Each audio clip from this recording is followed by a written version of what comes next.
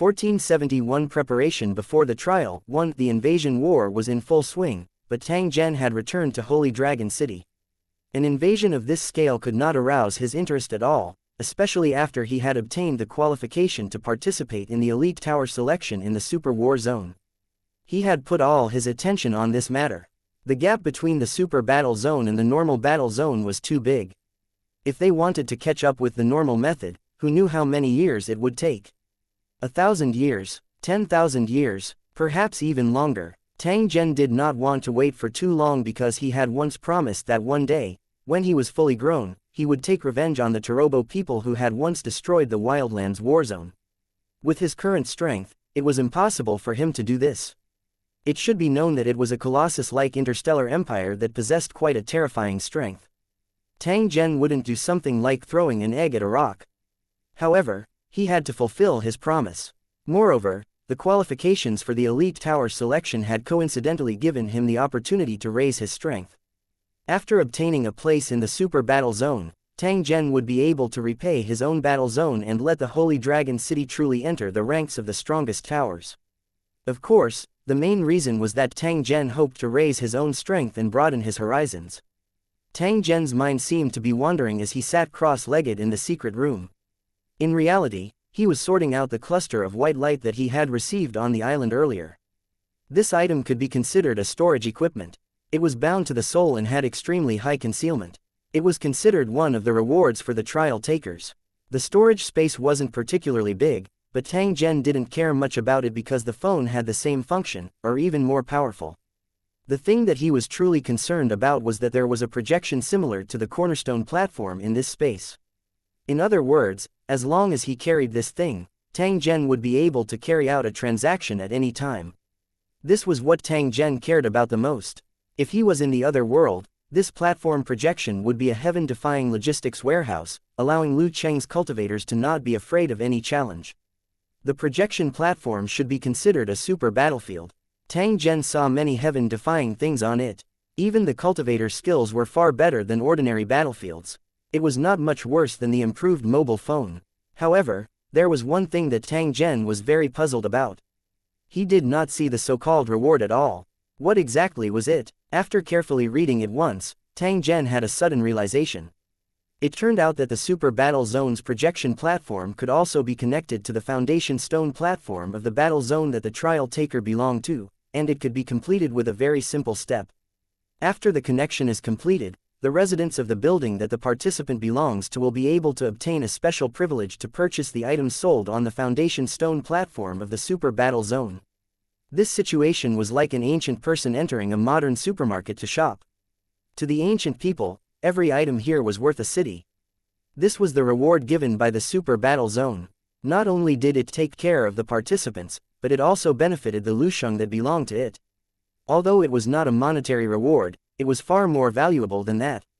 From this, one could see how tyrannical the Super Battle Zone was. The cornerstone platform of a battle zone could be connected to it as it wished, and it could sell things in other people's territory as it pleased. However, the main control platform of the ordinary battle zone could not resist. This was the difference in the level of authority. In other words, the super battle zones had higher authority, and the lower battle zones had no right to refuse. Tang Zhen studied it for a while before finally connecting to the Holy Dragon City's main control platform. He guessed that this was done in preparation for the trials in the future. Compared to the high prices in the Super Battle Zone, the normal battle zone was obviously much cheaper. If the participants were short of war points, the goods in the normal battle zone were undoubtedly the better choice. However, every participant had at least a law-level cultivation, and they all had the identity of a city lord. Would such an existence really lack points? Tang Zhen suddenly realized something as a trace of solemnness flashed across his eyes. Could it be that he was going to transfer his soul to another world and take nothing with him except this ball of light? The more Tang Zhen thought about it, the more he felt that this possibility was extremely high. It seemed that he had to prepare some things in advance so as not to be caught off guard when the time came. In fact, Tang Zhen did not have anything to tell his subordinates. All the matters in the Holy Dragon City were handled by his subordinates. His main body only needed to stay in the Holy Dragon City and continue to complete the refinement of the tower. After thinking about it, Tang Zhen really did not have anything to worry about. Since that's the case, then adjust your state and slowly wait for the trial to begin. Tang Zhen made up his mind and began to cultivate in the secret chamber. He hoped to reach the barrier of spiritual emperor as soon as possible and raise the strength of his clone to the same level as his main body. Cultivation knew no time, and in the blink of an eye, 3 years had passed. During this time, the Holy Dragon City had completed the unification of the continent, and new towers were built all over the world. The golden armored corpse emperor of the corpse clan world had already left. At the same time, he had given them the coordinates of the plane as agreed. However, when the Holy Dragon City launched an invasion, they discovered that these small planes were actually the territory of the golden armored corpse emperor's enemy. It meant that when the Holy Dragon City invaded, they also helped the golden armored corpse emperor take revenge. Of course, this was nothing. Liu Cheng's cultivators only cared about how many resources they could get. They didn't care about the grudges behind this at all. Unknowingly, 9 national-level cities had completed the invasion mission and were successfully promoted to national level. Now, as long as one more level 9 city completed the upgrade mission, the Holy Dragon War Zone could be officially established. Everyone was looking forward to the arrival of this moment because when the War Zone was officially established, the cultivators in Liu Cheng would get more benefits. In these 3 years, Tang Zhen rarely appeared in public. Most of the time, he would be in the secret room quietly cultivating. Now, his clone was only one step away from a breakthrough. However, without certain opportunities and special conditions, it was still impossible for him to become a spiritual emperor. Tang Zhen wanted to go to the spiritual ruins war zone to see if he could repeat the previous advancement process. However, he knew that it was unrealistic because he couldn't find the way to go. Tang Zhen had a premonition in his heart. Perhaps, he would have to start his trial in the next few days. Since his main body was tempering Liu Cheng, he didn't have much free time. On the other hand, his clone was participating in the trial. God knows when he would be back. Therefore, Tang Zhen didn't cultivate for the next few days. Instead, he accompanied his family and had fun. Now, there were many immortal land-like areas around the Holy Dragon City. If they wanted to play, they would not be able to explore it in half a year. 5 days later, Tang Zhen returned to the Holy Dragon City. He quietly sat cross-legged in the secret room. Very quickly, his breathing became weak, and his original terrifying pressure disappeared. At first glance, he looked like a vegetable. The truth was that his soul was being pulled by a mysterious force and entered a mysterious and strange passage. After drifting for an unknown period of time, he finally arrived in a special world. The elite tower selection trial belonging to Tang Zhen had officially begun. 1472 A traveler from an unfamiliar world. Tang Zhen recovered from his drowsy state.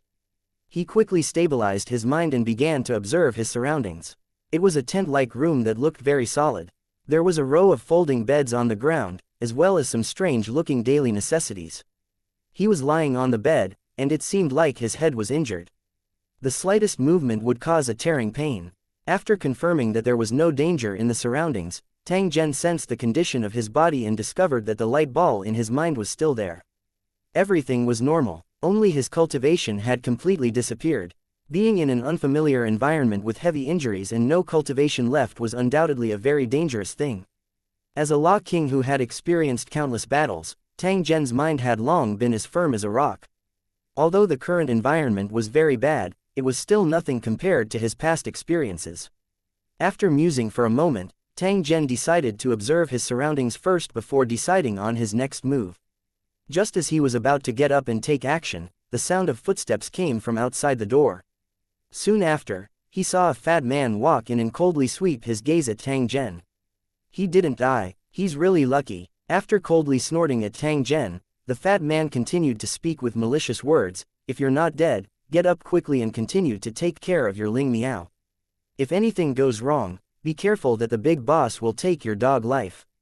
After saying that, the fat man cursed in a low voice and walked out of the tent. A killing intent flashed across Tang Zhen's eyes. He crawled up from the bed with great difficulty and staggered out. This body was too weak, and he had to heal as soon as possible. However, he didn't have any battle points at the moment, so he couldn't exchange for healing potions, so he had to think of another way. After walking out of the tent, Tang Zhen discovered that he was in a valley. His surroundings were shrouded by a dense fog. A group of men and women in uniform were each guarding a strange-looking plant. They were carefully loosening the soil and fertilizing it, taking care of the plants as if they were taking care of babies. Quite a number of people revealed a strange expression when they saw Tang Zhen's appearance. This was especially so for a young man who was standing beside the fat man. A cold glint flashed across his eyes. "Little bean, why are you up? Why don't you hurry back and rest?" Would he dare to rest?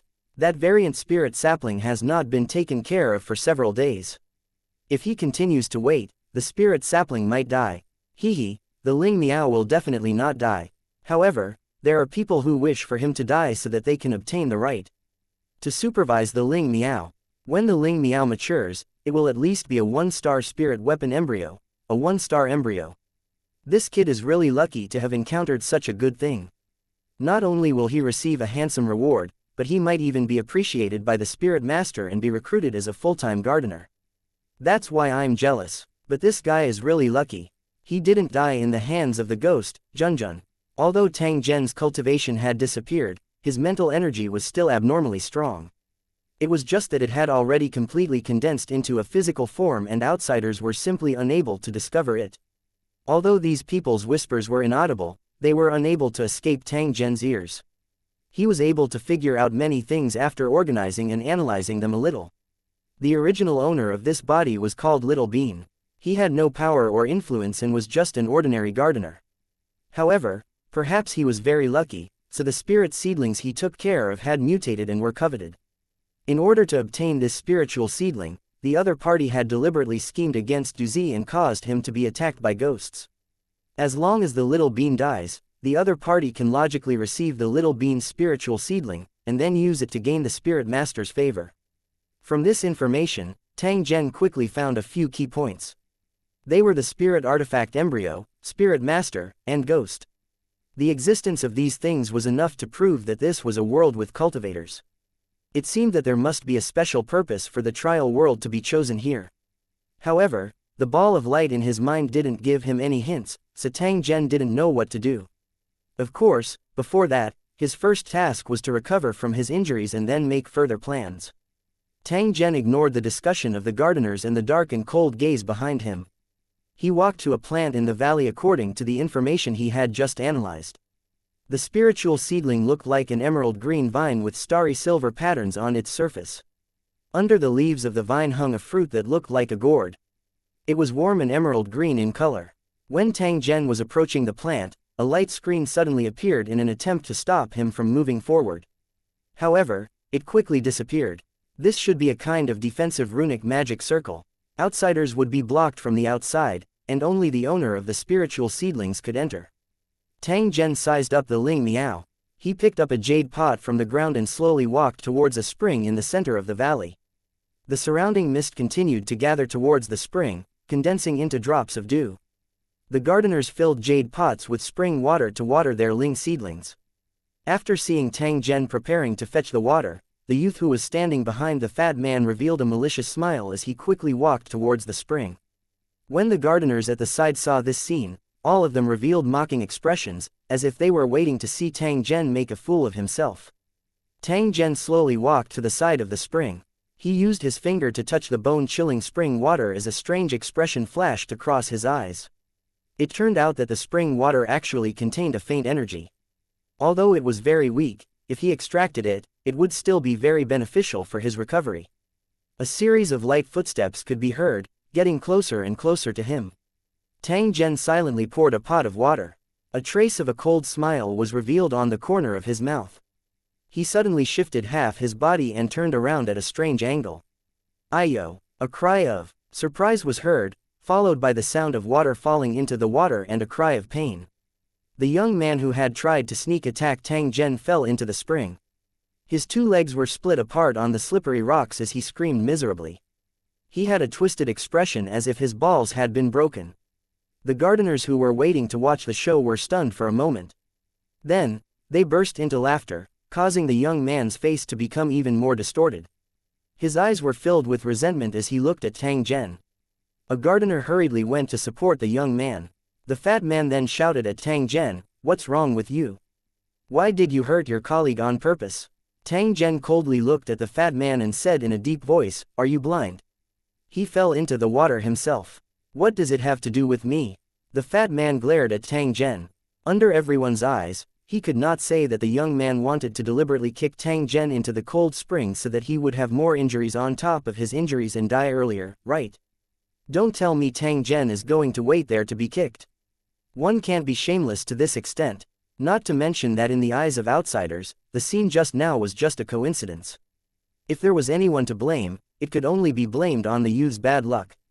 He wanted to plot against others, but in the end, he kicked the air and pulled on his own balls. Ignoring the flustered and exasperated fat man, Tang Zhen walked over to the spirit seedling that belonged to him and slowly watered it. Following that, Tang Zhen learned from the others and used a quill pen to dip in the spring water. He wiped the Ling Miao from the inside out, leaving no dust behind. During the process of cleaning, Tang Zhen was also carefully observing and sensing this spiritual seedling. He found that it was not a particularly precious thing and there were quite a number of them in the tower world. However, the fruit it bore was very interesting and seemed to be able to accept the tempering of spiritual power.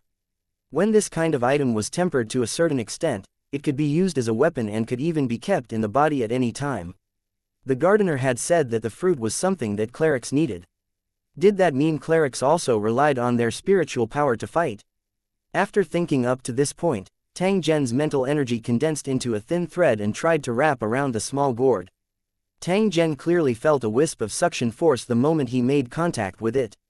His spiritual force was absorbed into it while the small gourd trembled at the same time. Fine silver lines appeared on the small gourd. They looked like natural runes and were filled with a mysterious aura. 1473 A Conspiracy 1 Tang Zhen was slightly stunned when he saw the changes on the small gourd. He did not expect that the invasion of his spiritual energy would actually cause such a huge change to the spirit sapling fruit. Compared to the state it was in before he touched it with his mental power, the level of the small gourd seemed to have increased a little. Tang Zhen silently used a leaf to block the small gourd. He sat on a stool beside him and drank a mouthful of spring water before starting to rest. At the same time, in a tent not far away, the young man with broken balls was lying on a folding bed, grimacing in pain. He shouted at the fat man, "Second uncle, I must kill that guy. You must help me." The fat man held the teacup and said with a troubled expression, "Last time, when we were resisting the ghosts, I moved this kid to a corner and secretly removed the protective array there. I thought I could use the ghosts to kill him, but who knew that he was so tough that he didn't die? Even after his skull was cracked. You also know that as long as he's not dead, we can't snatch his Ling seedlings. Otherwise, if we're reported, it'll be a serious crime." The young man's face was filled with anger and hatred. His eyes were filled with a fierce light as he roared, "He must die. If you want to blame someone, blame his dog shit luck for actually nurturing a variant spirit seedling. As long as the spiritual seedling lands in my hands, I can cultivate a 1-star spiritual weapon embryo. Then, as long as I present it to the Lord Spirit Master, it's very likely that I'll obtain the qualifications to enter the spirit realm." The young man's eyes were filled with longing as he said to the fat man, "As long as I enter the spirit realm, I'll have the chance to learn more knowledge and even have the chance to become the disciple of the Spirit Master. I might even become a Spirit Master. Second uncle, this is our family's opportunity, we definitely can't miss it. And when I become rich in the future, I definitely won't forget the benefits you've given me." The fat man nodded and said, "But the problem is how to solve the problem with the big boss. What if he also wants the embryo?" The young man sneered and said to the fat man, "I've already asked someone to inquire about it in the spirit realm. Our big boss is only a low-level spirit apprentice, and I'm going to rely on a high-level apprentice. So even if he's not willing, he definitely won't dare to say anything. Hee, if he dares to make things difficult for us, I'll plead with the Lord Spirit Master I've taken refuge with. If I become a spirit apprentice, I won't have to be afraid of him." The fat man pondered for a moment and nodded slightly. "All right, when the ghost invades again on the night of the next full moon, I'll think of a way to bring him near the protective circle again. I don't believe that he's so tough that he can survive 2 times in a row." The fat man's tone was ice cold. He felt depressed in his heart because he was unable to kill Tang Zhen the last time. Tang Zhen did not know about the scheme of this uncle and nephew pair. Otherwise, he would definitely be sneering in his heart. In reality, they had already succeeded. Otherwise, Tang Zhen would not be able to occupy this body. However, now that the body belonged to him, these guys wanted to kill him again. They were simply courting death. The valley seemed to have been deliberately transformed, and the sun and moon could not be seen. When the sky became dark, everyone returned to their tents to rest. Tang Zhen's roommates seemed to have an ordinary relationship with the original owner of the body. There was nothing to talk about between them. After a simple wash-up, these people went to sleep one after another. Tang Zhen was lying on the bed. He seemed to be resting, but in reality, he had not fallen asleep. When it was midnight, he got out of bed and walked out of the tent quietly. At this moment, it was almost impossible to see one's fingers in the valley. However, Tang Zhen easily avoided those obstacles and walked all the way to the spring's mouth that was emitting a threatening cold air. Picking up the jade pot in his hand, Tang Zhen used a stone to draw on it for a while before slowly putting it into the water. A deep and mysterious incantation was emitted from Tang Zhen's body. Under the urging of his spiritual force, the solidified spiritual force barely condensed into a thread and activated the runic magic circle on the jade pot. The jade pot glowed, and the energy in the spring water quickly gathered inside, becoming more and more viscous. After doing all of this, cold sweat continuously appeared on Tang Zhen's forehead. Just like his cultivation, his mental energy had also been sealed. The actions just now had already exhausted all of his strength.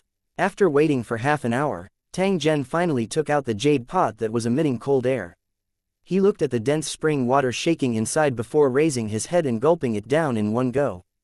Tang Zhen's face turned deathly pale after the spring water entered his stomach.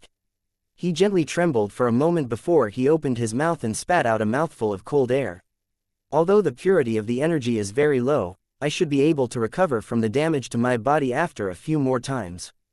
Tang Zhen nodded his head in satisfaction. He rubbed his ice-cold stomach and slowly walked toward the tent he was staying in.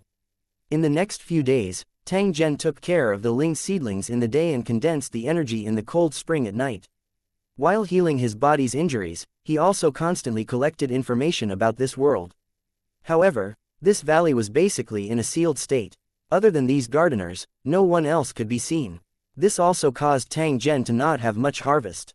One morning, the entrance of the valley, which was covered by clouds, suddenly changed. A bus-like vehicle slowly drove in. "All right, today is a rest day. The car is already here. Anyone who doesn't have enough money can come to me to borrow money." The fat man was the manager of this place. When the bus entered, he shouted to everyone. At the same time, he glanced at Tang Zhen, intentionally or unintentionally. Just as Tang Zhen was considering whether to take the opportunity to go out and take a look, someone suddenly came over and said to him, "Little Bean, aren't you going out? I heard that there are a lot of new things in the town outside, and they are all from big places." Tang Zhen looked at this gardener who was not very familiar with him. A smile was revealed on his face as he said, "Is that so? It's good to go out and take a look." A trace of pride and excitement flashed across the gardener's eyes. However, he did not see the cold smile on the corner of Tang Zhen's mouth. The two of them went to the fat man's place to borrow money. The other party's face was dark as he asked Tang Zhen to sign. He then took out 10 translucent coins and casually threw them on the table. Tang Zhen's heart slightly moved as he held the money in his hand. He silently placed the money into his pocket. After everyone got on the bus slowly drove out of the valley and began to drive quickly along the road between the valleys. Tang Zhen had been looking out of the window the entire time. He discovered that he could occasionally see areas covered by clouds in this valley. It was likely that these were also cultivation gardens. The gardeners here were all ordinary people with excellent spiritual power. After learning how to cultivate spiritual seedlings, they were hired by various organizations to help them cultivate spiritual seedlings. After the spiritual seedlings matured, the organization would have the priority to purchase them. However, if the gardener wanted to sell them to others or keep them for himself, he would have to pay a very high fee. This was a special profession that could not be done by those without talent. The benefits were quite good, but the only drawback was that they lived in the deep mountains and forests all year round, and moved camps from time to time. For these gardeners, almost no one would miss the chance to go out once a month. About 2 hours later, the bus drove into a city built in the mountains, and the people on the streets became more and more dense. After stopping by the side of the road, the driver informed everyone to gather here in the afternoon and drove off. Tang Zhen observed his surroundings as he watched the gardeners scatter away. He lowered his head and slowly walked toward a remote street. 1474 Counterattack 1. Just as Tang Zhen was walking towards the street, a few men dressed like gangsters were staring at him from the crowd not far away. Next to these men was the gardener who had incited Tang Zhen to come out and shop. After pointing at Tang Zhen a few times, he handed the heavy bag to one of them. This is the reward. Remember, it must be done cleanly and neatly. The corpse must also be disposed of. The leader weighed it in his hand, then opened the pocket and looked inside. He was satisfied. Don't worry, it's not the first time we're working together. I guarantee it'll be clean and neat. After the gang leader finished speaking, he tilted his head to the people beside him and followed Tang Zhen. Not long after, a few of the hooligans also entered the street and searched for Tang Zhen's traces in the crowd. Boss, he's there. One of his men pointed at the stall in front of him and reminded the leader. Follow him and make your move when there's no one else. The hooligans nodded at the same time, reached for the weapons hidden at their waists, and quietly gave chase. At this moment, Tang Zhen was shuttling back and forth between shops and street stalls. He was quietly gathering information about this world. At the same time, he combined it with the information he had obtained in order to figure out the mission objective of his trial this time around. Since the ball of light did not give any clues, Tang Zhen could only slowly search for it himself. After walking around the street once, Tang Zhen turned around and walked toward a nearby forest. Those few punks revealed happy expressions. They secretly thought that Tang Zhen was really fated to die. Walking into the forest while being chased by people was really no different from seeking death. However, when they chased into the forest, they discovered that Tang Zhen had already disappeared. They did not know where he was hiding. Everyone, look carefully. He can't have gone far. He must be hiding somewhere. The leader of the thugs shouted as he pulled out a sharp knife from his waist and shouted at his subordinates. Seeing their boss's face full of anger, the hooligans hurriedly nodded and pulled out their weapons to search the forest. The area of this forest wasn't small. If Tang Zhen were to discover it and hide, it would definitely waste a lot of time to find it. If someone were to come in during this period of time, even the punks would not dare to make a move. The leader was still angry. If people knew that the target he wanted to kill had disappeared from under their eyes, it would be extremely embarrassing. After walking for a distance, the leader seemed to hear footsteps. Just as he was about to turn around to check, he heard a cold voice. "Buddy, are you looking for me?" Slightly shocked, the gang leader was about to turn around to check and then unsheath his knife when he heard a crisp, "pa" sound and the cold bullet pierced through his skull.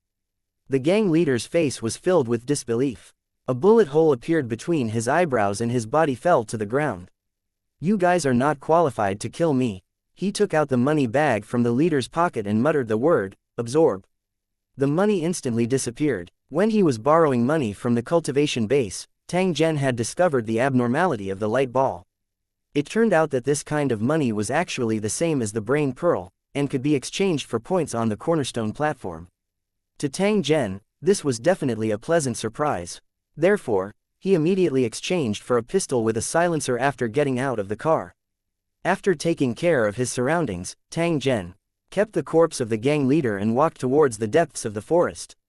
By right, the gang leader had already been killed. After his men lost their leader and their reward, they would definitely not cause any more trouble for Tang Zhen. However, Tang Zhen didn't want to leave behind any future trouble. Therefore, these few punks must die. The following process was very simple.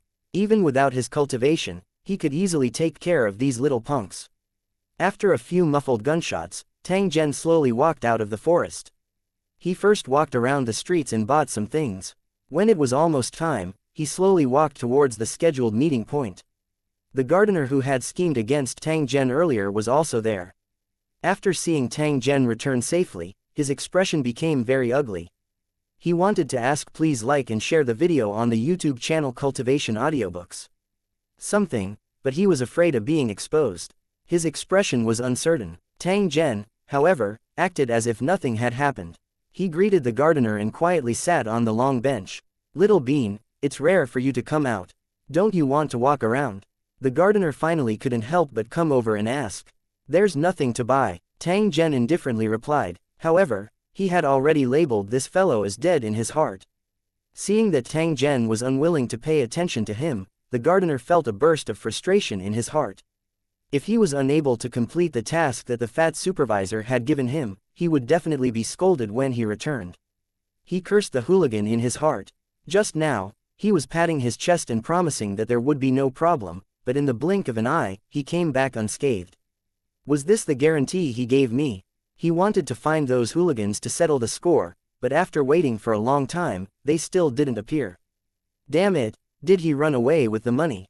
After waiting for more than an hour, the gangsters still didn't show up. However, the bus drove over. Seeing Tang Zhen get into the car, the gardener was in complete despair. He followed with an unwilling expression. There was no need to elaborate on the rest of the process. After everyone had arrived, the bus began to return to the original route. When they entered the valley, Zhen Tang saw the fat supervisor. He was staring at the gardener who got out of the car. When he saw Zhen Tang get out of the car safe and sound, his face immediately turned gloomy.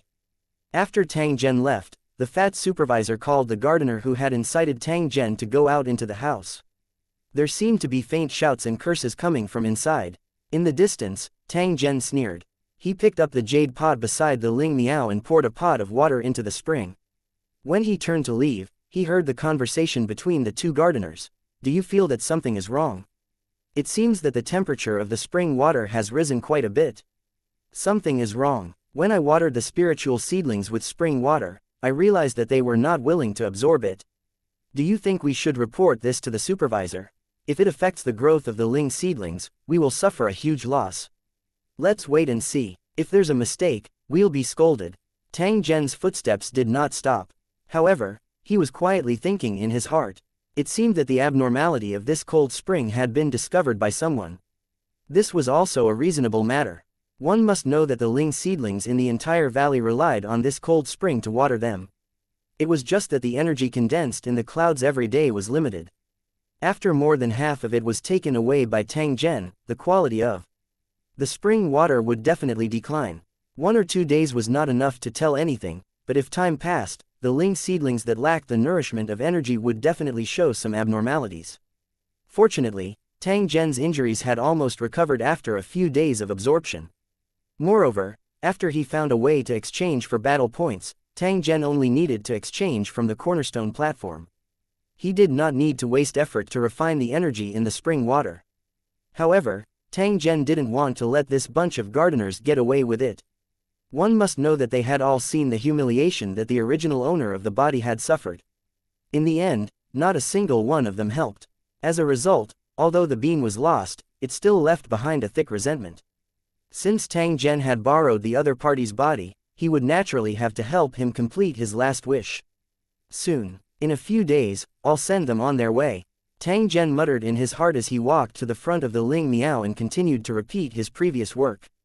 Time passed slowly, and before they knew it, it was the night of the full moon. 1475 The change in the moonlit night. Although it was hard to see the moon in the valley, it did not affect everyone's nervous mood. Every time this day arrived, ghosts and monsters would appear and attack the protective barrier in a frenzy, trying to devour the Ling seedlings that were carefully cultivated by the gardeners. In addition to the spiritual seedlings, living people were also the prey of monsters. Any gardener whose flesh and blood were devoured by these ghosts and monsters had died a miserable death. It was hard to be perfect in this world. Although the job of a gardener had a good salary, it was very boring and even life-threatening. However, in most cases, the ghosts and demons were unable to break through the protective spiritual array of the plantation base. Even if it was occasionally damaged, the ghosts would enter the valley and most of them would be destroyed by the guards. They had weapons engraved with spiritual arrays in their hands, which could cause great damage to ghosts and monsters. As long as they cooperated well, 1 or 2 ghosts and monsters were nothing. But even so, the gardeners were still filled with fear, so they were prepared before sunset.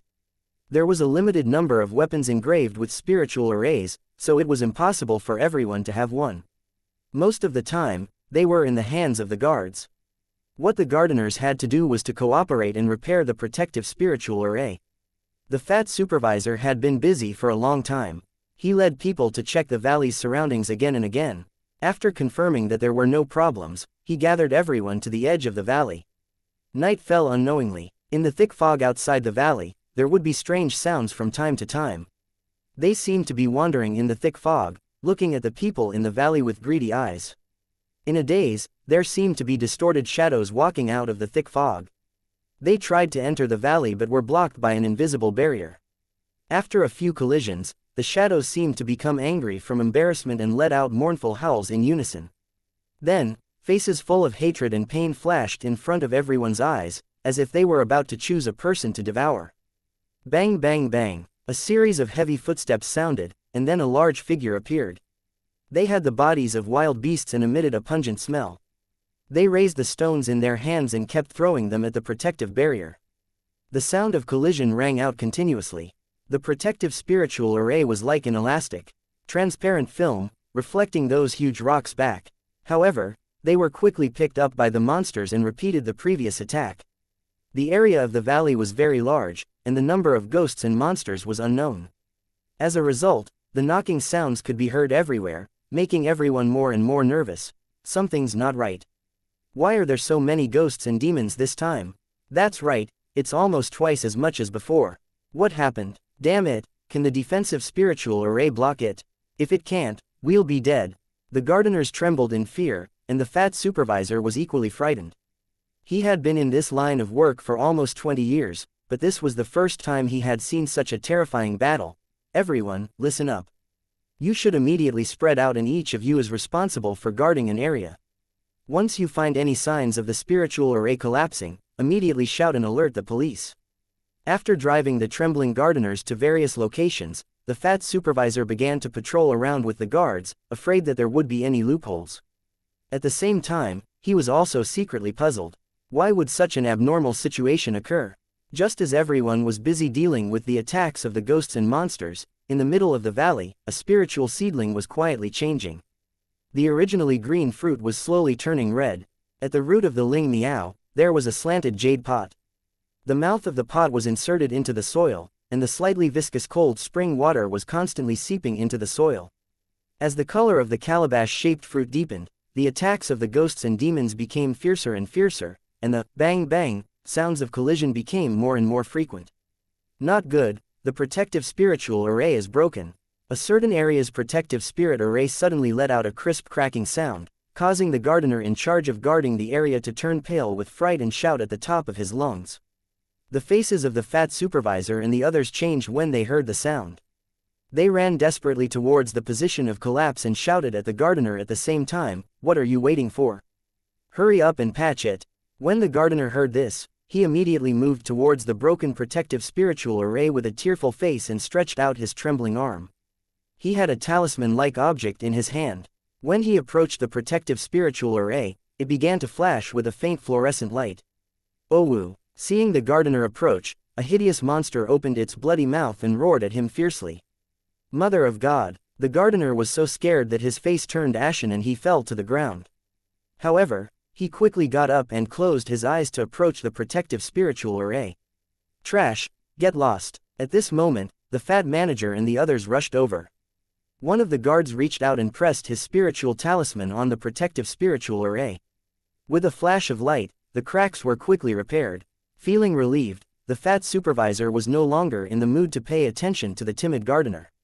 After glancing around, he was about to go to another position to save the trouble. However, when his gaze fell on a figure not far away, his mood immediately became terrible, and a fierce light flashed in his eyes. This human figure was Tang Zhen. He stood motionlessly in front of the protective spiritual array and stared at those ghosts and monsters without blinking. He seemed to be very interested. When others saw these monsters attacking the defensive spiritual array, they were all scared out of their wits.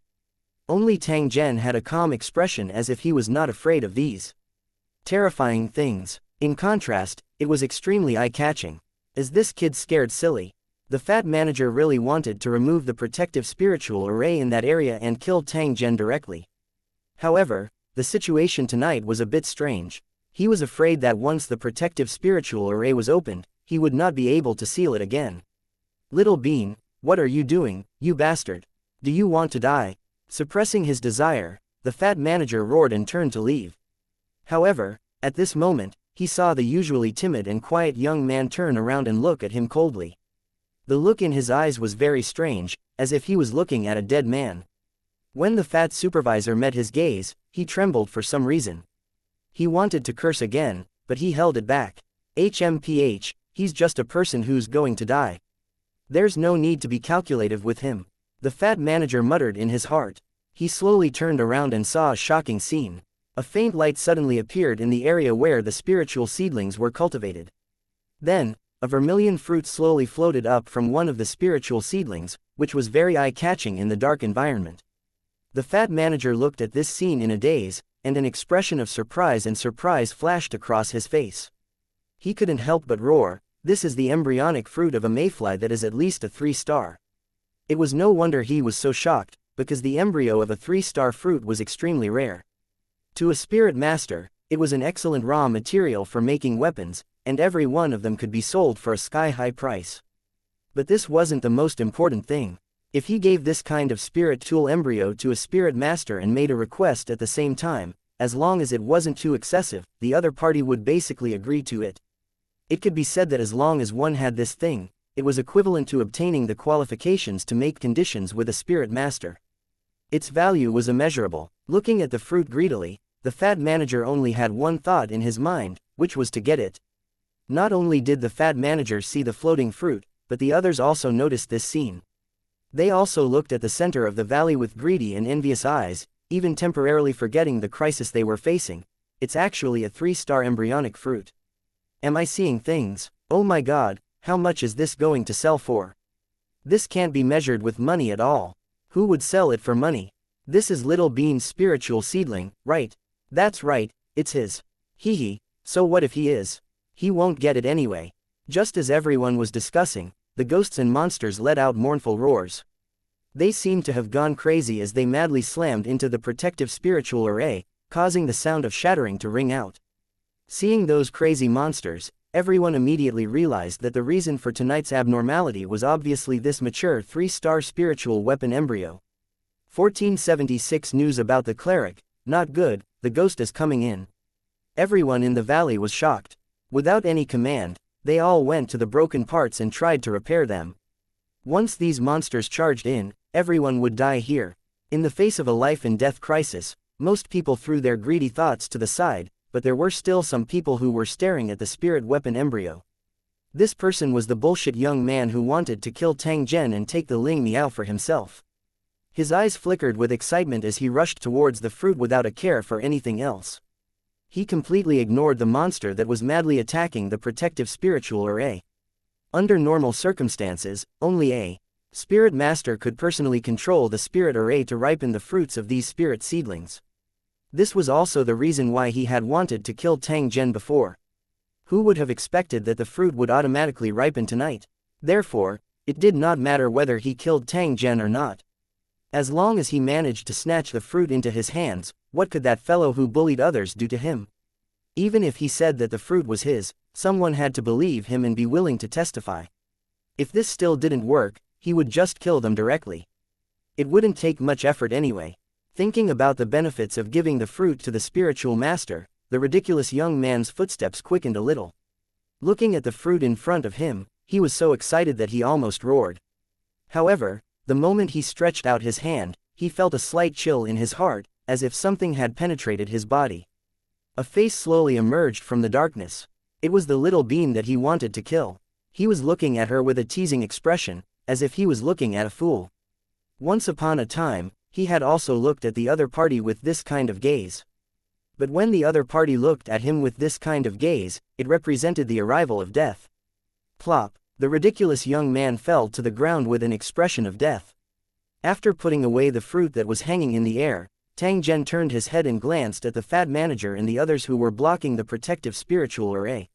He took out the remote control and pressed it gently. Boom! A loud explosion rang out, and a large hole was blasted in the protective spiritual array. The guards and demons nearby were directly torn to pieces. Roar! The ghosts and demons let out excited roars and swarmed into the cave, killing wantonly in the crowd.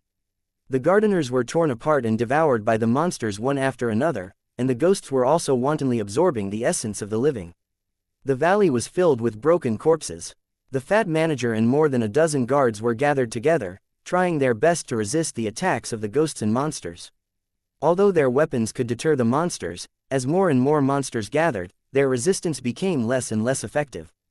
A miserable shriek rang out as another guard was caught by the demon and torn in half. Quickly attack and kill them. Otherwise, we'll all die. The fat manager's face was completely twisted. He kept roaring and waving a more delicate retractable stick in his hand.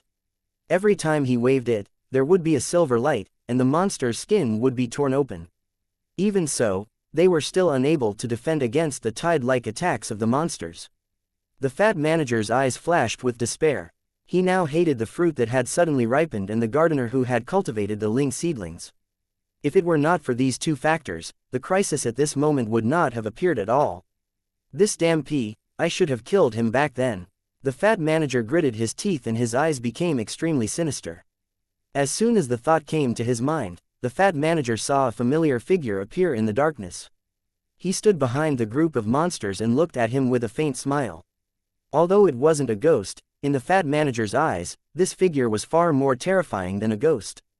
What frightened him the most was that the crazy monsters were not far from him, but they seemed to turn a blind eye to him. Damn it, what's going on? The fat manager was completely flustered. He stared at Zhen Tang, trying to figure out what had happened.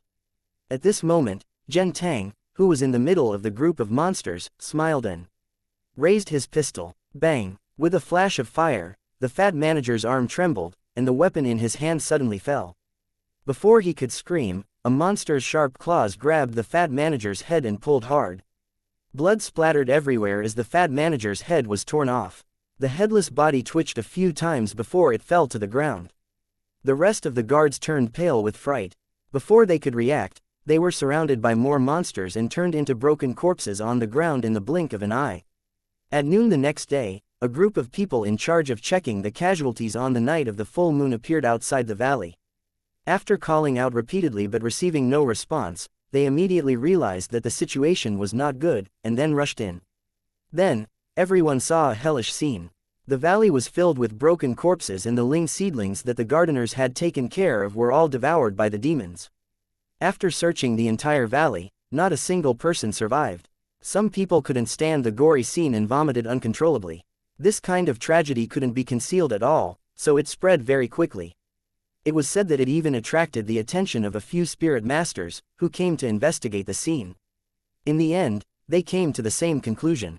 This place had once nurtured a spirit weapon embryo of extraordinary quality. That was why it had attracted the frenzied attacks of the ghosts and demons, which eventually led to a massacre.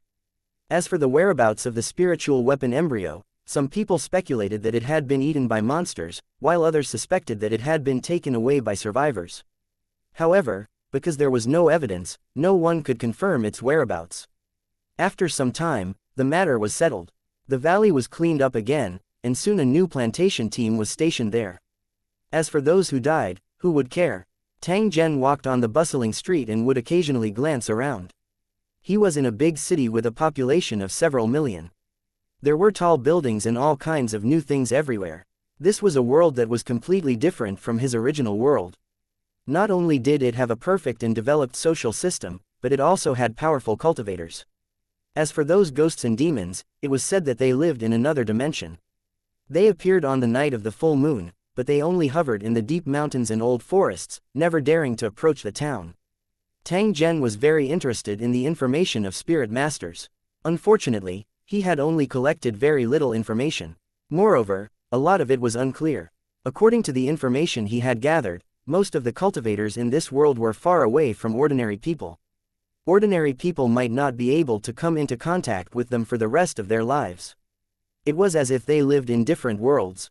The reason for this situation was that there were strict rules between the spirit masters, which restricted them from coming into contact with ordinary people.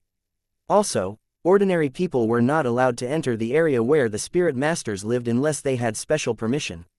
The city that Tang Zhen was currently in was a place where ordinary people lived. However, there was a train that led to the location of the spirit master in the train station. He was able to discover this secret because he had once secretly followed a spiritualist apprentice, who was the big boss that the fat manager had mentioned. After the other party had surveyed the valley, they had left without a word, not knowing that there was an extra tale behind them. The spiritualist apprentice then went to a private room in the station. After waiting for a while, he boarded a seemingly ordinary train. At first, Tang Zhen wanted to board the carriage with him, but he discovered that a protective spiritual array had been set up on those carriages. Without a pass, it was impossible to enter. However, Tang Zhen still followed the train for a trip. In the end, he discovered that when they passed a certain station, those carriages would enter a special space. They would only leave after the passengers got off. Ordinary people couldn't see this scene, and they didn't even know the existence of these carriages. Tang Zhen witnessed the entire scene before following the train back to the city where he had set off from. However, he already had a plan to sneak in. A dozen meters in front of him, a young man got off a vehicle-like vehicle and entered an entertainment place accompanied by several strong men. This young man, who had a faint energy fluctuation on his body, was the target that Tang Zhen had his eyes on. 1477 Entering the spirit realm. 1. In the dim light, there was a chaotic atmosphere. A man and a woman with blurred eyes were dancing slowly in the flashing light. In some dark corners, there were still scenes of things that were beyond the limits of morality, but they were extremely common here. Tang Zhen had spent quite a bit of effort in order to sneak in. After which, he did his best to reduce his sense of existence as he searched for the young man that he had been tracking all this while. After walking around the hall, he didn't find anything. Tang Zhen relied on his vague aura to sense and looked at the second floor. That guy was most likely up there, but the entrance was guarded, so it wouldn't be easy to sneak up. He now had two choices, either to kill the other party, or to find a way to lure the guards away. There was no other way. After pondering for a moment, Tang Zhen chose the latter. He entered the hall, found a woman with a hot body, and deliberately stirred up trouble in front of her companion. Then, he ruthlessly beat her companion to the ground. In such a place where hormones were flying, Tang Zhen's actions were the rhythm of a war. A chaotic situation appeared. Tang Zhen circled around the crowd and caused more friction. In an instant, the entire hall was in chaos. The guards at the door were attracted and couldn't help but turn their attention to the hall, but they didn't notice that someone had sneaked up the stairs. The entire process was very fast, taking less than 3 seconds. After successfully arriving at the second floor, Tang Zhen saw the other two guards. They were standing at the door and observing the surroundings. They would occasionally chat a few words. Tang Zhen was hiding in a corner and was thinking about how to enter when he heard a series of footsteps behind him. A man dressed as a waiter was approaching with wine and food in his hands. Tang Zhen moved over. His hand was like lightning as he knocked the person out and threw him to the side. Immediately after, he changed into the other party's clothes and carried the wine to the door that the two strong men were guarding. The other party sized up Tang Zhen before pushing open the door. A burst of unbridled laughter rang out. The man that Tang Zhen was chasing was sitting on a sofa. Beside him were 4 naked women. They were wriggling around the man like maggots. Even when Tang Zhen entered, no one paid any attention to him. Tang Zhen bent over and placed the wine down. However, he did not leave. Instead, he walked to a lady beside him and extended his hand to gently press on her neck. The woman fell unconscious to the ground, and the others still didn't notice the danger approaching. Tang Zhen had long since seen that these people had consumed some kind of medicine, causing their mental state to be abnormal. Even their basic vigilance had disappeared. However, when Tang Zhen knocked the second woman unconscious, the man finally recovered from his daze. He looked at Tang Zhen with a puzzled expression before a trace of fear appeared in his eyes. "If I were you, I wouldn't be shouting." When Tang Zhen spoke, he used his gun to break the wine bottle on the table. The threat was very obvious. The man regained his calm. Without Tang Zhen's help, he knocked out the 2 women beside him. "Tell me, what do you want?" The man coldly looked at Tang Zhen. There was a trace of ridicule on his face. In his eyes, Tang Zhen was just an ordinary person. Even if he had a weapon in his hand, he might not be helpless. "I want to make a deal with you." Hearing Tang Zhen's reply, the ridicule on the man's face became even more intense. He used a mocking tone and said, "Brother, do you know how many people want to do business with me?" Tang Zhen was silent and only coldly looked at him. The man snorted coldly and continued, "Whoever wants to do business with me has to be respectful, like the boss here.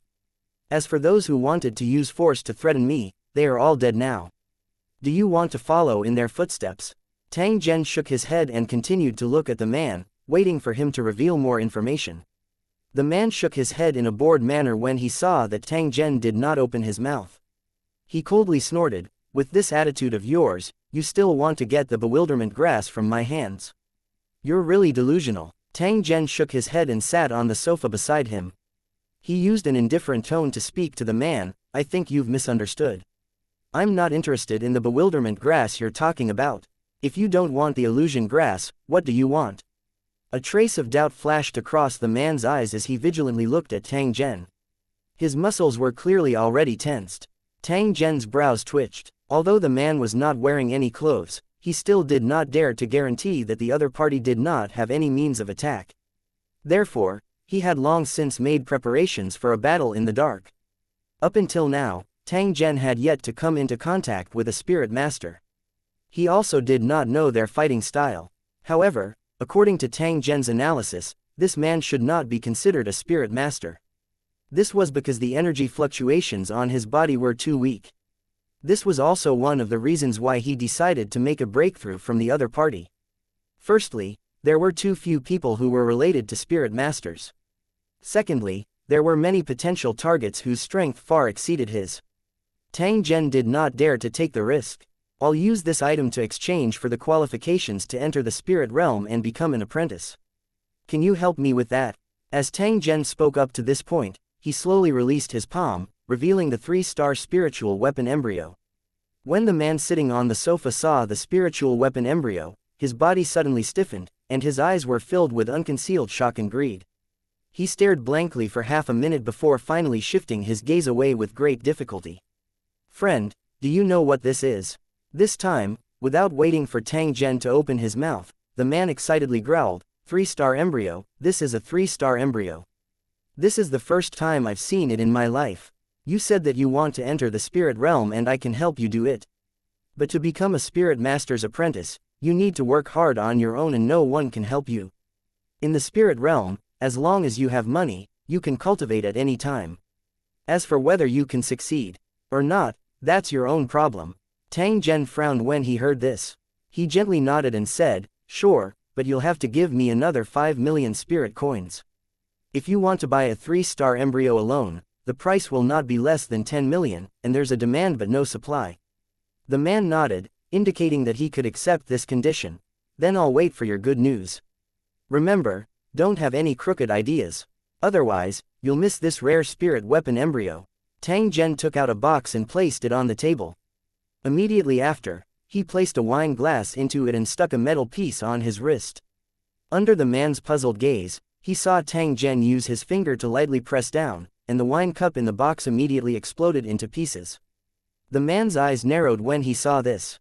3 days later, we'll meet at the train station. We'll hand over the money and the goods. As Tang Zhen spoke up to this point, he placed the spirit weapon embryo into a similar box and directly stood up to leave. Tang Zhen left in a calm manner under the dangerous gazes of the 2 security guards at the door. He entered the crowd on the street. Tang Zhen gently sighed in relief after he confirmed that no one was following him. He hid in the location that he had found beforehand. Through today's test, he could confirm that the qualifications to enter the spirit realm weren't as difficult as he had imagined. However, it was still impossible for people without connections to do so. As for the possibility of the other party harming him, it was also greatly reduced because of the existence of the explosive box. Although the entry qualification and 5 million spirit coins were expensive, they were nothing to him. On the contrary, it was the 3-star spiritual weapon embryo that was difficult to buy with 1,000 gold. It was impossible for the other party to miss out on the opportunity to obtain a treasure because of such an obvious advantage. After confirming that the success rate of the transaction had reached 90%, Tang Zhen had nothing to worry about. He only needed to quietly wait for the transaction to be completed. If there was really an unforeseen event, Tang Zhen also had a way to deal with it. It was nothing more than spending more effort. Soon, it was the agreed time on the 3rd day. Tang Zhen met with the man at the train station. After both parties entered the spirit realm together, Tang Zhen handed the spirit weapon embryo to the man. The moment he entered the spirit realm, there was finally a new change on the foundation stone platform that didn't respond all this time. 1478 easy training. Compared to the outside world, the spirit realm's energy concentration was at least 3 times higher. This kind of environment was undoubtedly more beneficial to cultivators. At the same time, Tang Zhen had also discovered something. The spirit realm was actually another independent world with intermediate energy. The entrance to the train station was merely a passageway that connected the two worlds. Tang Zhen walked out from the train station and seemed to be aimlessly strolling on the streets. In reality, he was gathering information regarding the spirit realm. The moment he entered the spirit realm, there was already a message on the foundation stone platform. It requested Tang Zhen to gather as much information as possible about this place. At the same time, he would try his best to become a spirit master and grasp the plane coordinates of the spirit master world. Seeing this, Tang Zhen already understood that the tower world had also set its eyes on the spirit master world. It was just that the tower world was unable to launch an invasion because it had hidden its plane coordinates. Since he already had a mission objective, Tang Zhen was naturally no longer confused. Moreover, he also realized that he was always under the attention of the cornerstone platform. He only had one question now. Other than himself, were there other cultivators from Lu Cheng who were carrying out similar tasks? Was there any way to contact them? Of course, in his current situation, it was still not appropriate for him to contact each other, as that would put himself in danger. Tang Zhen tossed aside the thoughts in his heart and turned his gaze toward the buildings by the roadside. After sizing them up for a moment, he walked toward a building that was similar to a bar. At this time, there were only a few customers in the bar. Everyone's expression was tranquil and leisurely, as if they were enjoying this rare quiet time. Tang Zhen walked to the front of the bar. After ordering a drink, he began to inquire about the spirit master.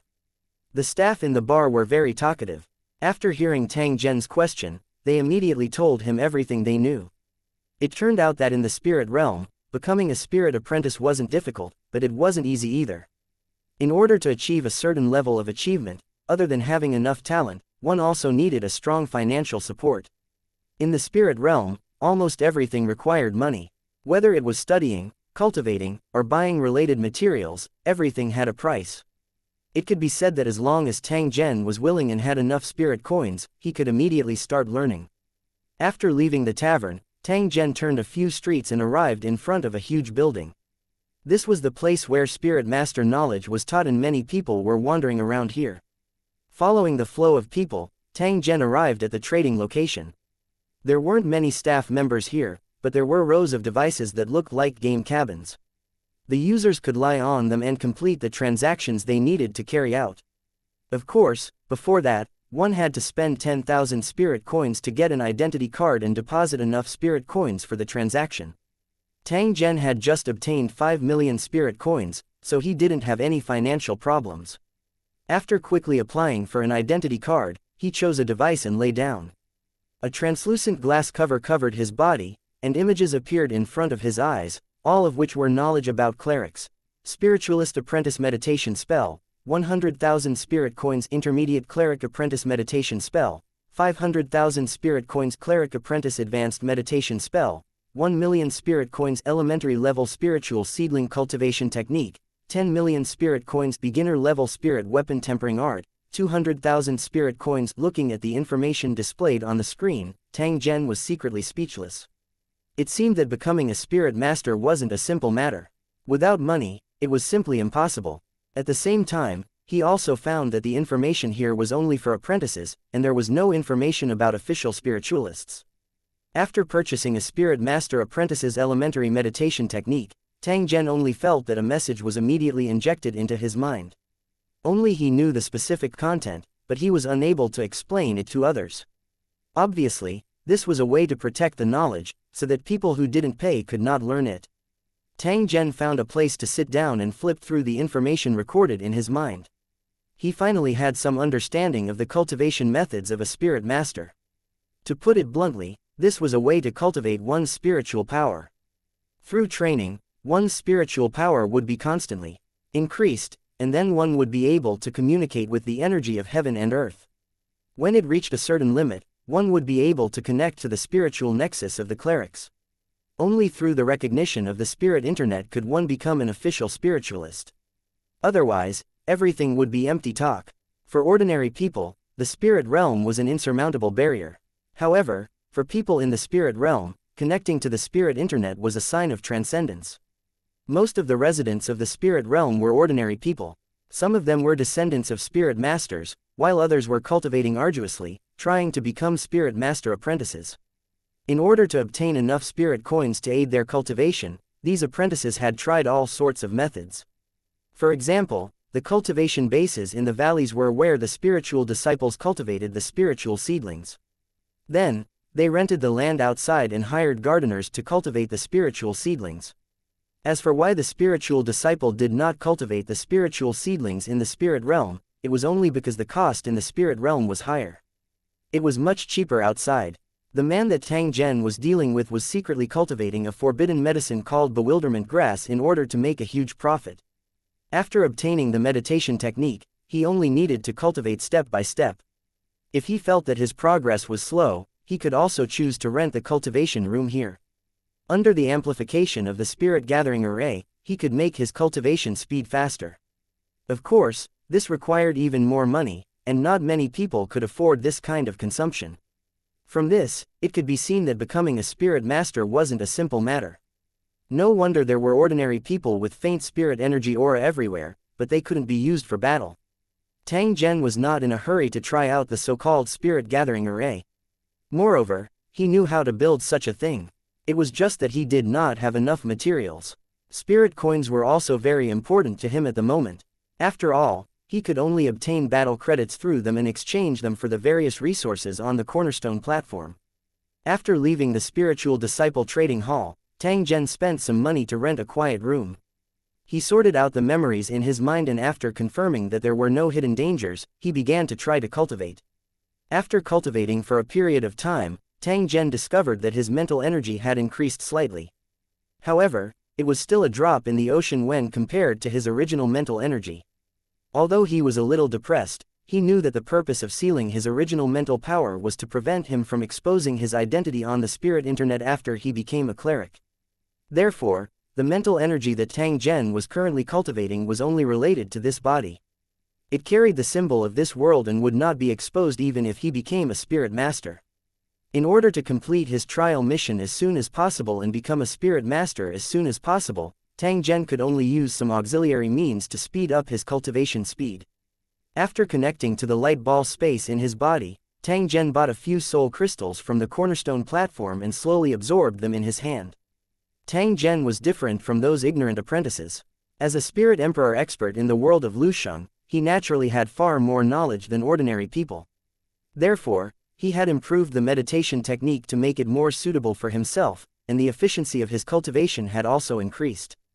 After a night of cultivation, Tang Zhen easily advanced into a spirit master elementary apprentice. There were already faint energy fluctuations on his body.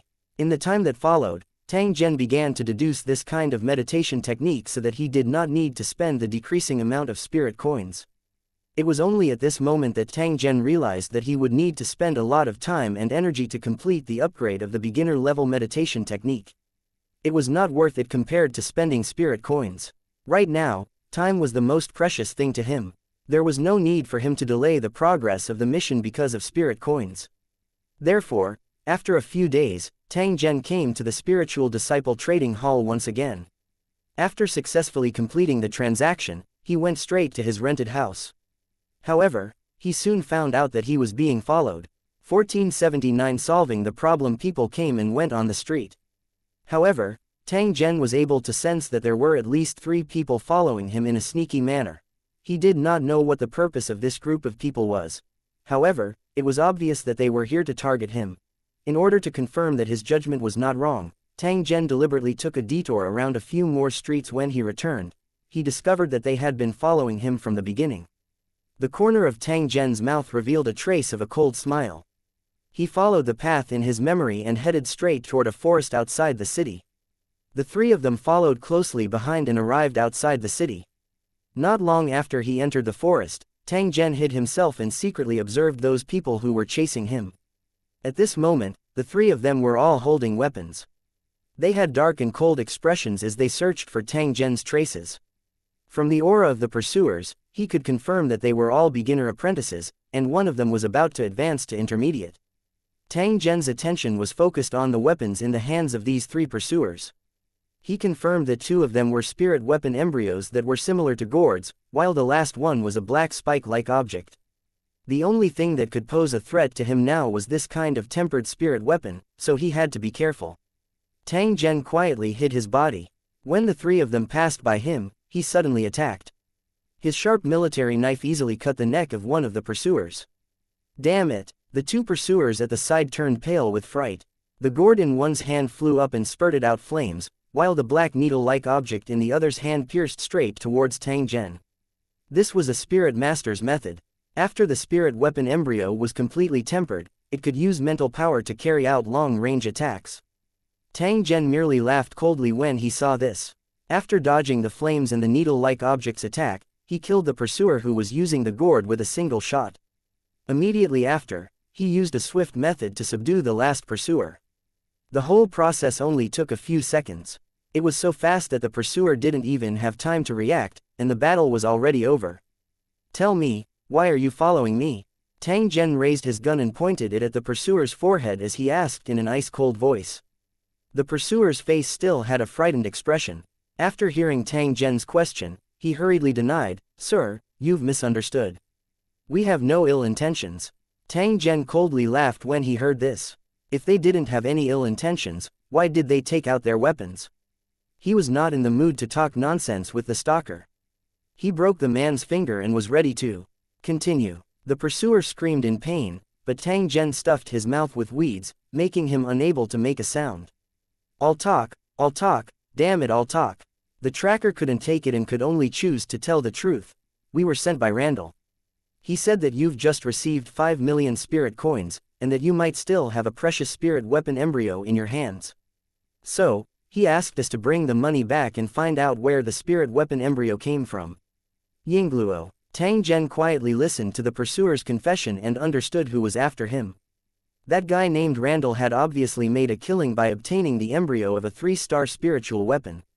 However, he was too greedy and dared to provoke him. It seemed that he had to get rid of this guy to prevent him from continuing to provoke him. After asking for Randall's exact location, Tang Zhen dealt with the pursuers and dealt with the body before turning around and walking out of the forest.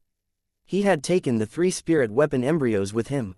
After erasing the spiritual imprint, he only needed to refine them again to be able to use them. Tang Zhen looked down on this kind of ordinary spirit weapon embryo. If he wanted it, it would at least have to be a good thing that was 3-star grade and above. Tang Zhen left the city according to the address provided by the pursuer and headed straight for the valley in the distance. The guy named Randner was in a secret camp outside the city, using the trees to plant illusion grass. He belonged to an organization called Oka, and Randner was only a member. Bewilderment grass was a very common medicine for spirit masters, but there were restrictions on the number of plants and sales. At the same time, it was forbidden to sell to ordinary people. Therefore, although Randall, who was in charge of smuggling the bewilderment grass, was not very powerful, his status was far higher than that of ordinary members. It must be known that the business of smuggling the bewilderment grass alone had increased the organization's income by nearly 1/5. Tang Zhen was not in a hurry to enter after he arrived at his destination. Instead, he chose a relatively high position and observed from above. There were many wooden houses in the valley, and people could be seen walking around from time to time, but most of them were ordinary people. Tang Zhen had been looking for Randall, but it was a pity that this guy was nowhere to be seen. He didn't know where he went. After waiting for about 3 hours, just as Tang Zhen was about to grab someone's tongue and ask, Randner's figure finally appeared in the valley. He was in a wooden house in the corner. After exchanging a few words with someone, he returned to the house. Tang Zhen quietly approached the building.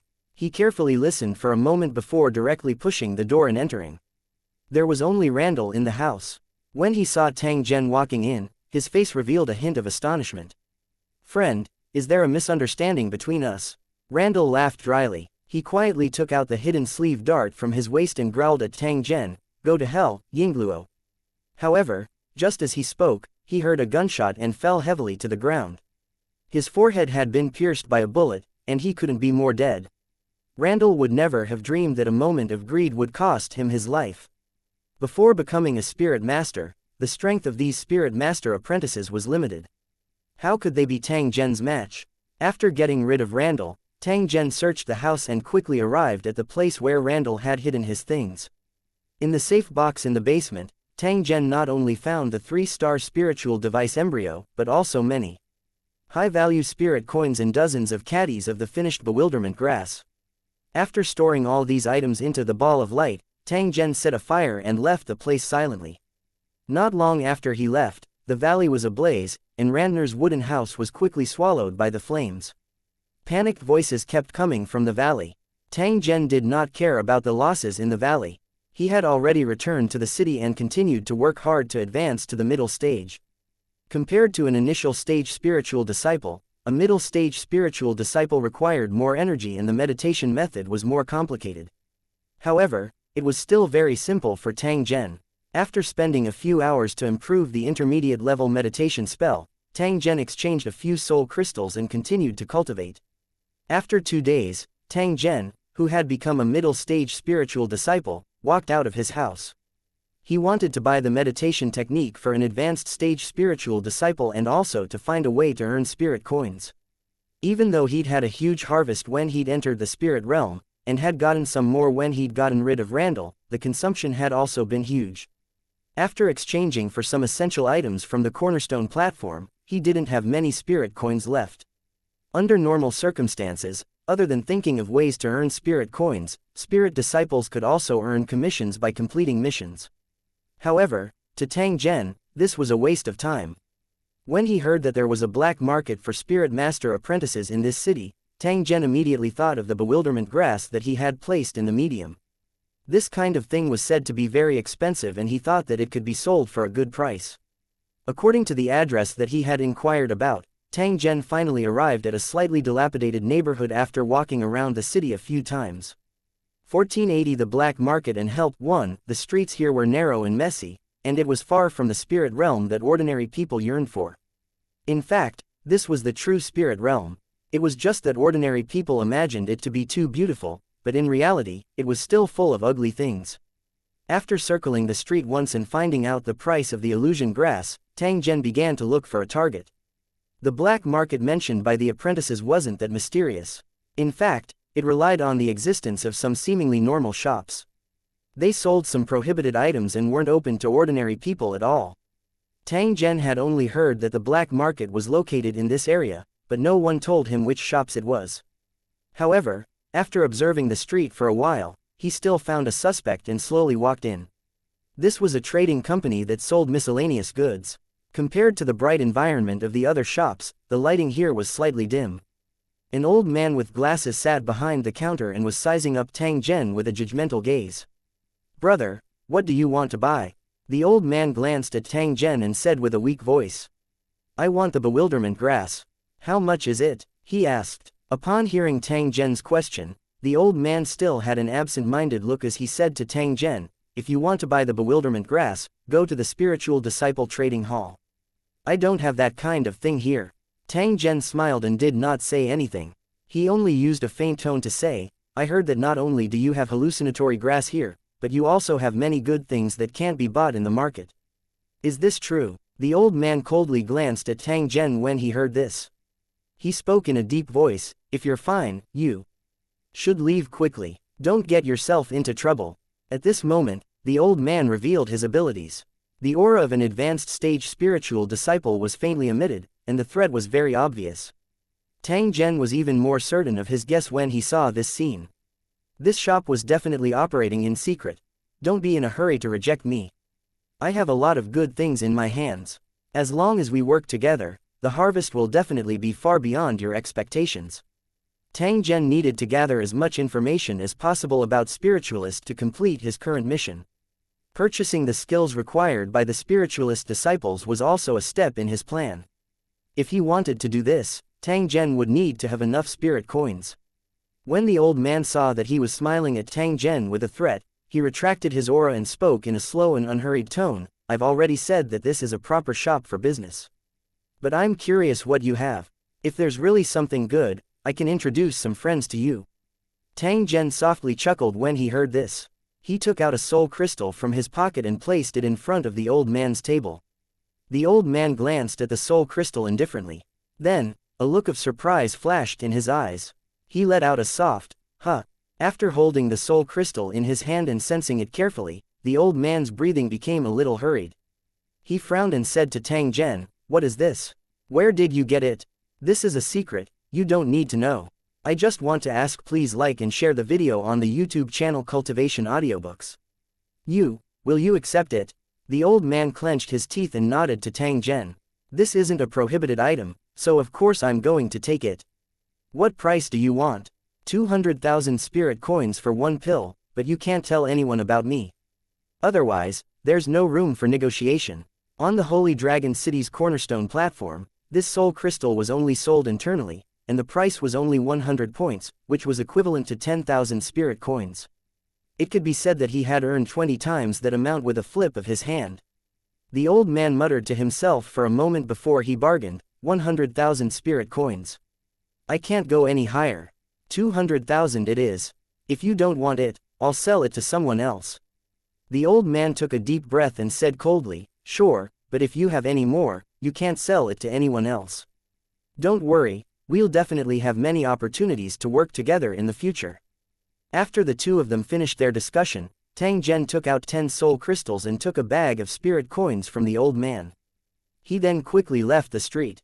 Sure enough, as he had expected, not long after he left the shop, he was followed again, but he quickly got rid of them. Tang Zhen went all the way to the spiritualist trading hall. He exchanged for the advanced spiritualist meditation technique and returned to his residence. In the following days, Tang Zhen continued to break the advanced meditation technique to level up to a spiritual disciple. Then, with the help of the soul crystal, he continued to improve his own cultivation. After a full 5 days, Tang Zhen finally touched the threshold of advancement and became an advanced spiritual disciple. To the natives of the Spirit Master world, Tang Zhen's cultivation speed was already comparable to a monster. There were very few people who could achieve this in such a short time. However, Tang Zhen was different. He was a spirit emperor and had a deep understanding of spiritual power cultivation. With his insight in the soul crystal, which was a good item to assist in the cultivation of spiritual power, it was natural for him to achieve this. After becoming an advanced stage spiritual disciple, he would need to continue accumulating his spiritual power and work hard to communicate with the spiritual nexus in order to advance to a spiritual master. To a spiritualist apprentice, this was an extremely crucial step. As the success rate was extremely low, one had to make sufficient preparations. Otherwise, if there was a mistake, it would lead to very serious consequences, or even no hope of advancing for the rest of his life. Tang Zhen wasn't in a hurry to advance to Spirit Master. Instead, he took out the 3-star spiritual weapon embryo that he had cultivated and prepared to temper it into his own weapon. The success rate of ordinary spirit weapon embryos was very low. The better the quality of the spirit weapon embryo, the higher the success rate. Moreover, its effects were far better than ordinary spirit weapon embryos, and most of them had special offensive effects. As the Spirit Master continued to nourish it, the power of the spiritual weapon embryo would also continue to increase. Only when the Spirit Master advanced to level 4 could the second spiritual weapon be tempered. Therefore, to a Spirit Master apprentice, the first spirit weapon embryo was extremely important. However, due to the limitations of their strength and wealth, their first spirit weapon embryo was extremely ordinary. The 3-star embryo in Tang Zhen's hands was something that could only be found by luck. After Randner got his hands on it, he was prepared to hide it and refine it when he advanced to an advanced level spiritual disciple. In the end, this guy didn't get anything. Because of his greed, he even lost his life. After fiddling with the gourd-shaped spirit weapon embryo, Tang Zhen used his mental energy to wrap it and began to continuously temper it. This was a matter of painstaking work. It required the use of spiritual power to continuously remove impurities, and then condense the spiritual power into a substance to complete the final tempering. After achieving this step, the initial tempering was completed. At this time, he could use his mental power to control it to attack the enemy or to protect himself. Back in the dream world, Tang Zhen had a similar tempering experience. He knew how to complete this step in the shortest time possible. After spending an entire day, Tang Zhen had completed the tempering of the spirit weapon embryo. At the moment when the communication was completed, he could sense the ability that this spirit weapon possessed. The energy flying needle had the 3 types of killing effects of electricity, fire, and poison. It could also be used for continuous attacks. With a single thought, the small calabash that was suspended in front of him was like a machine gun. It continuously shot out flying energy needles that flickered with light, creating a deep pit in the stone wall. Tang Zhen did not know how strong this kind of attack was. However, when compared to a firearm, this might had already exceeded it by more than double. Just as he was preparing to find a quiet place outside to properly experiment, Tang Zhen felt the light ball in his mind vibrate. Immediately after, a new message was refreshed on the Foundation Stone platform. A participant from the Soul Master world is in danger and is in urgent need of rescue. This mission is optional. If you succeed, you can raise your trial rating. The specific rewards can be discussed. Tang Zhen looked at the information on the platform. After hesitating for a moment, he strode out of the house. He originally didn't want to care about this kind of thing, but when he saw the coordinates in the message, he finally chose to take a look. There was no other reason. It was because this person who came from the Tower World was located in the Spirit Realm city that Tang Zhen was in. 1481 Lofei. Tang Zhen quickly moved through the city area according to the mission's instructions. Perhaps it was purely a coincidence. The location of that participant was near the black market where Tang Zhen had been. Because of his injuries, he was hiding from the enemy's pursuit. Although the mission did not provide much information, it was clear how difficult the situation was for a trial taker to issue a rescue mission. Perhaps, they were already at the end of their rope. Tang Zhen also felt a little uneasy in his heart. He did not know if he would bring unnecessary danger if he interfered in this matter, leading to the failure of this trial mission. Do everything within your means and absolutely do not act rashly. While he made up his mind, Tang Zhen had already approached the meeting place mentioned in the mission. This was a hotel located on a remote street. It seemed that business was not very good. Tang Zhen avoided the staff sitting at the door and quietly came to the door of a room on the third floor. There were no abnormalities nearby, so the enemy probably had not discovered this hidden location. After 3 light knocks, followed by a few more rhythmical knocks, the door was opened. A pale-faced woman stood behind the door. She used a tired and cautious gaze to size up Tang Zhen and indicated for him to enter the room to talk. The light in the room was very dim and the curtains were tightly covered. A faint smell of blood permeated the air. When he thought about this woman's haggard appearance, Tang Zhen knew that the other party was already seriously injured. Thank you for your help. If we can get out of this crisis, I'll definitely repay you in the future. The woman made a hand gesture to Tang Zhen, which was one of the common etiquette of cultivators in Lu City to show their identity. You're too polite. I came here because we're both in the same city. If you have any difficulties, this Tang will do his best to help you. Tang Zhen didn't finish his words. Instead, he observed the Lu Cheng cultivator named Luo Fei and said in a faint tone, looking at your energy fluctuations, I think you're about to advance to Spirit Master. But what's with this injury? Hearing this, a bitter smile appeared on Murphy's face. He sat on the bed and shook his head. This matter was also due to my carelessness. As a result, I was plotted against. When I recover from my injuries, I will definitely take revenge. Looking at the way Luo Fei gritted her teeth, one could tell how much hatred she had. Tang Zhen was not interested in Luo Fei's grudge. One must know that his current identity was extremely sensitive. Naturally, it was better to avoid trouble. In fact, he even avoided her like the plague. Then why did you issue a mission to request for help? Tang Zhen had already made up his mind. If this Luo Fei asked him to help kill the enemy, he would choose to refuse without a second word. After all, he was only an advanced-level spiritual disciple. He was one of the lower-class people in the spiritual master world. Once they provoked a powerful spirit master, although they wouldn't lose their lives, their previous efforts would all be in vain. Hearing Tang Zhen's question, Luo Fei's expression was a little strange. However, she was also a spiritual emperor and had always been straightforward in her actions. Therefore, she only hesitated for a few seconds before softly saying, actually, I would like to borrow some money from you, sir. Tang Zhen was stunned when he heard this. He finally understood why Luo Fei had such a strange expression when she spoke earlier. For a spiritual emperor, who had at least one tower under his name, this was indeed not a good thing to say. Even Tang Zhen had not experienced such a thing for a long time. Ever since he became the Holy Dragon City Lord, he had never cared about money and the like. Therefore, after hearing Luo Fei's request, Tang Zhen lost his self-control and even thought that he had misheard. After Luo Fei saw Tang Zhen's expression, she could not help but laugh at herself and explained, I was heavily injured by the enemy. I've been hiding here to recuperate for several months, but I still haven't recovered. In fact, my injuries have become more and more serious. If he didn't receive treatment as soon as possible, he would probably lose his life in a short time. I've been preparing for this trial for a long time, and I can't fail easily. However, because I've been injured for too long, the spirit coins that I've saved up have long been used up, and I'm unable to buy any healing items from the cornerstone platform. When Tang Zhen heard this, he understood that Luo Fei's situation was very awkward. Because of her serious injuries, she no longer had any fighting ability. She wanted to heal her injuries but could not get spirit coins to exchange for points. If she did not get out of this predicament, her situation would only get worse and worse, and she might end up dying in this hotel room. A single cent was a problem for a hero, and this applied to Luo Fei as well. I know. How much do you want to borrow? Although Tang Zhen didn't have a lot of spirit coins, he was still able to spare some. I want to borrow 2,000 RMB, no. At least 10 million, otherwise, it won't solve my current problem. Luo Fei's tone was a little hesitant. She clearly knew that these spirit coins were definitely not a small sum to Tang Zhen.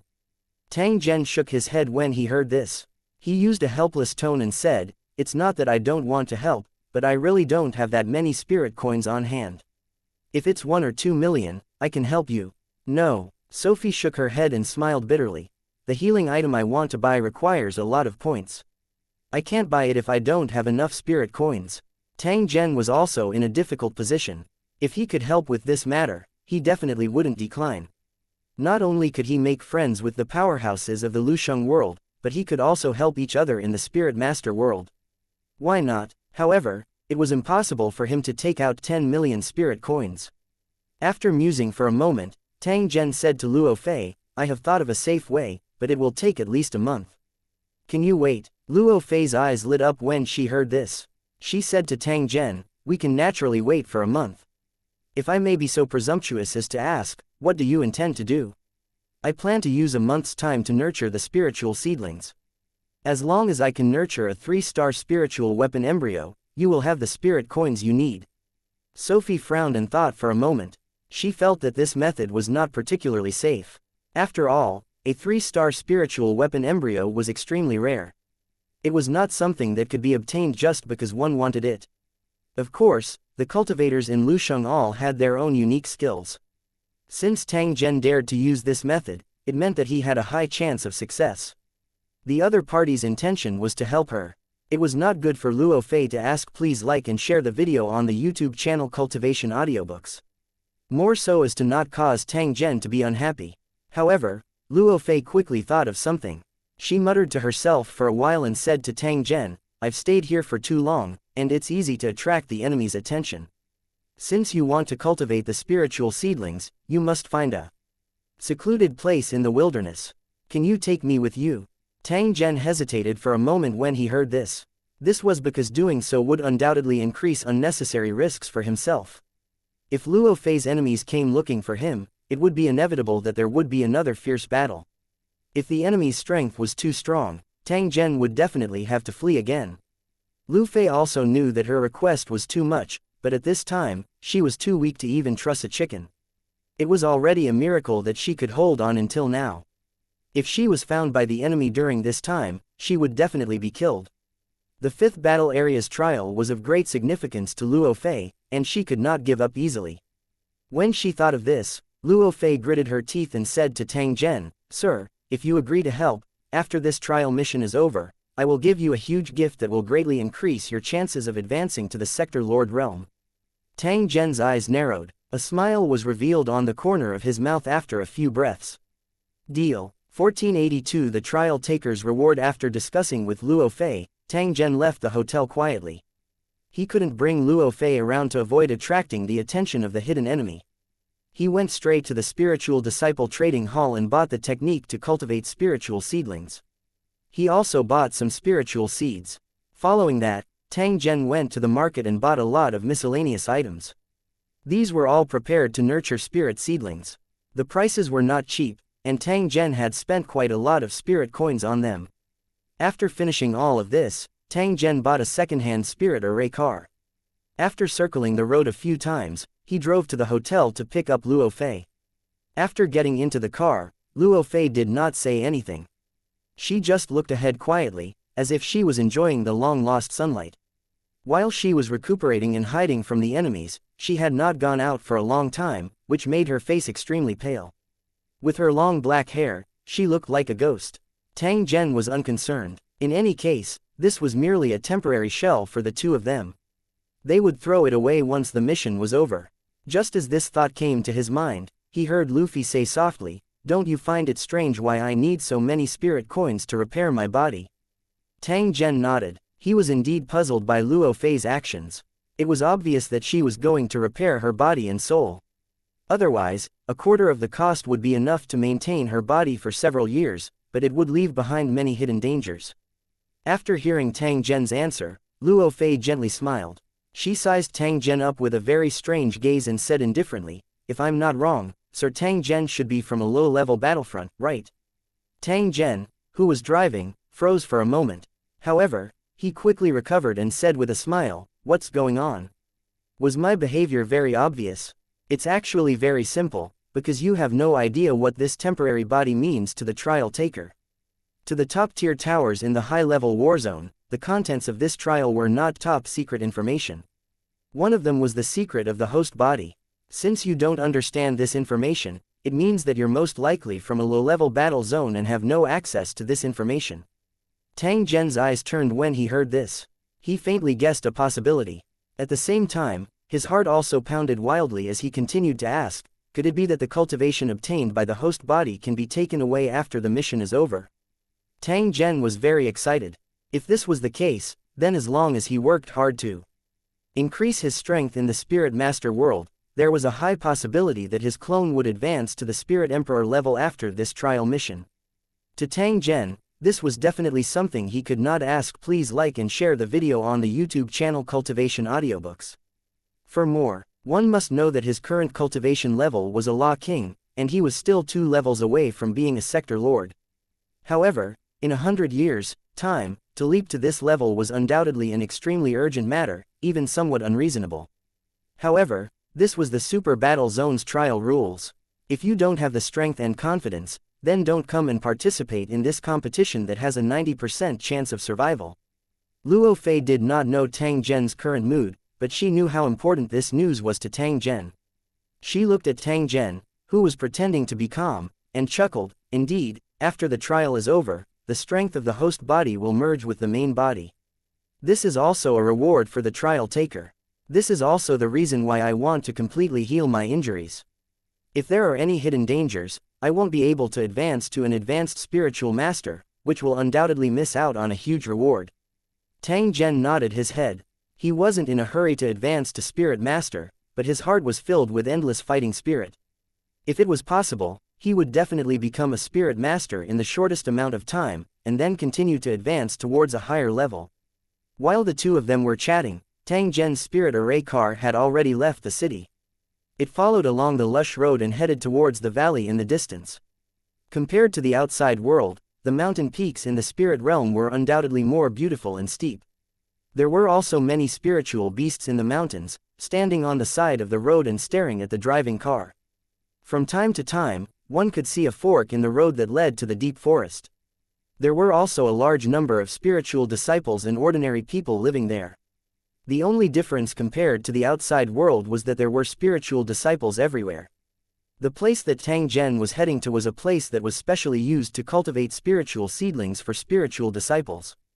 There was a huge area there, and the spring that was used to water the spiritual seedlings had turned into a small river. Just like the cultivation bases in the outside world, there were also protective spiritual arrays here to block out the ghosts and monsters that tried to devour the Ling seedlings. In fact, the ghosts and monsters that appeared on the night of every full moon in the outside world all came from the spirit realm. They used the instability of space to slip out, but after each attack, these ghosts and monsters would return through the cracks in space. The low-energy environment in the outside world was not suitable for these ghosts and monsters to live in. If they were to stay in the outside world, they would not be able to last long. The mist around the cultivation base was actually the energy leaking from the spirit realm, and the spatial rift was hidden within. As for the cultivation sites in the spirit realm, they were specially rented out to spiritual disciples. Furthermore, they were only in the peripheral areas. The core areas were never rented out to outsiders. Actually, in the spirit realm, the spiritual disciples who made a living by nurturing spiritual seedlings would build their own sites. This would undoubtedly be more convenient and would also greatly reduce the cost. Tang Zhen didn't need to build an exclusive venue.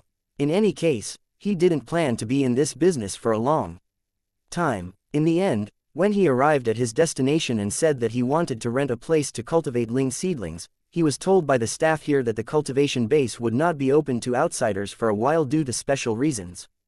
Tang Zhen was not the only one who came here. They all had disappointed expressions on their faces. Clearly, they had already received the notice. Man proposes but God disposes. Tang Zhen helplessly smiled and could only think of another method. Seeing that Tang Zhen was planning to leave, a high-ranked spiritual disciple took the initiative to step forward and said, "Friend, do you have any other suitable training sites?" Tang Zhen shook his head. He was indeed a little lost at the moment. If he couldn't rent a place to cultivate the spiritual seedlings, could it be that he had to build his own? It wasn't impossible, but there would be a lot of things to prepare. It wouldn't be completed within a month. He could afford to wait, but Luo Fei might not. It's like this: a friend of mine has built a cultivation base. Although the scale is small, it has all the things it should have, and the fees are very cheap. We're planning to go there. If you're willing, you can join us. Tang Zhen looked around and nodded his head in agreement when he saw that 6 to 7 spiritual disciples had already agreed. The other party was also very happy. He turned around and called out to the others, then drove in front to lead the way. Tang Zhen drove behind them and followed the convoy into the depths of the mountain. After walking for nearly 2 hours, they finally saw a 4-story building beside a lake in the valley. The exterior of the building was slightly dilapidated. Even when looking at it during the day, it gave off a gloomy feeling. Sophie looked at the building and said in a slightly hesitant tone, "Sir Tang Zhen, this place doesn't seem to be simple." Tang Zhen laughed. He said to Luo Fei, who was frowning, "In fact, I think this place is not bad. There are few people here, and the environment is quiet. Even if you live here for a year or so, you probably won't be discovered by your enemies." Luo Fei glanced at Tang Zhen with a smile that was not a smile when she heard this and gently nodded. 1483 Trying to stir up trouble again. Although this building had been taken care of, it still couldn't hide its original dilapidation. The mottled walls were full of peeling marks, and cold and slippery moss grew wantonly in the corners. In particular, the ivy-like plants covered most of the building. If you looked at it from a distance, you might think that the building was a hill. Tang Zhen and the rest parked their cars on the empty ground. Following that, they walked towards the building under the lead of the advanced stage spiritual disciple. Perhaps he had heard the sound of the car, but a man wearing a dirty robe walked out and sized up Tang Zhen and the others with a scrutinizing gaze. His face was pale, and his eyes were cold. "Mo Yi, we're going to cultivate spiritual seedlings here. The price must be fair." The leading high-ranked spiritual disciple greeted the long-robed man and pointed at Tang Zhen and the rest behind him. When their eyes met, they seemed to be communicating silently. The long-robed man did not say anything. He merely nodded his head gently. After sizing up Tang Zhen's group once again, he took the lead and returned to the building. "All right, everyone, follow me." The leading high-ranked spiritual disciple called out to everyone and walked into the dark passage. The crowd did not doubt him and followed him in one after another. Tang Zhen and Luo Fei walked at the back. Before this, his gaze had been resting on the nearby dense forest.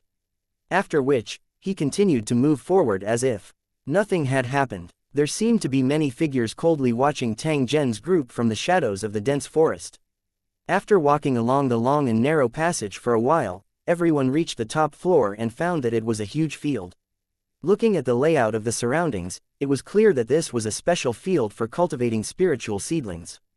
Although it wasn't as big as those large-scale cultivation sites, the facilities here could still meet everyone's needs.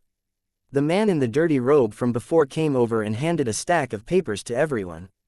They were the necessary contracts for renting the cultivation site. He did not seem to be a talkative person. After passing the contract to the spiritual disciple who had led the group here, he stood to the side in silence. "Everyone, please take a look at the contents of the contract. If you think it's okay, please sign your names." Tang Zhen received the contract. After he glanced at it, he signed his name according to the instructions. After everyone had signed the contract, The long-robed man examined it in his hand and left without a word. All right, everyone, for the time to come, you'll be busy with your own work. Also, the third floor is the laboratory, and the second floor is the resting area. You can choose any room you want. Everyone had been waiting for this sentence. They immediately went to the second floor and put their personal belongings in their rooms. Then, they got busy. No one would waste time to bond. After all, everyone's time was precious, and they had to spend money every day. Nurturing the spiritual seedlings was a meticulous job, and they had to make preparations in advance. Furthermore, these spiritual disciples were personally doing it, so they would definitely not be satisfied with ordinary spiritual weapon embryos. 1-star quality was the most basic requirement. Tang Zhen was the same as the other spiritual disciples. He used the tools here to process and stimulate the growth of the spiritual seed. He placed it in a special cultivation environment and waited for the moment it would germinate. After dealing with the spirit seeds, Tang Zhen went to the cultivation site on the top floor and began to use the items he bought to mix the soil. He carved a simple spirit array to increase the energy concentration in the soil and ensure that the survival rate of the spirit seedlings when transplanted was higher. While he was busy, Sophie stayed quietly in the room, looking around. No one knew what she was thinking. Unknowingly, the sky turned dark, especially in this lush valley, where it seemed to have turned dark earlier. After a busy day, the spiritual disciples returned to their rooms after dinner. When night fell completely, the valley was slowly covered by a thick fog. The trees and buildings became faintly visible, which looked gloomy and terrifying. The building with only a few lights seemed to be invaded by the fog, like a faint wave, spreading in the dark corridor. At the end of the corridor, a figure was standing in the fog. He looked at the tightly shut doors and a cold smile appeared on his face. In a room along the corridor, Tang Zhen was currently controlling a gourd-shaped spirit weapon, causing it to continuously dance around him. This was the daily practice of a spirit master to increase their proficiency, so that they could use it more easily. Luo Fei was sitting on a chair next to him. Her complexion was much better than when they first met, but she was still pale compared to a normal person. She looked a little creepy under the dim light. Sir Tang Zhen, you clearly know that there's a problem here, but you still came. What exactly do you plan to do? Of course it's to nurture spiritual seedlings. I can earn money to help you. Tang Zhen revealed a very strange expression, as if he was very suspicious that Luo Fei would ask. Please like and share the video on the YouTube channel Cultivation Audiobooks. Such a question, Sir Tang Zhen, I'm not in the mood to joke right now. Seeing Luo Fei's angry expression, Tang Zhen laughed and said, I have my own plans. You just need to wait patiently. So far, have you received any more information regarding the mission? Tang Zhen asked after hesitating for a moment. Murphy shook his head, indicating that he didn't. Me too. Is this normal? Sophie nodded and said in a confused tone, of course it's normal. Is this mission not enough? Tang Zhen nodded. That's why our only mission is to obtain the plane coordinates of the Spirit Master world. Everything else isn't important. Everything we're doing now is to lay the foundation for the realization of this goal, right? Luo Fei nodded. She did not know what Tang Zhen meant. Then, under normal circumstances, only with a higher status and strength can the success rate of the mission be higher. And to do that, it will take a long time, right? Luo Fei's brows furrowed slightly, but she still nodded. You're right. This is also the reason why the trial missions take decades to complete. It's not easy to obtain the coordinates of a high-energy world like the cleric world. After hesitating for a moment, Lorfei said, as far as I know, it's not rare to not be able to obtain the coordinates of the trial world for hundreds of years. During this period, who knows how many trial takers have been eliminated. In addition to the high difficulty of the mission, we also have to face the pursuit of the natives. Many trial takers lost their lives because of a moment of carelessness. Therefore, only after obtaining sufficient strength can we consider completing the mission. Therefore, when your strength is low, you should try to keep a low profile. Luo Fei's words clearly had a hint of warning. This was because she had a faint feeling that Tang Zhen was preparing to stir up trouble. At this moment, not only did she need Tang Zhen's help to earn money, but she also needed Tang Zhen's protection. Therefore, during this period of time, she absolutely could not let Tang Zhen do anything dangerous, in case she was implicated. In fact, when Tang Zhen came to this obviously problematic cultivation base, Luo Fei had already given him a warning. She did not believe that Tang Zhen could not see the abnormality here. In the end, Tang Zhen insisted on choosing this place and completely ignored her warning. This made Luo Fei curious, but at the same time, she also felt that something was wrong. This trial taker from an unknown battlefield was obviously up to something big. Sir Tang Zhen, aren't you going to consider it a little more? After all, you're not even a spirit master right now. Although Luo Fei was curious, she did not dare to take the risk with Tang Zhen. She had no choice but to open her mouth to dissuade him. Tang Zhen glanced at Luo Fei and knew what she was worried about. He smiled and said, "Don't worry, I'll start after you're gone. I promise you won't be involved." Hearing this, Luo Fei's anxious heart finally calmed down. Although she was very curious about what Tang Zhen was planning to do, this kind of thing was a personal secret. If she was not prepared to participate in it, there was absolutely no need for Tang Zhen to tell her. However, Luo Fei was prepared to pay attention to Tang Zhen, a Lu Cheng cultivator from a low-level battle zone. She wanted to see what kind of amazing things he could do. Compared to Tang Zhen, who was participating for the first time, Luo Fei was already participating for the third time. In the past few decades, she had come into contact with quite a number of outstanding cultivators. Some of them had already become sector lord level experts, while others had been eliminated and fallen in the process of the trial. But until now, this was the first time she had seen someone who wanted to cause trouble as soon as he entered the trial world. Was he arrogant and ignorant, or did he have another trump card?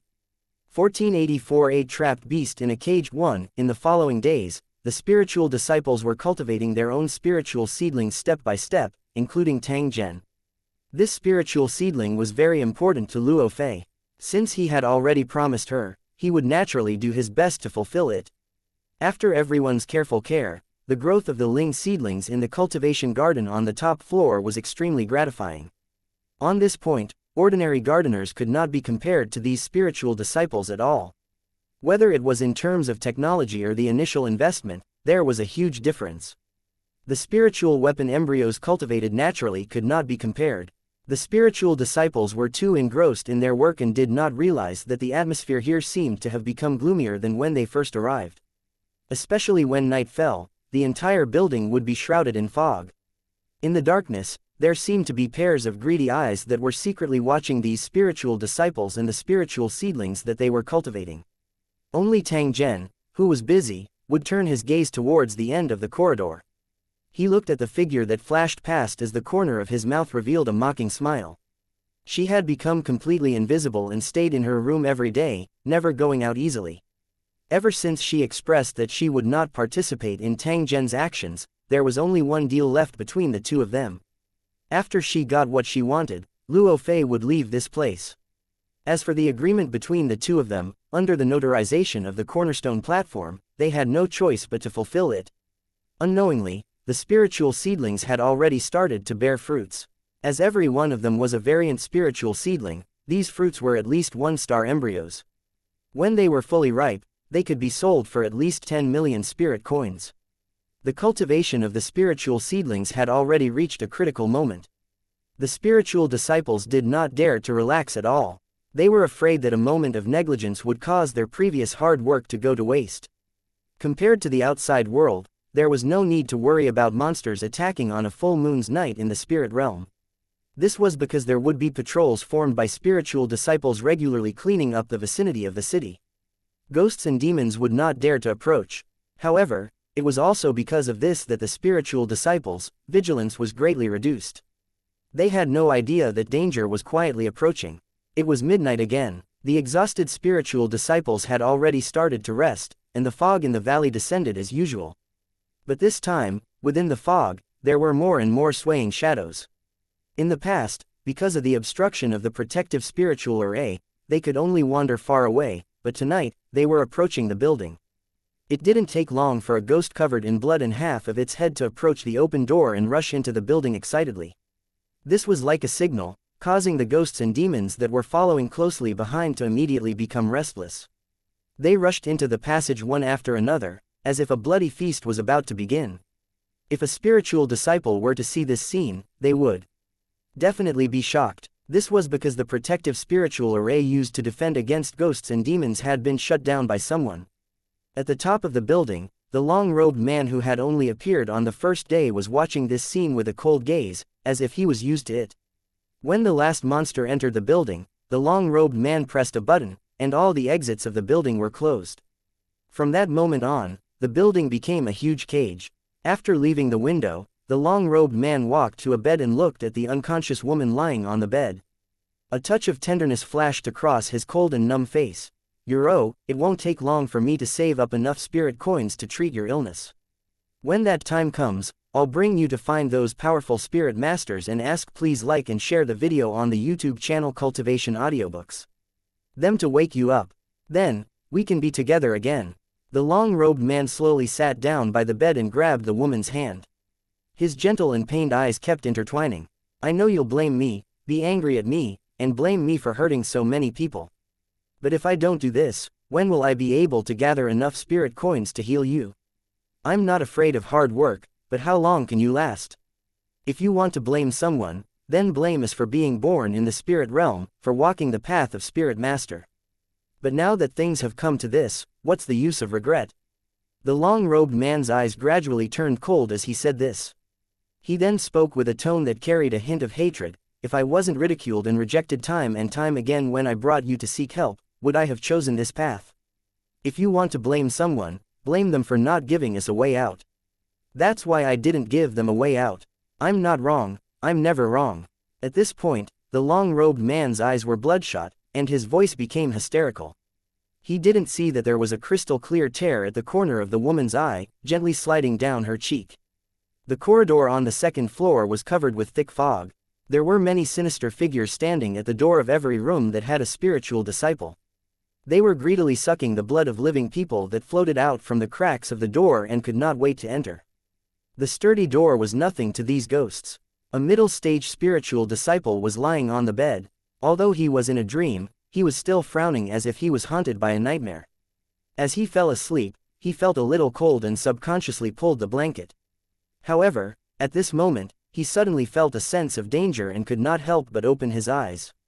Less than 20 centimeters away from him, a ghost was parallel to his body, greedily absorbing his blood and chi, and its blood-red eyes were staring at him. Damn it! The middle-stage spiritual disciple was shocked. Just as he was about to attack, he realized that his body seemed to be bound by invisible shackles. He could not move at all. The ghost did not move. Its blood-red eyes flashed with a trace of mockery. Its terrifying face was getting closer to the middle-stage spiritual disciple. Once the ghost's mouth touched the middle-stage spiritual disciple's mouth, his blood essence would be continuously sucked away. In less than a minute, he would become a dried corpse. The ghost was getting closer and closer to him, but he still could not escape from its control. The middle-stage spiritual disciple's forehead was covered in cold sweat, and he felt more and more desperate. At this moment, a bang was heard. With a muffled sound, the door was kicked open. Immediately after, a red light flashed, and the ghost floating above him screamed and disappeared without a trace. As if a bubble had burst, a loud noise came into the room. From time to time, there were sounds of fighting, and it was already a mess. What are you waiting for? Hurry up and go help. A monster is coming in. After shouting, the spiritual disciple who was trying to save the girl rushed out of the door. He waved the weapon in his hand and started fighting with the other ghost outside the door. The middle-stage spiritual disciple calmed himself down. He took out his spiritual weapon from his pocket and rushed out with a roar. At this moment, the second floor had already turned into a battlefield. The fog was filled with the shadows of ghosts and monsters. The spiritual disciples were controlling their own spiritual weapons and were constantly fighting the monsters that surrounded them. Damn it, why are there so many monsters? The middle-stage spiritual disciple was both shocked and angry. He controlled his spiritual weapon to attack the monster, and at the same time, he took out a dagger that was engraved with a spiritual array and waved it around his body. However, there were simply too many of these monsters. Even though the spiritual disciples tried their best to defend against them, they were still not a match for these monsters. This isn't the way. We must quickly break out of this encirclement. A spiritual disciple shouted. His body was already covered in blood and his aura was in a mess. There's no place for us to hide in this valley. The doors and windows are all sealed, there's no way to escape. The middle-stage spiritual disciple was shocked. How could he not understand that he had been tricked? He was filled with grief and anger. Besides, there's no point in running. We'll be caught by the monsters no matter where we go. Another spiritual disciple replied loudly after repelling the monster. Did you send a distress signal to let the cleaning team deal with these monsters? I've already tried, but the distress signal can't be sent out. Damn it, are we going to die here today? A spiritual disciple let out a cry of despair, followed by his miserable scream. A monster that had fallen from the roof landed on his shoulder. Its sharp claws opened his skull, and it held his skull and licked the white brain juice. With the death of the first spiritual disciple, the situation was getting worse. 1485 Death Base 1. As they were in the fog and the interior of the building was dark, the spiritual disciples could not see the surrounding terrain clearly. Their defense was very tight. The spiritual disciples were struggling to hold on under the crazy siege of the monsters. They wanted to ask please like and share the video on the YouTube channel Cultivation Audiobooks for help, but they realized that they could not even take care of themselves.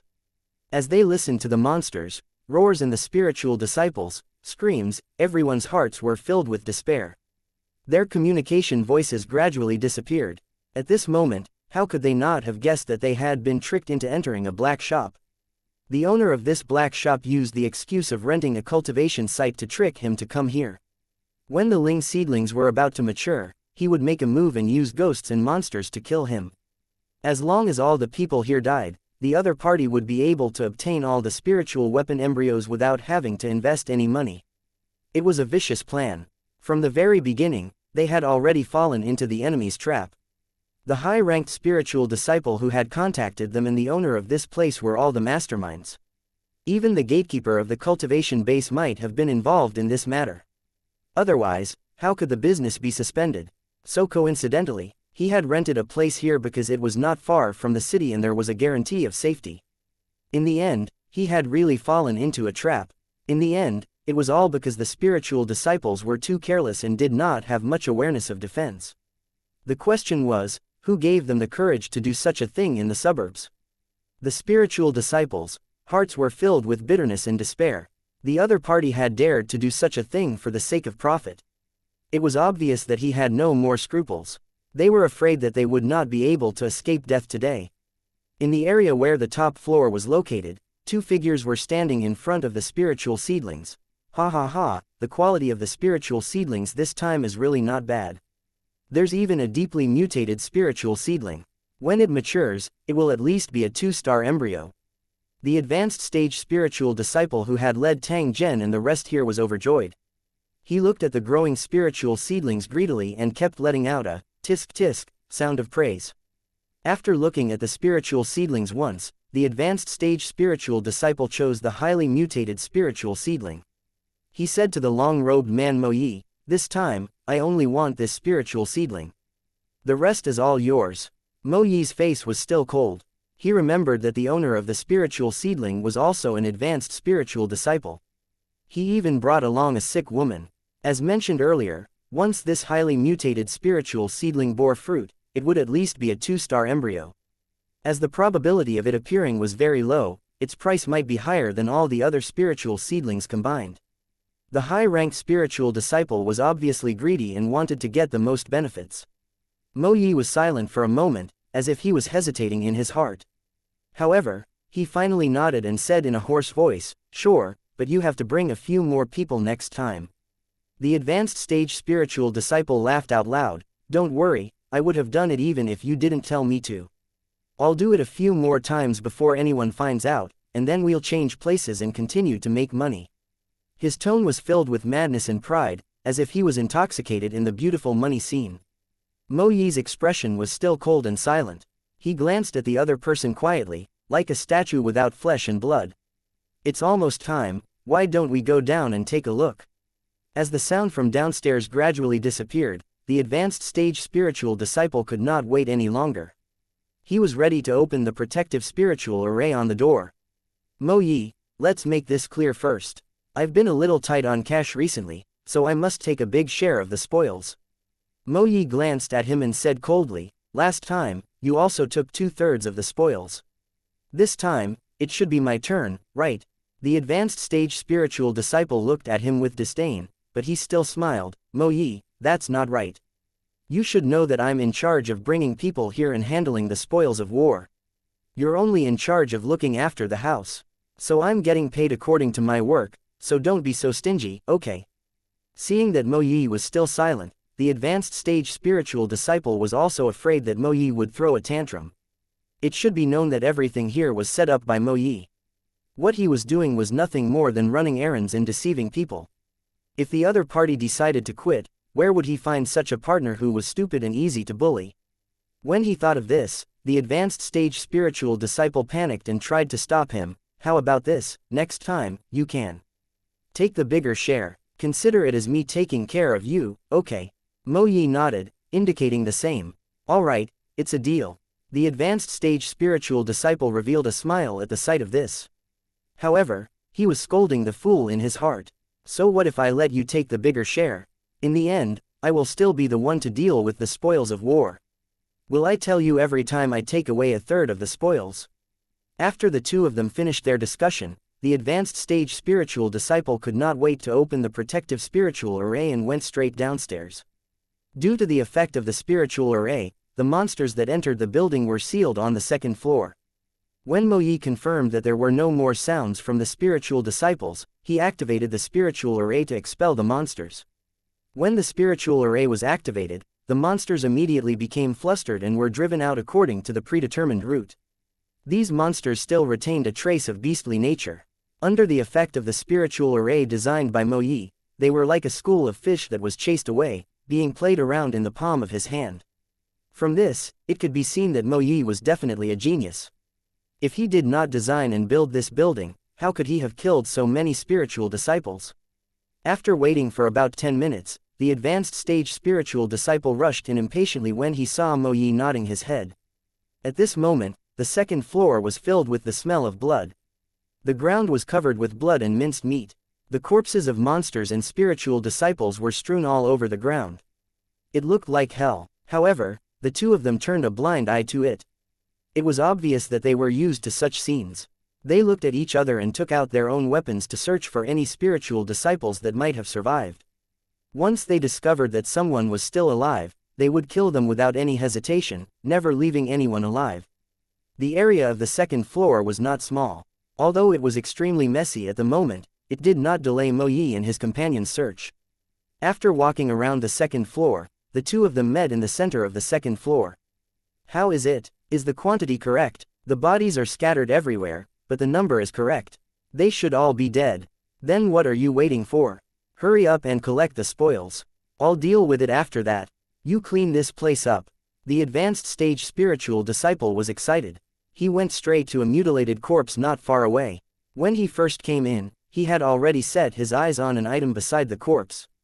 If he were to sell it, it would be worth at least 200,000 spirit coins. This was going to be his funds for playing around with women in the future.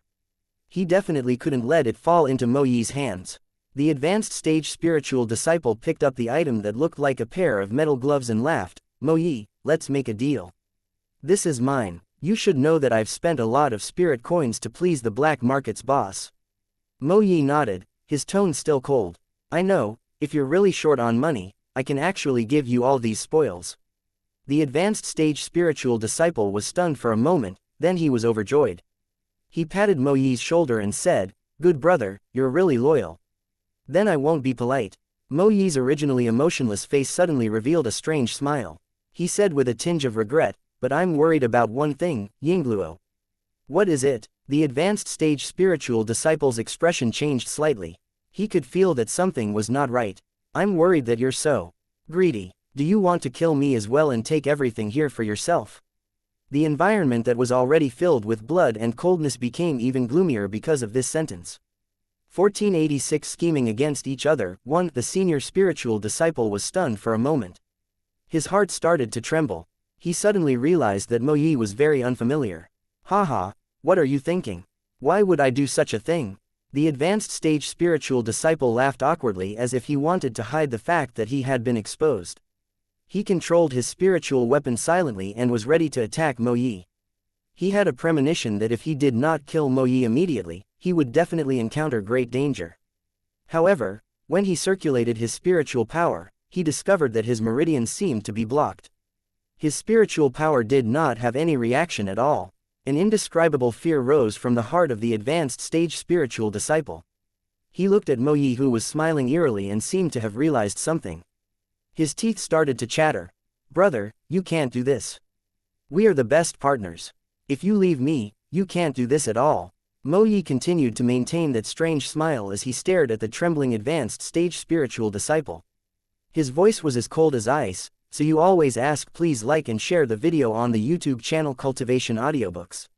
For more than half of the spoils of war, and then greedily deduct the spirit coins, so that I can only get a quarter of the share every time." The advanced stage spiritual disciple's smile was uglier than a bitter one. He had been trying to use his spiritual power when he was talking to Mo Yi, but he realized that it had no effect. His body also became more and more stiff. In just a dozen seconds, his hands and feet were numb and he couldn't feel anything. This was obviously a type of poison, and he had unknowingly fallen for it. This damn Mo Yi, why didn't I realize how ruthless he was before? He actually attacked me as he pleased. If he had not been too greedy and wanted to kill Mo Yi again, he would not have encountered such a desperate situation. The survival instinct triumphed over everything. The advanced stage spiritual disciple immediately started to cry and beg. However, Mo Yi kept sneering as if he was looking at a wild dog wagging its tail. The advanced stage spiritual disciple finally broke down. He cursed and swore, but he realized that his mouth and tongue were already stiff.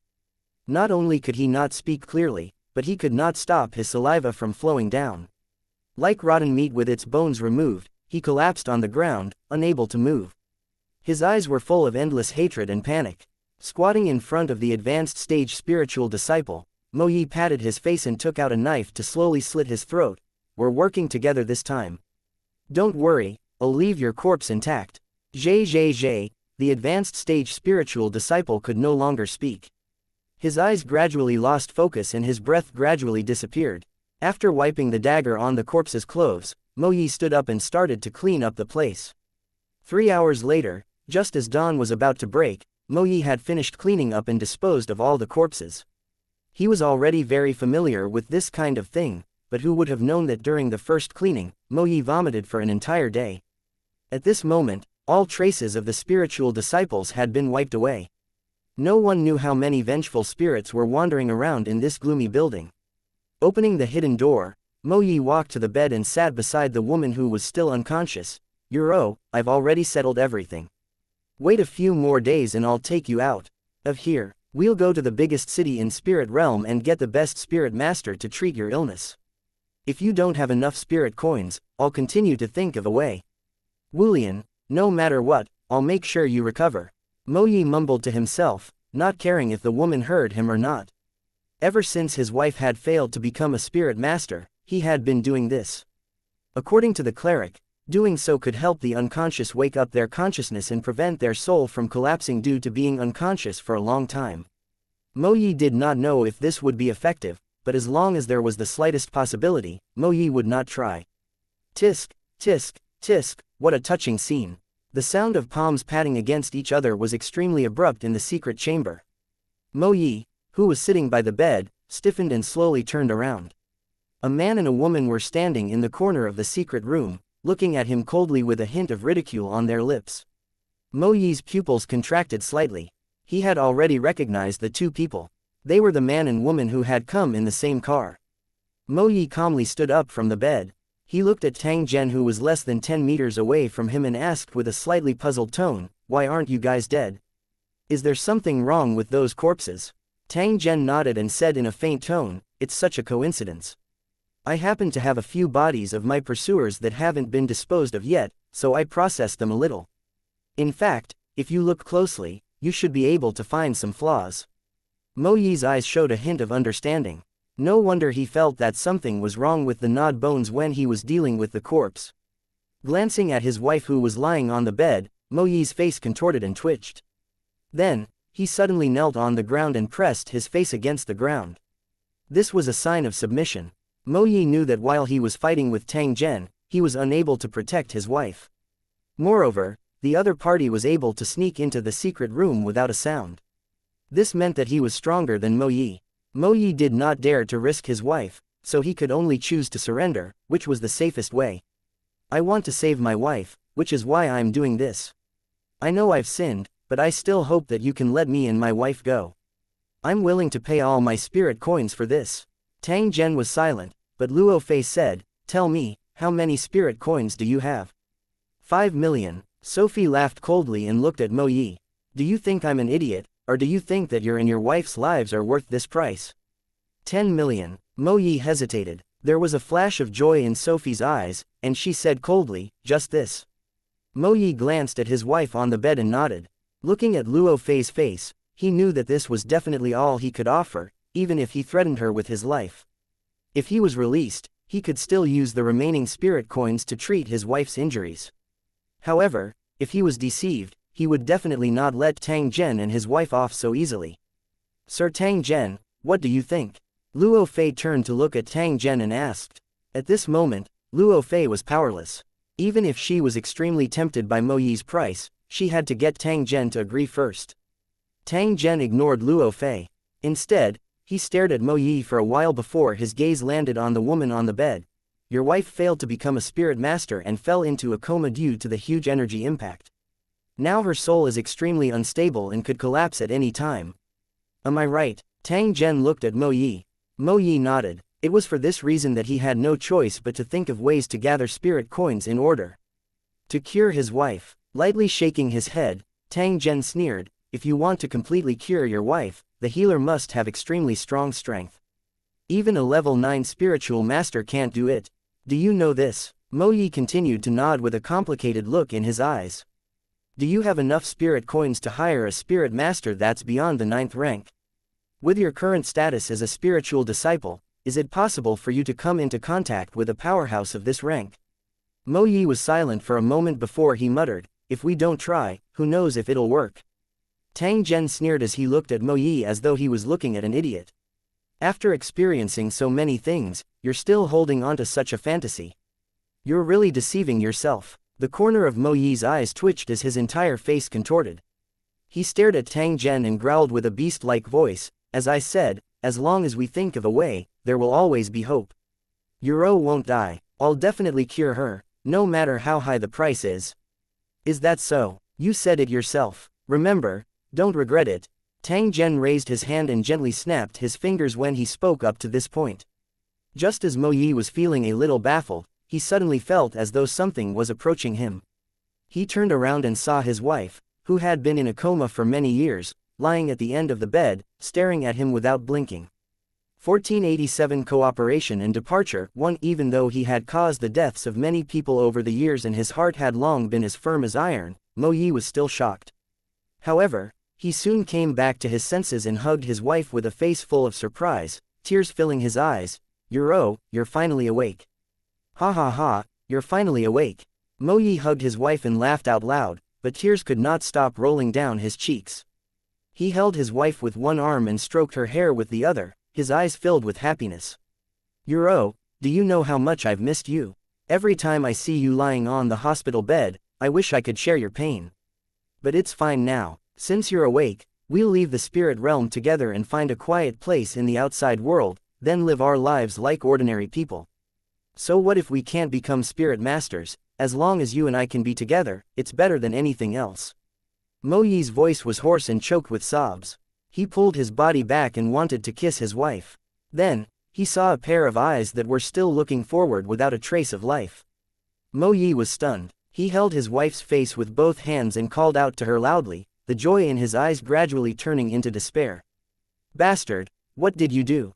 Mo Yi supported his wife with both hands as he turned his head and roared at Tang Zhen fiercely.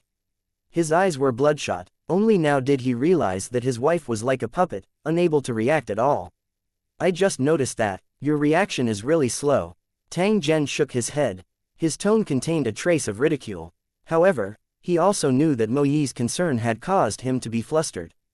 Due to the huge surprise that had shocked his thoughts, he had not noticed this detail.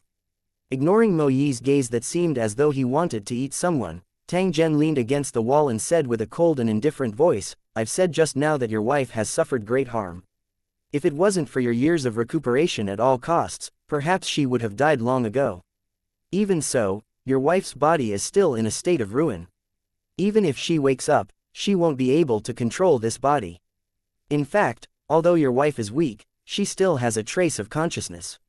After my treatment, her consciousness has begun to gradually recover.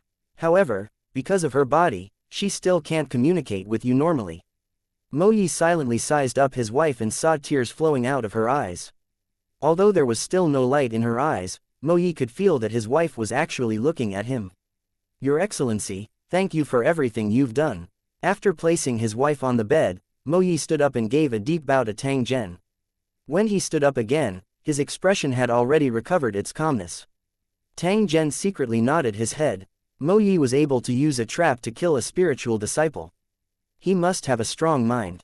After experiencing such a huge tragedy, he had quickly recovered. Although Mo Yi had recovered his previous cold expression, there was a trace of fervor in his eyes as he stared unwaveringly at Tang Zhen and said, I've been thinking of ways to treat Euro all these years. I've used countless methods and begged countless people, but no one has been able to do what you've done.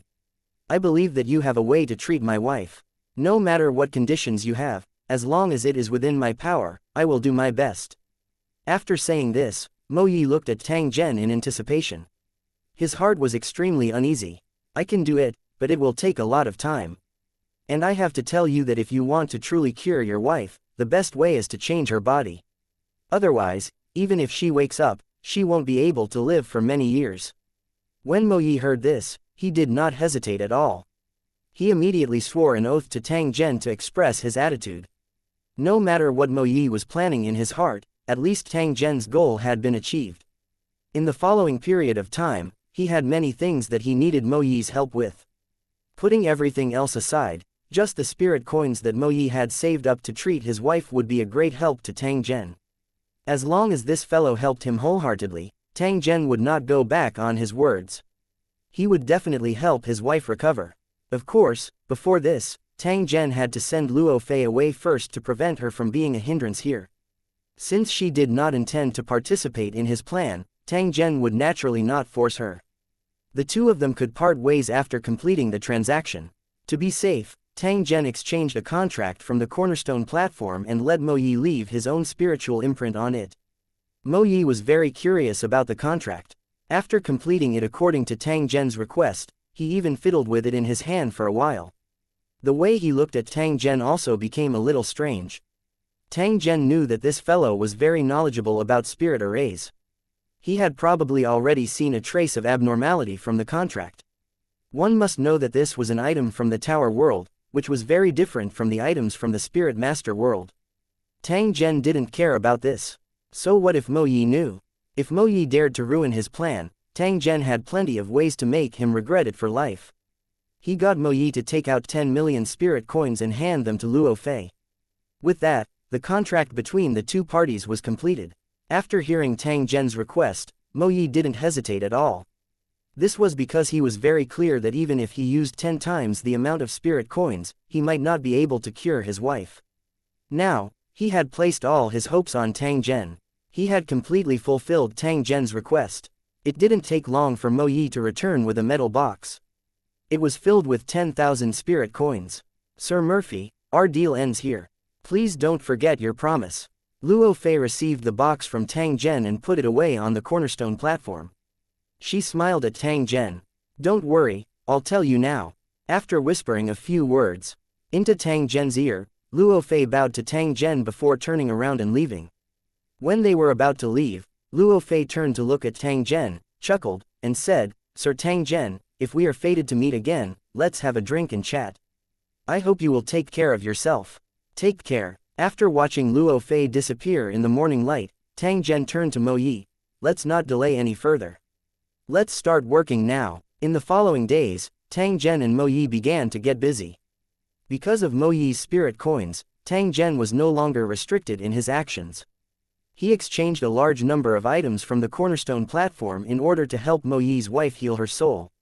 Seeing that his wife's injuries were gradually getting better, Mo Yi's suspended heart also gradually relaxed. He began to discuss with Tang Zhen about cultivating a host body for his wife. This method actually existed in the Spirit Master world as well. It was very similar to reincarnating in another's body, but those who could do this were, without exception, the true powerhouses of the Spirit Master world. Ordinary spirit masters couldn't do this at all. As for cultivating a specialized host body, it was simply a fantasy to Mo Yi. At least, he had never heard of such a thing before. However, Tang Zhen didn't immediately start cultivating the host body as he had expected. Instead, he spent a large number of points to buy a bunch of items and then got busy in the basement alone. Mo Yi was in charge of taking care of those spiritual seedlings. These spiritual weapon embryos were of great value and must not be wasted easily. Although Mo Yi was anxious in his heart, he knew that he could not be too hasty. He also understood that Tang Zhen's condition for helping him was to complete his plan. As for what Tang Zhen's plan was, Mo Yi didn't know. Tang Zhen had never told him. However, Mo Yi could feel that Tang Zhen was definitely doing something earth-shattering. Compared to his secret plan, Mo Yi's actions of killing tens of spiritual disciples were nothing. 1488 Piercing through the sky. 1. The entrance to the basement slowly opened. Tang Zhen walked up with a frown as if he was thinking about something. This building had been specially designed. The entrance to the basement was set behind the wall of the top floor. Unless one dug 3 feet deep, it would be impossible to find its existence. When Mo Yi, who was taking care of the Ling seedlings, saw Tang Zhen walk out, he stepped forward and bowed. After that, he continued to do his work, appearing extremely serious. Tang Zhen sat on a chair and looked at the flowing clouds above his head in a daze. After which, he said to Mo Yi, calculating the time, "These spiritual seedlings should be about to mature, right?" Mo Yi, who was preparing the nutrient solution, nodded slightly. If he could keep his mouth shut, he would always respond with simple actions. "I've spent quite a bit during this period of time. You shouldn't have much spirit coins left, right?" Mo Yi turned his head and glanced at Tang Zhen. His voice was still ice cold. "There's probably a few million left. Do you want me to get it for you?" To Mo Yi, as long as he could cure his wife, these worldly possessions were nothing. If it was someone else, seeing the spirit coins that they had painstakingly saved up being used up like water, they would probably be so distressed that they would not be able to sleep all night. Tang Zhen smiled and shook his head. "Get ready, we'll go cultivate a host body in a while. If nothing goes wrong, when the spiritual seedlings mature, you can be with your wife." Mo Yi's hand trembled slightly. Then, he took a deep breath and turned to look at Tang Zhen. "Thank you, you're welcome, we're just taking what we need. In addition, you have to make early preparations. Although your previous actions were still considered secretive, sooner or later, they will be exposed. Do not underestimate the ability of a spirit master. So when your wife is fully recovered, take her away from here, the further the better." Mo Yi was silent. He looked at Tang Zhen and said, "Actually, from the very beginning, I was already prepared to die here.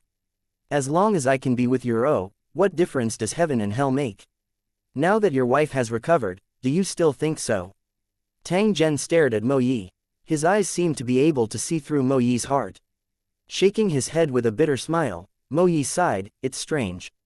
I have hundreds of lives in my hands, but now I'm suddenly afraid." Tang Zhen nodded his head.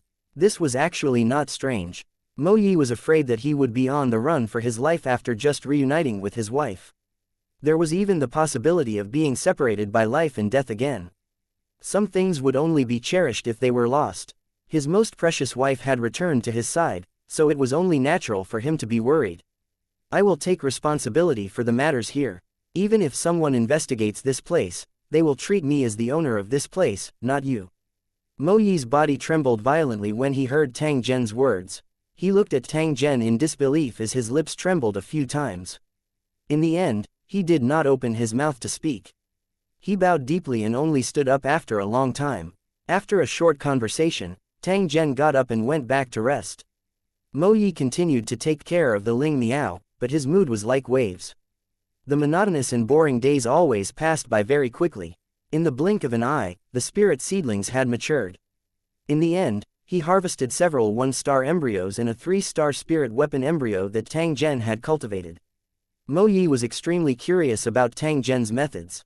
He could not understand why the quality of Tang Zhen's spiritual seedlings would exceed others by such a huge margin under the same conditions. Tang Zhen did not deliberately hold back in the face of Mo Yi's request for advice. This was nothing to him. Listening to Tang Zhen's teachings, Mo Yi was shocked. He, who had always prided himself on having a deep understanding of spiritual arrays, only realized how shallow his knowledge was at this moment. At the same time that he was sighing in shock, he was also extremely curious about Tang Zhen's background. How could a person with such great abilities be an ordinary spiritual disciple?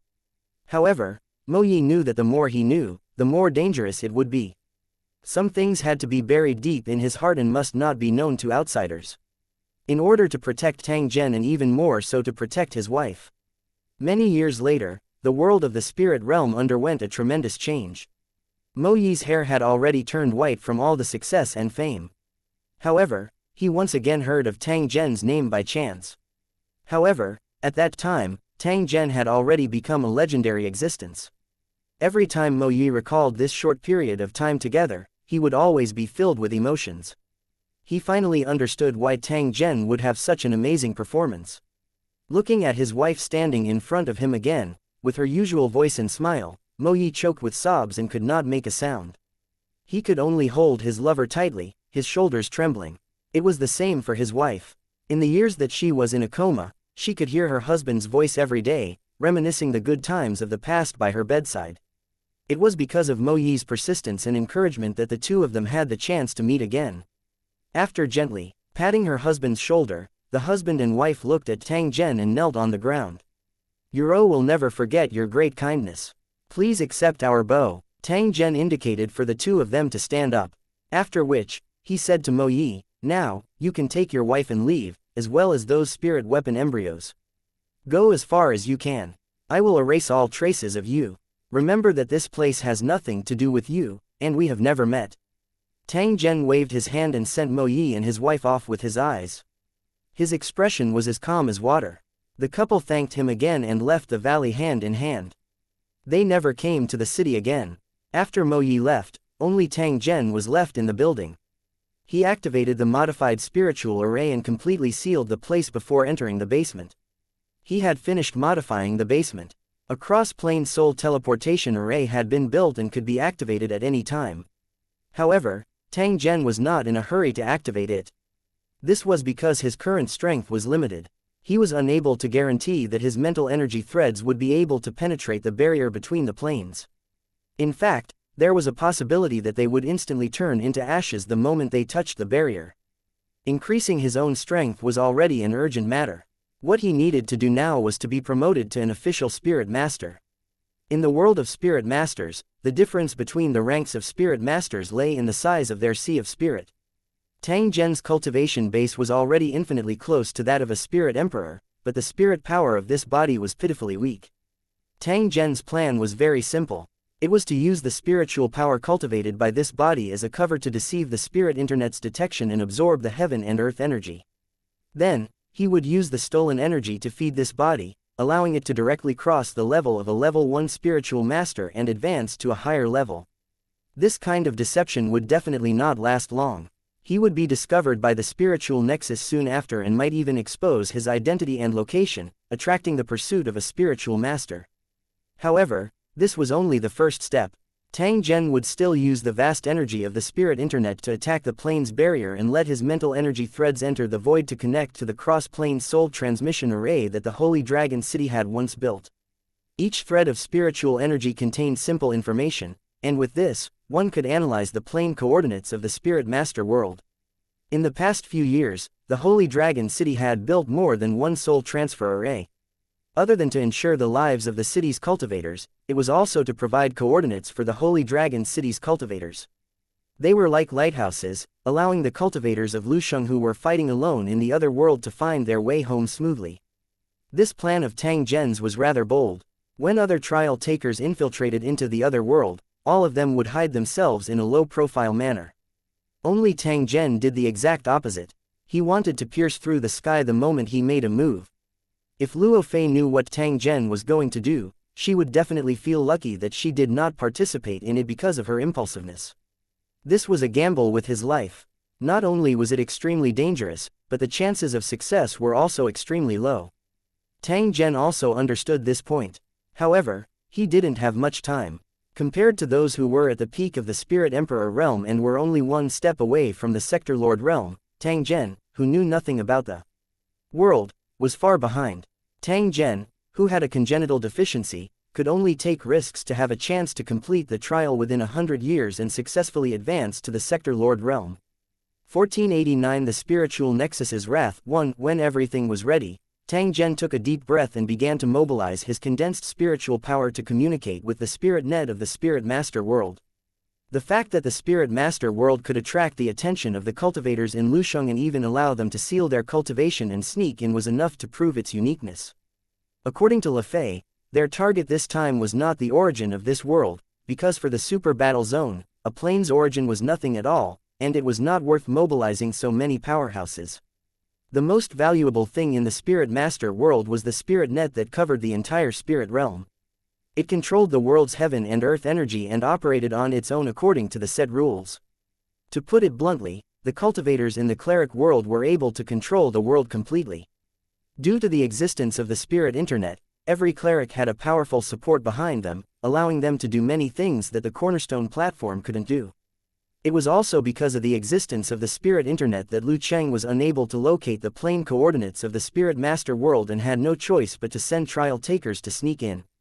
Once the accurate plane coordinates were obtained, the powerful cultivators of Lusheng would rely on the Cornerstone platform to break through the barrier and officially invade this world. They would then snatch the method of building the spirit internet from the Spirit Master world. At this moment, Tang Zhen's spiritual power had already discovered the existence of the spirit internet and was constantly trying to make contact with it so that he could establish a connection with it. This was not an easy task. If a spiritual disciple wanted to be promoted to a spiritual master, they would have to go through its test. Only when they met the requirements to enter the spiritual nexus would they be recognized. This was what Tang Zhen wanted to do. By relying on his mental energy that far exceeded that of an ordinary spiritual disciple, he quickly completed the connection. The instant the connection was completed, Tang Zhen's body trembled. An indescribable pain spread within his soul, causing his sweat to roll down. At this moment, Tang Zhen was just like someone who had been skinned and thrown into thick salt water. The burning pain that came from his soul almost caused him to collapse. Once he was unable to endure it, he would immediately fall into a coma. Only by persevering to the last moment and adapting to this kind of painful torture would one have the qualifications to officially advance to Spirit Master. It was not that the spiritual nexus was deliberately making things difficult for them. It was just that the pure energy of heaven and earth was explosive. Ordinary people would die if they touched it. Only advanced spiritual disciples had the right to touch it. Tang Zhen was naturally aware of this. Hence, he had clenched his teeth and persevered from the beginning until the end, allowing his soul to gradually adapt to this kind of pain. After an unknown amount of time, the bone-deep pain gradually disappeared and was replaced by a numb, itchy, and painful feeling. It made people subconsciously scratch their ears and cheeks, as if there was no part of their body that wasn't itchy. Compared to the pain just now, the itch was even more tortuous. One moment of carelessness would distract a person and cut off their connection to the spiritual nexus. However, Tang Zhen clearly knew in his heart that this was actually the gradual recovery of his damaged soul. His mental energy had adapted to the appearance of the world energy. As long as he continued to persevere, he would definitely be able to succeed. This kind of persistence soon paid off. As the numb and itchy feeling gradually disappeared, a feeling that made one's soul feel as if it was placed in a vast ocean came over, causing Tang Zhen's mind to become increasingly clear and his body to become more relaxed. Tang Zhen was overjoyed. This was a sign that he had passed the test of the spirit internet. In that case, there would be an endless stream of heaven and earth energy that would follow to expand his sea of spirit. As expected, as soon as he thought of this, a powerful energy attacked him and directly poured into his soul. Tang Zhen had been waiting for this moment. He immediately released his soul and increased the speed at which the world energy was pouring into his body. At the same time, he silently opened a trace of the seal on his soul and greedily absorbed the world energy pouring into his body. The process was so secretive that even the spiritual nexus could not detect it. The energy was still being fed continuously. The Spirit Master world had no lack of geniuses. When they advanced to Spirit Master, they weren't satisfied with the realm of one level, but worked hard to try to reach higher levels. It was said that there was once a monster who had crossed the limit of grade 9 and directly reached the transcendent level, becoming a powerful man whose name shook the world. Such existences were extremely rare. However, it was common for one to advance 2 or 3 ranks at a time. This also caused Tang Zhen to be unable to attract the attention of the spirit internet even if he absorbed too much heaven and earth energy. Unknowingly, Tang Zhen was absorbing more and more heaven and earth energy. His original cultivation of a Law King also faintly showed signs of a breakthrough. Soon, Tang Zhen muttered in his heart. He became more and more nervous, praying that the spirit internet would discover his abnormality later. However, the amount of energy he had absorbed was too much. Under normal circumstances, it would be enough for a spiritual disciple to surpass the 9th grade and become an extraordinary existence. How could such a rare situation not attract the attention of the spirit internet? Therefore, just as Tang Zhen was praying in secret, a vast wall suddenly approached rapidly and headed straight for Tang Zhen. Tang Zhen felt his hair stand on end. He did not hesitate to conceal the mental energy information that belonged to this body. Soon after, the seal on his soul was forcefully broken. He began to devour the world energy like a huge whale sucking in water. Under the impact of the vast heaven and earth energy of the spirit internet, he had directly completed his advancement, becoming a true spirit emperor powerhouse. The will that belonged to the spirit internet seemed to have sensed the abnormality.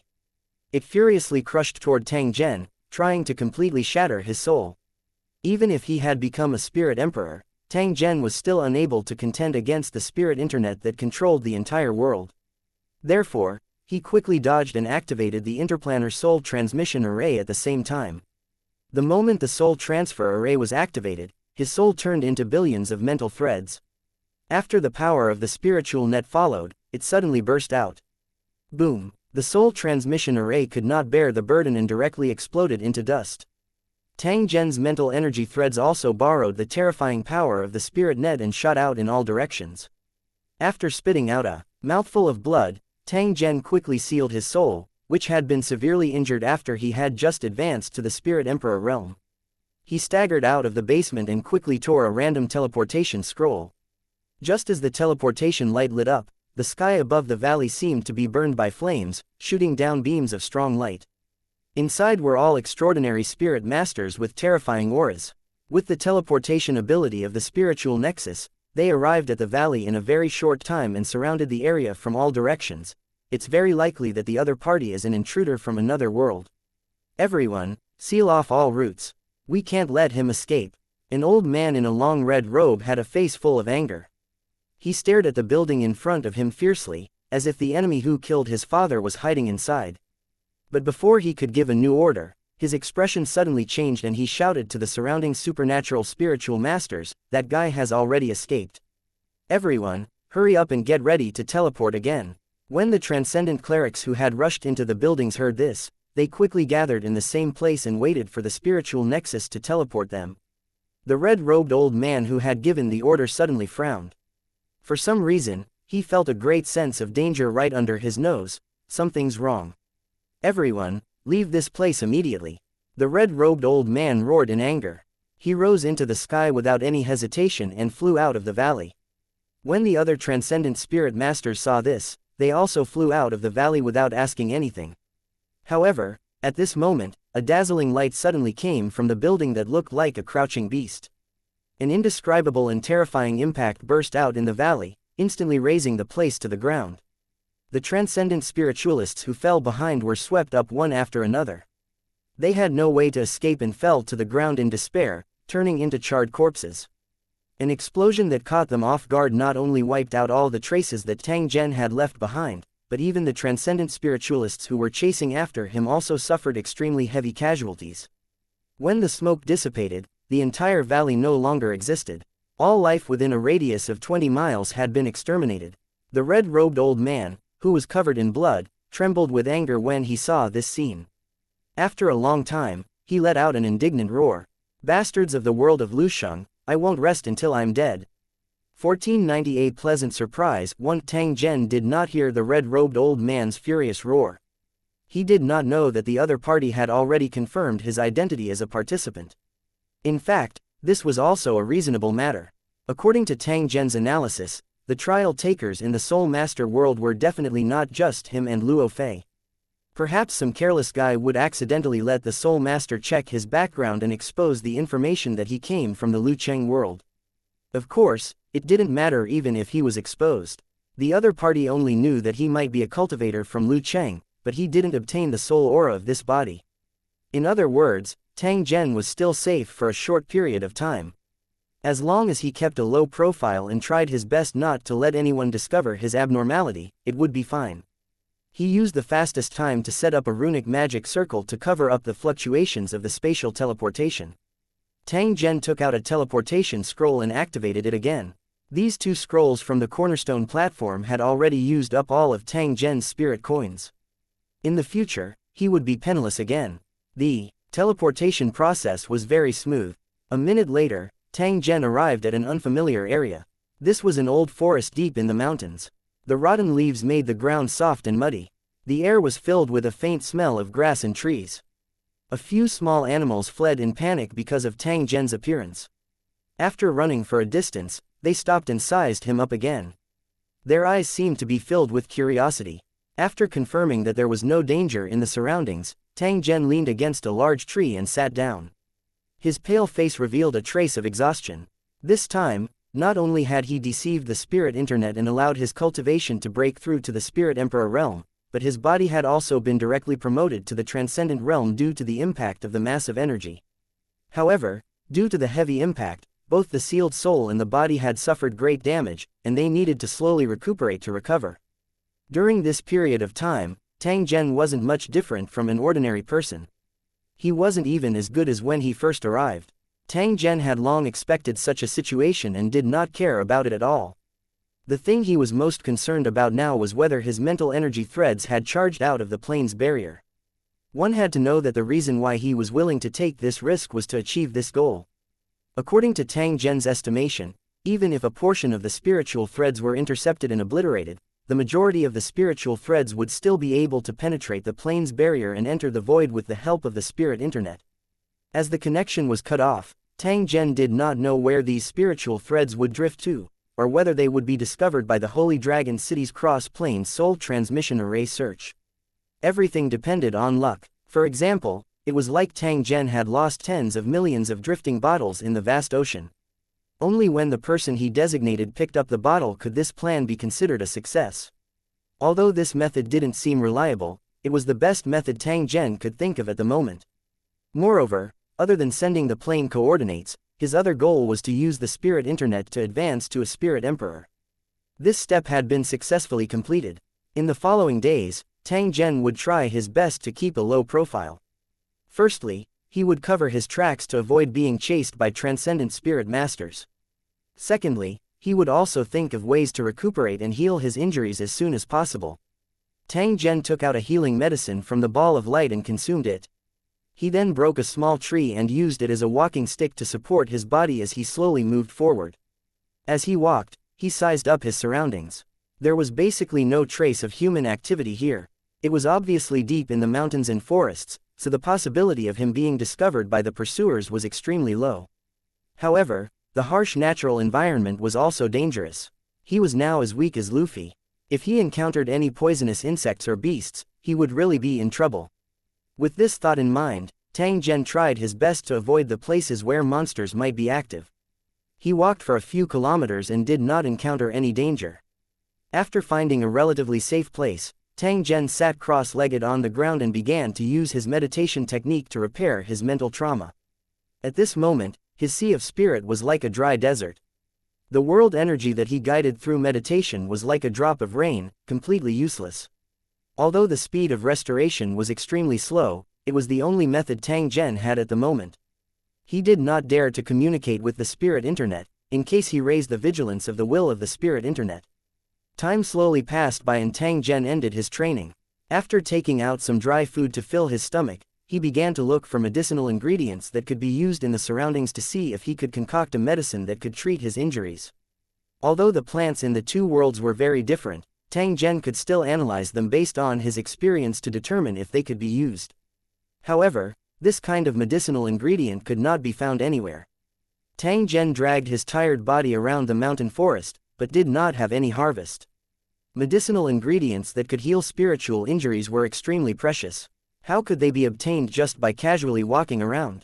Tang Zhen also understood this point in his heart. His previous search was only to try his luck. At this moment, Tang Zhen missed his phone. If he could bring it with him, his situation wouldn't be so difficult. Although the phone couldn't repair his injuries, the application inside could help Tang Zhen search for medicinal herbs and treasures. He wouldn't be like a headless fly now. It was a pity that the super battle zone had used some unknown method to seal his soul power and even the power of his mobile phone. Although Tang Zhen had already anticipated this possibility, he still could not help but feel unwilling in his heart when the thing he was worried about really appeared. Just as Tang Zhen was sighing in his heart, he felt a ball of light in his mind tremble slightly. It seemed as though something strange had occurred. After his consciousness entered the space, Tang Zhen was surprised to discover that a notification had appeared on the Foundation Stone platform. The current Cornerstone platform was a combination of the Holy Dragon City and the Super War Zone, so the interface was more complicated. However, Tang Zhen could still be sure that this message belonged to the Holy Dragon City's Cornerstone platform. One had to admit the strength of the Cornerstone platform. Even if the trial taker was in a different world without plane coordinates, it did not affect the operation of the Cornerstone platform. This was also the greatest support for the trial taker when they were in the enemy camp. After clicking on this prompt, Tang Zhen was stunned for a moment as his face revealed a complicated expression. It turned out that this information prompt had an additional item on the Holy Dragon City's Foundation Stone platform, and only the City Lord was qualified to buy it. There had always been a level restriction when trading on the Cornerstone platform. If Lu Cheng's level was not high enough, he would not be able to buy the goods on the platform even if he had more points. In the entire Holy Dragon City, only Tang Zhen's trading platform had the highest level. Therefore, there was no doubt that this product was specially prepared for him. Tang Zhen could not help but smile when he discovered that the transaction price was only 1 point. He casually clicked on the trade button. The Super Battle Zone was naturally aware of this method of exploiting loopholes. Therefore, this opportunity could only be given once. Furthermore, there was a limit to the number and type of items available. Although it was helpful to the trial takers, it was extremely limited.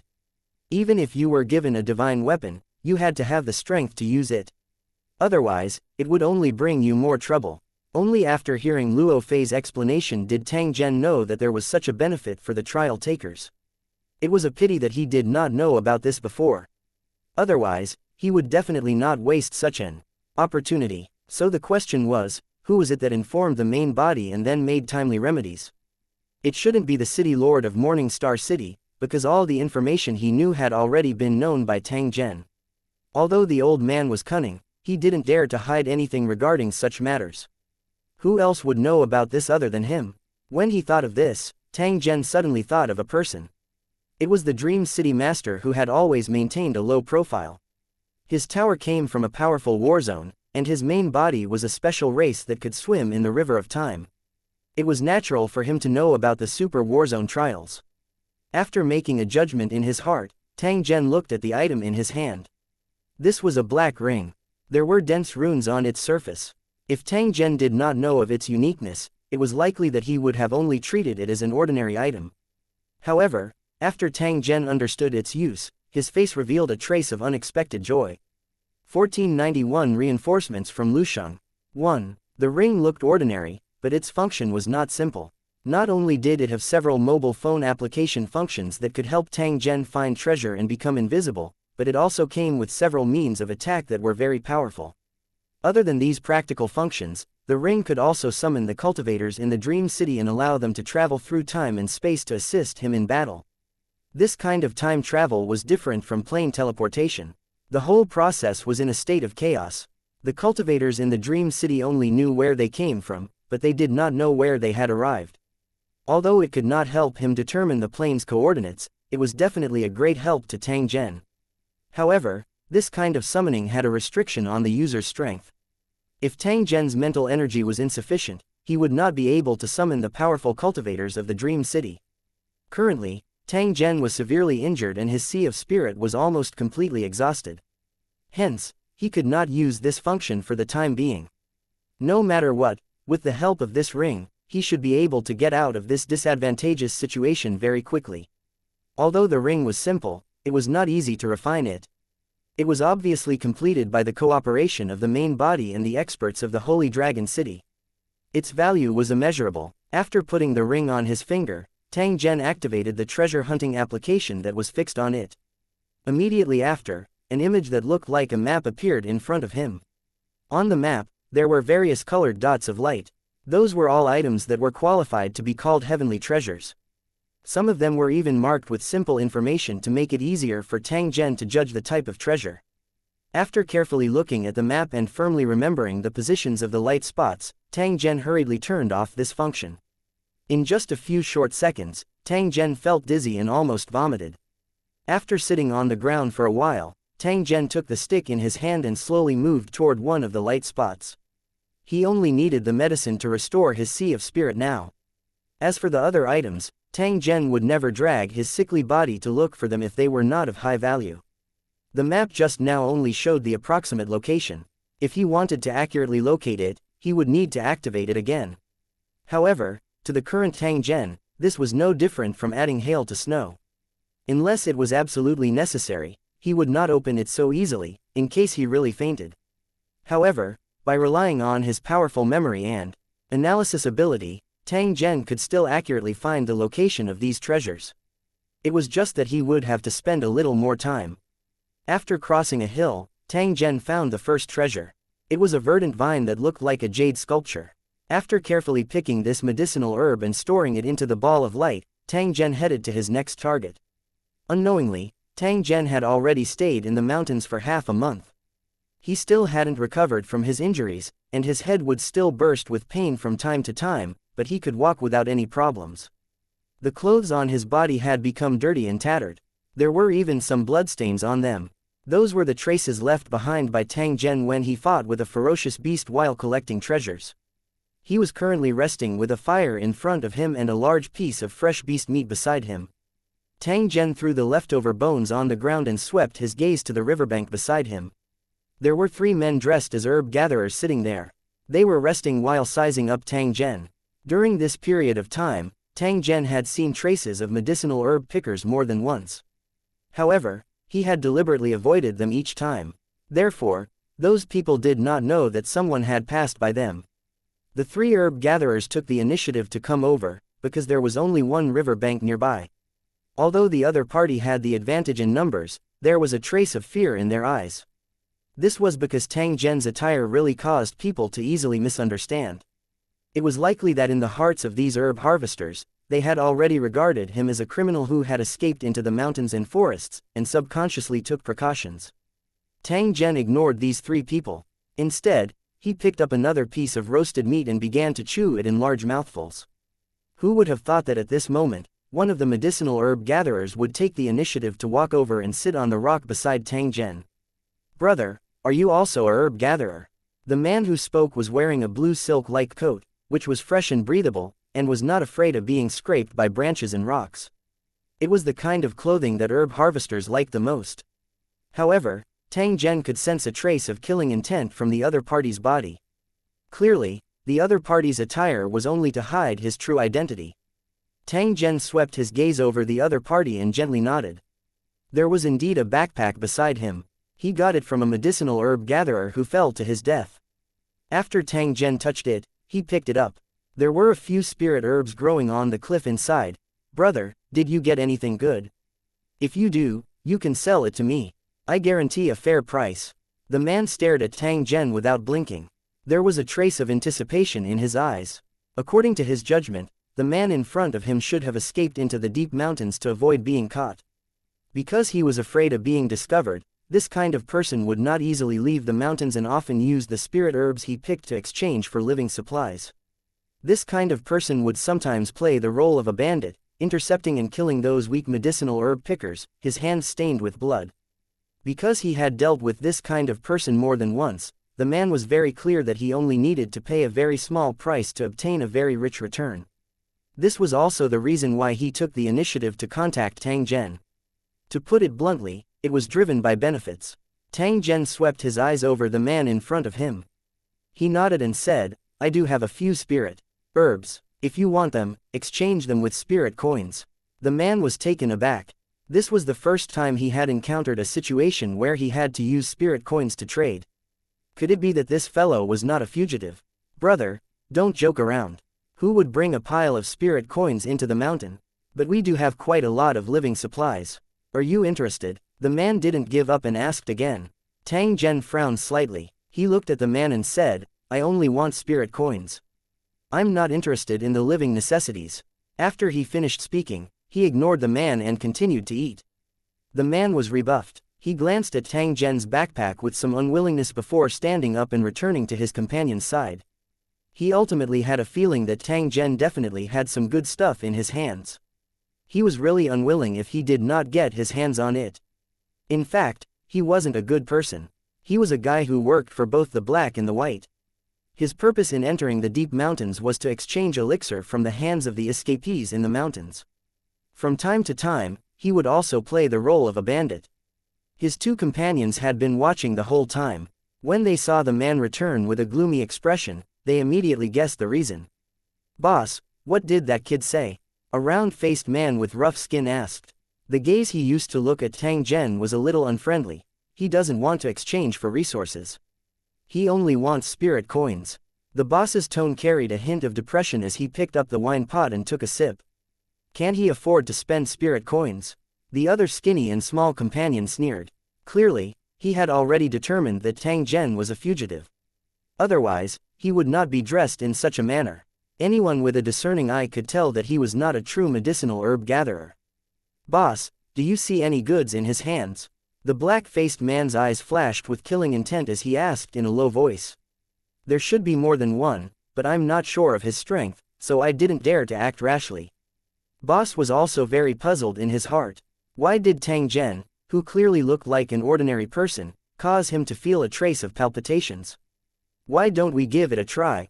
If there's really good stuff, wouldn't it be a pity to miss it? As his petite companion spoke, he had already quietly taken out his spiritual weapon, his face filled with eagerness. The black-faced man also looked at his boss with anticipation. Because the harvest from this trip into the mountains was too little, he didn't want to miss the possible opportunity to make a fortune. The boss was still a little hesitant, but when he saw the look of anticipation on his companion's face, he finally made up his mind. All right, let's finish him off. The three of them made up their minds. Just as they were about to make a move, they saw Tang Zhen actually take the initiative to walk over to them. The hearts of the three of them sank when they saw the mocking smile on Tang Zhen's face. 1492 Playing around and going to jail. 1. The expressions of the three people, who originally had killing intent and imagined that Tang Zhen would soon become a corpse, immediately became unnatural. According to their usual practice, they would paralyze their target and then suddenly attack. The moment the other party was careless, they would fall for it. Then, with the cooperation of the three people, there was almost no target that they could not deal with. If the situation was special, the three of them would have thought of other ways. It could be said that as long as one was targeted by them, it was very difficult to survive.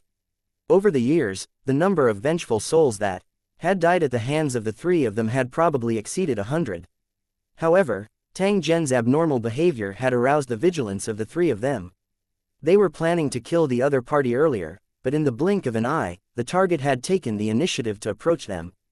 Could it be that he was in a hurry to die? There must be something wrong with this abnormal situation. The boss gave his two companions a look, indicating that they should act according to the situation. Brother, is there anything else? The boss's face was full of smiles, looking extremely amiable, making people unable to raise their vigilance at all. The other two people were also chuckling. However, they quietly stepped away from their boss's back and surrounded Tang Zhen. Their positions were not conspicuous. However, as long as they made a move, they would be able to seal off all the possible escape routes that Tang Zhen could take. Tang Zhen did not seem to have noticed it. He only looked at boss without turning his eyes. He used an indifferent tone and said, I have some good stuff. Do you really not have any spirit coins? The boss shook his head. Brother, we really don't have any. Why don't you take out the goods and take a look? If it's worth another trip, I'll go down the mountain to get the spirit coins immediately. If you are sincere, then bring the spirit coins. Otherwise, there is no room for discussion. Tang Zhen's tone was very firm, causing the boss's smile to freeze. He then let out an amiable, hee.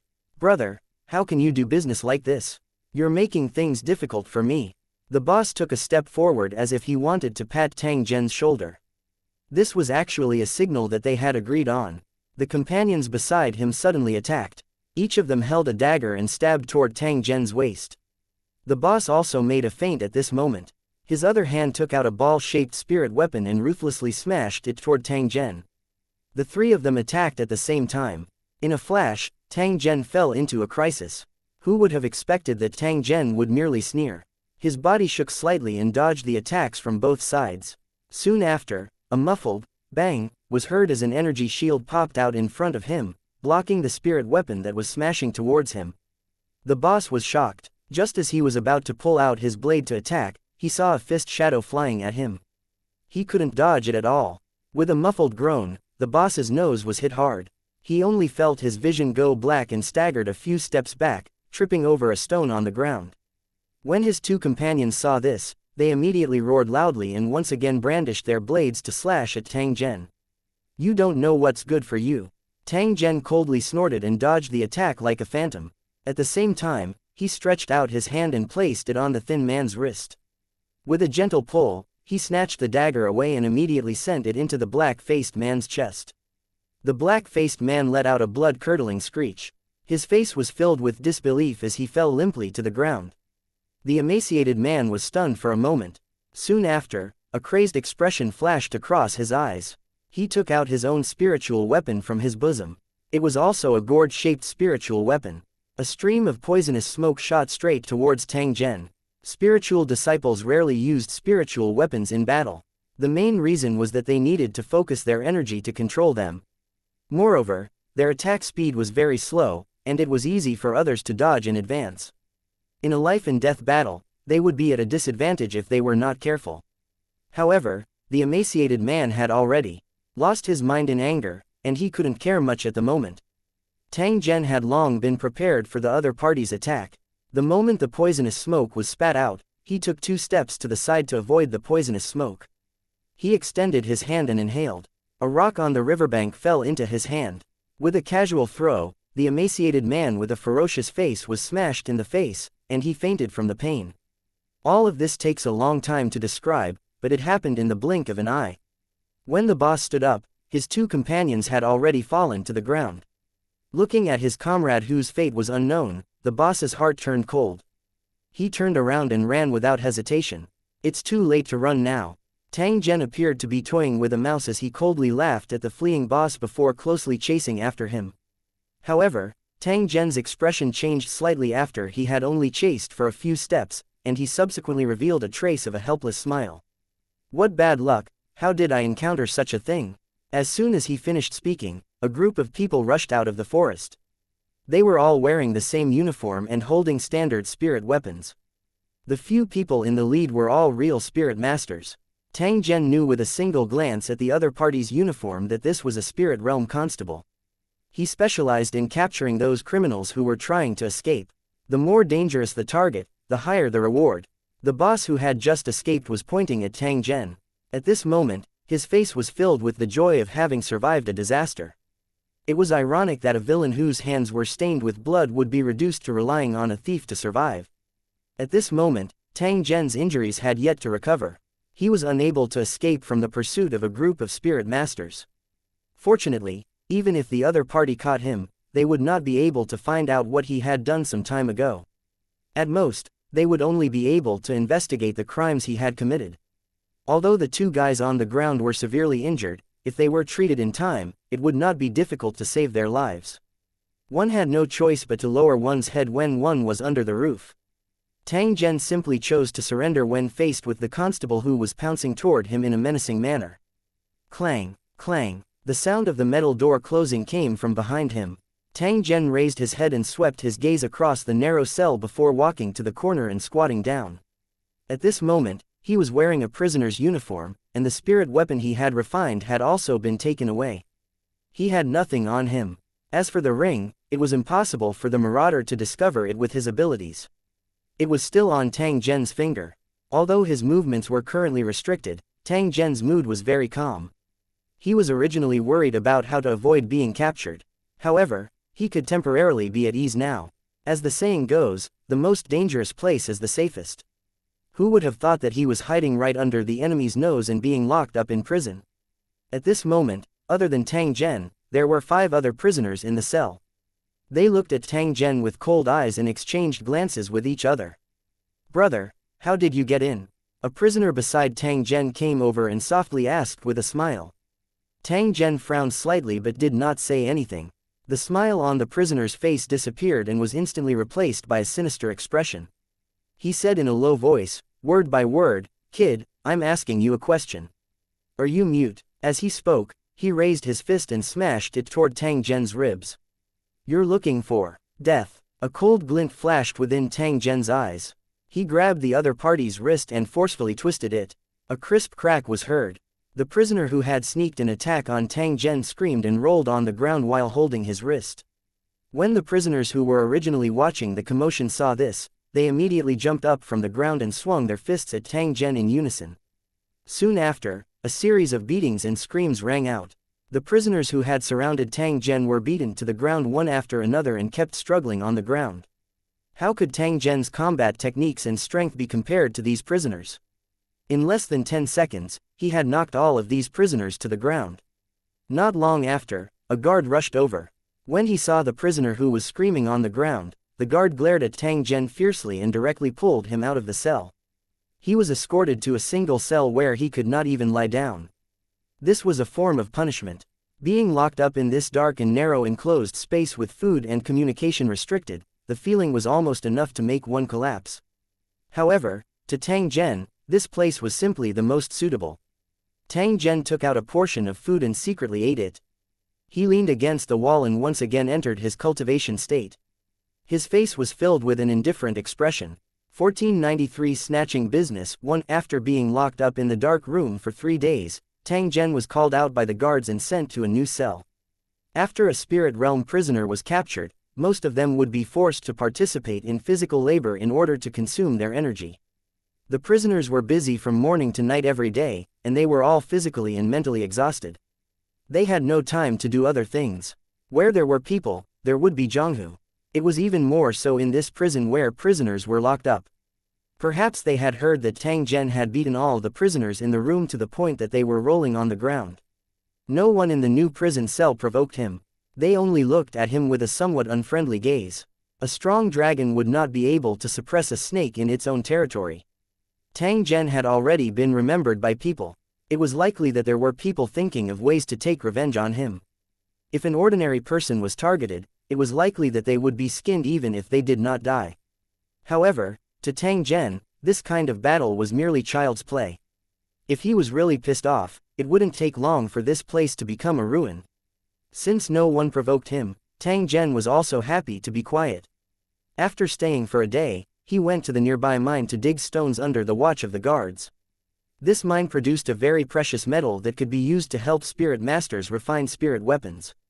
Thousands of prisoners worked here every day, digging out pieces of stone from the mountain and breaking them into pieces the size of eggs. Every prisoner was given a fixed amount. If they could not finish their work, their food would be cut in half, or even only a bowl of soup. Tang Zhen took the sledgehammer that the supervisor had distributed and followed the prisoners to find a place. He waved the sledgehammer and began to hammer the rocks. One by one, the stones were smashed, and the ores inside were picked out and placed into the basket. Sometimes, when an entire stone was smashed, only a few pieces of useful ores could be found. The prisoners were all covered in sweat, their faces covered in dust and mud, and they would curse from time to time. "Brother, do you want some bewilderment grass?" A prisoner came in front of Tang Zhen and asked in a low voice. "Bewilderment grass, what's the price?" Only after hearing the prisoner's question did Tang Zhen remember that there were still dozens of caddies of bewilderment grass in the ball of light. It had been left in the corner and ignored. Bewilderment grass was only harmful to ordinary people, but to spirit masters, it was a medicinal herb that nourished and restored the soul. It was just that there was a limited supply. In a place like this, bewilderment grass was a rare treasure. Even if it was mixed with a lot of impurities, it could still be sold for a high price, 1,000 spirit coins for one serving. The price is absolutely fair. As he spoke, the prisoner took out a bunch of bewilderment grass the size of a fingernail and let Tang Zhen have a look. "That's right, but I don't have money." Tang Zhen glanced at the bewilderment grass that was mixed with wild grass and gently shook his head. "If you don't have money, why are you asking?" The prisoner had a look of disdain on his face. He quickly put away the super TRPG in his hand and walked away with his tools. Tang Zhen ignored this fellow. Instead, he frowned and thought for a moment before turning his head and walking toward the few prisoners not far away. "Buddy, do you want some bewilderment grass?" The few prisoners, who were sweating profusely, were stunned for a moment. They frowned as they sized up Tang Zhen before gently nodding their heads. Tang Zhen smiled as he took out a bunch of bewilderment grass from the ball of light.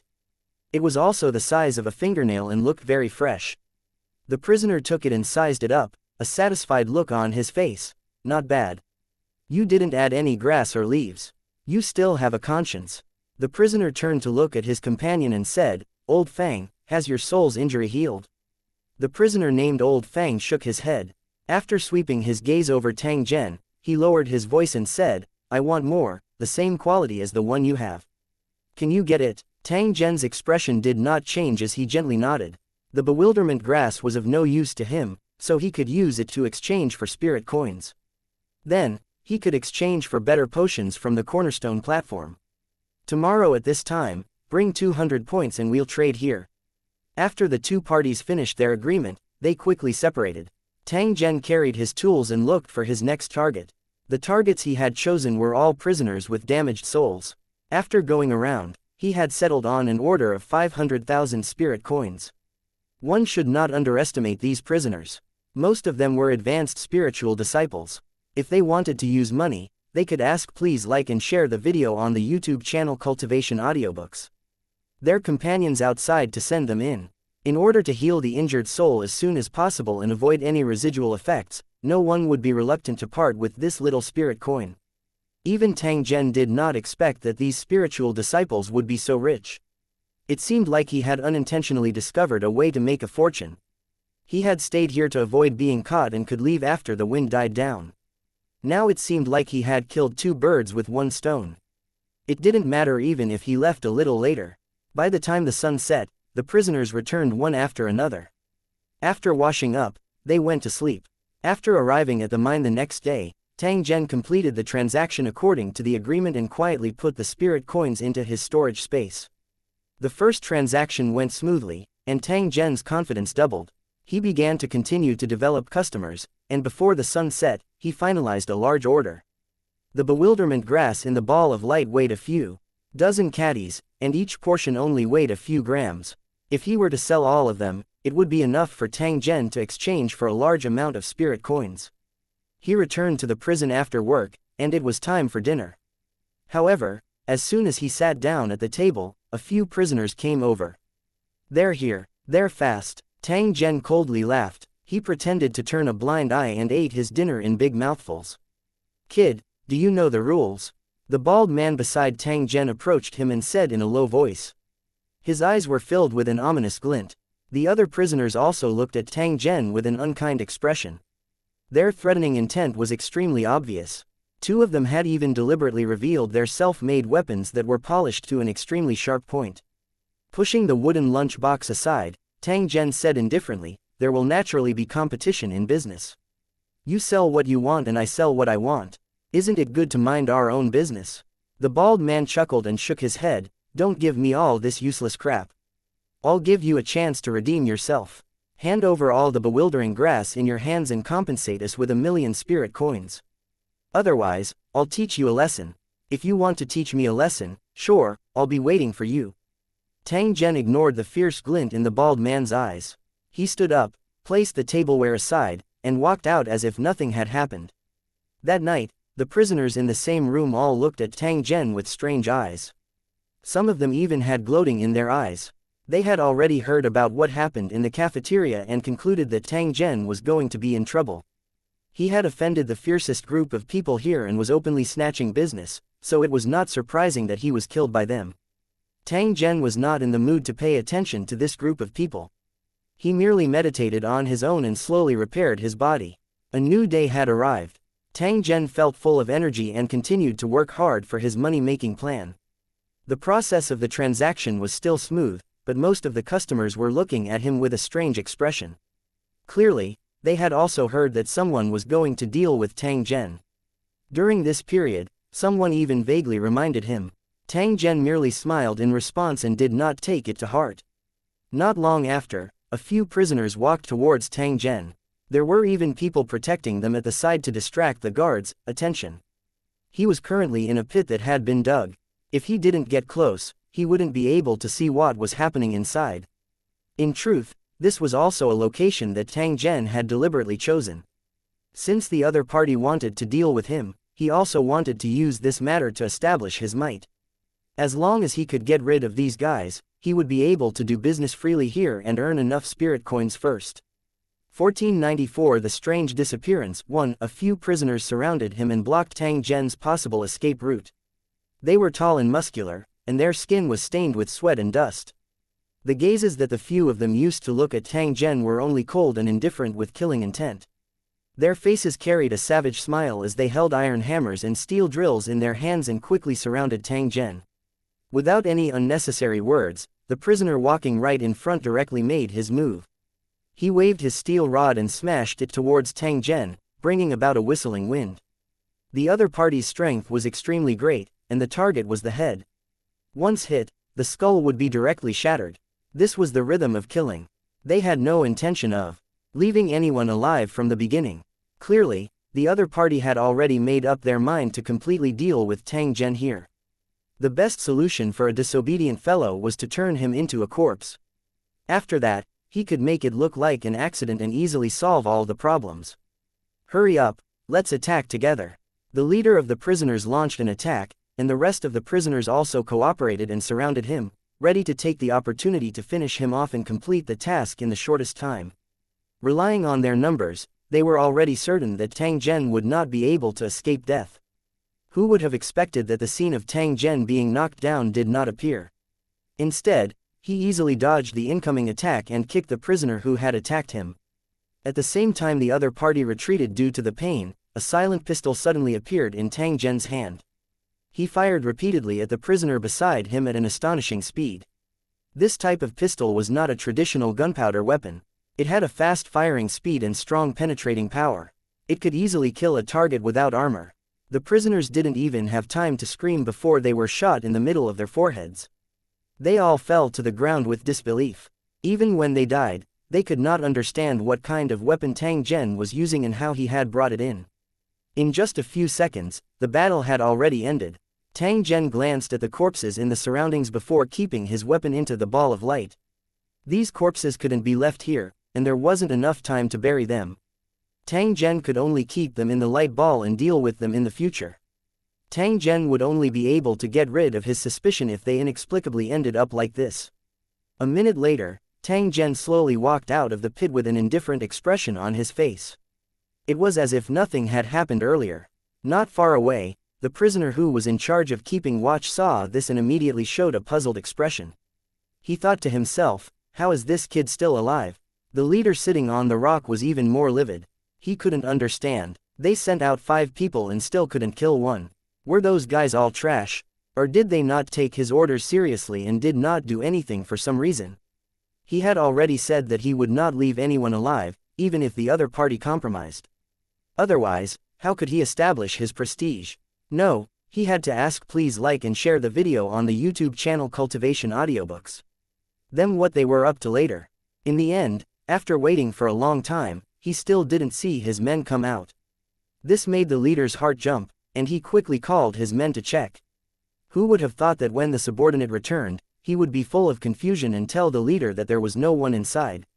No one? How is that possible? The leader turned pale with fright. He had just seen several of his men go in and not come out at all, so how could they not be there? The subordinate guaranteed again and again that he was not lying. After all, the location was not very big, and he could see everything with a glance. The leader didn't give up. He personally ran over to take a look, and as expected, he didn't see anything. Damn it, what's going on? How could a few living people just disappear in broad daylight? The more the leader thought about it, the more panicked he became. He ordered his men to search carefully again. After confirming that there were no traces of burial or blood, he left in a hurry with a face full of unwillingness.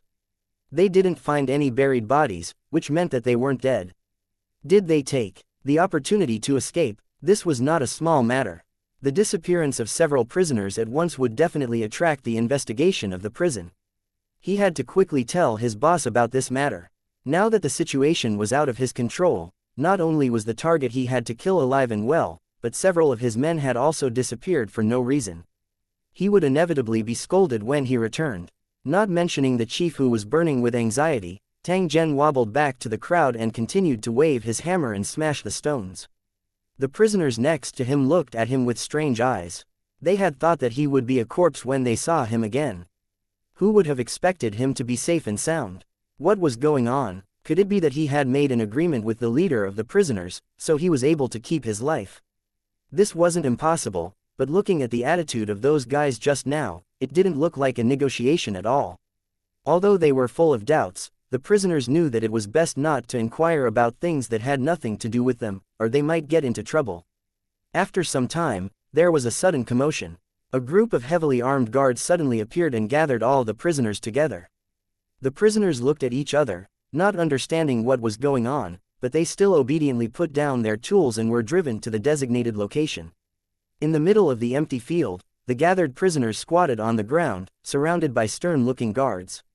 As the roll call was made, the prisoners got up and left one by one. When the last prisoner stood up, the head warden's face was as dark as water. He looked down at the surroundings coldly. He had just received a report that the prisoner that the guards were in charge of had disappeared, and it was very likely that he had escaped. The head warden was furious and rushed to the mine.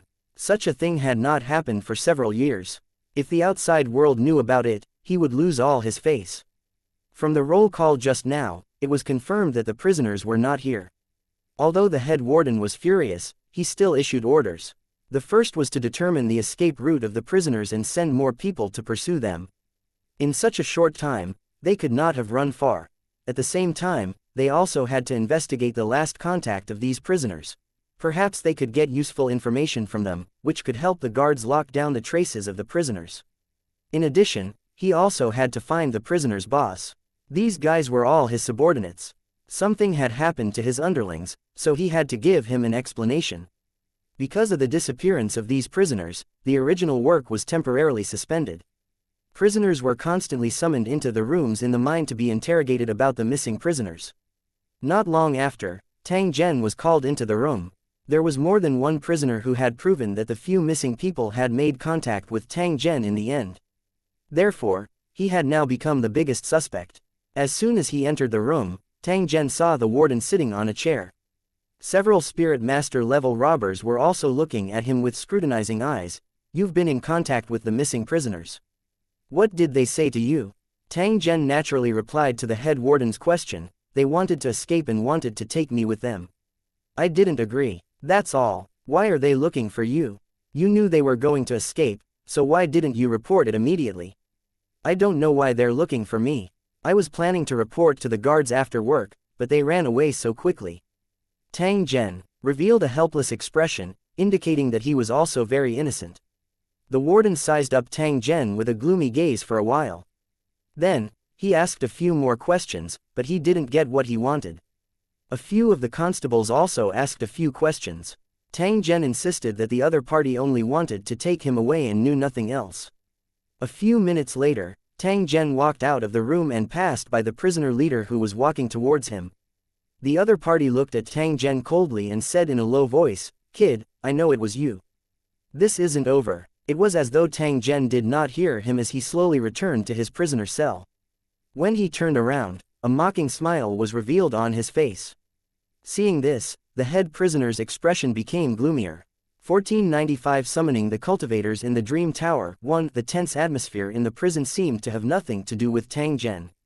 Although he was also listed as a key suspect, there was no direct evidence that he was related to the disappearance of several prisoners. The most difficult thing to do was to not see the dead or alive. The prison guards had already begun the pursuit, but after a few days, there was still no result. These guys seemed to have disappeared into thin air, making the arrest officers very annoyed.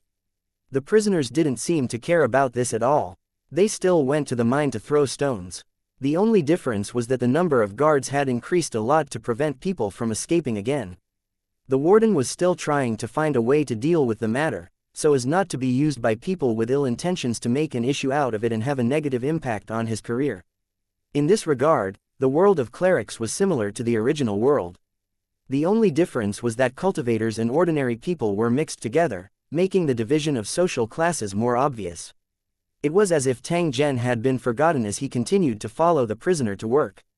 After which, he took the opportunity to promote his goods. In addition to the illusion grass, Tang Zhen also got some things from the cornerstone platform. After a simple processing, he sold them to the prisoners who lacked resources.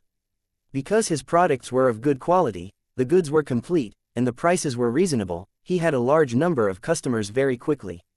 This kind of thing couldn't be hidden from too many people. Very soon, Tang Zhen's reputation spread among the prisoners.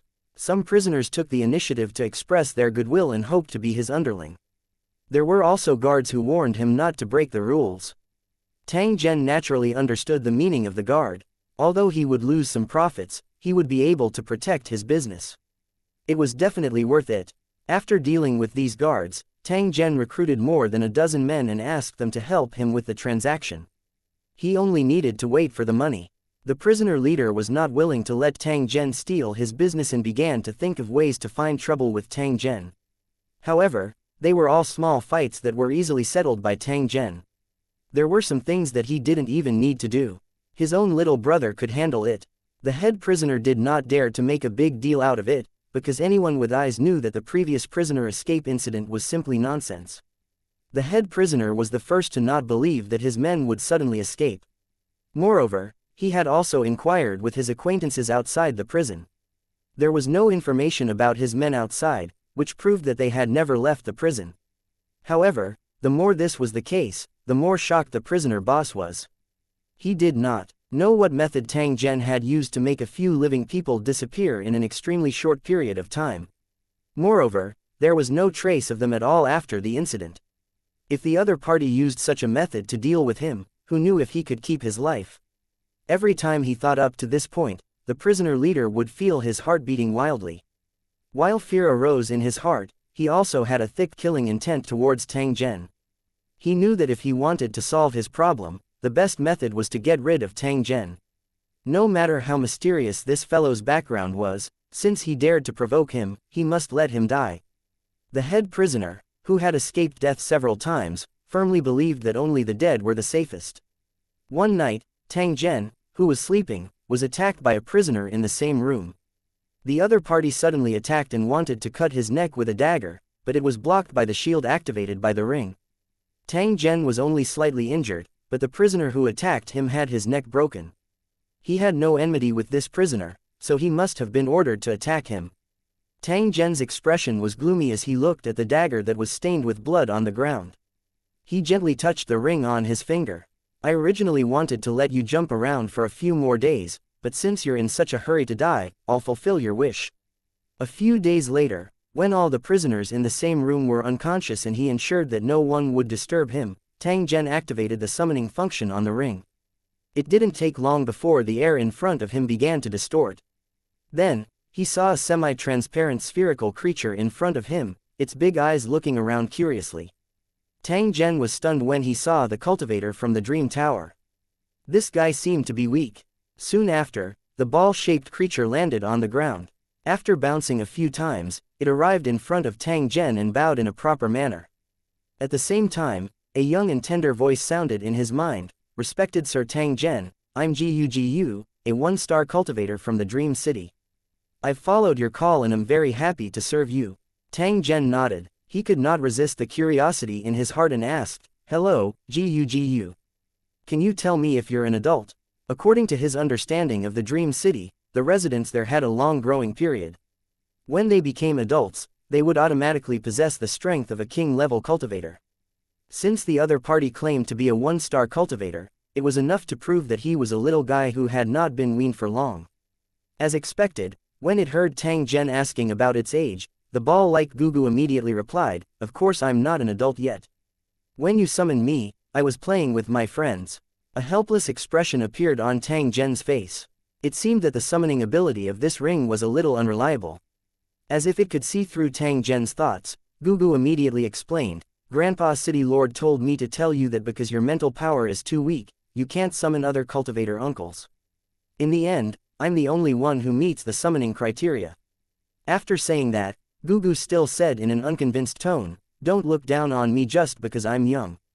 I'm actually very powerful. Grandpa's city lord taught me a lot of things." Tang Zhen was amused by Gugu. He thought in his heart, that's indeed the case. Don't look at this little fellow's childish face.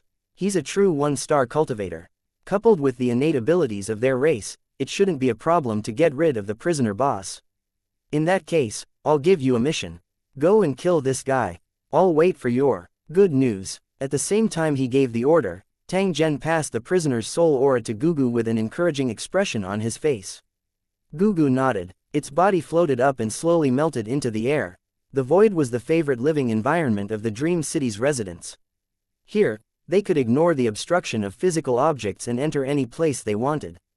In the void, the residents of the Dream City could still search for the soul aura they wanted and then use their racial talents to kill them. However, the residents of the Dream City were not omnipotent. In the entire Dream City, only the Dream City Lord had the ability to swim in the river of time. After he stepped down as the City Lord, this ability would be passed on to his successor.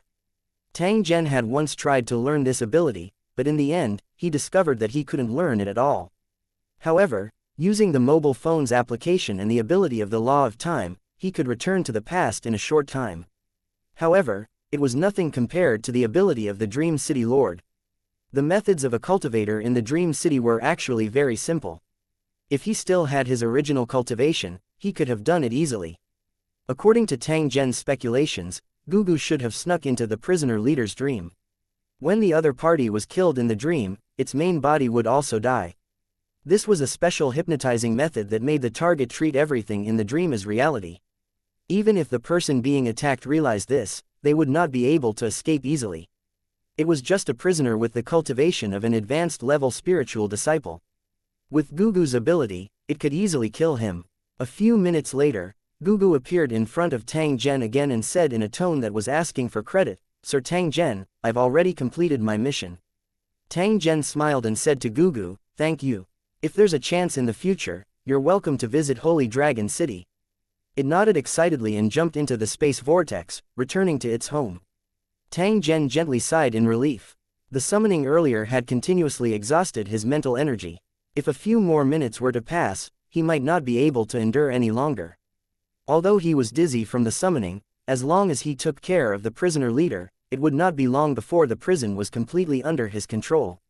1496 Information from the Void. 1. Tang Zhen hid in prison and peacefully earned money, but monstrous waves were set off in the outside world because of him. The ambush he had set up before he retreated had caused 7 transcendent spirit masters to die on the spot, and more than 10 spirit masters to be seriously injured. A large area had been completely reduced to ruins. Fortunately, the explosion had happened in the valley, otherwise, it would have caused incalculable damage. The higher-ups of the spirit masters were furious and ordered that even if they had to dig 3 feet deep, they had to capture Tang Zhen. The spiritual nexus played an indelible role in the stable development of the cleric world. If it wasn't for the fact that it hid the coordinates of the plane, this world might have been invaded by the enemy long ago. The spiritual nexus was like a big pot without holes, trying to seal the taste of the food in the pot, so that the predators couldn't find the accurate location of the Soul Master world in the pitch-black environment. However, if the protection was opened from the inside, the smell of the food in the pot would leak out, and those with a keen sense of smell would follow the smell and lock onto the hidden Spirit Master world. To these true predators, the defense of the spiritual nexus was nothing.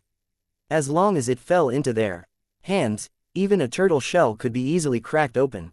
The reason why they attached so much importance to Tang Zhen was firstly because he had caused the death of many spirit masters and secondly because he was related to the infiltrator. This was what the higher-ups of the spirit masters were most concerned about. According to the spiritual threads intercepted by the Spirit Intranet, he could confirm that Tang Zhen did not belong to the Spirit Master world but was an infiltrator from another world. In his spiritual threads, a large amount of information about the cleric world was compressed and stored. As long as they passed through the plane barrier, they would definitely bring out the plane's coordinates. In the past few years, the higher-ups of the Spirit Masters had already realized that an enemy called the Tower World was secretly coveting it. They had sent cultivators in more than once to collect information and also tried to send out the plane coordinates of the Spirit Master world. Tang Zhen's actions were equivalent to poking a hornet's nest. It made the higher-ups of the spirit masters feel a sense of crisis for their survival for the first time. They were afraid that someone would do something similar. If that happened, no matter how strong the spirit internet's defense was, it was extremely likely that fish would slip through the net. At the same time, they were also worried about one thing. How many of the mental energy threads that Tang Zhen had released last time had broken through the plane's barrier, and whether they had been discovered and deciphered by the enemy. If the enemy had successfully received the spiritual thread, then it wouldn't take long for a strong enemy to come to the Spirit Master world. To the Spirit Master world, this meant that a huge crisis was about to descend. Facing such a severe situation, the higher-ups of the Spirit Masters didn't dare to be careless. While they were actively preparing for the battle, they also began to send large numbers of Spirit Masters to clean up, vowing to catch all the hidden infiltrators in one fell swoop. In just one night, groups of Spirit Masters could be seen everywhere in the spirit realm. They asked and collected all kinds of information. Any Spirit Master suspected of infiltrators would be investigated and pursued. The Spirit Masters who were being investigated were all in danger, while the real infiltrators were secretly cursing and carefully hiding their traces, afraid that the Spirit Masters would catch them. As time passed, the participants gradually understood what had happened. They felt both admiration and anger toward this audacious Tang Zhen. Tang Zhen had done many things that the infiltrators couldn't do, but it had also caused the trial taker's situation to become even more dangerous. Somewhere in the spirit realm, Luo Fei looked at the team of clerics passing by in a hurry. A trace of helplessness and shock flashed across her face. Never in her dreams would she have thought that Tang Zhen would be so bold to stir up a storm in the Spirit Master world by himself. There was even a rumor among the spiritualist masters that the war could start at any time. As long as one's cultivation was at the advanced stage, they would have to accept the enlistment and go to the battlefield. She knew that this could mean that the world of Lusheng was about to launch an invasion. The rumors of war made the clerics panic. Because of the unification and isolation, there were almost no wars in the clerics' world. At most, there were a few small-scale rebellions in history, but they were quickly suppressed and didn't cause much of a stir.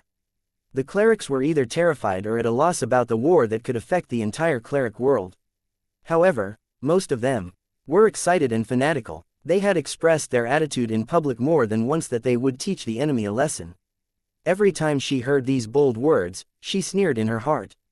These clerics were really frogs in a well. They had no idea how powerful the enemy they were going to face was. The world of Lusheng, Holy Dragon City. Now, the entire continent had fallen into the Holy Dragon City's control. New buildings were built one after another, and the entire world had undergone earth-shaking changes. Because of the existence of the towers, cultivators had the best place to cultivate and train themselves. Therefore, they all rushed into the towers and applied to become their residents. There were also cultivators who didn't like to be restrained. They traveled between various cities on the continent, accepting missions and earning commissions. Their lives were quite comfortable. However, the lives of ordinary people had changed the most because Tang Zhen had stabilized the plane channel connecting the original world, making the communication between the two worlds more convenient. This also made the items from the original world flow into this continent. The Aboriginals came into contact with all kinds of items every day, and their views and concepts of life were rapidly changing. As their lives were getting better and better, the wounds left behind by the war were gradually healing.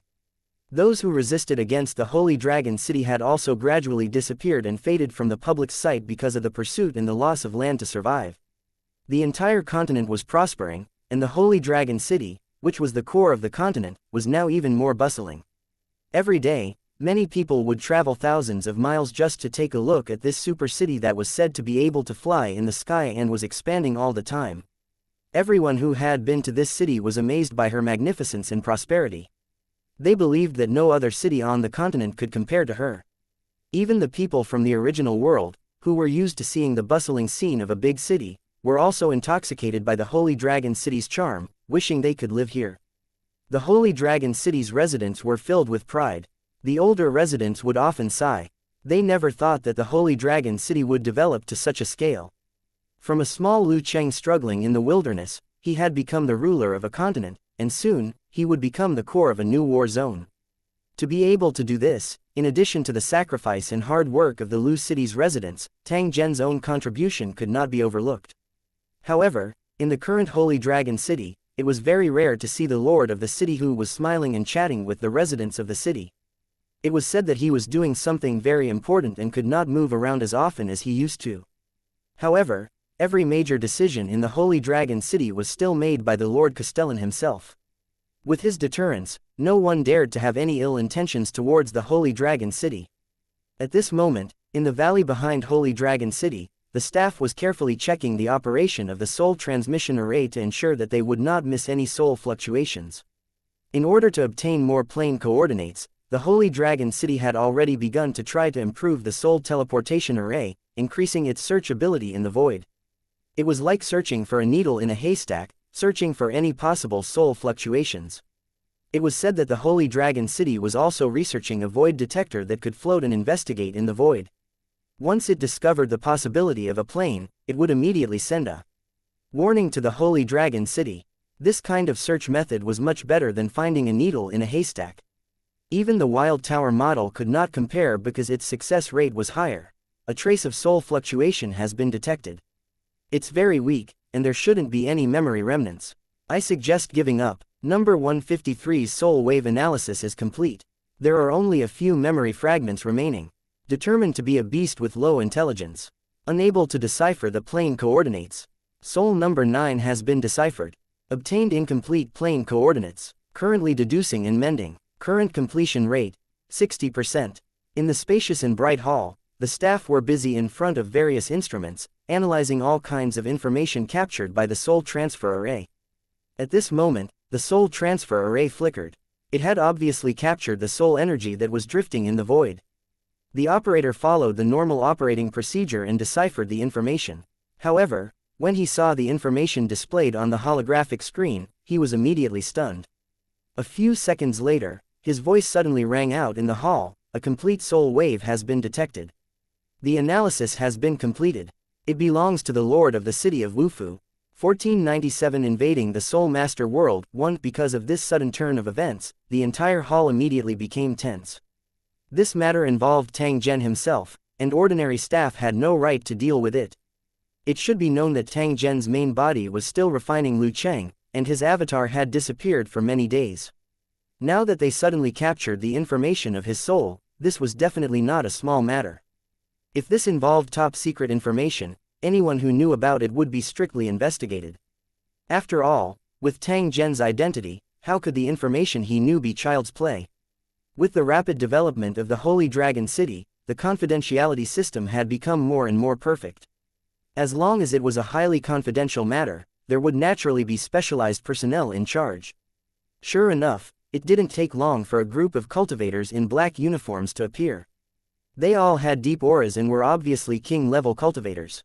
After arriving at the hall, these cultivators immediately sealed all the information they had just obtained and entered a separate room. They left in a hurry half an hour later. No one knew what was recorded in the soul message. However, the high-ranking officials of Holy Dragon City quickly returned and headed to a secret location in Holy Dragon City together. In the quiet secret cultivation room, more than 10 Holy Dragon City cultivators stood outside the door, silently looking at Tang Zhen, whose body was completely transparent. At this moment, he was like a glass statue, transparent and flawless.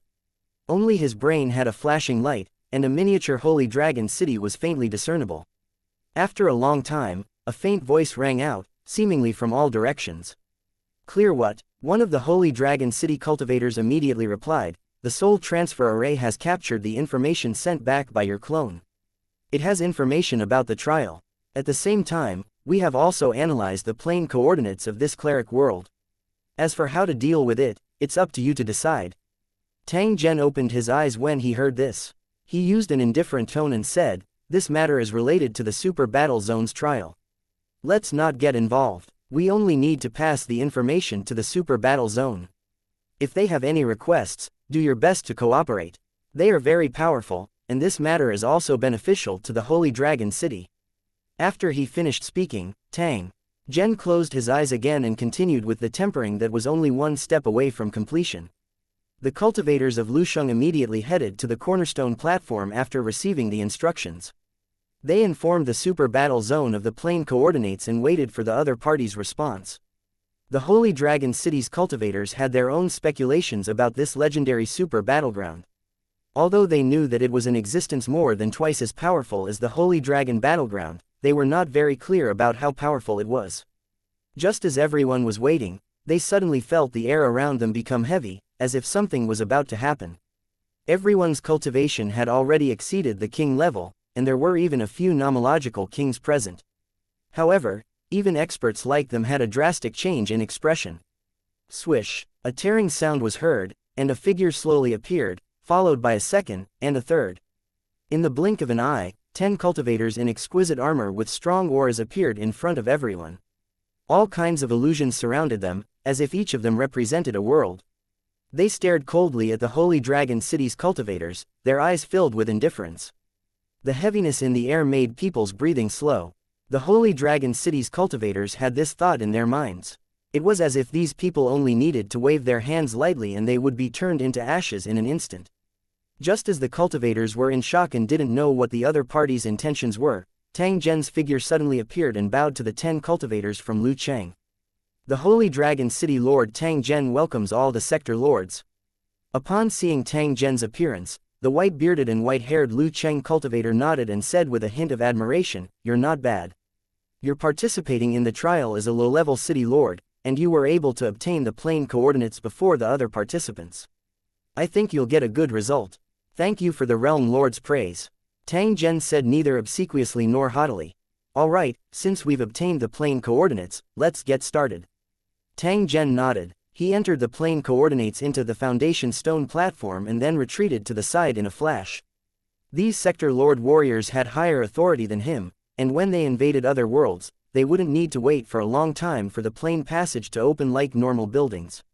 As long as the foundation stone platform locked onto the position, the sector lord could forcefully break through the barrier and then launch an attack with the force of lightning. Everyone present watched this scene intently, afraid that they would miss out on any details. Following the activation of the platform, a ripple appeared in the hall. The 10 sector lords exchanged glances and instantly entered. Tang Zhen softly sighed in his heart when he saw this scene.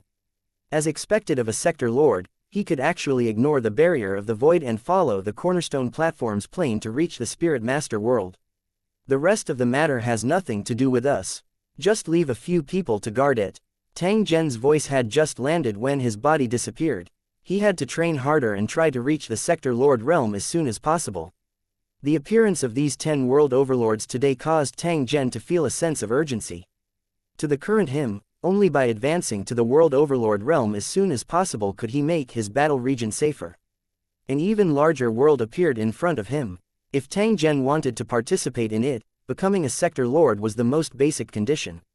In the void, 10 figures appeared out of thin air, quietly looking at the Spirit Master world that was covered by the spirit net. "Everyone, let's attack together." The leading white-bearded old man gave the order and the 10 sector lords simultaneously attacked, all of them attacking the barrier. With a loud boom, cracks appeared on the firm plane barrier, and it began to collapse like a broken mirror. The core of the spirit internet was on the brink of war as it frantically mobilized the energy of heaven and earth to repair the damage. The transcendent cultivators of the Spirit Master world received the invasion alert at the same time and all rushed to the area under attack. Who knew that before the transcendent spiritualist could get close, a loud sound came from the sky, and a terrifying crack appeared in the sky of the spirit realm. A large hand tore open a gap and 10 mountain-like energy incarnations rushed in. They were like gods looking down on all living beings, coldly looking at the ant-like spirit realm cultivators. Fight! A thunderous sound resounded, and one of the sector lords turned into a lava giant. With a wave of his hand, the lava splashed into the sky. The lava covered the sky and any spirit master who was touched by it turned into a fireball and fell from the sky. After that, there were sector lords who turned into frost giants, huge storms and poison seas. Almost every sector lord had their own energy avatar that could roam freely in the air. Beside them, the Spirit Master world's extraordinary cultivators were like tiny ants. Even if they attacked in groups, they couldn't cause much damage to these energy avatars. After the first wave of transcendent spirit masters were all killed, huge towers appeared behind the 10 sector lords. Powerful cultivators flew out from the towers. 100,000, 1,000,000, 10,000. The entire sky was filled with cultivators from Lucheng. They were fully armed and spread out in all directions. No one could stop them. These were all energy-formed Lu Cheng cultivators, or rather, clones. When Lu Cheng completed the tempering of his Lu Cheng and officially became a sector lord, he could easily do this. Although they were only energy incarnations, these cultivators had copied the memories of their main bodies and were not inferior to their main bodies in strength. The only flaw was that they could only exist for a limited time. But even so, these cultivators in Lusheng City could suppress the enemy to the point where they couldn't even lift their heads. If necessary, they could even use their own bodies as a channel to send their own towers over.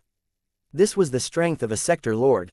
Not only could he cross the void by himself, he could also use his energy to conjure up his own citizens. Even if they were to teleport through the city, it would not take much time. With the appearance of these cultivators, the spirit masters who came to help were completely suppressed and a sudden invasion officially began. 1498 The overall situation has been set. 1. The change came so suddenly that the entire spirit realm immediately fell into chaos. From time to time, the figures of cultivators fighting could be seen in the sky. They fought from the sky to the ground, and then from the ground back to the sky. Everywhere they passed, the earth was scorched. The cultivators of Lusheng transformed from energy were extremely powerful. When they fought with enemies, they were not afraid of death or pain. Instead, they were like bloodthirsty beasts that would rush to wherever the enemy was. Even if a cultivator died in battle, they would be reborn in the city and join the battle again. The spirit masters were dazed. After fighting to the death but still not being their opponent, they finally chose to retreat to the ground, looking for a place to hide like headless flies. The cultivators of Lusheng who followed closely behind didn't even look for them. As long as there was a possibility that a spirit master was hiding, they would be attacked in a carpet style. Countless ordinary people were implicated and lost their lives in this battle. As the cultivators in Lusheng continued to advance, the flames of war ignited in one city after another. The once prosperous and peaceful spirit realm was now completely shrouded in smoke. After the 10-sector Lord warriors repelled the Spirit Master world's first interception, they split up into their respective areas and headed in different directions. The invasion had developed to this stage, which meant that the cultivators in Lusheng had already completed the initial control. In the following time, the 10-sector lords would summon Lu Cheng's original body as their base and teleport Lu Cheng's original body over. Then, they would work together to complete the task of clearing the resistors and collecting the spoils of war. With the cruel methods of these 10-sector lords, one could imagine what would happen next. It would be fine if the natives cooperated, but if they didn't give up and continued to resist, they would really kill until blood flowed like a river. Compared to Holy Dragon City's relatively gentle invasion method, these super battle zones' methods were even more vicious. They looked fierce and had the style of bandits. They were indeed worthy of the title of dimensional bandits. Perhaps this was the true cultivator of Lusheng, born purely for invasion and war. Because of the invasion of the cultivators in Lusheng, the order of the entire spirit realm was in chaos. Many organizations had become decorations. The residents of the spirit realm were all in danger, thinking about how to save their lives in this invasion. Even more spirit realm residents fled to the world of ordinary people, hiding in the deep mountains and forests. The prison that Tang Zhen was in was currently filled with fear. The moment the realm lord acted, Tang Zhen knew that the cultivators in Lusheng had already started their invasion. However, he wasn't sure if it was related to him. Who knew if there were other participants who sent the coordinates to him before him? Everything was still unknown before the final trial results were announced. However, this chaos also provided him with an opportunity to fish in troubled waters.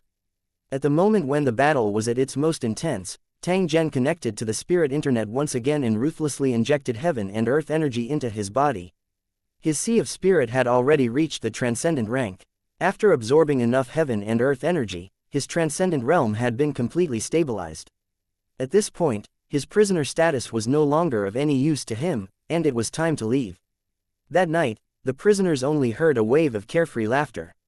The cell that Tang Zhen was in was forcefully broken open.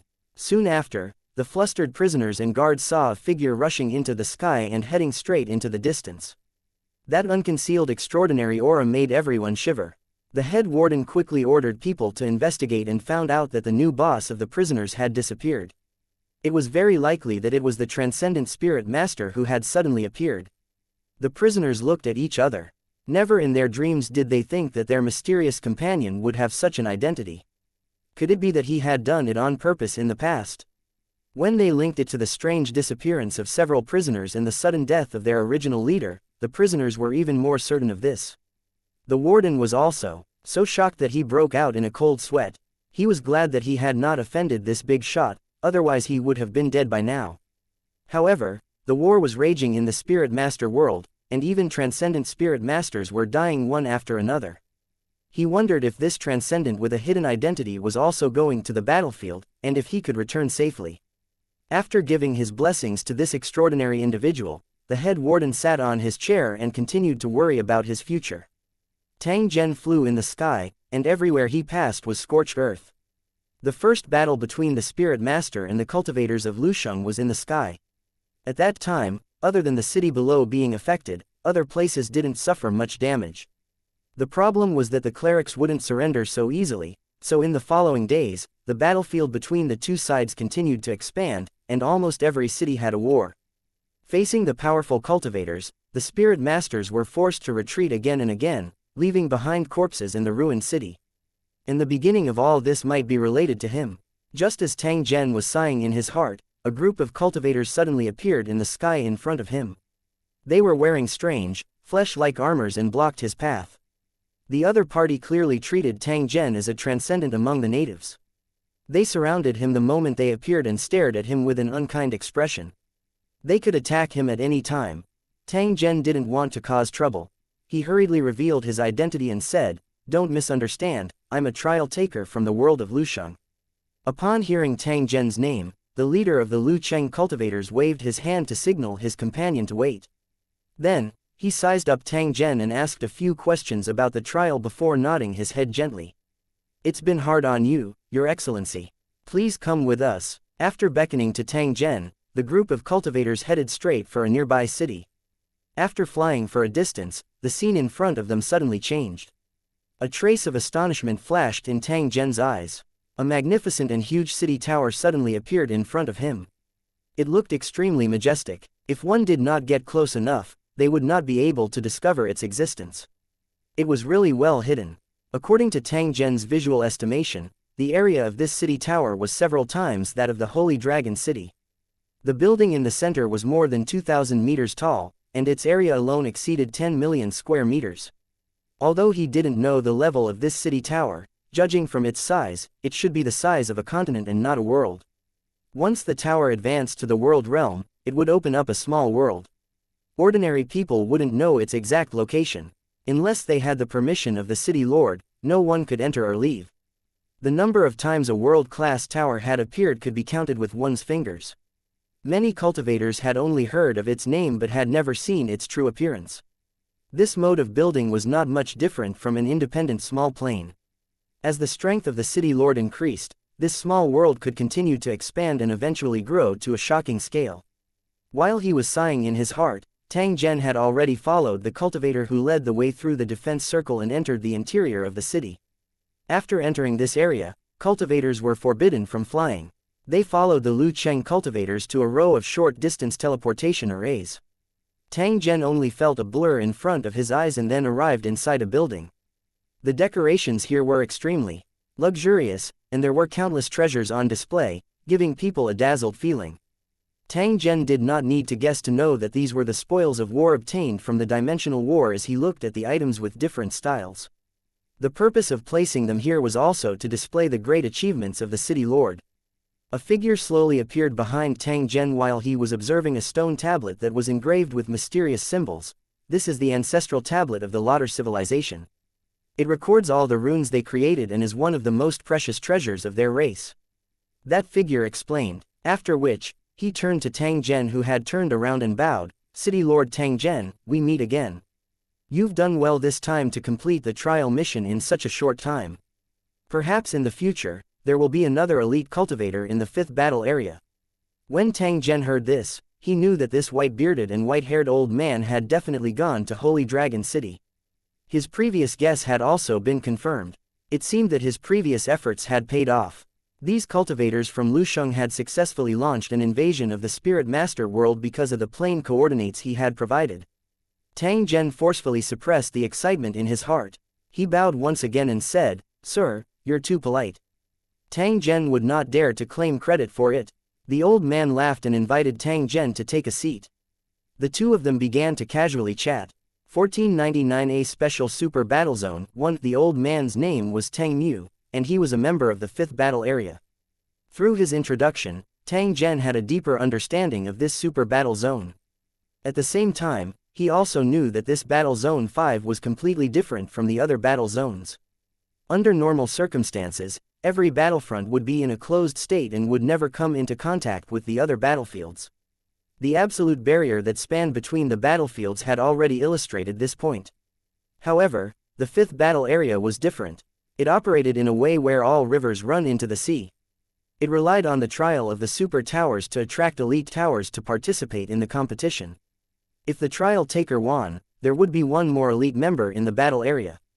If the trial taker lost, the 5th Battle Area would receive 10 times the compensation. No matter how you looked at it, it would not be a loss. Of course, for such a super war zone, even 100 times the compensation was not worth it. The purpose was just to scare off some overconfident lords who wanted to get some benefits. And even if the participant successfully advanced, the 5th Battle Area would not force Lu Cheng to move to the battle area. Instead, after the participant's fief was given to him, the member would be free to deal with it. You can move your city tower to your territory, or you can build a teleportation formation to let you and the residents of the city tower travel freely. The heaven and earth energy density in the super battle zone was not something that could be compared to the ordinary battle zone. If one were to cultivate here, it would not be much worse than living in a top-tier tower. It was a proper heavenly paradise, and one's cultivation speed would increase by leaps and bounds. However, these benefits were not without a price. After becoming a member of a super battle zone, they had to complete the missions assigned by the battle zone regularly, and they could not refuse. Members would have a point system, and if the points were too low, they would be taken back and lose their membership in the super battle zone. If they had enough points, they could also increase the area of their territory. According to Tang Mu, the territories of the members with the highest points in the 5th Battle Area had been passed down for tens of thousands of years, and the area was comparable to a continent. Tang Zhen heaved a sigh of relief after he had a preliminary understanding of the 5th Battle Area. In fact, even if he successfully obtained the membership of the 5th Battle Area, he was not prepared to move the Holy Dragon City over. After all, his own battle area had just been formed. If he moved the tower over, it would definitely be very inconvenient when managing it. On the other hand, the towers could select elite cultivators and send them to the super battle zone regularly for cultivation. This way, the strength of the cultivators in the battle zone could be improved quickly. The stronger the cultivator that belonged to him, the more benefits it would bring to the members of the super battle zone.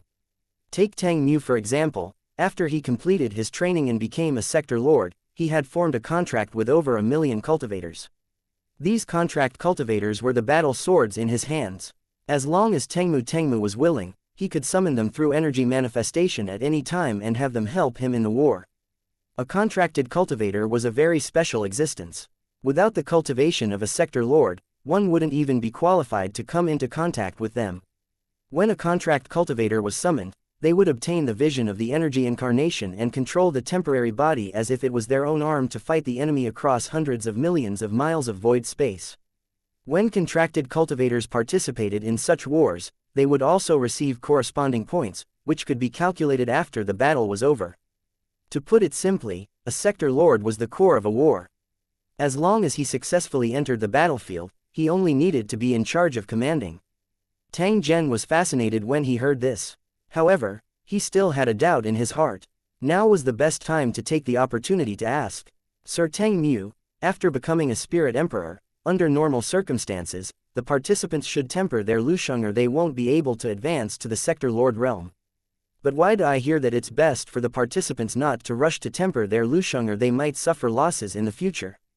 Tang Zhen had heard Luo Fei mention this before, but Luo Fei did not elaborate on the details. One must know that the missions for the participants would take up to 10 years or even tens of years.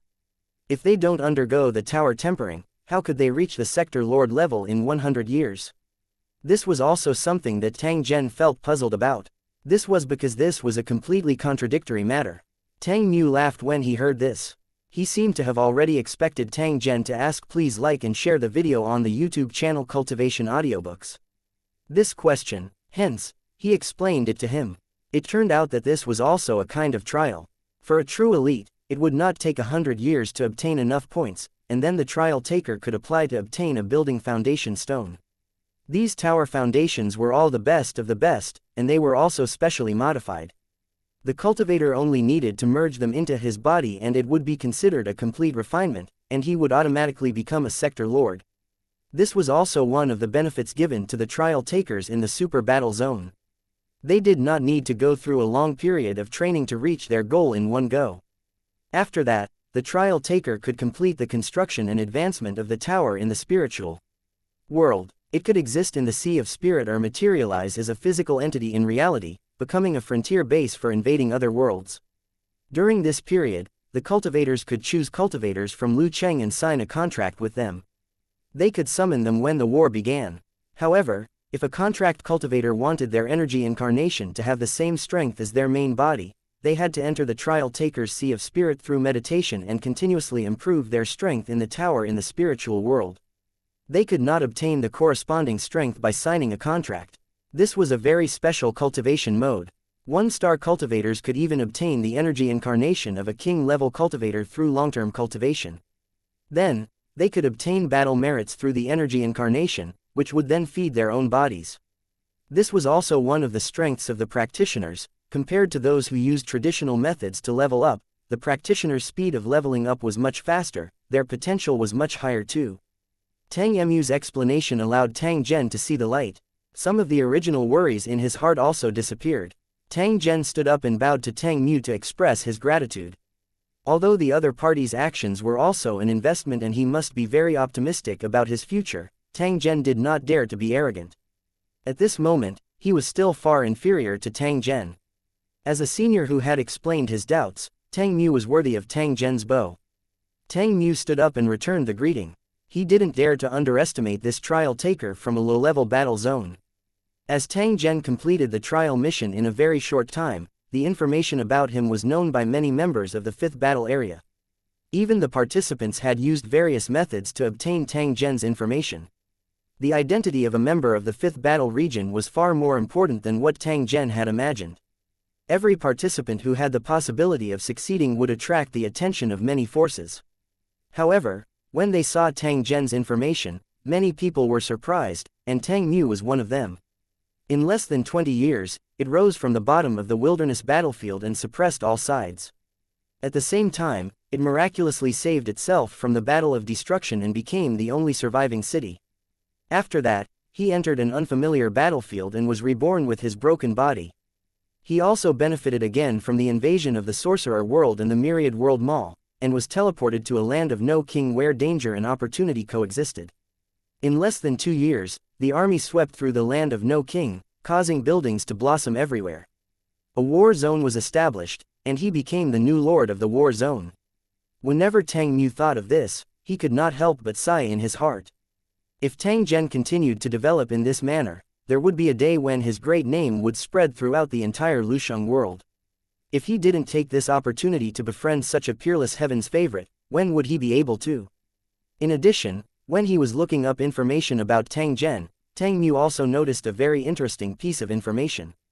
Tang Zhen had once received a gift from the space tower in the Spiritual Ruins War Zone.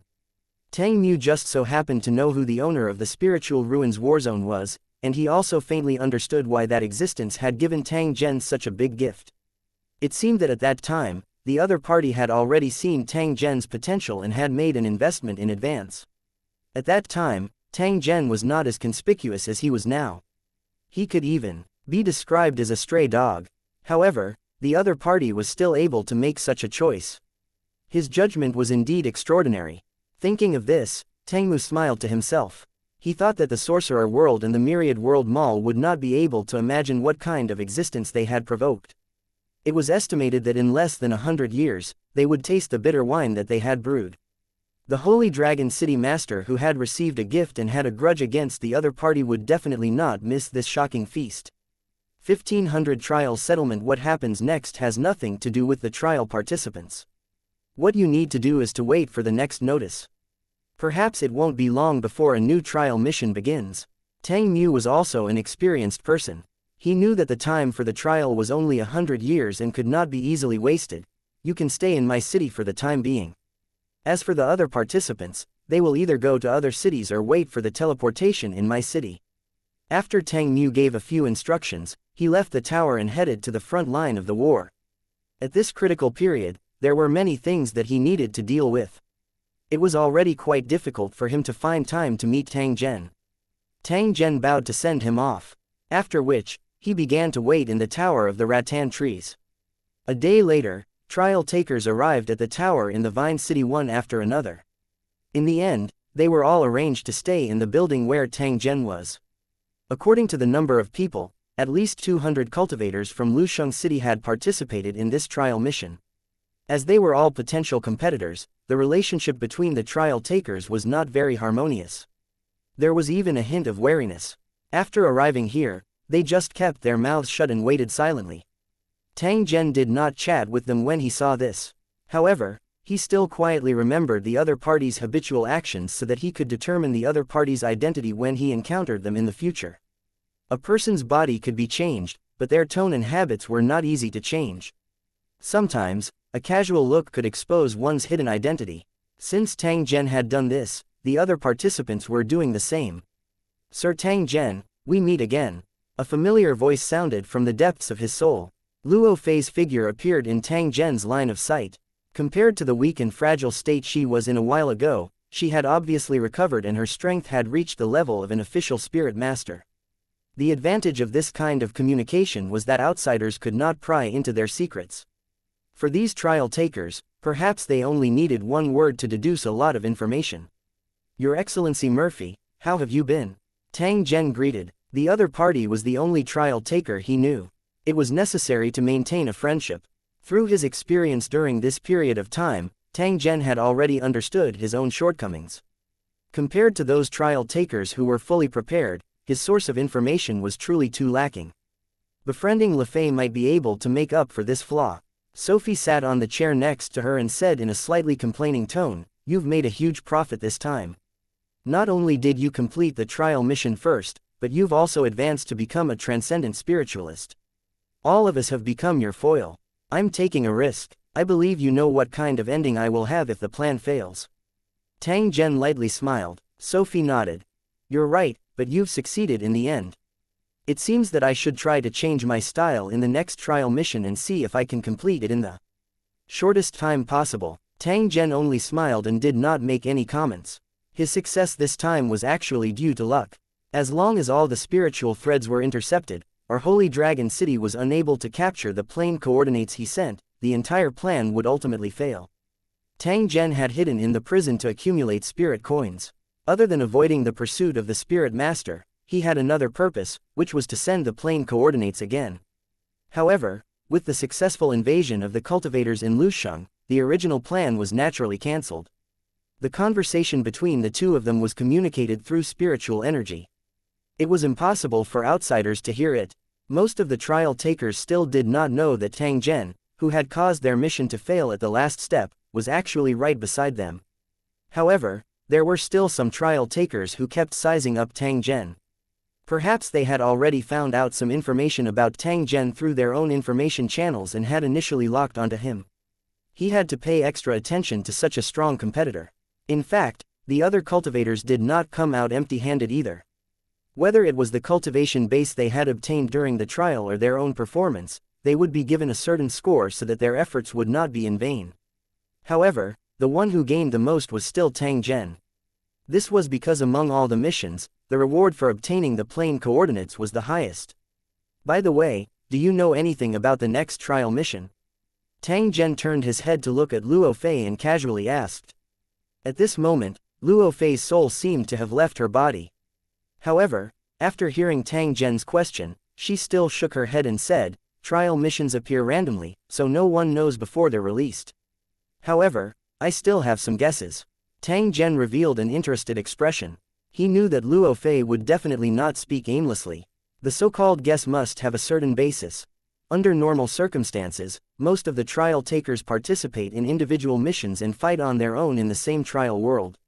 When the individual mission is over, they will participate in team missions, and then large-scale team missions. Luo Fei glanced at Tang Zhen and said in a certain tone, "So, our next trial mission is very likely to be in a team. Maybe you and I will become teammates." When she said this, Luo Fei looked at Tang Zhen with a smile that was not a smile. She used a soft and coy tone, "At that time, I hope Sir Tang Zhen will take care of me. This little girl will be extremely grateful. If there's anything I can do for you, feel free to ask." Tang Zhen faintly smiled. Luo Fei's strength was definitely not weak. Tang Zhen was sure of this.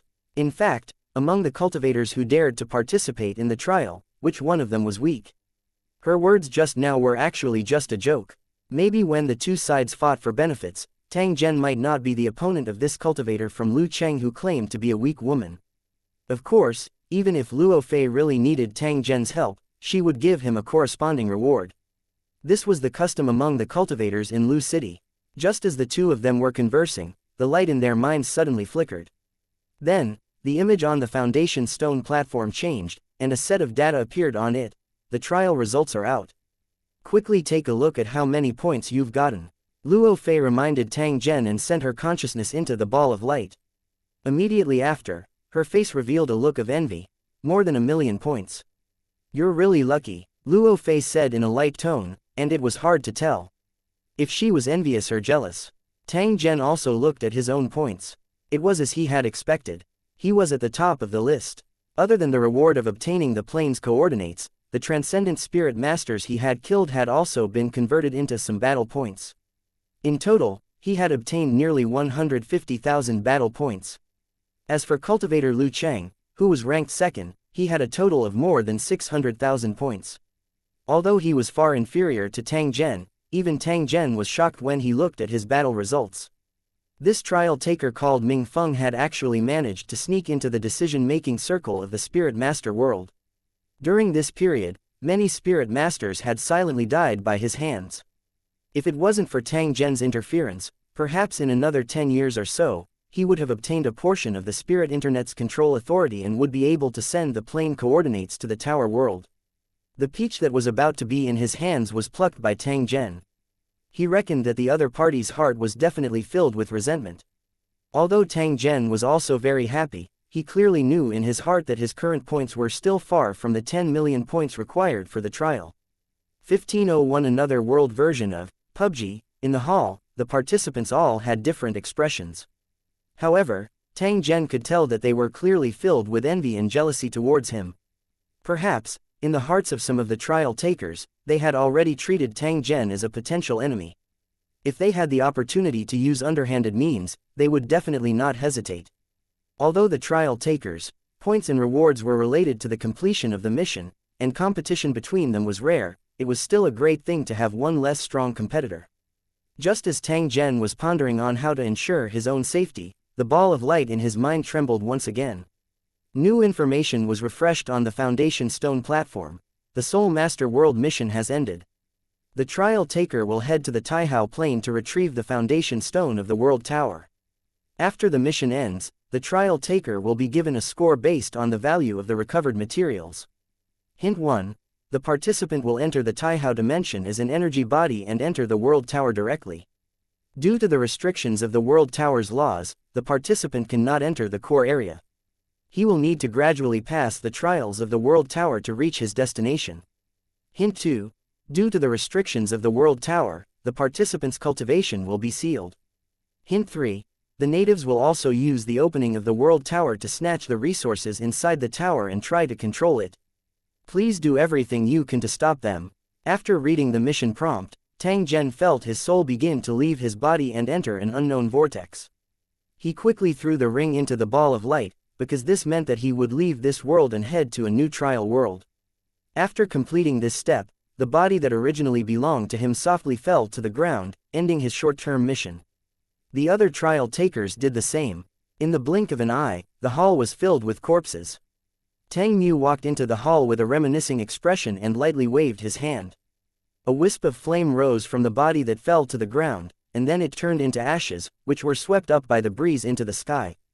They originally belonged to this world, but the trial taker had borrowed their bodies.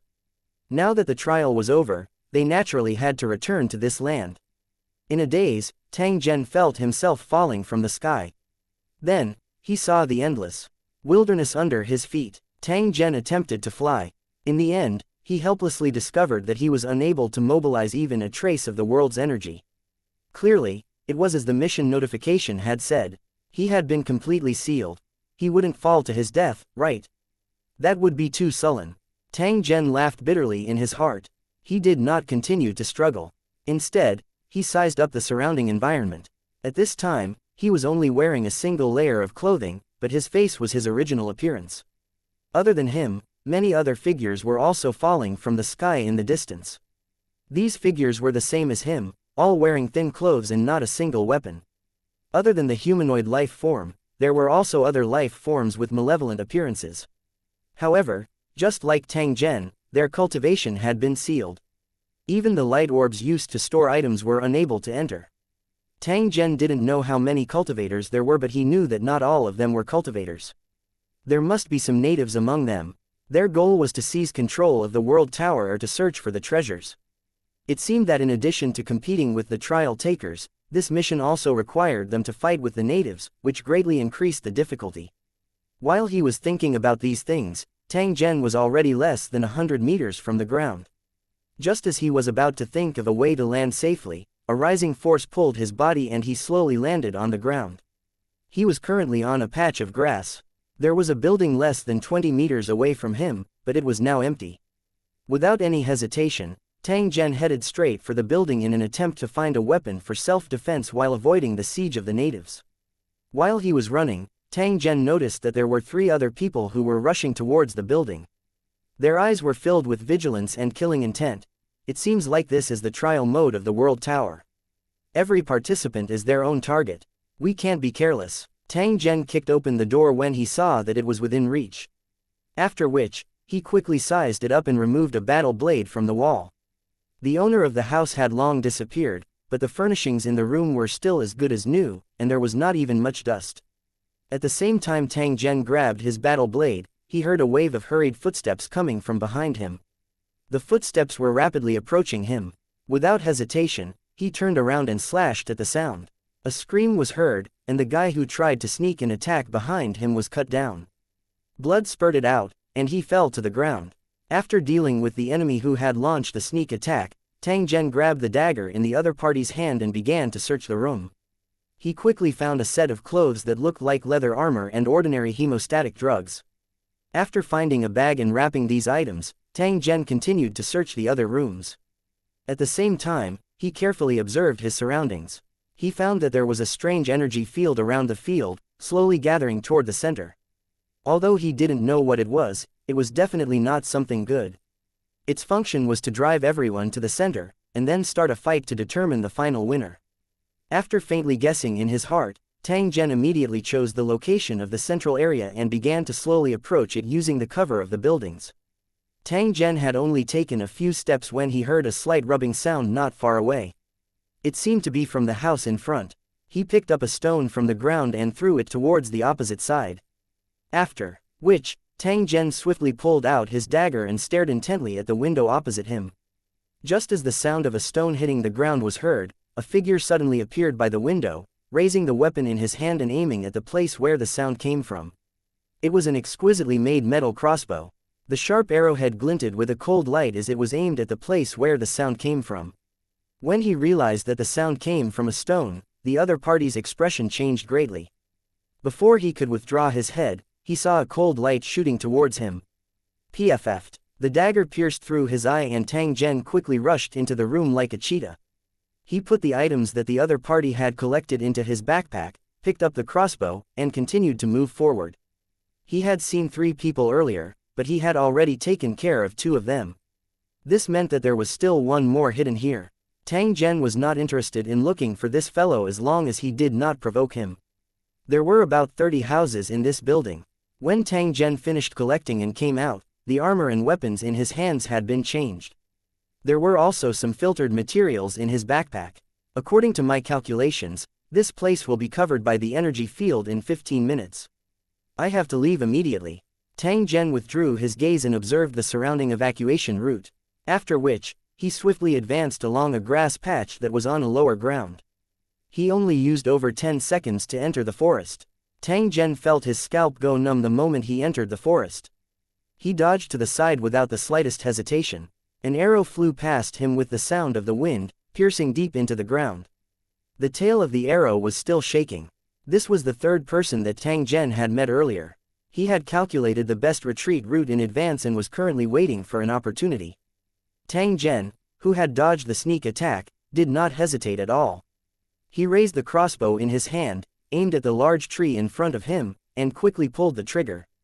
A muffled groan was heard as the figure on the tree fell. Immediately after, Tang Zhen rushed out like an arrow and swung his battle blade under the other party's frightened eyes. The head rolled and blood gushed out. Even if all of his cultivation was sealed, Tang Zhen's battle consciousness was still present. The enemy's ambush did not hurt him. Instead, he had lost his life. 1502 The first battle, the cold weapons battlefield. After searching the body of the ambusher, Tang Zhen began to move quickly through the forest. Because his cultivation was sealed, he could not use his mental power to search for hidden enemies. He could only judge by sound and smell. Fortunately, his extraordinary sixth sense came into play at this time, allowing him to detect danger in advance. Tang Zhen did not know how large this world-class tower city was, nor did he know why it had fallen into the other world. The only thing he needed to do now was to rush to the central region as soon as possible. Not long after he passed through the forest, a bloodied corpse appeared in front of him. A large hole had been dug out in the chest and abdomen, and the head had been smashed like a rotten watermelon. About a few hundred meters in front of the corpse, a figure was looking at him coldly and making a throat-cutting gesture to scare him. "You're trying to scare me. If you have the guts, let's fight with real swords and guns." Tang Zhen coldly laughed as he strode forward like a vigorous cheetah. That trial participant was stunned for a moment when he saw this. However, he immediately turned around and ran forward. It seemed that he did not intend to fight with Tang Zhen. Now was not the time for a decisive battle. Moreover, looking at Tang Zhen's appearance, it was obvious that he was not someone to be trifled with. The two of them were running at about the same speed, and they always kept a distance of several hundred meters between each other. They could only compete in endurance to see who would collapse first in the end. At the same time, there were also figures running in other directions. Each of them was like a rabbit being chased by a hound, not willing to fall behind the others. Behind the cultivators, the energy field was rapidly approaching, enveloping the building behind them. One of the slower trial takers was trapped in the middle. He screamed as he ran, and blood kept flowing out of his hideous face. Finally, he fell to the ground with a cry and turned into a pool of blood. Seeing this scene, the cultivators' hearts were beating wildly. They couldn't help but increase their running speed, afraid that they would be caught up by this terrifying energy field. They tacitly gave up on attacking each other and only ran forward with all their might. But even so, there would be heart-wrenching screams coming from the wilderness from time to time. Tang Zhen felt that his throat was on fire. While running, he took out a bottle of water and took a sip. He was not in a hurry to swallow it. After that, he continued to bury his head and run wildly. Unconsciously, everyone came to a high slope, which was the center of the field. The moment they rushed up the slope, they were surrounded by flashing figures. The energy field had forced everyone here. This was obviously the location of the final battle. At the center of the hill, there was an extremely eye-catching teleportation array. From its size, one could tell that it was a single-person teleportation array.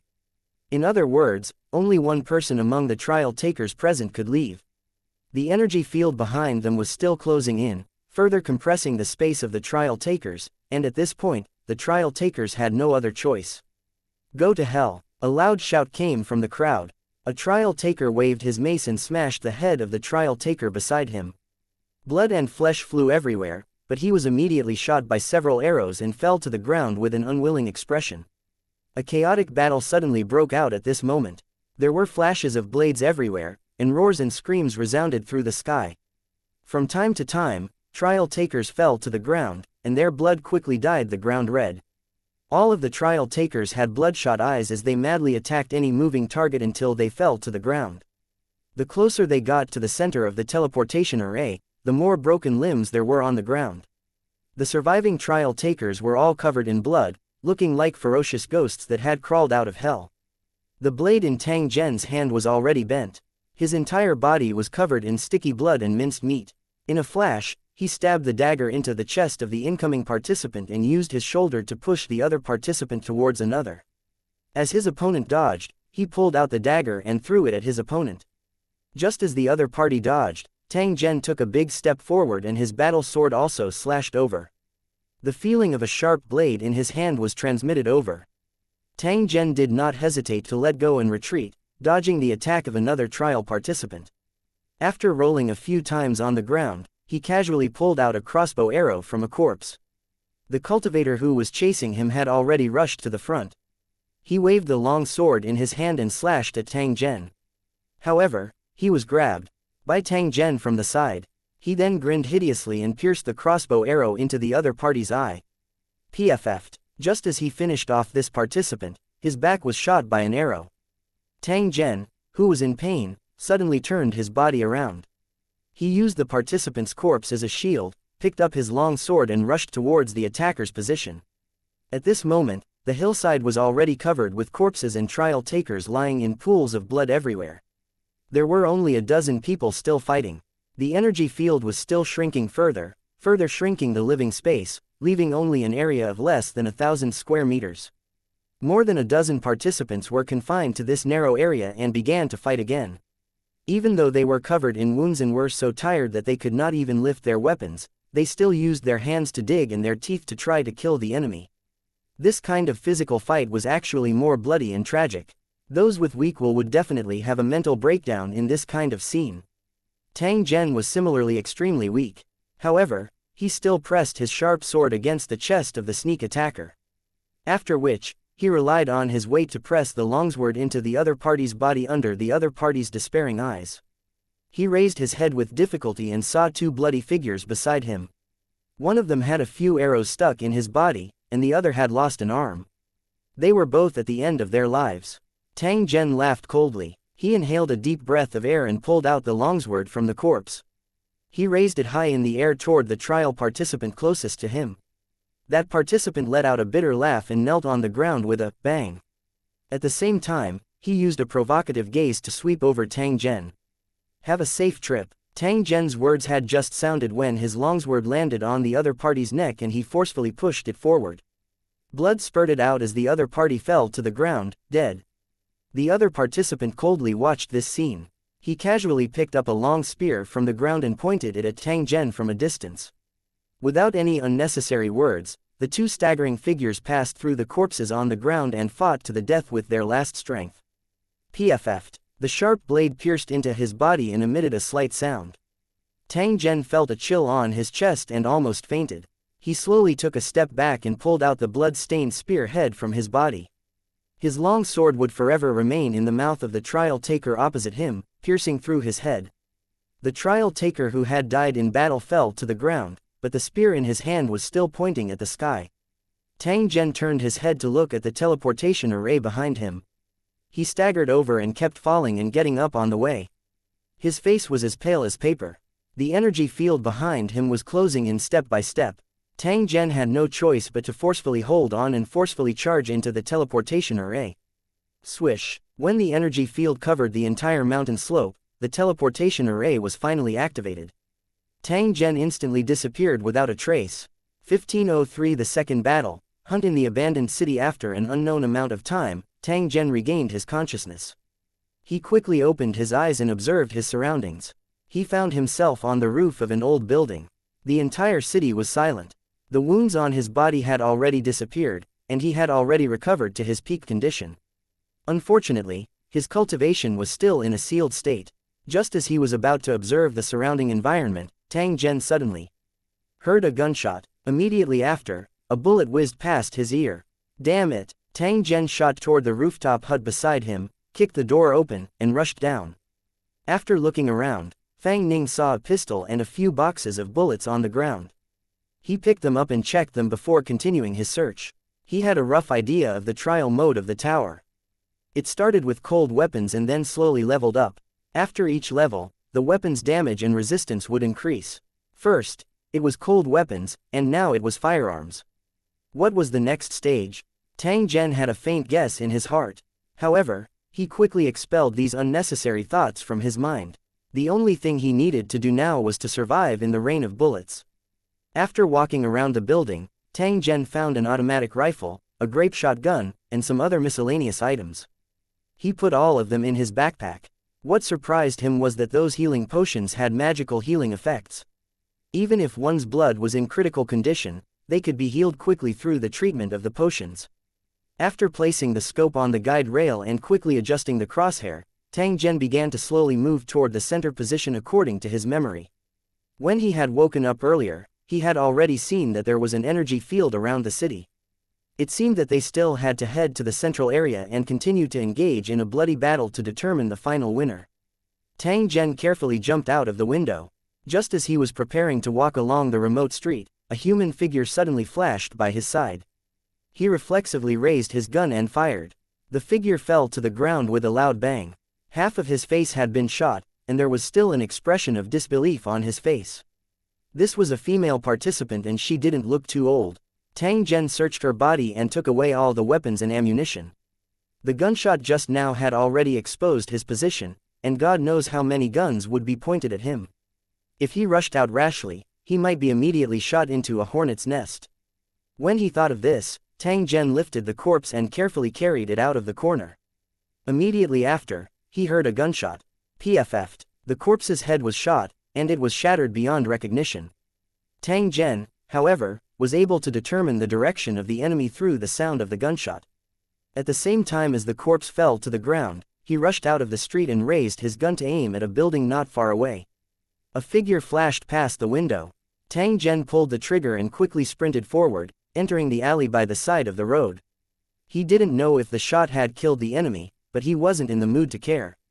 Instead, he quickly moved along the alley and observed the surrounding buildings from time to time. When he passed by a building on the side of the road, Tang Zhen seemed to hear footsteps coming from inside. He stopped, took out a grenade, and directly threw it in from the window. Boom! A loud sound rang out, and at the same time, a spray of blood and minced meat splattered on the wall beside him. It was obvious that the trial taker had already been blown into meat paste. After getting rid of the potential threat, Tang Zhen had already walked to the end of the alley. A wide street was in front of him. The center was still very far away from him, but he didn't dare to run on the streets. That would be equivalent to a live target. Even if he had 9 lives, he wouldn't be able to reach the center alive. Damn it, in such a big city, don't tell me there isn't a single vehicle.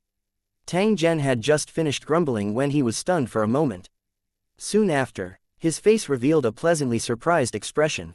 In the alley opposite him, a pickup was parked. Behind the back of the car, there was something like a rocket nest. It was obviously a modified weapon.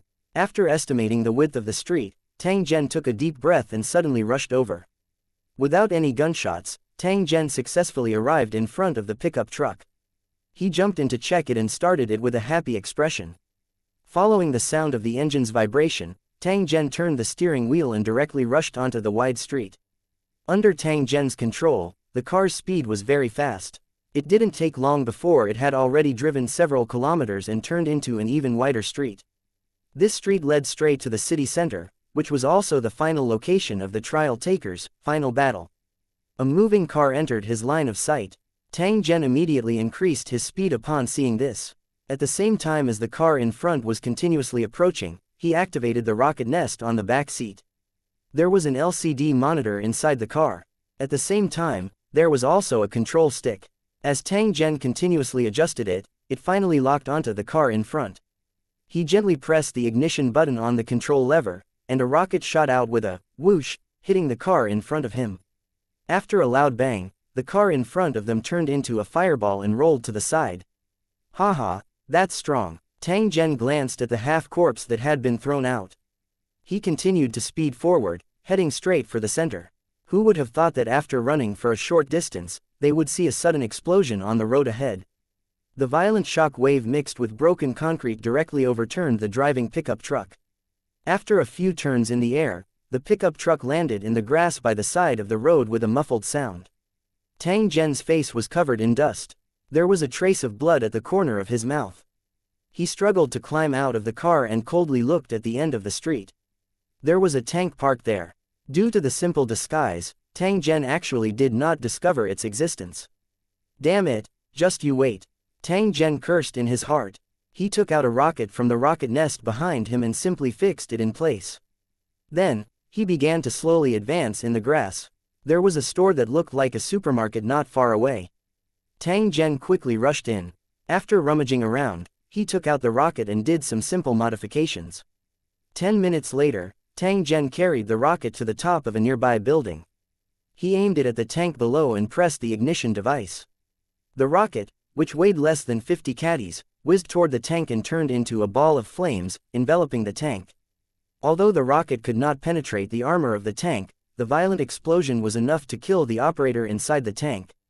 However, Tang Zhen still stared at the tank.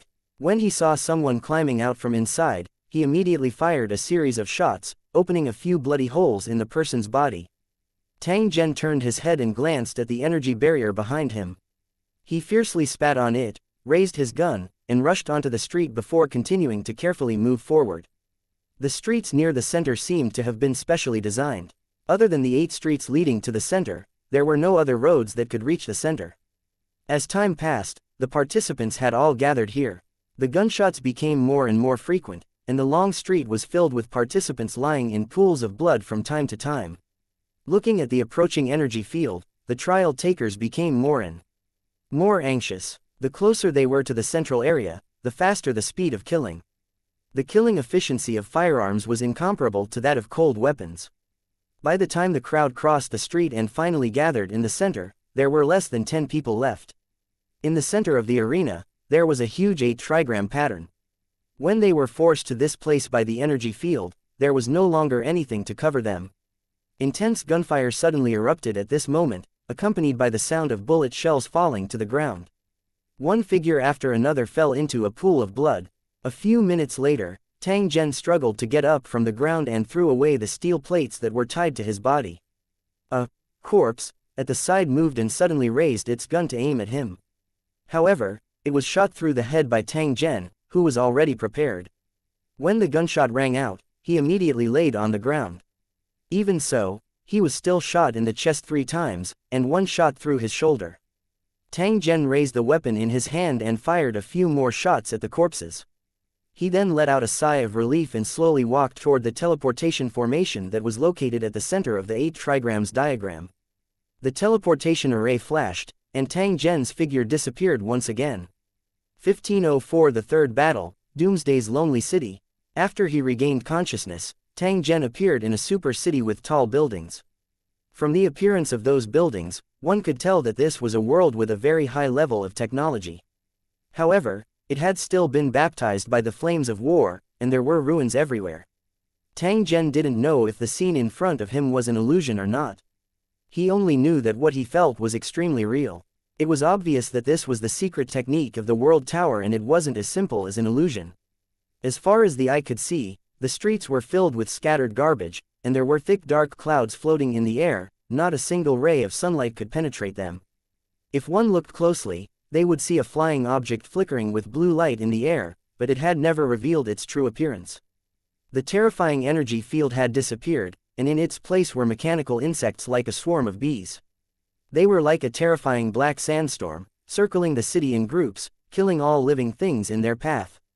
When Tang Zhen looked at them, these mechanical flying insects were continuously advancing toward the center of the city, leaving behind an earthen yellow desert. It was just changing the soup to one that did not contain the medicine, but he still had to force the trial takers to kill each other. He looked around and saw that the ground was littered with corpses. A few of them were wearing smooth combat suits and weapon parts were everywhere.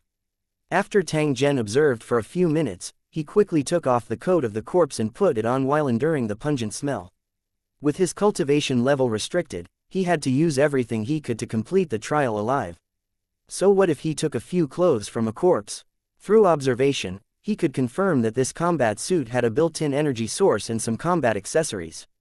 If it was fully equipped, it could allow an ordinary person to have the combat power of a level 5 cultivator. This kind of armor was gradually becoming common in Holy Dragon City. Therefore, Tang Zhen only needed to look at it for a while before he could basically understand its working principle. After changing into the combat suit, Tang Zhen began to search for energy modules and combat accessories on the body. Although most of them were destroyed, some were Still barely usable, it did not take long for Tang Zhen to find a vibroblade fixed on his forearm, a miniature energy shield, an electromagnetic rifle with a miniature rocket on his shoulder that could change its shooting mode, and several plasma grenades. After checking all the weapons and equipment, Tang Zhen put on a helmet with bullet holes and dried brain matter on his head and carefully advanced along the dilapidated street. After walking for less than 50 meters, a mechanical beast jumped out from a building on the roadside. Its eyes flickered with red light as it locked onto Tang Zhen and fired a series of concentrated bullets at him. The moment the mechanical beast appeared, Tang Zhen had already dodged quickly.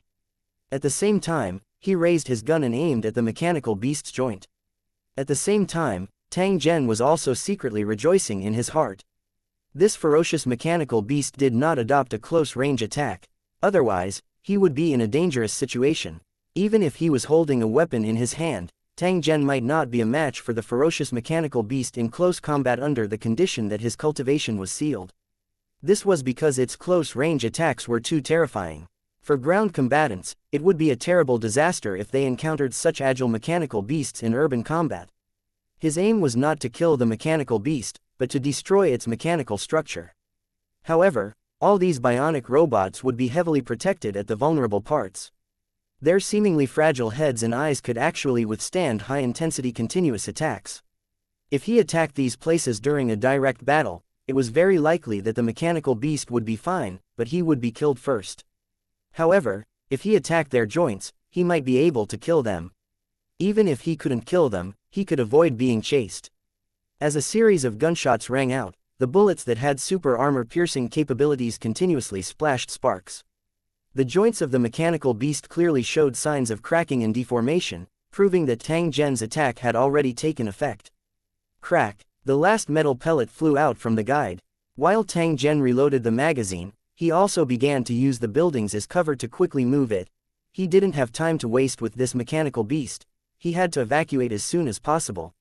Seeing that Tang Zhen was about to escape, the mechanical beast furiously roared.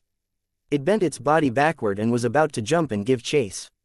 Who would have thought that just as it exerted its strength, its body would suddenly fall? Tang Zhen's earlier attack had already destroyed its joints. It was unable to run normally. Naturally, it could not continue to chase after Tang Zhen. That mechanical beast had artificial intelligence and could simulate the thoughts of a real beast. At this moment, when it saw Tang Zhen escaping in front of it, it immediately let out a furious roar and shot out miniature rockets one after another, causing the entire street to fall into a sea of fire. After barely escaping the attack of the mechanical beast, Tang Zhen continued to advance. However, he soon encountered a new crisis. A group of humanoid soldiers in combat suits had discovered him.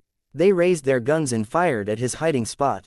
The walls of his hiding spot were penetrated one after another, forcing him to constantly change his hiding spot. However, while he dodged, Tang Zhen would also counterattack from time to time, knocking down those humanoid soldiers one after another.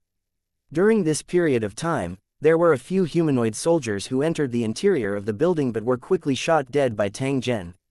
He then took the opportunity to check the bodies of these soldiers. It turned out that they were all real living creatures, but they were controlled by the brain controller on the helmet. At the same time, a nutrient tube was inserted into their mouths to ensure that their combat effectiveness would not be reduced due to physical fatigue. As for their nutrition supply, it would be completed by a special tanker. To put it bluntly, they were just some war puppets controlled by people. Although they did not have superb combat power like elite soldiers, they were definitely more than enough to patrol and deal with ordinary targets. This was truly a deranged method. There was no need for professional training at all. They only needed to find some young and strong men and women to be used as war puppets. If it was necessary, it would be easy to create millions of puppet soldiers. Tang Zhen suddenly had a guess. Perhaps, the background of this trial world was a world that was similar to an AI. The purpose of them creating this kind of control device was to cause their own kind to kill each other. In the history of the invasion of the world of Lusheng, it was not rare for artificial intelligence to suddenly rebel and destroy the world. However, compared to the world controlled by the indigenous creatures, the difficulty of invading such a world would be lower. The reason was that the AI's target was the native creatures, but when it faced the cultivators with supernatural abilities, the effectiveness of its attacks would be greatly reduced. Sometimes, Even a single spiritual emperor could easily destroy the entire world. After replenishing his ammunition, Tang Zhen continued to move forward. If they only had these artificial intelligence, then the following battle might be much easier. As he continued to advance toward the center, Tang Zhen encountered another two ferocious mechanical beasts. At the same time, there were also dozens of puppet soldiers. However, he easily avoided them and did not engage in a head-on battle with them. Compared to the previous two trials, this one was much easier. Or rather, he was more suited for this type of battlefield. The only thing he needed to be careful of was the final battle in the central area. Compared to the mechanical beasts and puppet soldiers, these trial takers were the biggest threat. They arrived at the central region without any mishaps. Tang Zhen also saw the other trial takers. However, when he searched for the teleportation array, he discovered that he did not see any traces of it. Damn it, what is he up to this time? Tang Zhen furrowed his brows and continued to observe. The other participants were also confused, unable to figure out what was happening. Just as everyone was puzzled, the ground suddenly shook violently. Then, a giant monster that looked like a turtle suddenly appeared and slowly walked toward them. The teleportation circle that everyone had been searching for was located behind the monster. There was not just one, but 5 of them. 15:05 The trial is finally over. After seeing the teleportation array on the back of the giant monster, the trial takers understood that this was the start of the final battle. However, this time, other than having a duel with the trial taker, he also had to find a way to climb onto the back of the giant turtle monster. However, it was obvious that the giant turtle monster was not easy to deal with.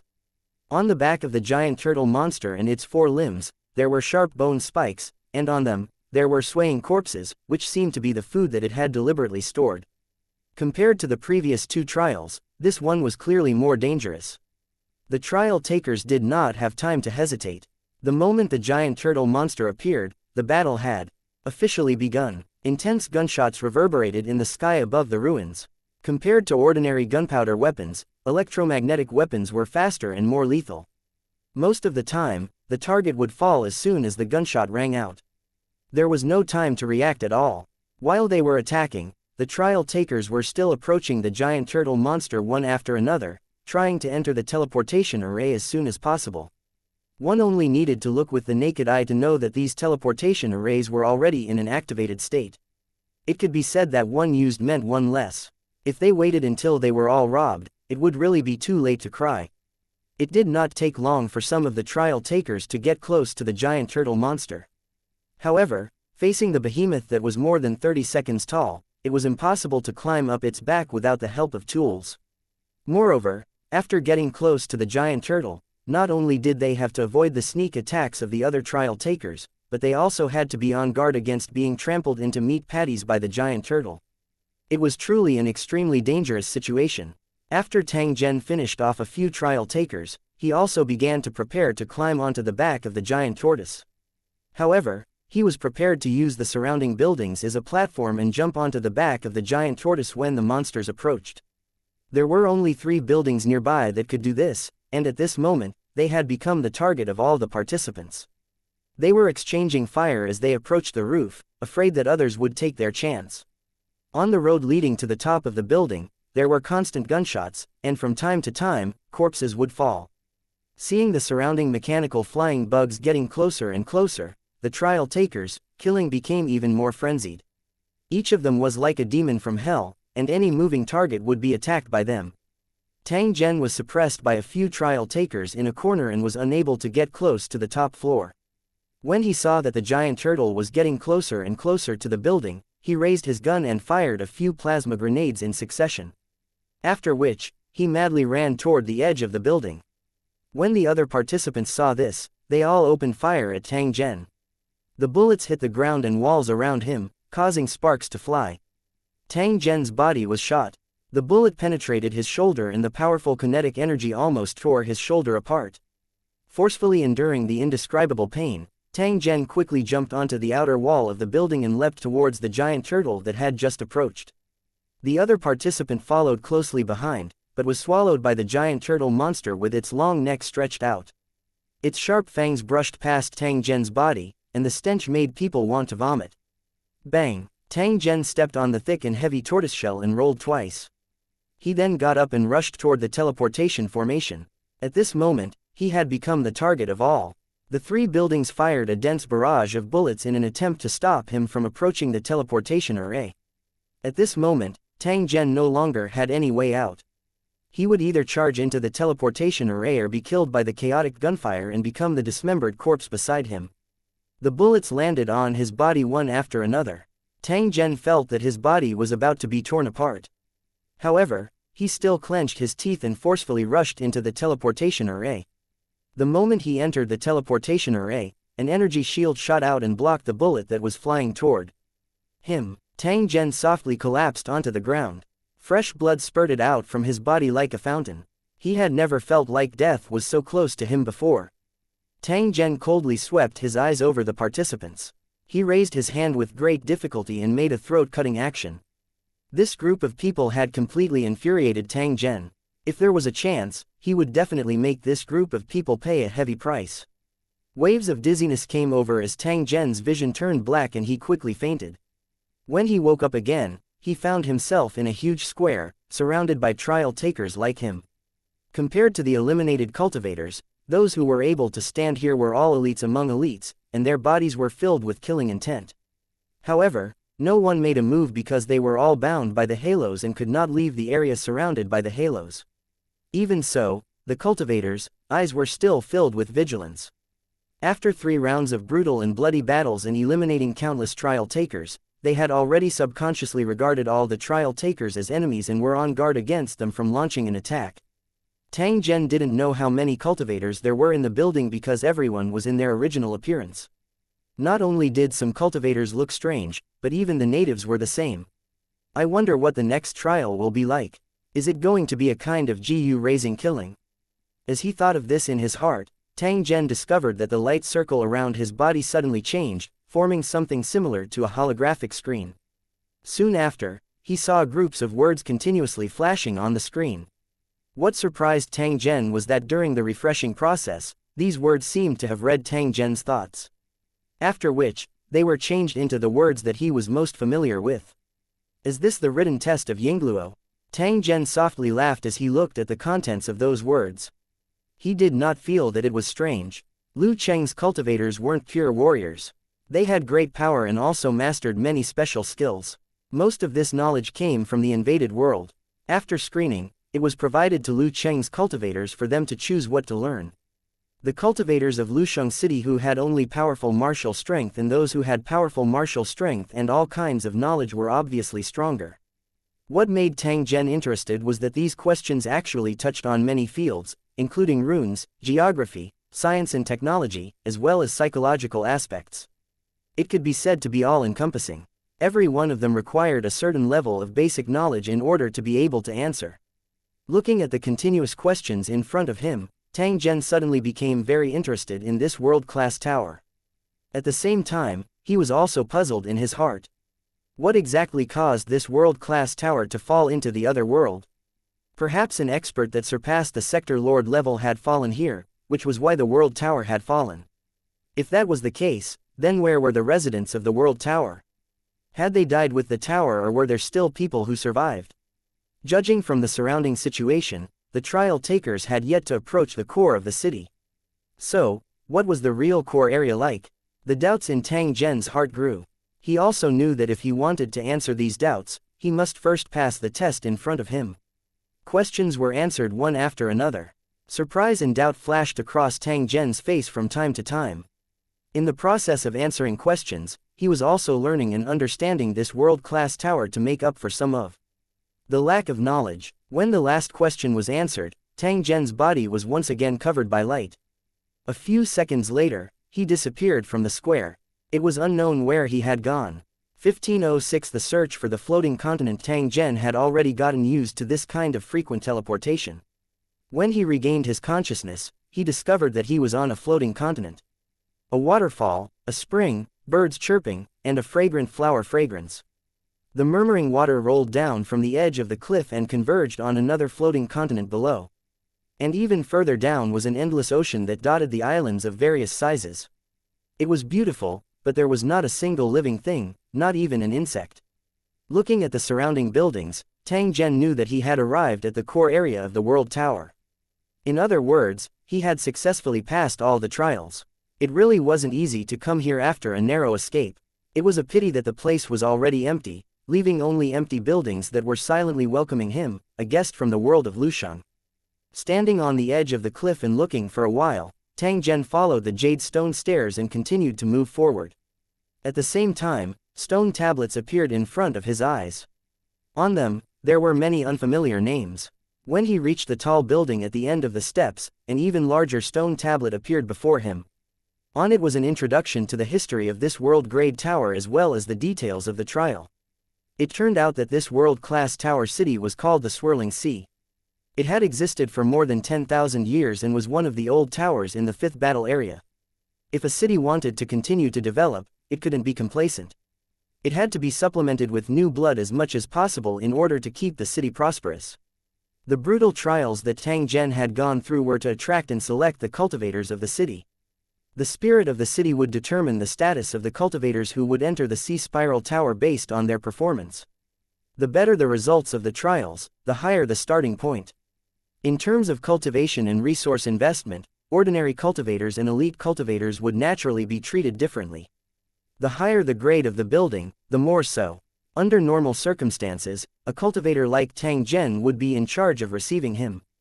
However, the Swirling Sea mansion was already empty. Naturally, no one would be there to welcome him. Tang Zhen recalled the reminder given by the cornerstone platform. It required the participants to collect as many valuable items as possible to obtain the tower's cornerstone.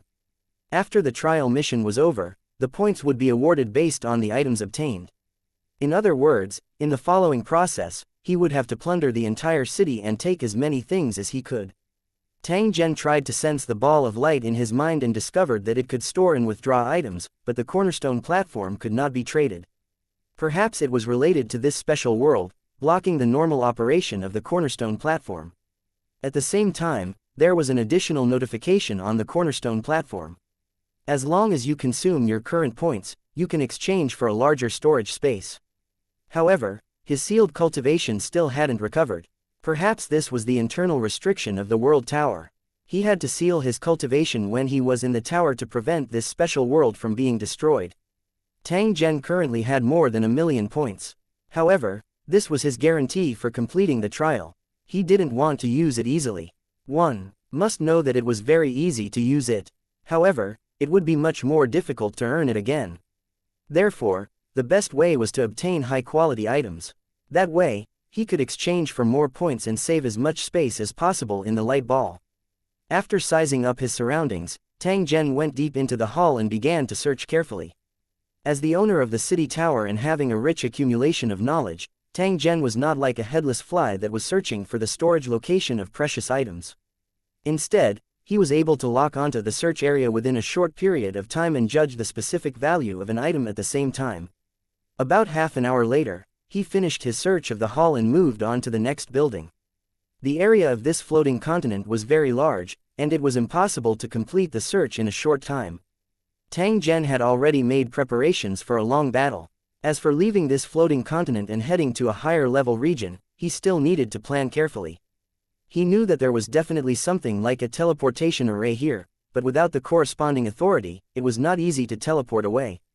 The interior of the towers seemed to be integrated into one, but there was a clear level restriction. Some places were not accessible to the residents.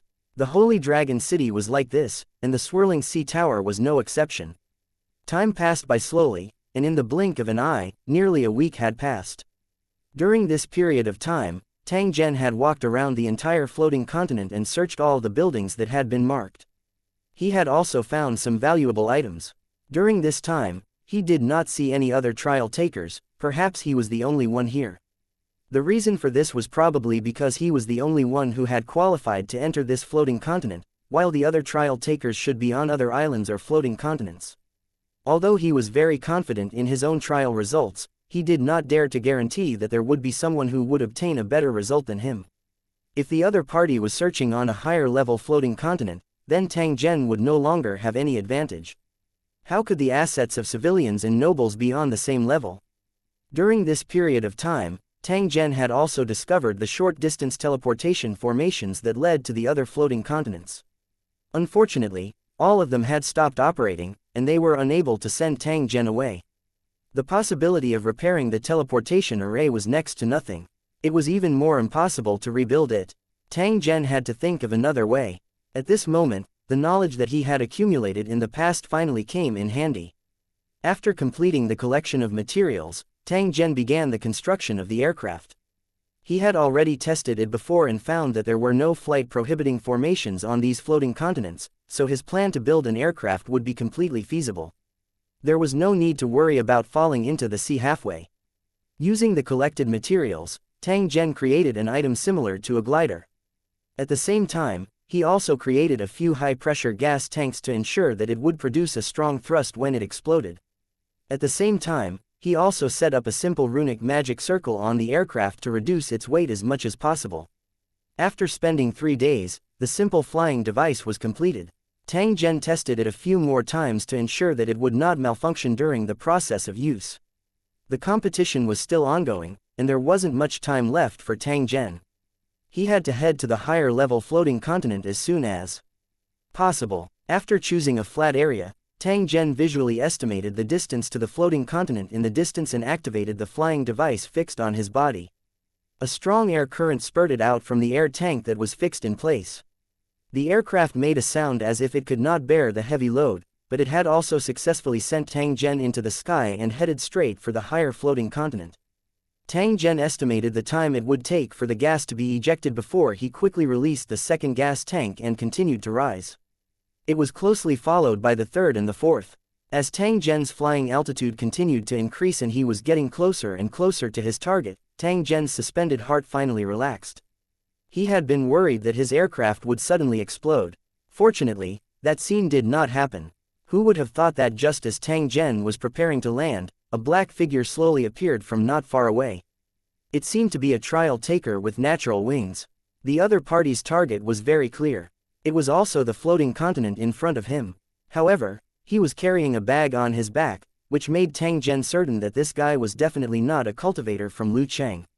"I don't care who you are, don't even think about snatching my business." Tang Zhen coldly laughed. He pulled out a strangely shaped weapon from his waist and aimed at the figure that was continuously approaching. During this period of time, other than building the aircraft, he had also built himself a weapon for long-range attacks when he could not find a weapon. With a gunshot, the flying figure in the distance suddenly trembled, then fell rapidly to the sea like a stone. With his cultivation sealed, this guy would be seriously injured if not dead. Tang Zhen ignored the curses that were faintly transmitted from below. He controlled the flying device's wings to pop out and slide toward the continent under his feet. 1507 Meeting Luo Fei again. 1. Looking down from above, the buildings on this floating island were more exquisite, and the environment was more pleasant. However, Tang Zhen could faintly see a human figure flickering. This proved that he was not the first to arrive. Clearly, someone had already arrived before him. Tang Zhen frowned. He controlled the wings on his back and slowly descended. Finally, he landed on the top of a tall building and once again observed the situation in the surroundings. Among the surrounding buildings, there was a colorful building that was extremely eye-catching, showing that it had a different position from the other buildings. After making sure that there was nothing unusual in the surroundings, he turned around and went down the building, heading straight for the colorful building he had just discovered. Who would have thought that just as he stepped onto the street, 2 figures would rush over with their weapons aimed at his vital parts at an astonishing speed. The natives have already joined forces. No wonder, Tang Zhen muttered in his heart. His body twisted slightly and dodged the bow and arrow that was shot toward him. He then flicked his hand and threw out a flying knife. The flying daggers blocked the aboriginals who tried to attack in close range. Immediately after, Tang Zhen was like a vigorous cheetah as he suddenly ran left and right on the street, getting closer and closer to the archer. A trace of panic flashed in the archer's eyes.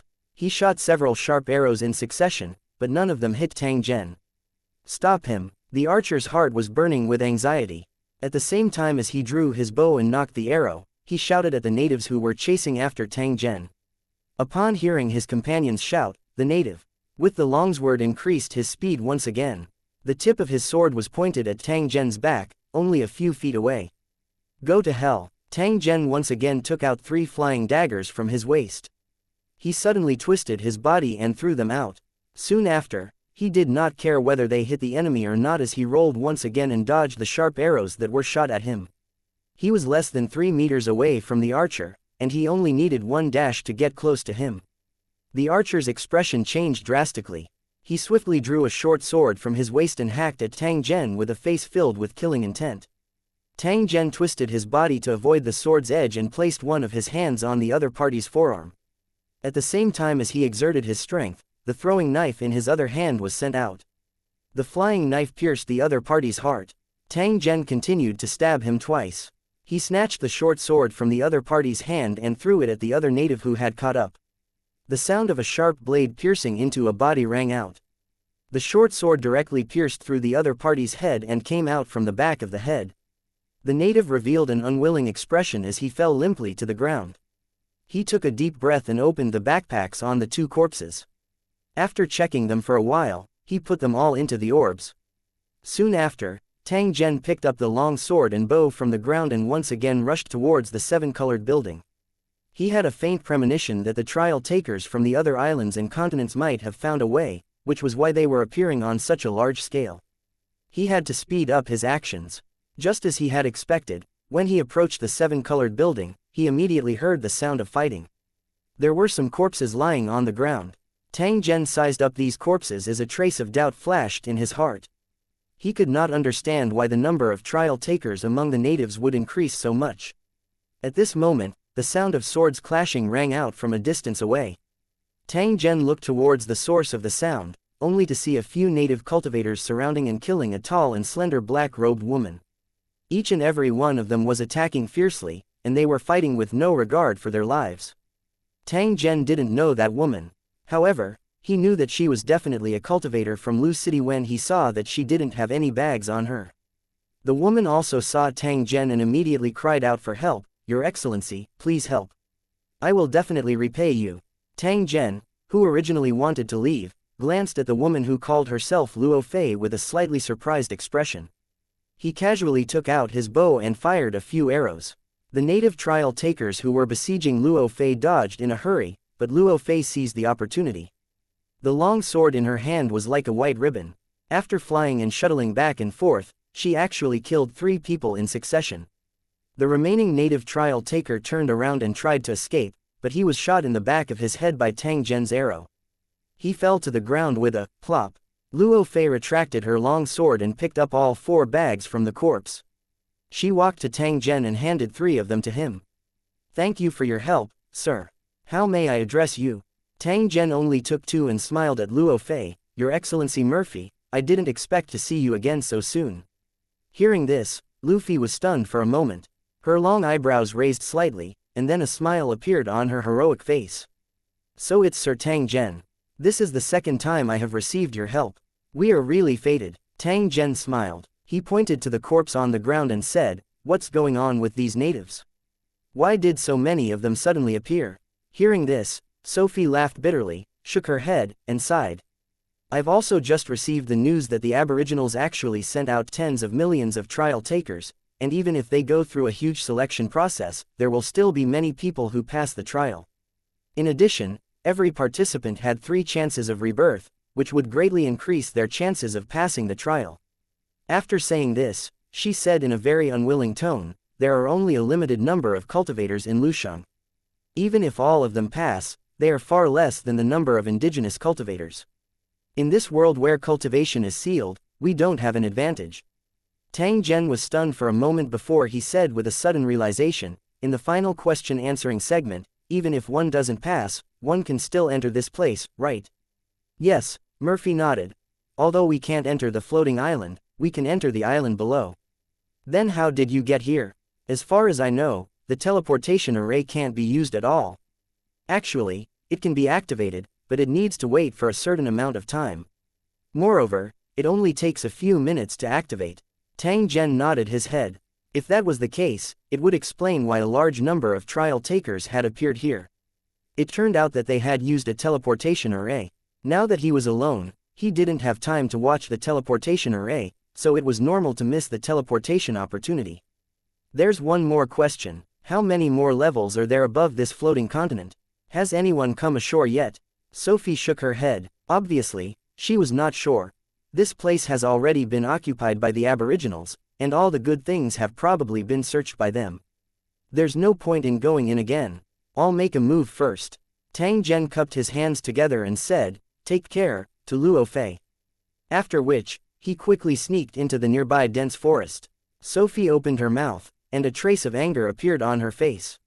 She said with hatred, "This bastard, he's afraid that I'll move with him, so he's running faster than a rabbit. No, since he didn't use the teleportation array, he must have other ways. Maybe it's better than waiting for the teleportation array to open." Thinking of this, a cunning smile appeared on her face. "Hee, now that I know about it, you still want to eat it all by yourself.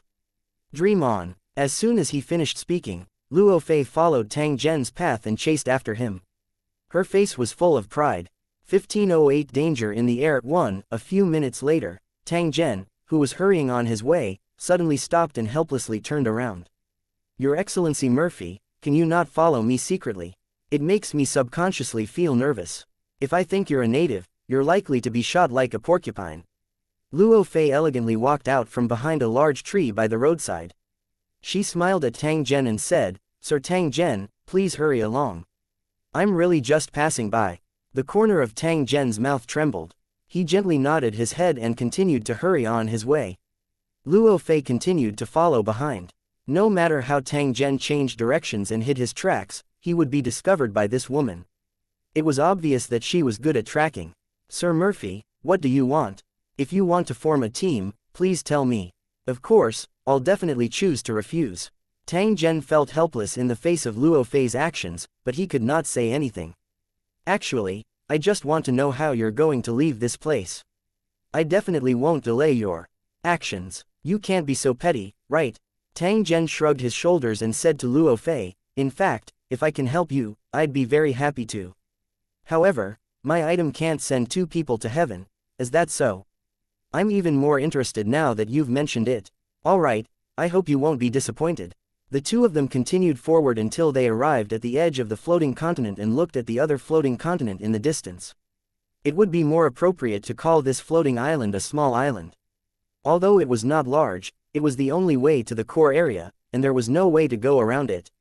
After carefully observing for a while, Tang Zhen took out the simple flying device that he had made and placed it on the ground.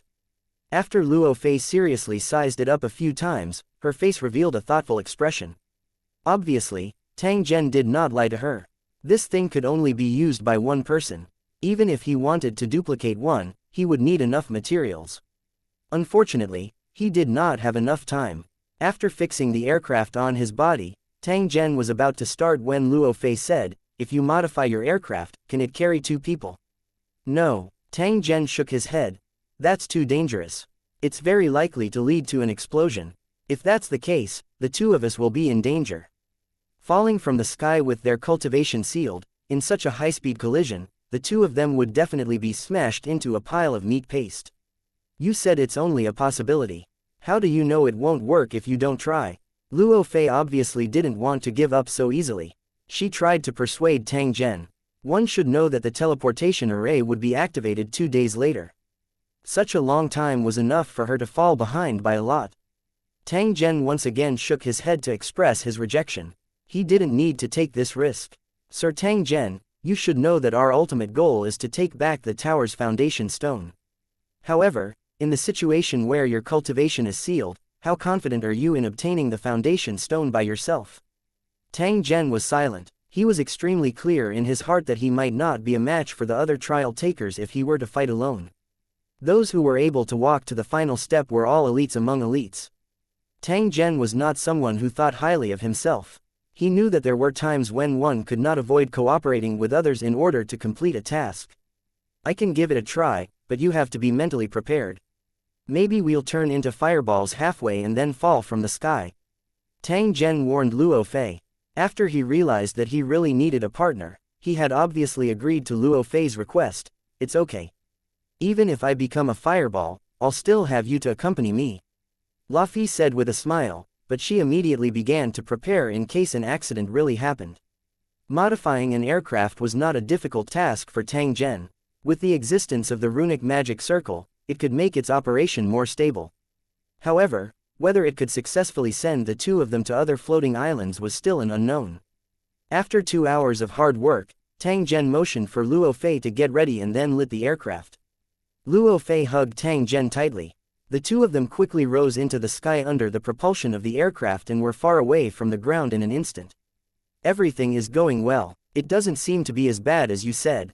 Luo Fei's voice sounded beside Tang Zhen's ear. It seemed to carry a trace of pride. Don't be happy too early. Wait until we land safely. Tang Zhen had been fully focused on controlling the flying device. He was not as optimistic as Luo Fei. One by one, the gas tanks were ignited. The frequency of the aircraft's vibration became faster and faster. It might explode in the next second. Tang Zhen's heart was still hanging in the air as he had already made emergency preparations. As the saying goes, what one fears will come. Just as the second last chi-can was ignited, an abnormal vibration came over, causing Tang Zhen's expression to change. Not good, it's going to explode. After loudly reminding Luo Fei, Tang Zhen directly removed the gas tank fixed on the aircraft and then opened the folded wings. The metal tube that shot out an intense air current danced wildly in the air and almost hit Tang Zhen and the other person. Soon after, it turned into a dazzling fireball. The loud noise shook everyone's head and made them dizzy. The shock wave from the explosion sent the two of them tumbling in the air. After barely stabilizing their bodies, they once again flew towards the floating island opposite them. However, looking at their current angle, it was obvious that they would not be able to reach their target smoothly. Lao Fei laughed bitterly and sighed, as a spiritual emperor, you have to face the danger of falling to your death from the sky. This is ridiculous. Tang Zhen frowned tightly and shook his head. He extended his hand and pointed at the bottom of the small floating island in front of him. He loudly said to Luo Fei, we're not at the end of our rope yet. Do you know why I chose this direction? Luo Fei shook her head in doubt. She turned her head and looked in the direction pointed by Tang Zhen. She quickly discovered that there was a protruding platform at the bottom of the floating island. There was also an inconspicuous hole on it. If there are no accidents, we should be able to land on that platform smoothly and then find a way to get back to the ground. Luo Fei nodded. The only thing she could do now was to cooperate with Tang Zhen and land smoothly. Under Tang Zhen's control, the two of them slowly advanced through the sea of clouds. They were getting closer and closer to the platform. However, a sense of danger rose in Tang Zhen's heart at this moment. He did not hesitate to control the flying device to turn to the side.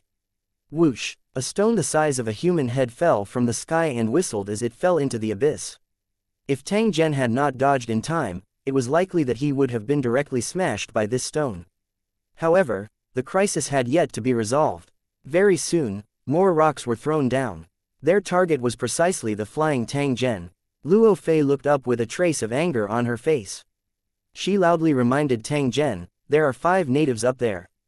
They are the ones who are constantly throwing stones. Be careful, quickly turn left. While she reminded him loudly, Luo Fei also pinched Tang Zhen's left arm to prevent him from making a wrong judgment. Tang Zhen had already reacted when he heard Luo Fei's reminder. He then quickly dodged. A rock the size of a millstone whizzed down. If it was not for Tang Zhen dodging in time, they were destined to be smashed into pieces. I definitely won't let these guys off. They better pray that I don't run into them, Luffy said hatefully. She was angry as if a tiger had been played by a mouse, and she felt helpless and depressed. Tang Zhen was not in the mood to care about Luo Fei's complaints. At this moment, he was completely focused on controlling the flying device.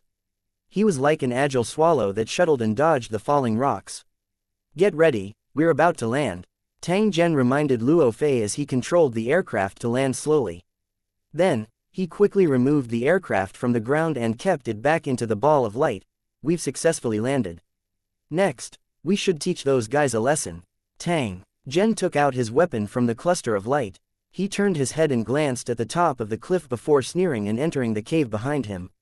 Tang Zhen would never be polite to his enemies. Since this group of people wanted to kill him, they naturally had to be prepared to be killed.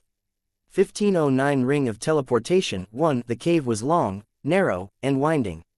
Following the long stairs, one could reach the surface of the floating island. Tang Zhen and Luo Fei searched as they moved forward. During this period, they saw many scattered bones. Perhaps they were residents of this building, or perhaps they were invaders from the outside world. Just by looking at the skeletons, one could tell that they must have experienced a brutal battle before they died. The decayed swords and armor were scattered everywhere. This was the first time Tang Zhen had seen the remains of a corpse in the city tower. However, he could not explain the specific reason why the residents of the city tower had disappeared. Although he was curious, Tang Zhen did not stop for long and continued to move forward.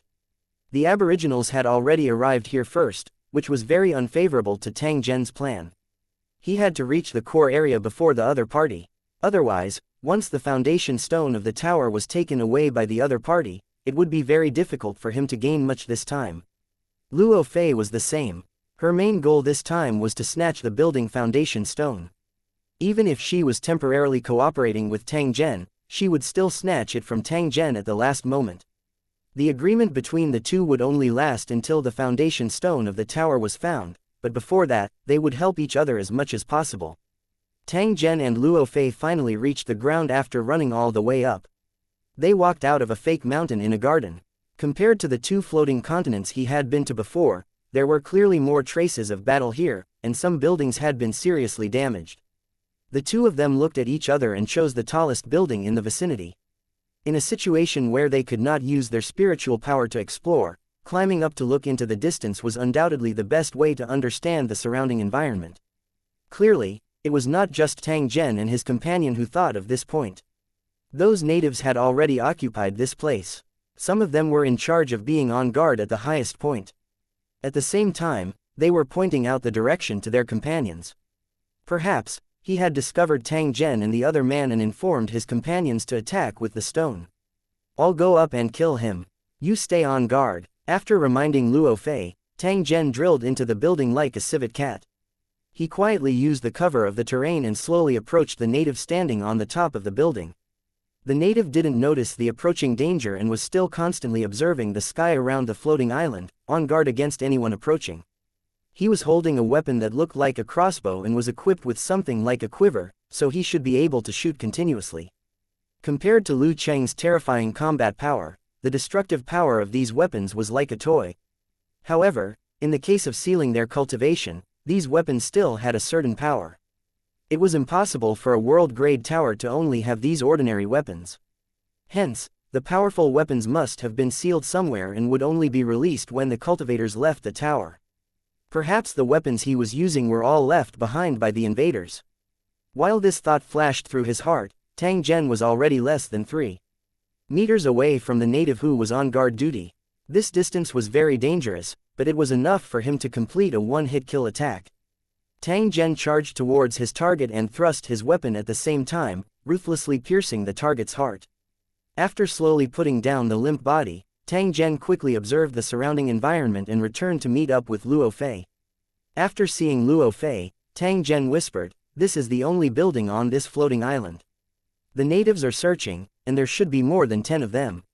The problem now is how they got here. The natives don't have wings, so they can't fly. They either have a flying device that can carry more people, or they have the key item to activate the teleportation formation." Sophie nodded. This was the only reason that could explain why the natives had arrived here before them.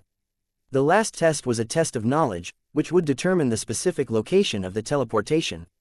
Luo Fei did not believe that the natives had more knowledge than she, a spiritual emperor. If that was the case, the trial takers from the world of towers would really commit suicide out of shame. So, our primary goal is to figure out how the natives got here, and then snatch the key items, right? Luo Fei asked Tang Zhen. After seeing him nod, she pulled out the dagger from her waist. "Let's split up. We'll meet here in half an hour. Wait a moment. You can take this bow and arrow. I have this." Tang Zhen raised the crossbow case in his hand, turned around and slowly walked towards a building not far away, quickly disappearing. Lao Fei smiled, put the bow and arrow back into the ball of light, and slowly moved in the opposite direction. After Tang Zhen approached the building, he carefully hid near the entrance. He had already noticed that there were human figures flashing here earlier. Tang Zhen knew that his target was approaching as he heard the sound of footsteps getting closer and closer. His eyes narrowed slightly, appearing just like a cheetah that was accumulating strength and waiting to pounce. A human figure appeared in front of him. Tang Zhen saw the shocked expression on the other party's face when he discovered him. Before the other party could react, the other party had already completed his attack. He put his backpack into the ball of light and dragged the body to the corner. Tang Zhen began to look for his next target. In the situation where he could not communicate with the natives, he could only try his best to find the leader of these natives. Perhaps the thing he wanted was in the other party. Like a ghost, Tang Zhen passed through the buildings and dealt with 4 native trial takers one after another.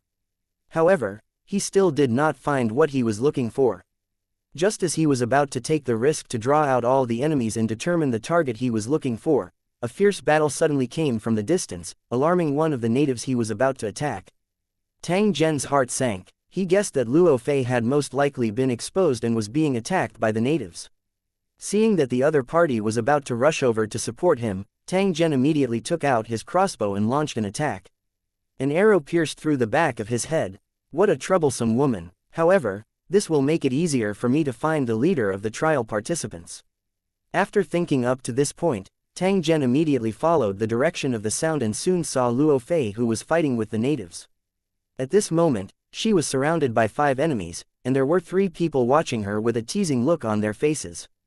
Quietly hiding in the corner of the wall, Tang Zhen quickly locked onto his target. It was the man among the 3 of them who was being protected by 2 of his subordinates. If one looked closely, one would notice that the man was wearing a ring on his finger.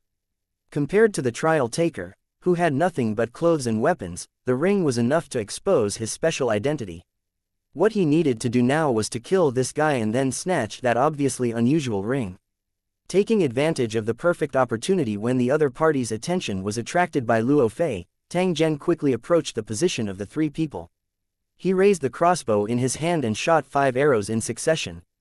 3 arrows landed on the native with the ring, and all of them hit his vital parts. The other 2 arrows landed on the guards beside him, and each arrow was deeply embedded in their bodies, enough to kill them. Seeing that the target had fallen to the ground, Tang Zhen was not in a hurry to take the ring. Instead, he shot the remaining crossbow arrows at the natives who were besieging Luo Fei. With Tang Zhen's help, Luo Fei's pressure was greatly reduced. In a few breaths, the remaining aboriginals were dealt with and she heaved a long sigh of relief. Thank you. If it wasn't for Tang Zhen's timely intervention, she might have been killed by these natives. You're welcome. Let's hurry up and take action. Tang Zhen retrieved the crossbow arrows from the corpse and removed the leader's ring. After confirming that he had not missed anything, he took the lead and walked towards the area where the teleportation formation was located. 1510 The core area. When Tang Zhen, who was wearing a ring, approached the teleportation array that had stopped operating immediately reacted.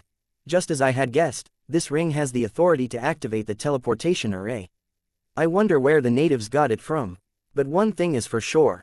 Its original owner must have an extraordinary identity. Ordinary residents of the building don't have that right, Tang Zhen said to Luo Fei.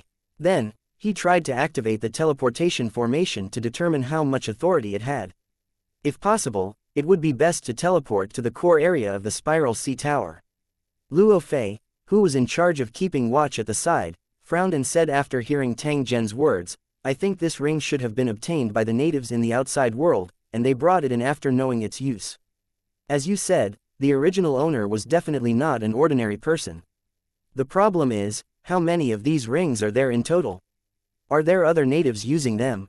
If that's the case, we have to speed up our operation. Tang Zhen nodded. He agreed with Luo Fei's guess.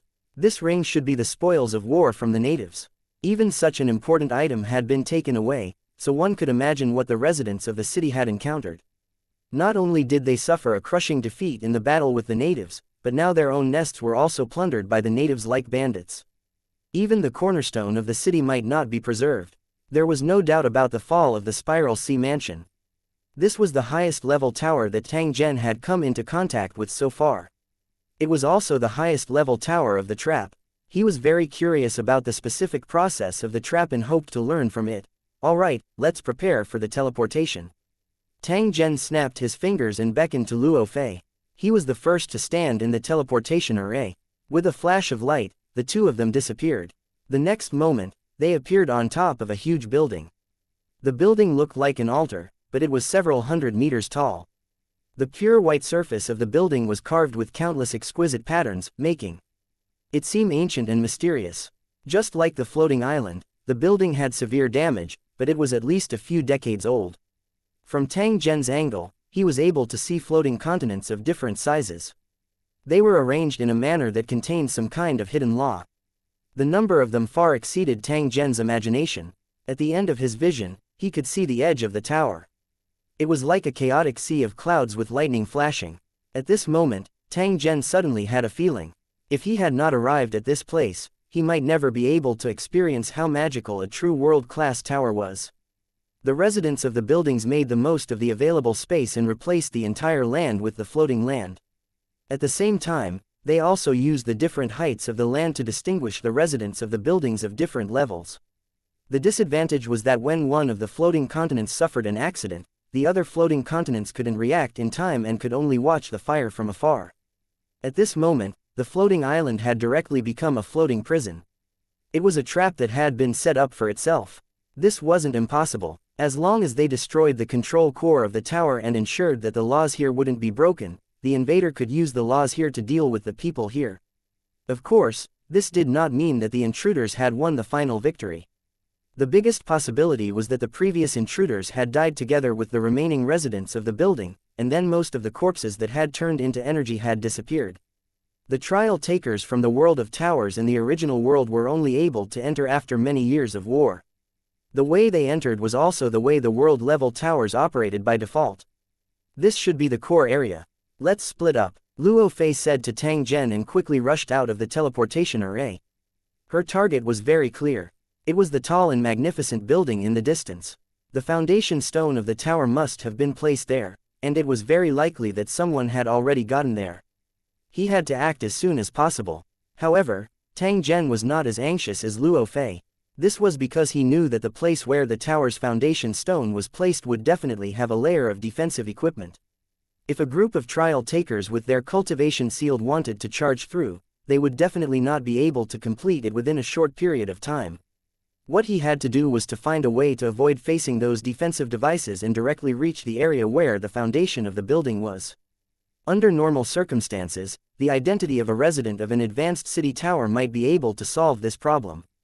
It was a pity that he couldn't get close to the cornerstone platform at all, so he naturally couldn't obtain a resident identity card. And without a resident identity card, he naturally couldn't pass through those defense mechanisms. If trickery didn't work, then he could only use the most barbaric method. In the following period of time, Tang Zhen began to wander around the buildings in search of the materials he needed. He did not seem to be in a hurry.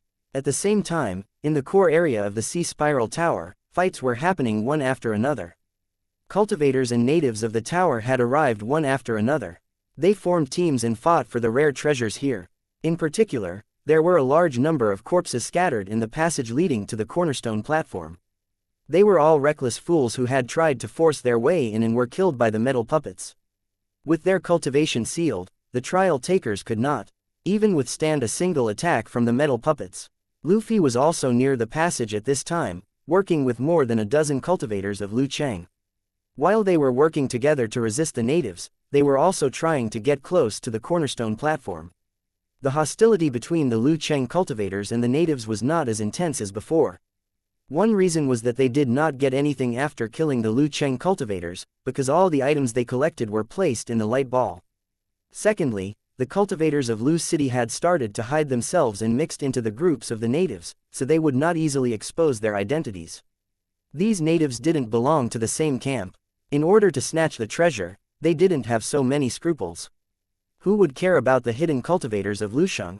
The cultivators of Lu City also knew that they didn't have the advantage in numbers, so they became more low-key and didn't easily provoke the natives.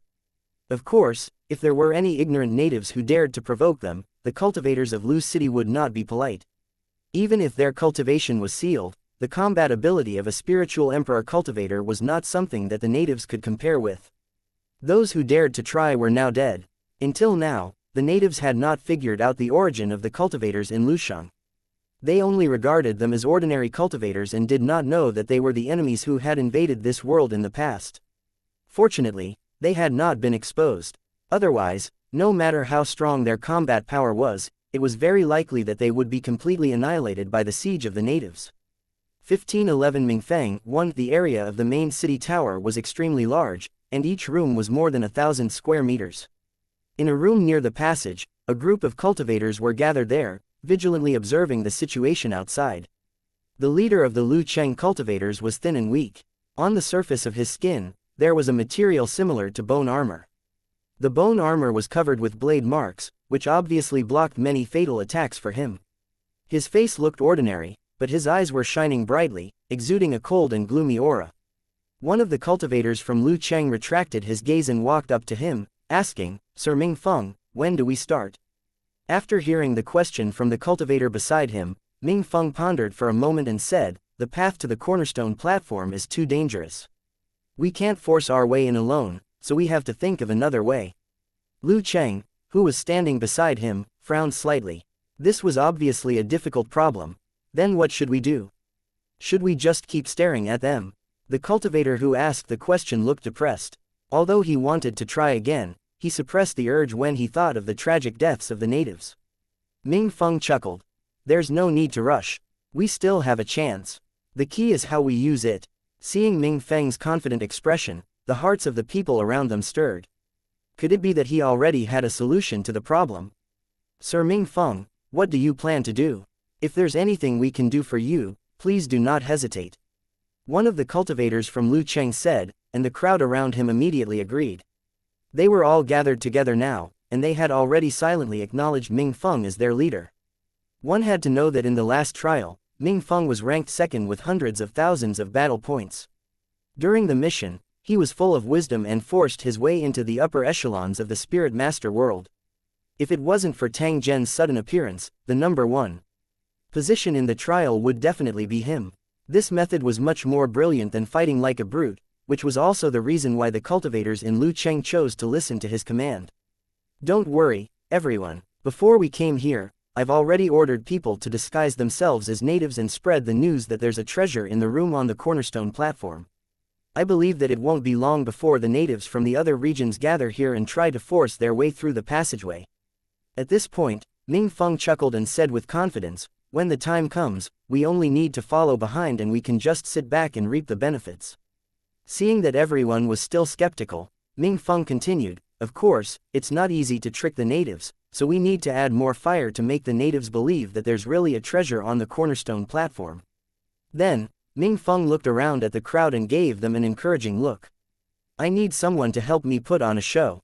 Who is willing to take on this responsibility?" All the cultivators were silent. It was obvious that no one was willing to take the risk before the situation was clear. Mingfeng's eyes flashed with dissatisfaction, but he still smiled and said, "Everyone, please be at ease. There's absolutely no risk in this matter. At most, you'll suffer some physical pain. And I promise that after the end of this trial, I will give the brothers who carried out the mission a generous reward. I will definitely not treat everyone shabbily." Hearing Mingfeng's promise, the cultivators nodded silently. Soon, someone stepped forward and expressed that they could cooperate with Mingfeng's actions. Mingfeng was overjoyed. He patted the other's shoulder and told him his plan in a low voice. The cultivator couldn't help but nod and show a trace of admiration. "Don't worry, Sir Mingfeng, I will definitely not let you down." After saying that, the cultivator sighed, "I've always admired people like you who have both wisdom and courage. Who would have thought that you would end up in second place in the last trial? Even I feel that it's unfair for you. I don't know where that Tang Zhen popped out from, but he relied on trickery to obtain the first place in the trial. He even caused everyone's hard work to go to waste. He's really detestable to the extreme." Mingfeng's eyes darkened when he heard this, but he quickly smiled and said, "You can't say that. He's only able to do this because of his own ability. After all, the trial itself is a competition." The indignant cultivator laughed and didn't say anything more. Luo Fei, who was not far away, witnessed this scene and sneered in her heart. She was sure that Mingfeng, who had lost first place, was not satisfied. He had only said those words to protect his image. As for the cultivator who felt indignant for Mingfeng, he probably didn't have a good heart either. He deliberately mentioned this matter in front of everyone to provoke a conflict between the two of them, and it would be best if they fought to the death. One had to know that among the participants of this operation, only Mingfeng and Tang Zhen, who had not appeared since the beginning, gave the cultivators the greatest pressure. If the two of them were to withdraw from the trial due to an accident, then the possibility of the group obtaining the final victory would be greatly increased. Luo Fei also hoped that Tang Zhen and Ming Feng would fight. Only she knew that if she were to compete with these two guys, the chances of success would be very low. Among the cultivators, Ming Feng was very famous. He was also publicly acknowledged as one of the cultivators with the highest chance of completing the trial. There were even many cultivators who secretly regarded him as their leader, hoping that Ming Feng would guide them in the future. To be able to form a relationship with the members of the 5th battle area was equivalent to hugging onto a golden thigh. Who would waste such a good opportunity? As for Tang Zhen, this trial taker who appeared out of nowhere, Luo Fei felt that she could not see through him. He did things in an unconventional way and was extremely bold. He looked as if he would not give up until he pierced through the sky. The actions of the Spirit Master World were enough to prove this point. At that time, if he was just a little careless, he could have lost his life and wasted all his efforts in the trial. Compared to the trial takers who had always sought stability in their actions, this style of doing things was too different. It was simply a model of courting death. However, it was not the case to say that he was reckless and arrogant. This was because, according to Luo Fei's observation, Tang Zhen's actions seemed bold. In fact, every step he took was carefully calculated. His seemingly reckless actions could sometimes achieve better results. If they really treated him as a reckless man, they would probably die a terrible death in the end. At the thought of this, Luo Fei laughed secretly. She was really looking forward to seeing the scene of Tang Zhen and Ming Feng fighting. At that moment, Ming Feng walked up to her and said in a familiar tone, "Your Excellency Murphy, I didn't expect that we would have another opportunity to cooperate so soon. I'll be in your care from now on, Sir Ming Feng." "Thank you in advance." Hearing this, Luo Fei smiled and returned the greeting, but secretly, she pouted in disdain. Her serious injuries in the spiritual master world were actually largely related to Ming Feng. Back then, Ming Feng had a high position and high authority, but he didn't have many people he could trust. Hence, he would sometimes entrust some missions to the trial takers, and the reward would be to provide the trial takers with some funds and help in certain aspects, as well as to cover for them at critical moments. Both sides were mutually beneficial, and the process of cooperation was quite pleasant. Before Luo Fei met Tang Zhen, she had received a mission from Ming Feng. Who knew that she would encounter an accident during the mission, causing Luo Fei to fall into a trap and almost lose her life? After the incident, according to Luo Fei's deduction, it was very likely that Ming Feng or his subordinates had betrayed her, but there was no evidence. However, the biggest possibility was that it was Ming Feng's doing. At that time, he already had victory in his hands. In order to avoid falling short, he had to clear out all the trial takers in his own situation. From that moment on, Luo Fei was on high alert against Ming Feng. She tried to contact him, but the cleric chased after her again. Fortunately, Luo Fei was prepared and easily got rid of the enemy. After hiding for a period of time, Luo Fei, who was at the end of her rope, really had no other way. In the end, she could only ask please like and share the video on the YouTube channel Cultivation Audiobooks for help through the Cornerstone platform. In the end, she met Tang Zhen who was in the same city as her. 1512 The Temptation of the Treasure 1. Although it was only a deal with Tang Zhen, Luo Fei still felt a trace of gratitude towards Tang Zhen. She was very clear in her heart that the deal between her and Tang Zhen was actually a child's play. It could even be said that it did not have much attraction. It was not strange for Tang Zhen to reject it. However, Tang Zhen had agreed to cooperate with him during the 2 times they had met. Although there was a reason for them to make use of each other, it was more of a helping hand. It was also because of Tang Zhen's help that Luo Fei was able to avoid serious losses and persevered until the end of the Spirit Master World mission. He had even managed to arrive at the core region with Tang Zhen's help earlier and did not miss the best timing. Therefore, even if Tang Zhen didn't care, Luo Fei would remember this favor in her heart. Compared to Tang Zhen, Ming Feng's image instantly became much more despicable. Although Luo Fei would not let her emotions affect her actions, her vigilance and disgust towards Ming Feng did not change at all. Of course, on the surface, she did not show it at all. After the two of them chatted for a while, Ming Feng suddenly said, "I heard that you had some contact with Tang Zhen. I wonder if you can introduce him to me. What kind of person is he?" Only by knowing one's enemy and oneself would one be able to control the overall situation. At this moment, Ming Feng had already listed Tang Zhen as his greatest competitor. Regardless of what methods he had used to obtain the first rank in the previous trial, Tang Zhen was someone worthy of him doing his best to guard against and deal with. Eliminating him from this trial was only the most basic plan. If he had to wait until the time when he had to use his main body to participate in the trial, and the other party was still in the same trial world as him, he had to find a way to kill him. Only a dead opponent could make Ming Feng feel at ease. Although the trial in the 5th battle area was cruel, it was also humane. At the beginning of the trial, they would not use their bodies. This way, they could protect the trial takers to the greatest extent and prevent them from dying because they were not used to the mission. When they had some understanding of the trial missions and accumulated a certain amount of points, they would then arrange for the trial takers to participate in even more brutal missions. Only then would the real trial begin. 90% of the cultivators had died at this stage. The elimination rate was frighteningly high. Ming Feng, Luo Fei, and the rest were all about to leave the stage of newbies.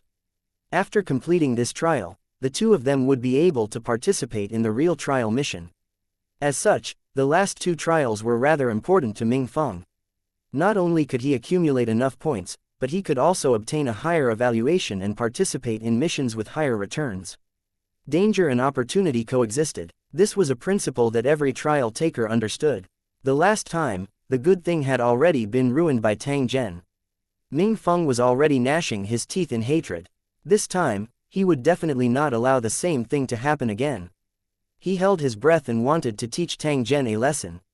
Who would have thought that from the beginning until now, Ming Feng had not seen any traces of Tang Zhen? This caused him to feel depressed, like a mouse pulling a turtle with nowhere to eat. That was why Ming Feng placed his focus on Luo Fei. He tried to analyze Tang Zhen through her and then make targeted measures. He did not know that Luo Fei was already on her guard against him. She was even more alert against Ming Feng's approach. Sir Ming Feng, I've only come into contact with Tang Zhen once. We didn't contact each other again after that, so I don't know much about this person. After giving a perfunctory reply, Luo Fei did not say anything else to avoid making mistakes. When Ming Feng saw Luo Fei's expression, he knew that she was hiding something and did not want to tell him what she knew. In that case, I won't ask. Please like and share the video on the YouTube channel Cultivation Audiobooks. Any more questions? I hope Your Excellency will fully cooperate with us in the next operation. After all, this matter is very important to you and me. Ming Feng turned to leave after giving Luo Fei this warning, but his expression was dark and uncertain. As time passed, more and more trial takers began to gather in the core area. Ming Feng and the rest also began to put on disguises, mixing in with the natives. The hall was packed with people.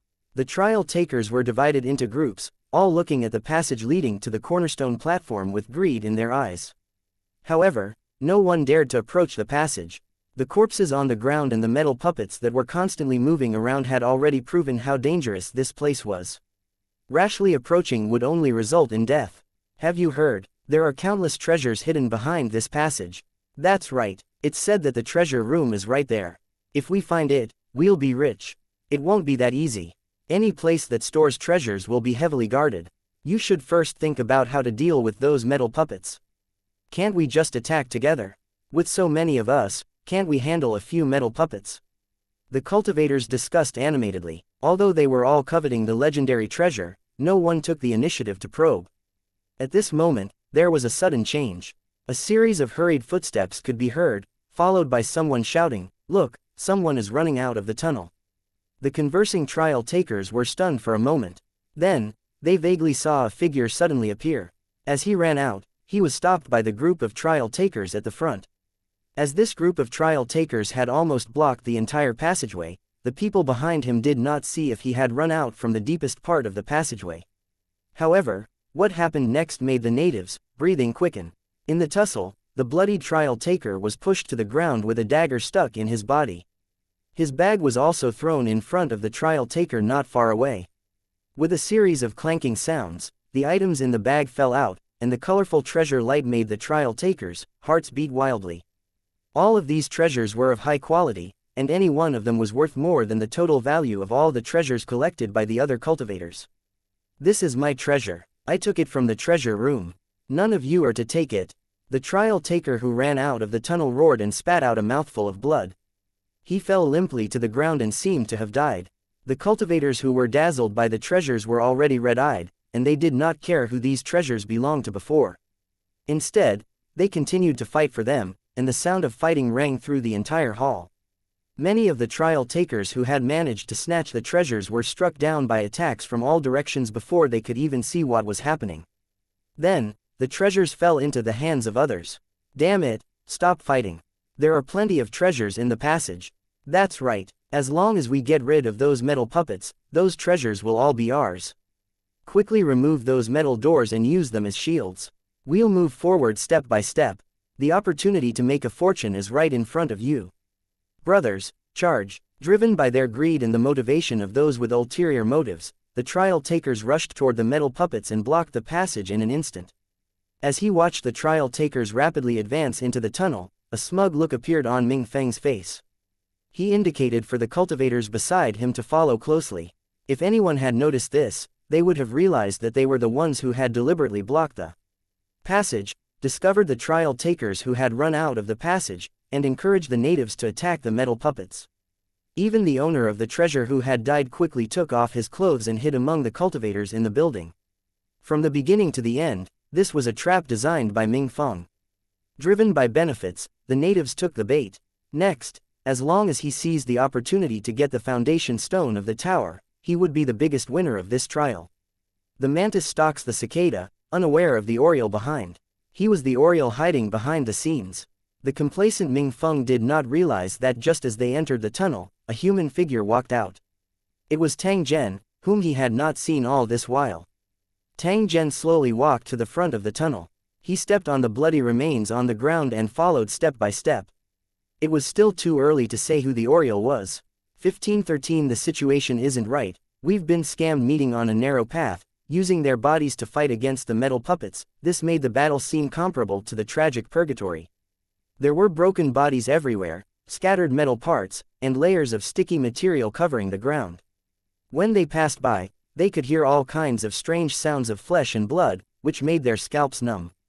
The objects inside the swirling sea castle were clearly energy-formed, but the scene they displayed was exactly the same as the real world, making it impossible for people to realize that they were not real entities.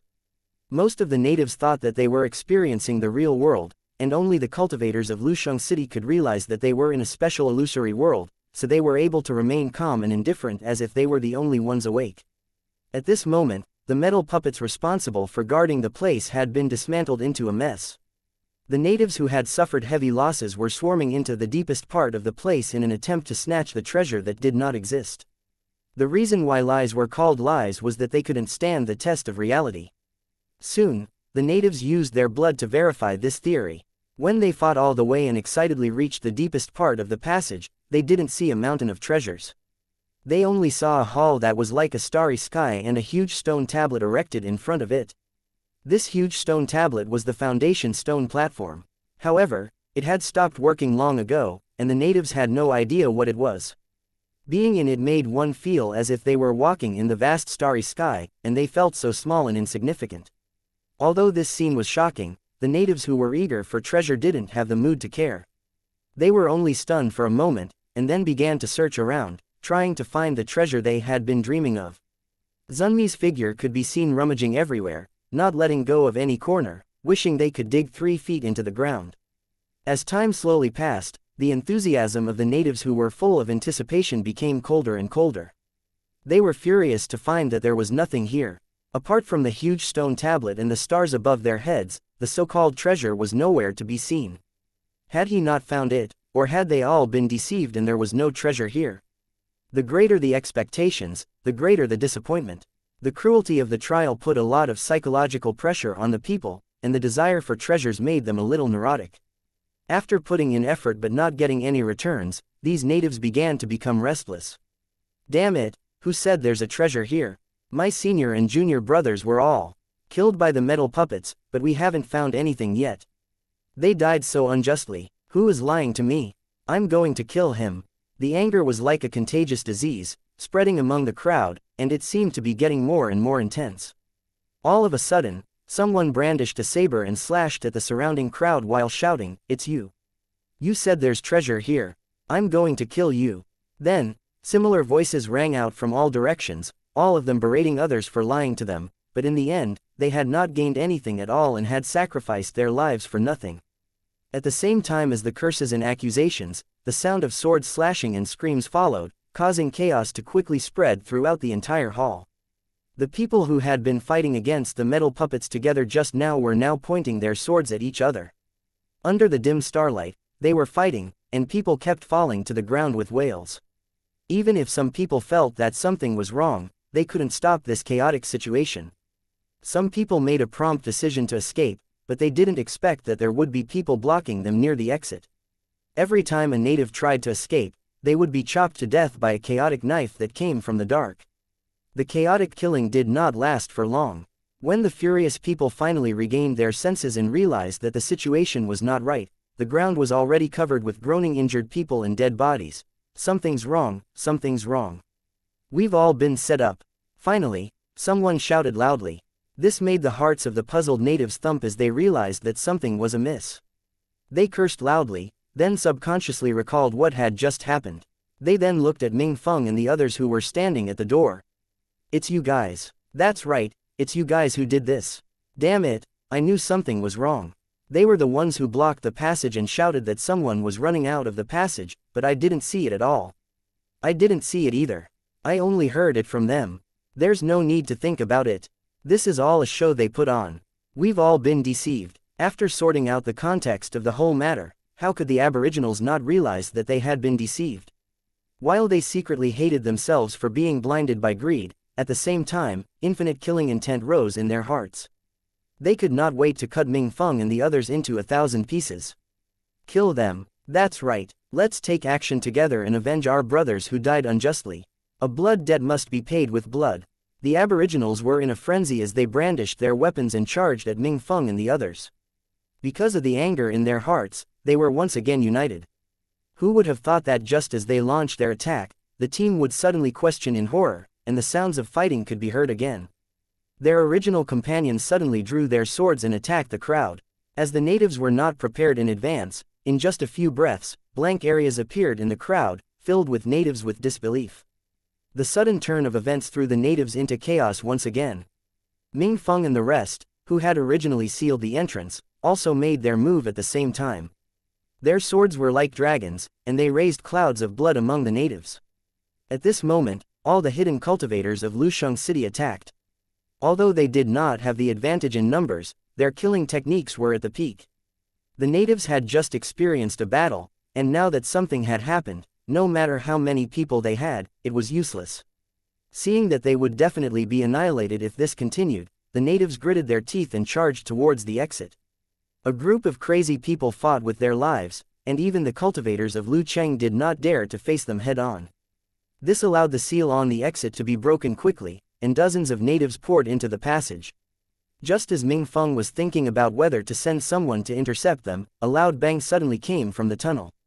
Then, there was a flash of fire and several incomplete corpses flew into the hall. This sudden scene shocked the cultivators in Lusheng. They subconsciously looked at the entrance of the passage, their eyes full of vigilance.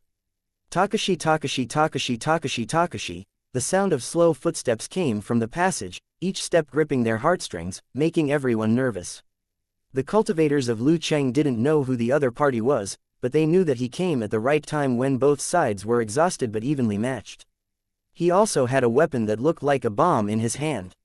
For those who had their cultivation sealed, it was extremely dangerous for them to be in such an enclosed space. A weapon like a bomb that could attack indiscriminately over a large area was extremely dangerous. They would be hit if they were not careful.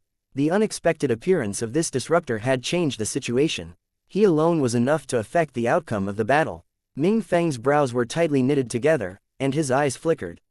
Suddenly, he thought of something and turned to look at Luo Fei, who was holding a long sword. However, Sophie was looking at the passage at the moment. She looked at the figure that slowly appeared and smiled strangely. Looking at the time, "You should be here." 1514. The cornerstone in hand. The killing stopped temporarily because of a person's appearance. The air seemed to become heavy, and heavy breathing could be heard faintly. In the dim light, a a figure appeared in front of everyone and then stood there quietly. No one could see his face clearly, but they understood why he was standing there. It was obvious that he wanted to seal the entire entrance and not let anyone escape. Ming Feng's eyes flickered and he suddenly laughed. "Sir Tang Zhen, I didn't expect that we would meet here." The figure in front of him glanced at him. After a few seconds of silence, he said softly, "Ming Feng."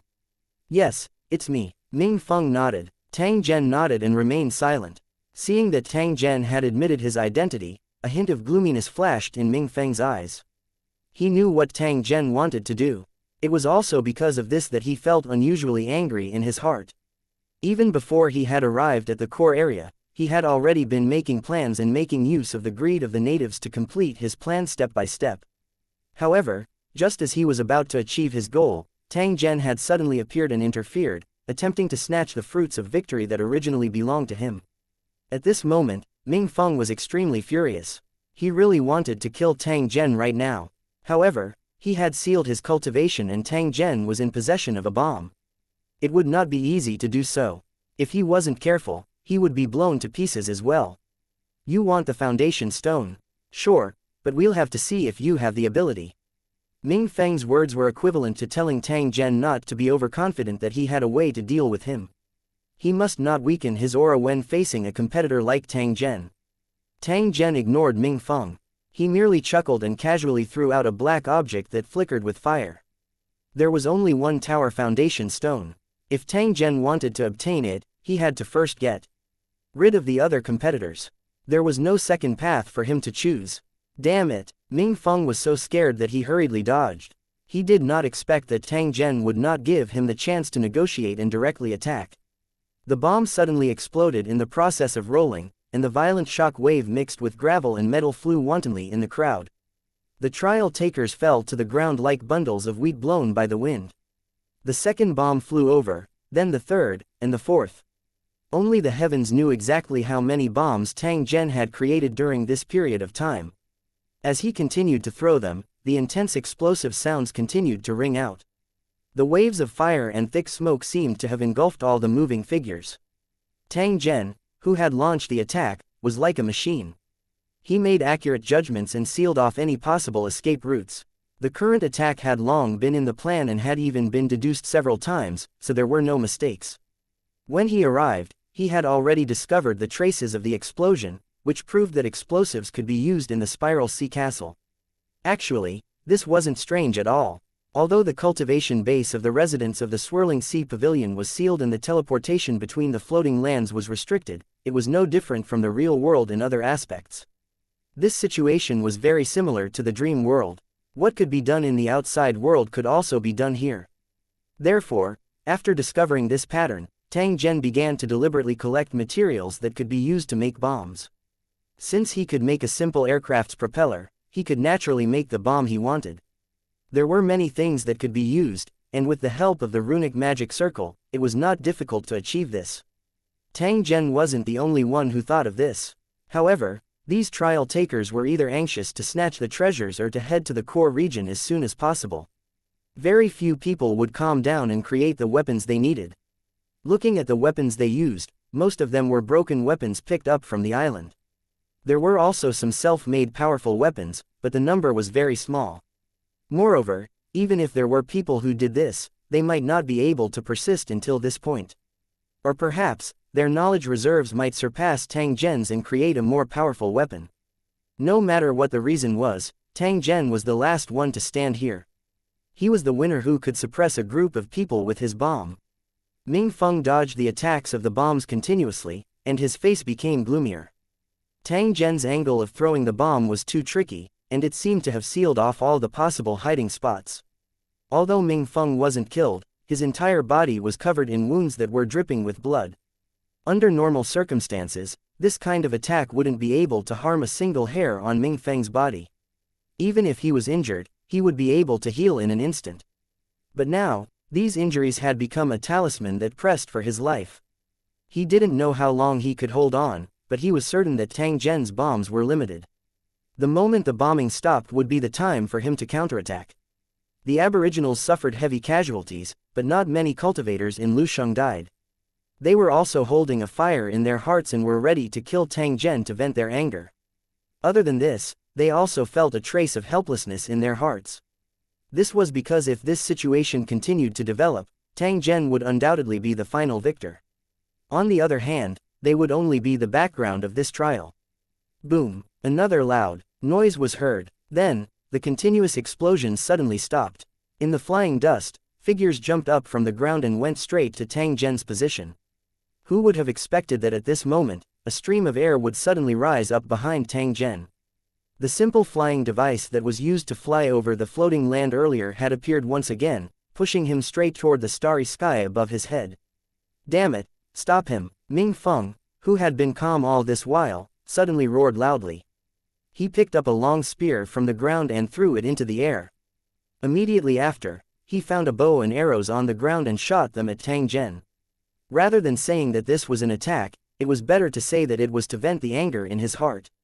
The reason why he was so flustered and exasperated was that the cornerstone of the tower was floating in the starry sky above his head, merging into one with the flickering stars. It was impossible to discover it without careful observation. The natives didn't know the secret of the foundation stone, and they couldn't check this starry sky in a short time, so they ignored the most valuable thing here. Of course, to the aboriginals, the foundation stones of Lusheng weren't of much use. Only cultivators of Lusheng would see them as a target that they had to snatch. Ming Feng had long known the location of the tower's foundation stone.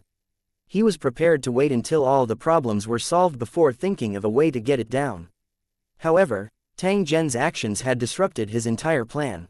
The other cultivators of the building also attacked one after another. The air was filled with dancing swords as they tried to strike Tang Zhen down from the sky. However, all of his attacks were in vain. Tang Zhen had already exceeded his attack range and had directly flown to the highest point in the starry sky. When he stopped, he had already landed on a transparent platform. A faint light flashed from the platform, allowing the cultivators below to see Tang Zhen's every move. He turned around and smiled at the people below. Then, he reached out to the cornerstone floating on the platform and gently clenched it. The entire hall seemed to shake for a moment, and then everything became different, which meant that the collapse had begun. Bastard, he got lucky again. Ming Feng was so angry that his body was trembling, but he was completely helpless. The moment Tang Zhen obtained the tower's foundation stone, it meant that the trial had ended. The final winner was still Tang Zhen, and their previous efforts were all in vain. Even if they had collected a lot of valuable items, they were still not worth mentioning compared to the building foundation stone. Coldly looking at Tang Zhen, Ming Feng chuckled a few seconds later. When Tang Zhen looked at him, he slowly turned around. There was no meaning in saying anything now. If they had the chance to meet again, Ming Feng vowed to make Tang Zhen pay the price. The other cultivators in Lusheng City had different expressions. Compared to Ming Feng's hatred, they were more helpless and unwilling. When the starry sky above their heads started to collapse and the entire world started to collapse, they also turned into streams of light and dissipated one after another. They were sent back to the world of Lusheng by a special force. 10 minutes later, the tower in the foreign land completely collapsed, disappearing from the world forever. 1515 The black hole prison. His soul consciousness seemed to have been crushed and flattened before it was forcefully glued back together. Then, his memories surged out like a tide. Tang Zhen discovered that he was in a huge space. The area of the space was very large and one could not see the boundary. There seemed to be no one else other than him. He didn't know where he was, but he didn't feel any danger.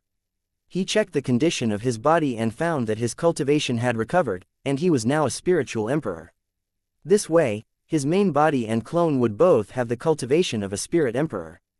To the Holy Dragon City, this was no doubt another layer of protection. Of course, compared to those super battlefields, this kind of strength was still nothing. He still needed to continue to work hard. The ball of light was still in his mind, but the items he had obtained from the swirling sea tower had long disappeared. They must have been taken away by the foundation stone platform of the fifth battle area, leaving only some scattered items that belonged to him. The results of the trial had already come out. Without any surprises, Tang Zhen once again occupied the top spot, leaving the other participants far behind. That guy called Ming Feng's results were really not worth mentioning. He wondered what was going on. How would Tang Zhen know that in order to make his act more realistic and to lure the natives, Ming Feng had taken the initiative to take out the precious treasures he had collected along the way. The baiting plan was indeed successful, and the natives fell for it as expected. However, Ming Feng did not get the foundation stone of the tower. Instead, he was intercepted by Tang Zhen. All of this was because of Tang Zhen. Ming Feng must hate him to the core. Tang Zhen shook his head when he thought of this. An army of thousands would cross a single log bridge. This kind of trial itself was based on one's ability to speak. If he had not achieved victory by surprise, then the one who would be depressed now would be him. While the cornerstone platform was calculating the results, it also gave a hint for the next trial mission. Compared to the previous two missions, this time, the trial takers were clearly given some time to prepare. Mission requirement: sneak into the black hole prison and seize the items on the list. Each item will give you a corresponding amount of points. Hint 1. This mission requires physical teleportation. Your cultivation will not be sealed, but you will need to resist the special defense force field of the black hole prison. It is very likely to lead to your death.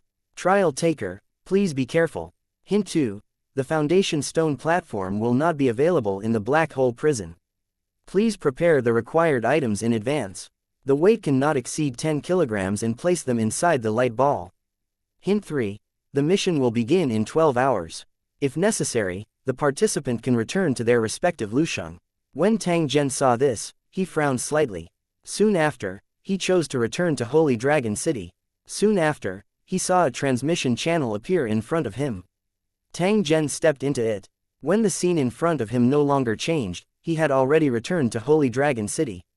There wasn't much time left for him. He had to make preparations immediately. Therefore, Tang Zhen immediately went to the secret chamber after he returned and took some things from his main body.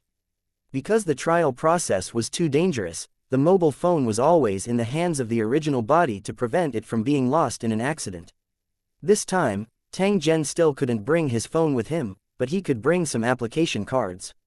Compared to other items, the card not only had powerful functions, but it was also very light, which was especially suitable for this operation. Because the clone and the main body were the same person, when Tang Zhen arrived at the secret room, the main body was already prepared. There were a total of 1,000 application cards, and their weight was half of the weight of a portable item. To the outside world, those cards were priceless, and many of them had never been displayed to the public. There was no need to talk too much. The thoughts and memories of the main body and clone had already been exchanged.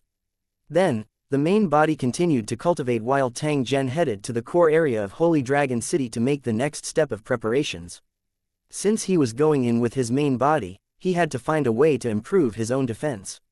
At the same time, he had to find a way to get some more powerful weapons so that he wouldn't be helpless when he encountered danger. They arrived at their destination without any obstructions.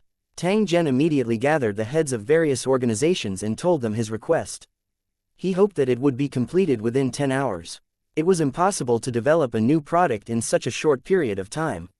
However, it was entirely possible to modify the foundation of the original item. After the order was given, the entire city immediately began to operate at high speed. Plans were formulated one by one, and then they quickly began to implement them. Warframes, weapons, potions, and auxiliary equipment. One by one, the items were sent to Tang Zhen and they were being tested and modified on the spot. In the spacious hall, thousands of people were circling around him. Time slowly passed by. The items that Tang Zhen needed were finally all prepared. There was less than an hour left. At this moment, Tang Zhen's entire body was covered in a cloak. Outsiders were unable to see what he was wearing. Even if he lifted the cloak, they would not be able to see anything. This was because many items had already been camouflaged. Everyone, it's been hard on you. I'll be leaving first. Tang Zhen cupped his hands together and bowed to the busy people. After which, he opened the spatial tunnel. I wish City Lord a swift victory. Tang Zhen stepped into the passage and disappeared in an instant amidst the blessings of the thousands of residents in the city. When Tang Zhen reappeared, it was still the same enormous space. However, the halo-like mist around him had already dissipated. He could see even further. Then, he saw many figures standing nearby. They were all cultivators from Lusheng City who had participated in the trial. Hundreds of people with different appearances, but all of them were spiritual emperors, were gathered in one place. It was likely that many people would never have the chance to see this scene in their entire lives. Just the terrifying aura alone was enough to make people tremble in fear. However, no one cared about this at the moment. Instead, they all turned their eyes to a giant warship in the center. The appearance of this flying device was somewhat similar to a meteorite. It was several kilometers long, and its surface seemed to have been carefully polished. It was actually shining with a warm luster. Tang Zhen revealed a trace of surprise. He did not expect that the mission this time around would require the use of a battleship. Could it be that the spatial tunnel was unable to connect to the black hole prison? Hence, they had to use this method of forcing their way in. The more he thought about it, the more he felt that this possibility was extremely high. A trace of bad premonition faintly appeared in Tang Zhen's heart. If they had to go through so much trouble just to enter, how would they leave after the mission was completed? However, now was obviously not the time to think about these problems, because all the cultivators had heard the prompt for them to board the warship quickly. One figure after another quickly approached the warship and boarded from the entrance that was more than 10 meters high. Then, they followed the instructions and headed to a hall inside. After waiting for more than 10 minutes, Tang Zhen felt that the battleship had already started. Then, a notification sounded in his ear again, telling the cultivators to stand in a circle of light. Tang Zhen followed the instructions and stood inside, after which, he felt his body being fixed by an invisible force field. Soon after, clusters of a sticky-like substance appeared and wrapped around his body. Tang Zhen did not resist. Instead, he allowed that sticky thing to continuously wrap around him. The mental energy that was originally spreading outward was also gradually cut off. He did not expect that this material actually had the effect of isolating spiritual power. As such, Tang Zhen was unable to sense the outside world, and the outside world was similarly unable to discover the situation inside. Unknowingly, Tang Zhen's entire body was covered by this substance. He fell into a world of darkness and was completely unable to sense any information from the outside world. It was as if he had fallen into a state of suspended animation. After a few minutes, all the cultivators had turned into rocks, and the sticky liquid became abnormally hard in a short time. After an unknown period of time, the warship began to shake violently, as if it was going through some kind of warp speed, and the value was very high. When the shaking stopped, the battleship appeared in a space where no stars could be seen, and there was only a huge vortex below. We've arrived at our destination. Beginning delivery. A sound came from the empty battleship. Then, the stones, wrapped around Lu Cheng's cultivators, floated up at the same time and were ejected from the battleship through an exit, flying toward the black hole. Delivery complete. Activate stealth mode. Another command was issued, and the huge warship trembled for a moment before disappearing in an instant.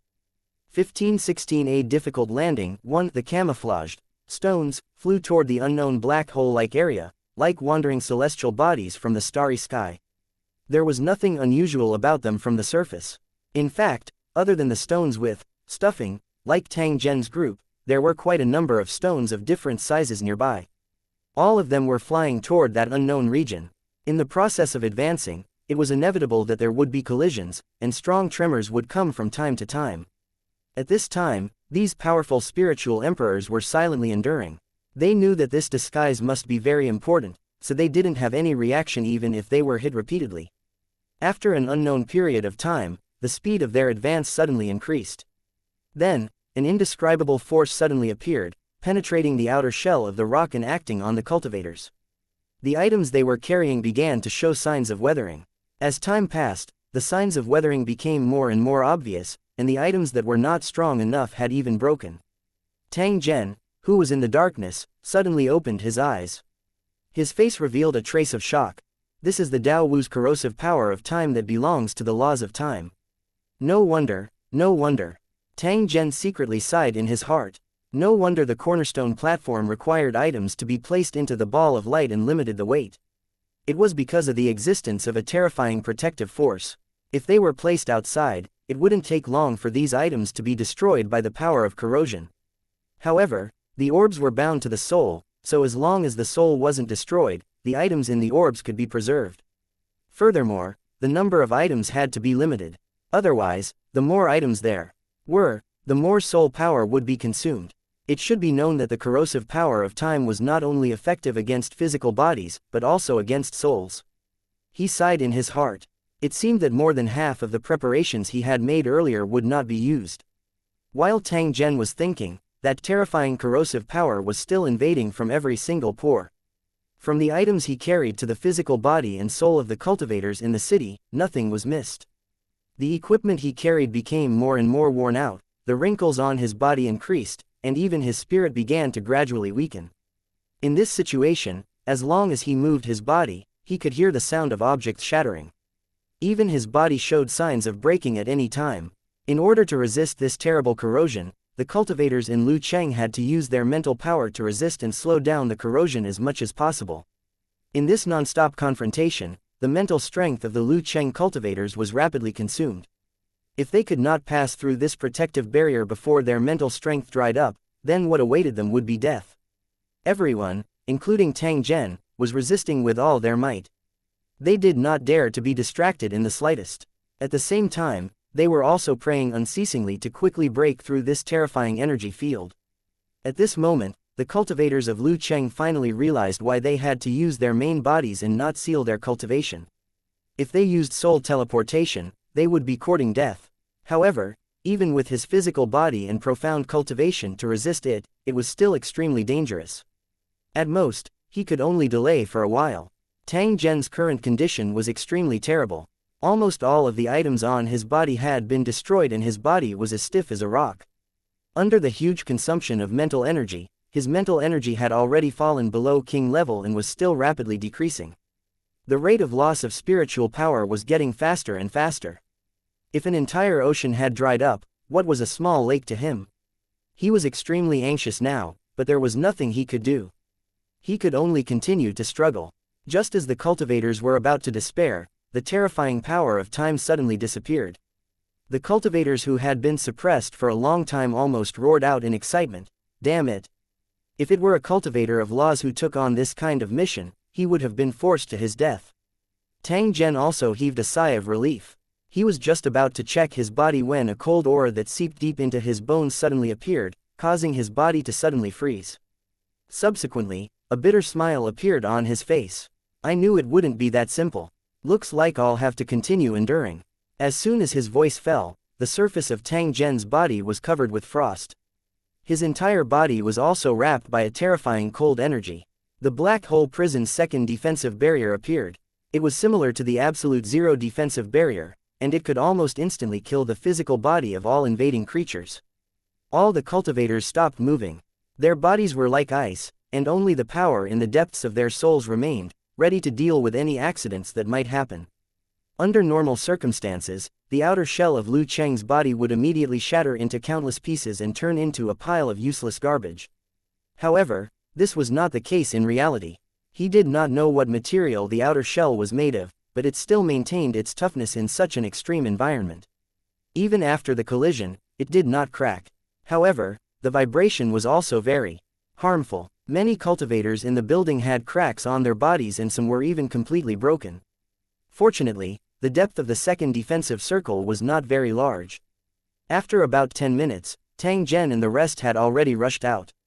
At this moment, they had entered a space that was similar to the atmosphere. The violent friction caused the temperature of the stone to quickly return to normal. As the frost dissipated, the cultivators in Lu Cheng gradually regained control of their bodies. If it was a normal life form, it would have been crippled by now. However, a spirit emperor's body had already been energized, so it could withstand this terrible destruction. Tang Zhen quietly sighed in relief. From the stone shell that was continuously heating up, he knew that they should be able to land very soon. However, this was just a guess. Who knew what was waiting for them in this strange black hole prison? It was too early to be happy. Sure enough, as soon as this thought arose, the stones from the void fell into the lava-like object one after another, and the terrifying temperature began to spread. Tang Zhen sighed in relief. He was well versed in fire-type laws. This kind of high temperature was unable to harm him at all. But the problem was that the black hole prison's defense was so simple, could it not guard against intruders who were not afraid of the high temperature? Thinking of this, his heart was in his mouth again. At this moment, his cultivation had fallen to the Lord level, and his body was covered in internal injuries. He really couldn't bear too many twists and turns. PFF'd. After waiting in fear for a while, the danger that he had imagined did not appear. The stone that wrapped him with a glazed mucus suddenly flew out of the sea of lava, dragging a long tail, and fell into the cold heavenly river that was suspended in the air below. As soon as it entered the water, the glass-like substance on the surface quickly condensed. The long tail was the first to cool down, followed by the stone that wrapped around Tang Zhen. Although he could not see the situation outside, Tang Zhen was able to make a rough judgment. However, it was precisely because of this that his expression suddenly changed greatly. If his guess was correct, he was in a state similar to Rupert's tear. Once his tail was damaged, his head would also be crushed into dust. Even with the stone shell as protection, it might not guarantee that it would not be damaged. To solve this crisis, they had to block and resist the power of the object itself. When he thought of this, Tang Zhen immediately took out a protective card and placed it in his hand, ready to tear it at any time. As they slowly descended in the heavenly river, the cultivators finally emerged from the bottom of the river. They then saw many crystalline objects with long, curved tails falling toward the land like meteors. 1517 Ancient Ship Desert Bandits. Tang Zhen's heart was suspended as he waited for the final moment to erupt. There was no doubt about the hardness of Rupert's tear, but its fragility was also shocking. Tang Zhen was unable to destroy it from the inside and could only wait for it to break free from the shackles at the moment of collapse. Wait again, Yingluo finally, he waited until the last moment. A trace of a sense of danger assailed his heart. Tang Zhen felt his scalp turn numb as he unhesitatingly tore apart the protective card. An energy shield wrapped around him. At the same time, he heard a cracking sound. Originally, because the rock was sealed, there was no light inside. But at this moment, it felt like the whole world was occupied by light. The long tail of the meteor touched something and broke into countless fragments in a very short time. Tang Zhen, who was wrapped inside, was blown out by the huge force and heavily hit a pile of sharp sand like a stone that was thrown out. Due to the protection of the protective shield, Tang Zhen did not suffer too much damage. However, he was still in a daze from the fall. Pay. Tang Zhen spat out a mouthful of fresh blood. He swiftly observed his surroundings, only to discover that he was in a strange desert with no end in sight. The sky above them was covered by dark clouds, and the people on the ground could not see the river and lava floating in the sky. Perhaps they did not even know about their existence. The ground was covered with glass-like shards. They were small and sharp, reflecting a strange luster under the dim light. After a long time, it would hurt people's eyes. There were also some strange things buried in the sand. They looked like some animal's bone armor or the wreckage of some battleship. Apart from the jagged bones, there was nothing else inside. They were scattered like broken houses and withered trees, appearing and disappearing in the vast sea of sand. After looking around, Tang Zhen didn't find the figures of the other cultivators in the city. They had probably been completely separated during the fall. This was not a good thing. At this moment, they had suffered great losses and needed to rest for a period of time to recover. If they encountered an enemy at this moment, they would probably end up in a very miserable state. To be able to send hundreds of spirit emperors to carry out a mission, it meant that the black hole prison must be filled with danger. After quickly checking his equipment, Tang Zhen discovered that the degree of damage to his armor had already reached 90%. Other than barely being able to provide protection, all of its original combat functions were unable to be used. It could be said that other than the items in the orbs, the items he carried with him had all been destroyed.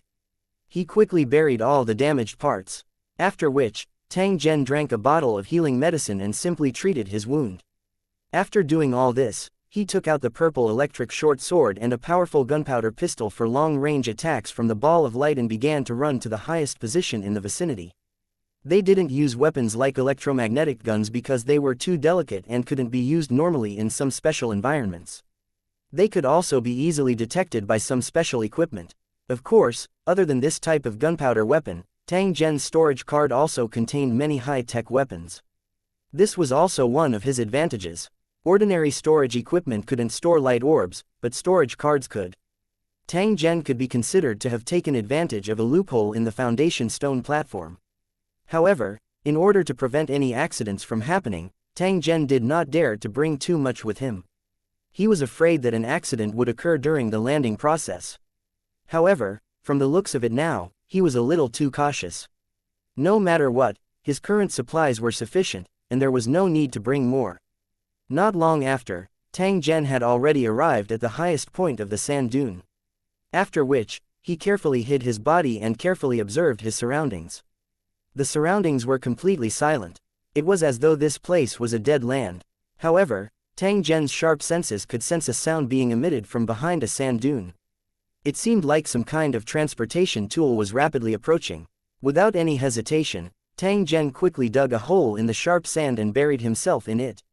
After completely burying himself, Tang Zhen took out a small periscope with invisibility function and looked around from the sand. He didn't dare to use his spiritual power to investigate, in case the enemies here discovered his existence. The shaking sound grew louder and louder. Soon after, several vehicles that looked like beach cars appeared. They galloped rapidly across the sand dunes and headed straight for the place where Tang Zhen had just fallen. There was a group of ferocious-looking guys in the car, waving strange weapons in their hands and constantly letting out strange roars. One of the cars just happened to be parked at the highest point. It was less than 10 meters away from Tang Zhen. 4 natives jumped down and seemed to be preparing to use the terrain advantage here to observe and be on guard.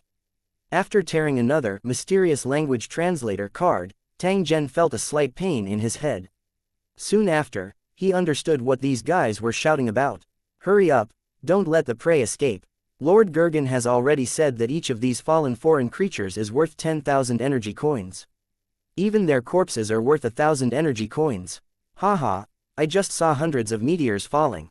If they are all foreign creatures, we will be rich. The most important thing is that once we capture these foreign creatures, the reputation of the ancient warship bandits will become more and more well-known. In the future, there may be more important people who will ask. Please like and share the video on the YouTube channel Cultivation Audiobooks. As to do missions, the voices of the conversation entered Tang Zhen's ears intermittently. Soon after, a furious roar was heard, shouting that the prey had escaped and that they should quickly search the surroundings and not let it go. The bandits on the ancient warship did not leave. Instead, they stayed and looked around because they had been ordered to stay on the high ground. When the other vehicles gradually disappeared into the distance, Tang Zhen jumped out of the sand pit and raised his gun to shoot at the few bandits. After a few inaudible gunshots, 3 of the bandits fell into a pool of blood while the other one was shot in the arm and his weapon fell to the ground. Like a falcon hunting for its prey, Tang Zhen approached the injured bandit with lightning speed and placed the purple lightning short sword on his neck. There was a trace of fear on the bandit's face, but his eyes were flashing with a fierce light. He stared at Tang Zhen fiercely and sneered. Answer my question honestly, and I'll spare your life. Upon hearing Tang Zhen's words, the ridicule in the bandit's eyes became even more intense. He coldly said, "You've already killed 3, so it's not like you're short of me. So, even if I tell you, you'll still kill me. Even if you die, I can let you die a quick death." Tang Zhen's reply made the sneer on the bandit's face become even more intense. The killing intent in his eyes also became more intense. This scene made Tang Zhen a little at a loss. He didn't expect the natives here to be so fierce. Since you're not cooperating, enjoy the torture. A cold glint flashed in Tang Zhen's eyes. His finger grabbed onto the head of the bandit and pressed down hard.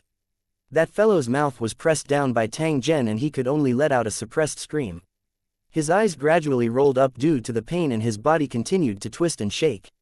"Let me go, Yingluo, I'm begging Yingluo." Tang Zhen completely ignored him. There was no reason for him to stop since he had already attacked. This was because this fellow would not be able to survive. Pieces of memory fragments were collected by Tang Zhen. In the process of searching in depth, the body of the ancient ship desert bandit twitched more and more. A minute later, Tang Zhen released his bloodied palm. The bandit's body was already twitching from the pain, and even his height had shrunk by a lot. "You brought this upon yourself, idiot." After tidying up the memories in his mind, Tang Zhen knew that this place was called the Fallen Star Desert. It was one of the dangerous places on the Shattered Continent. Over the years, there would be all sorts of things falling from the sky. These guys were called the Ancient Ship Pirates. They were one of the bandit gangs here, and their lair was located inside a warship with a long history. They made a living by searching for all kinds of resources in the Fallen Star Desert. Of course, their main livelihood was still pillaging and acting as mercenaries. Every one of them had a lot of blood on their hands and had different wanted bounties on them. The appearance of the cultivators in Lusheng gave the bandits an opportunity to make a fortune. From time to time, precious ores would appear from the fallen items, which were snapped up by the rich and powerful. If there were things like flesh and blood, they could be sold at a crazy price. When they saw the cultivators of Lusheng City falling from the sky, the bandits were overjoyed. For them, this was a great opportunity to make a fortune. 1518 Pursuit in the Sea of Sand 1. After obtaining the incomplete information, Tang Zhen sized up the vehicle that the ancient warship was driving and quickly sat in the driver's seat. The car looked broken, but it was very fast. The specially made wheels could drive freely on the sharp sand without worrying about being cut at any moment and throwing the passengers out. This was a very important point. It was important to know that even in the desert, one could still fall to their death, provided that the unlucky person hit a hard object or accidentally broke his neck. After putting the spoils of war into the ball of light, Tang Zhen started the car and accelerated down the sand dune. He had to leave this place as soon as possible. After all, this was a place where criminals ran rampant. Under the temptation of money, God knew how many criminals would rush in like flies that had smelled blood. Once that happened, he would be in danger. This car, which was obviously modified, made a lot of noise. Tang Zhen almost couldn't hear any other sounds during the driving process. His ears were also numb and itchy from the vibration. After rushing past a sand dune, they were faced with a flat land. Tang Zhen, who was supposed to be galloping unhindered, frowned. This was because two similar cars had appeared a few kilometers away from him and were rapidly driving toward him. The ancient battleship bandits who had been chasing him came back, and the two sides met head-on. The ancient ship bandits had already noticed the abnormality and were shouting in the car. At the same time, they raised their weapons and aimed at Tang Zhen. Whoosh! The corner of Tang Zhen's mouth was lifted into a cold smile when he heard the gunshot. He did not know what these fellows were thinking. They actually opened fire from such a distance. Tang Zhen had observed the weapons used by the bandits on the ancient warship and confirmed that they were also a type of gunpowder weapon. The power was acceptable, but it was absolutely impossible to hit the target from such a long distance unless they were possessed by the gun god. However, Tang Zhen still didn't dare to be careless. He continued to sprint toward his target and traveled far away in the blink of an eye. The bandits on the ancient battleships chased after him in exasperation. They looked like they would not stop until they were dead. They were determined to catch up with Tang Zhen and capture him. In the process of the chase, a group of ancient warship bandits was alarmed. When they saw Tang Zhen driving, they immediately jumped into the car excitedly and launched an attack. The car was hit by stray bullets, and bombs were thrown from time to time. The sand brought up by the shockwave was no less powerful than bomb fragments. Tang Zhen furrowed his brows. He raised his gun and aimed at the car that was constantly approaching. He pulled the trigger under the rain of bullets. After the muffled gunshot, the driver's body tilted and he was thrown out of the car. The three bandits in the car were shocked and fought to control the steering wheel. In the end, two of them were killed by Tang Zhen. The remaining bandit simply jumped out of the car and rolled on the ground. His body was cut until it was bleeding. This guy was quite fierce. He didn't care about the wounds on his body at all. He spat out blood as he shot at Tang Zhen. However, he was unexpectedly hit by a car that was driving from behind. He rolled and fell to the ground. Fresh blood kept gushing out like an open faucet. He was lying there like a dead dog, and no one paid him any attention. After getting rid of a car, Zhen Tang saw a building that looked like the wreckage of a building in front of him. He directly drove in. There were hundreds of bandits on the ancient battleship. He did not want to play this game of, "you chase me," anymore. It would be bad if he attracted more enemies. As soon as the car stopped, Tang Zhen jumped up to a high place like a spirit ape. At the same time he hid himself, he took out a storage card from the ball of light and tore it open. Voila! A pile of items appeared on the ground. The most eye-catching one was a cool-looking rifle. One look and you could tell that it was a killing weapon. This was a complete set of individual equipment. Tang Zhen had stored it in his storage card. Now was the time to use it. After quickly putting on his equipment, Tang Zhen picked up the rifle on the ground, leaned out, and locked on to a desert bandit on the ancient warship. He easily killed him. Upon hearing the sudden gunshots, the bandits who were still shouting immediately looked for a hiding spot and stuck their heads out to look for Tang Zhen's position.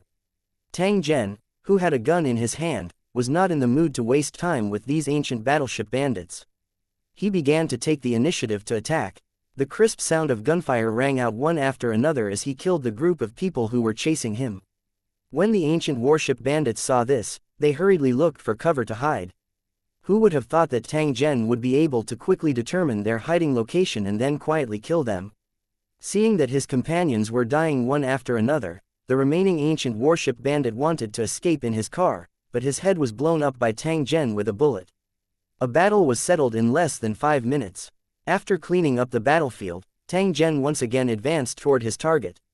Not long after Tang Zhen left, a few figures cautiously approached. Just like Tang Zhen, who had just descended, they had injuries of varying degrees on their bodies and appeared to be in a slightly sorry state. After sizing up the traces of the battle and Tang Zhen, who had gradually gone far away, the few cultivators from Lusheng City looked at each other and nodded their heads gently. The other party should also be a cultivator of Lusheng. Should we follow them? Maybe we can cooperate. The one who spoke was a woman with grid-like skin and a single horn on her head. The surface of her body was constantly changing, making her look like a chameleon. I don't suggest following them rashly. They might not be willing to cooperate with us. If we go out now, we are likely to face continuous danger. It's better to take advantage of our current advantages. The other Lu Cheng cultivator shook his head and expressed his opinion. Oh, then what do you think we should do? Upon hearing his companion's question, the cultivator with sunken eyes and no hair on his face answered, "Don't you think that these ancient battleships and desert bandits are the best tools? As long as we control them, someone will do things for us. Isn't it more efficient than us searching for them without thinking? It shouldn't be too difficult for us to deal with them with our strength." The other cultivators of Lu Cheng nodded in agreement. It was a good idea. Let's not delay any further. We'll start now. The cultivators quickly picked up the weapons on the ground, jumped into the vehicles, and went straight to the nest of the ancient warships and bandits. Tang Zhen drove the car for another few dozen kilometers before the car broke down because of the fuel. He threw the car into a hidden place and began to walk. He was not far from the edge. According to his speed, he would be able to get out of here in less than half a day. Compared to the desolation of the inner region, strange plants had begun to appear here and there. They were like rat tails, tough and ugly, growing tenaciously in the sea of sand. In addition to this plant, from time to time, there were also broken bones and casually discarded garbage, which proved that there was frequent activity here. As expected, it did not take long for Tang Zhen to see a group of men and women in tattered clothes. They were scattered on a dark-colored sand dune and were using the tools in their hands to search for something. Tang Zhen didn't rashly approach them. Instead, he carefully observed them for a moment and discovered that they indeed didn't look like bandits. They were merely ordinary people. After confirming that there was no danger, Tang Zhen stood up from the ground and slowly walked towards the location of these people. 1519 Chaotic Town's Tang Zhen had just appeared when he was noticed by a lazy child. The child hurriedly warned his companions. A trace of vigilance and panic appeared on the faces of these people when they saw the weapons on Tang Zhen's back. They subconsciously hid some things under the sand. A few of the men even rushed to the front and deliberately revealed the weapons on their bodies to warn Tang Zhen not to provoke them.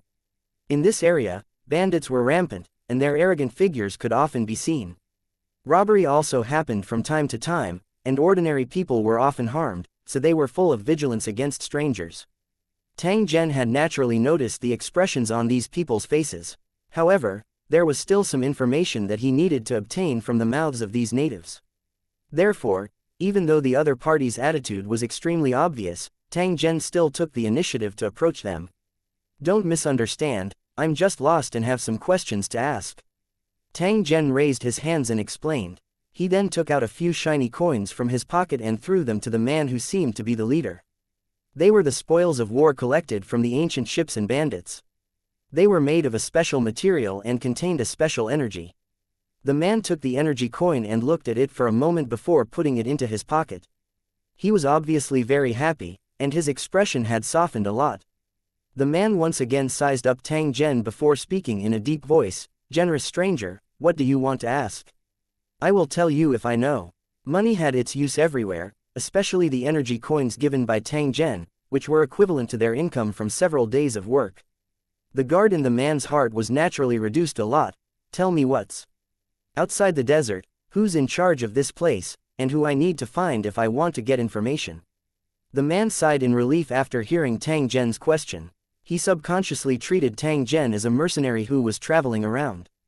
This kind of wandering mercenaries was actually very common. In order to fill their stomachs or improve their strength, they often shuttled between the various fragments of the mainland. Compared to the fierce bandits, these people were obviously easier to talk to. Perhaps the young man in front of him was a bounty hunter who specialized in hunting down bandits for commission.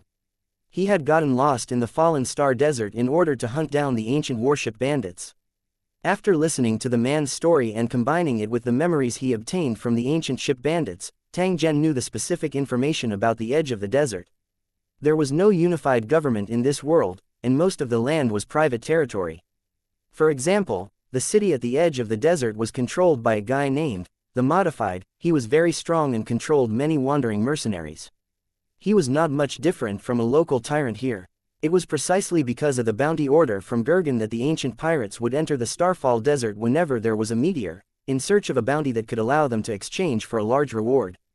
As Gurgen was obsessed with his modification experiments, he was not in the mood to manage his own territory, which led to an abnormal chaos in the security environment. There were fights every day in the town, and deaths were common. If Tang Zhen wanted to obtain information, he would naturally have to come into contact with the mercenaries and the merchants who traveled to and from the fragment world. Only they would have the most complete and timely information. In the town, there was more than one such place. Some were open to the public, while others belonged to secret organizations. Ordinary people couldn't come into contact with them, so Tang Zhen had to look for them carefully. The two of them talked for more than 10 minutes and Tang Zhen obtained all the information he wanted. At the same time, he also knew the reason why these people were rummaging through the sand. It turned out that there was a special metal from outer space buried in the sand. However, the metal was very small and inconspicuous in the sand. It could only be found after careful inspection. This was a very hard job, and his body would often be cut. Sometimes, he would be busy for an entire day and would not find a few special metals. Because this special metal could be used to create high-grade weapons or the core component of a precision instrument, it had always been very expensive. The biggest buyer was also Gurgen. According to the man, there were thousands of people digging for special metals and precious crystals in the Fallen Star Desert, but most of them were concentrated in places further away. Most of them were old, weak, sick, and disabled, so they could only stay at the edge of the desert, and their harvest was naturally pitifully little. Tang Zhen sized up these people's bodies and discovered that there were cut marks everywhere. In particular, their palms were filled with hideous wounds. The scars had even formed thick calluses. Be it the elderly or the children, they were all like this. Thank you for telling me. In addition, you'd better dig a place where you can stand. You might get an unexpected harvest. Tang Zhen extended his hand and pointed at the man's feet. His face carried a trace of a strange smile. A trace of doubt appeared on the man's face when he saw Tang Zhen turn around and leave. However, he still tried to use his tools to dig a little. This was because he felt that Tang Zhen's words were not randomly spoken. After digging a few times, he saw a special metal the size of an egg, and its surface had traces of melting. This Dao Wu. The man was stunned for a moment, then his face revealed a look of ecstasy. He held the heavy metal in his hand and bowed repeatedly to Tang Zhen, who was far away, regardless of whether Tang Zhen could hear him. He had never dreamed that he would get such a generous return by just telling the other parties some information that everyone knew. With this unexpected gain, they would not have to worry about hunger for at least a year. They could even use the remaining money to improve their lives. Tang Zhen, who had gone far away, naturally heard the cheers of those pitiful people. However, he did not care about it at all. This matter was something that he had done casually and was not worth mentioning. In fact, there was an even larger piece of special metal nearby. However, Tang Zhen did not tell the man because this was not a good thing for them. It was very likely that they would attract unnecessary trouble. A small fortune was a blessing, but a great fortune could very likely bring disaster, which ordinary people could not afford. Tang Zhen continued to advance in the desert and finally arrived at the edge. A large number of dilapidated buildings with various shapes appeared in front of him. From time to time, he could see wandering passers-by, whose entire bodies were emitting a decadent aura. A few men carrying weapons on their backs sized Tang Zhen up with scrutinizing eyes. However, they did not take the initiative to approach him. After all, people like Tang Zhen were often seen. Sometimes, hundreds or even thousands of people would appear. Some of them were caravans, some were mercenary groups, and some were bandits.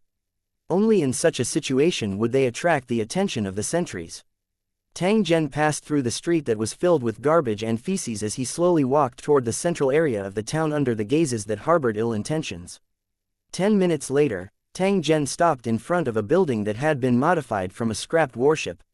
He pushed the door open and walked in under the seduction of a prostitute doing business at the door.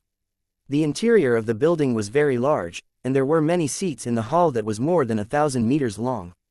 Men and women with fierce expressions were gathered together, looking at the holographic image floating above their heads from time to time.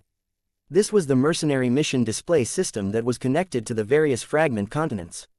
It could display the missions issued by the client in real time.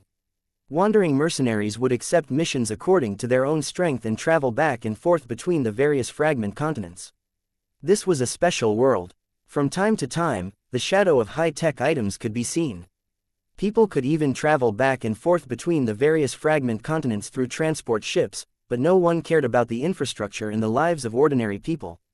Many remote places were almost like the medieval times. Tang Zhen walked to an empty table and asked for a portion of food from the six-armed attendant. After which, he quietly observed his surroundings and slowly gathered the information he needed. A few minutes later, Tang Zhen locked onto a few men and women who were gathered together. Compared to the other wandering mercenaries, these people's equipment was undoubtedly better. Their words and actions were also slightly different from the other wandering mercenaries. He got the waiter to send a bottle of wine to the other party. When the other party noticed him, Tang Zhen smiled and walked over. 1520 The Space-Time Codex 1 When he eavesdropped on the conversation of the wandering mercenaries in the surroundings earlier, Tang Zhen had heard the words, "Desert Platinum," from these people. His tone carried a trace of expectation that he could not suppress. Their identity and attire proved that they were not locals, and their strength far exceeded that of other wandering mercenaries. At the same time, they were also very interested in the special metals in the Starfall Desert. As such, Tang Zhen had a chance to operate them. As long as the other party came for the special metal and knew the information he wanted, Tang Zhen was confident that he could obtain it from them. In fact, it didn't matter even if the other party didn't know. Tang Zhen's plan included finding a few natives to help him gather information. He would hide his identity as much as possible to avoid attracting the attention of people with ulterior motives. A trace of vigilance flashed across the eyes of the few people at the table when they saw Tang Zhen walking over. They quietly made their preparations for battle. The public security environment here was very poor. There were incidents of trouble and fighting happening from time to time. Who knew if Tang Zhen was a local snake who was deliberately looking for trouble? "Brother, thank you for the wine." There were a total of 5 people at the table, 4 men and 1 woman. The one who spoke was a middle-aged man wearing a dark red metal bulletproof vest. It looked like a knight's plate armor, and there were many traces of damage on it. His eyes were especially bright, and his face was full of strange tattoos that flickered with fluorescent light, making his appearance very ferocious. He was like a poisonous snake lurking in the dark, and no one knew when he would stretch his head out to bite you. The middle-aged man held a bottle of wine in his hand and said with a ferocious smile on his face, "But we only drink with people we know, so I can only reject your kind intentions. Please don't mind." As he spoke, the middle-aged man reached out and pushed the wine bottle to the opposite side of the table. He stared at Tang Zhen without blinking. "It's just a bottle of wine. You don't have to pay anything for it." Tang Zhen smiled. He picked up the wine bottle and poured himself a cup. After which, he pushed it in front of the middle-aged man and raised the wine cup to take a sip. The taste of this wine was very strange. After it entered his mouth, there was a feeling of explosion, followed by a mouthful of fragrance, which made people's spirits rise. The middle-aged man opposite smiled when he saw this. He picked up a bottle of wine and poured himself a cup. After which, he stared at Tang Zhen and said, "Tell us, friend. What do you want from us? One must have a certain purpose for being so attentive." Tang Zhen's bottle of wine was just an excuse to talk. Although it was very ordinary, it was very effective. The middle-aged man couldn't see through Tang Zhen and didn't want to cause trouble for the time being. Therefore, he took the opportunity to give Tang Zhen a chance to speak, so as to prevent him from becoming angry from embarrassment.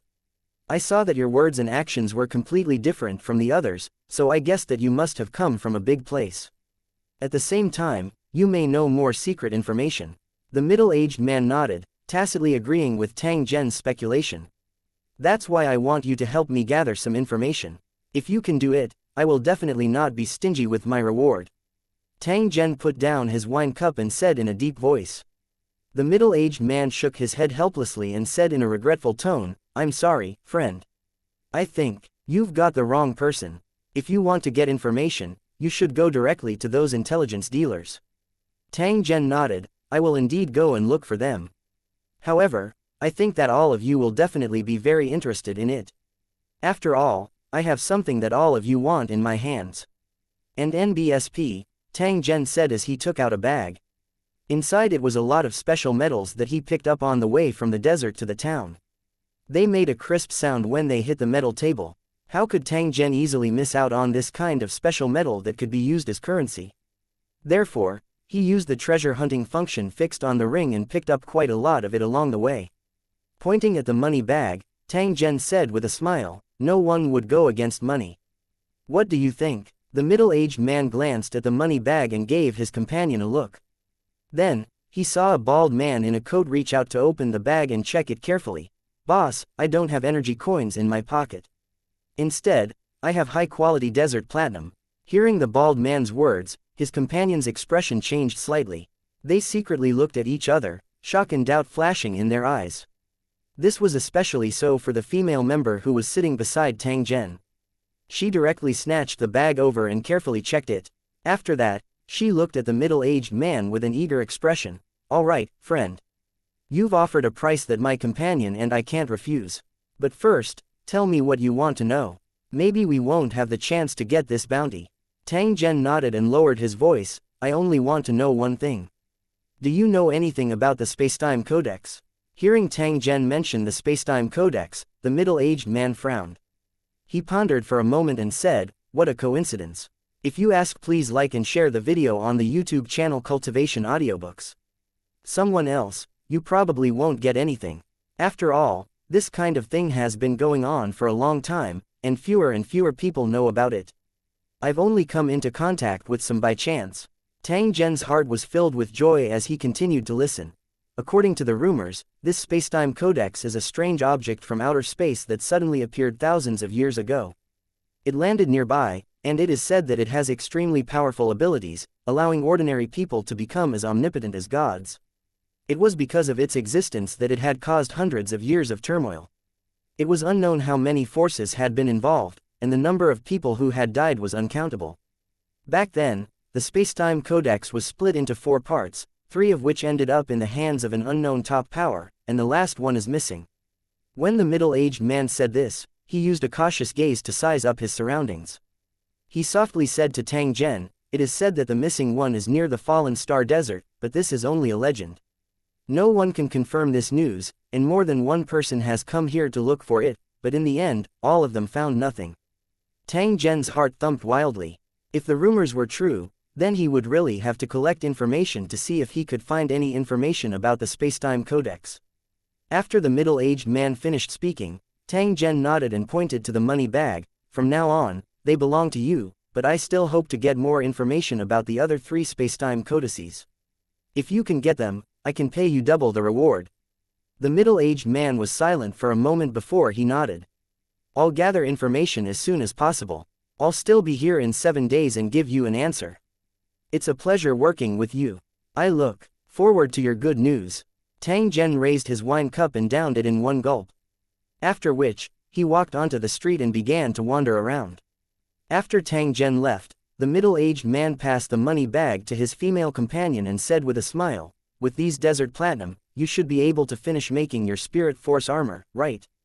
The female team member shook her head and said with a hint of disappointment in her excitement, it's not enough. Even with the ones I've collected, I can only complete half of it. It seems that I have to think of another way. A cloaked man who had not spoken since the beginning said, are we still going to look for Gurgen? After all, he's the only one with enough desert platinum. Beside him sat a man who was dressed similarly. If one looked closely, they would find that the two were actually twins. The middle-aged man shook his head and sighed, the modified Gurgen isn't short on money. As far as I know, his experiments will consume a large number of precious materials, one of which is desert platinum. If you want to use energy coins to buy the desert platinum from him, the possibility of success is very low. The only way is to snatch it. Everyone nodded lightly. In fact, they had already made preparations to take action when they arrived here. However, as the local tyrant, Gurgen had no lack of mercenaries who would risk their lives for anything. It would be extremely difficult to snatch anything from him. Before they met Tang Zhen, they had been observing and gathering information, waiting for the best time to make a move. "Boss, do you think we can find a way from that guy just now? If he still has desert platinum, then the problem will be simple, right?" The middle-aged man nodded and said in a deep voice, "This is indeed a solution. So for the time being, we'll split into two groups and continue to search for the location of the treasures. At the same time, we'll gather information on the space-time codex. Hopefully, we'll be able to find something." The middle-aged man shook his head and said in a low voice, "Another lunatic who has been bewitched by the legends. But he's still of use. I hope he doesn't die too early." Everyone laughed at the same time and finished the wine in their cups. 1521 plans can't keep up with changes. This town on the border of the desert was indeed in a mess. From time to time, traces of battle could be seen in some hidden streets and alleys, and sometimes abandoned corpses could be seen.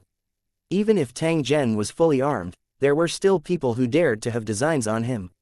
They tried to trick him into going to a place where no one was paying attention to them to lay their hands on him. Of course, none of them had a good ending. After they turned into corpses, they were thrown into the garbage dump and ignored. There were only 3 towns near the Fallen Star Desert. Tang Zhen did not know how many cultivators were gathered here, but the sense of urgency in his heart grew day by day. His opponent was not an ordinary person. With Lu Cheng's ability, it would not take long for him to find out about the space-time codex. Then, Tang Zhen would have more and more competitors. In fact, it was just as Tang Zhen had expected. In just a few days, the entire town was in chaos. From time to time, there would be fierce battles, and most of the battles were participated by the cultivators in the city.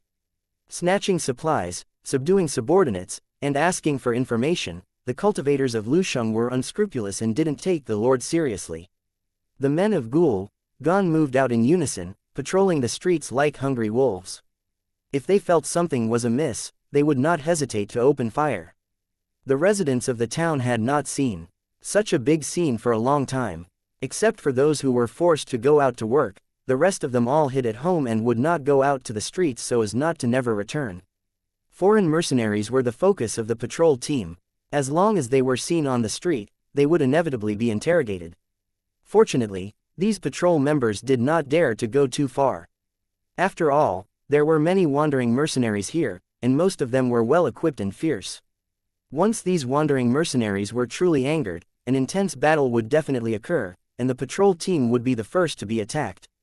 Tang Zhen's actions became more and more low-key. He didn't want the other cultivators to notice his existence, but his efficiency in gathering information didn't slow down in the slightest. Unconsciously, he gradually made some progress with the lost space-time codex. 7 days passed in the blink of an eye, and the tense atmosphere in the town had slowly eased. Most of the cultivators in Lusheng had chosen to leave, leaving behind a terrible mess for Gurgen. However, the Lord didn't seem to care about this at all. Even though the outside world was in a mess, he still locked himself in the laboratory and was immersed in his modification experiments. Tang Zhen wore a black cloak and arrived at the place where he had agreed to meet the middle-aged man. The tavern, which had been modified from a scrapped warship, seemed to be much more deserted because most of the wandering mercenaries had left. It was unknown how many of them were hired by the cultivators in the building. A 6-armed waiter served the wine. Tang Zhen poured himself a cup and drank by himself, quietly waiting for the arrival of the middle-aged man. Time slowly passed, but the other party still did not appear. Tang Zhen could not help but shake his head. "I don't think he can come. It seems that I have to think of another way." Just as he thought up to this point, he saw a customer in a cloak walk over and sit on the chair opposite Tang Zhen. A trace of a smile surfaced on Tang Zhen's face when he saw the other party's deliberately concealed face. He softly said, "Why are you alone? Where are your companions?" The cloaked person was the woman among the 5. After hearing Tang Zhen's question, a trace of sorrow appeared in her eyes as she said with a hoarse voice, "They've all been captured by Gurgen and locked up in the lab." Tang Zhen was stunned for a moment. His brows slightly furrowed as he said, "How unfortunate, but I'm more concerned about the mission. I'm guessing you must have brought good news." The woman sneered, but her laughter was filled with bitterness. We did manage to find the exact location of the other 3 spacetime codices, but it seems that many people are interested in this information. Who do you think I should sell them to? Tang Zhen nodded. He expressionlessly looked at the woman. So you want to set the price, or change the payment method? The woman seemed to be slightly surprised because she did not see Tang Zhen's dissatisfaction. Of course, this would not affect her plan. After hearing Tang Zhen's inquiry, the woman said in a deep voice, I can tell you the information, but you have to help me save my companions. The woman continued as she looked at Tang Zhen, who had a pensive expression, don't try to force me for information. If I can't save my companions, I won't tell you even if I die. Tang Zhen shook his head and sighed, you might not know this. Sometimes, even if you don't want to say it, I still have a way to get what I want. It's just that the process is very painful. Even I don't want to use it easily. The woman laughed. She looked at Tang Zhen and her expression was a little distorted, searching the soul's memory. It's possible, but I guarantee that you'll only get a pile of broken fragments. It seems like you're well prepared. In that case, I won't make things difficult for you. Tang Zhen's gaze seemed to be able to see through a person's heart as he said to the woman, if I'm not wrong, you must have sold your information to someone else before you came here, right? The woman bitterly laughed. At this moment, she had a feeling that she was unable to hide any secrets from Tang Zhen. That's right. Just the 2 of us are no match for Gergen. In order to ensure the success of the rescue plan, I need more help. As if she was afraid that Tang Zhen would reject the deal, the woman continued, to show my sincerity, I can provide you with an additional piece of information related to the lost space-time codex. Tang Zhen suddenly had a trace of interest. He said to the woman, that's good news, but if you're lying to me to save your companions, I guarantee you'll regret it for the rest of your life.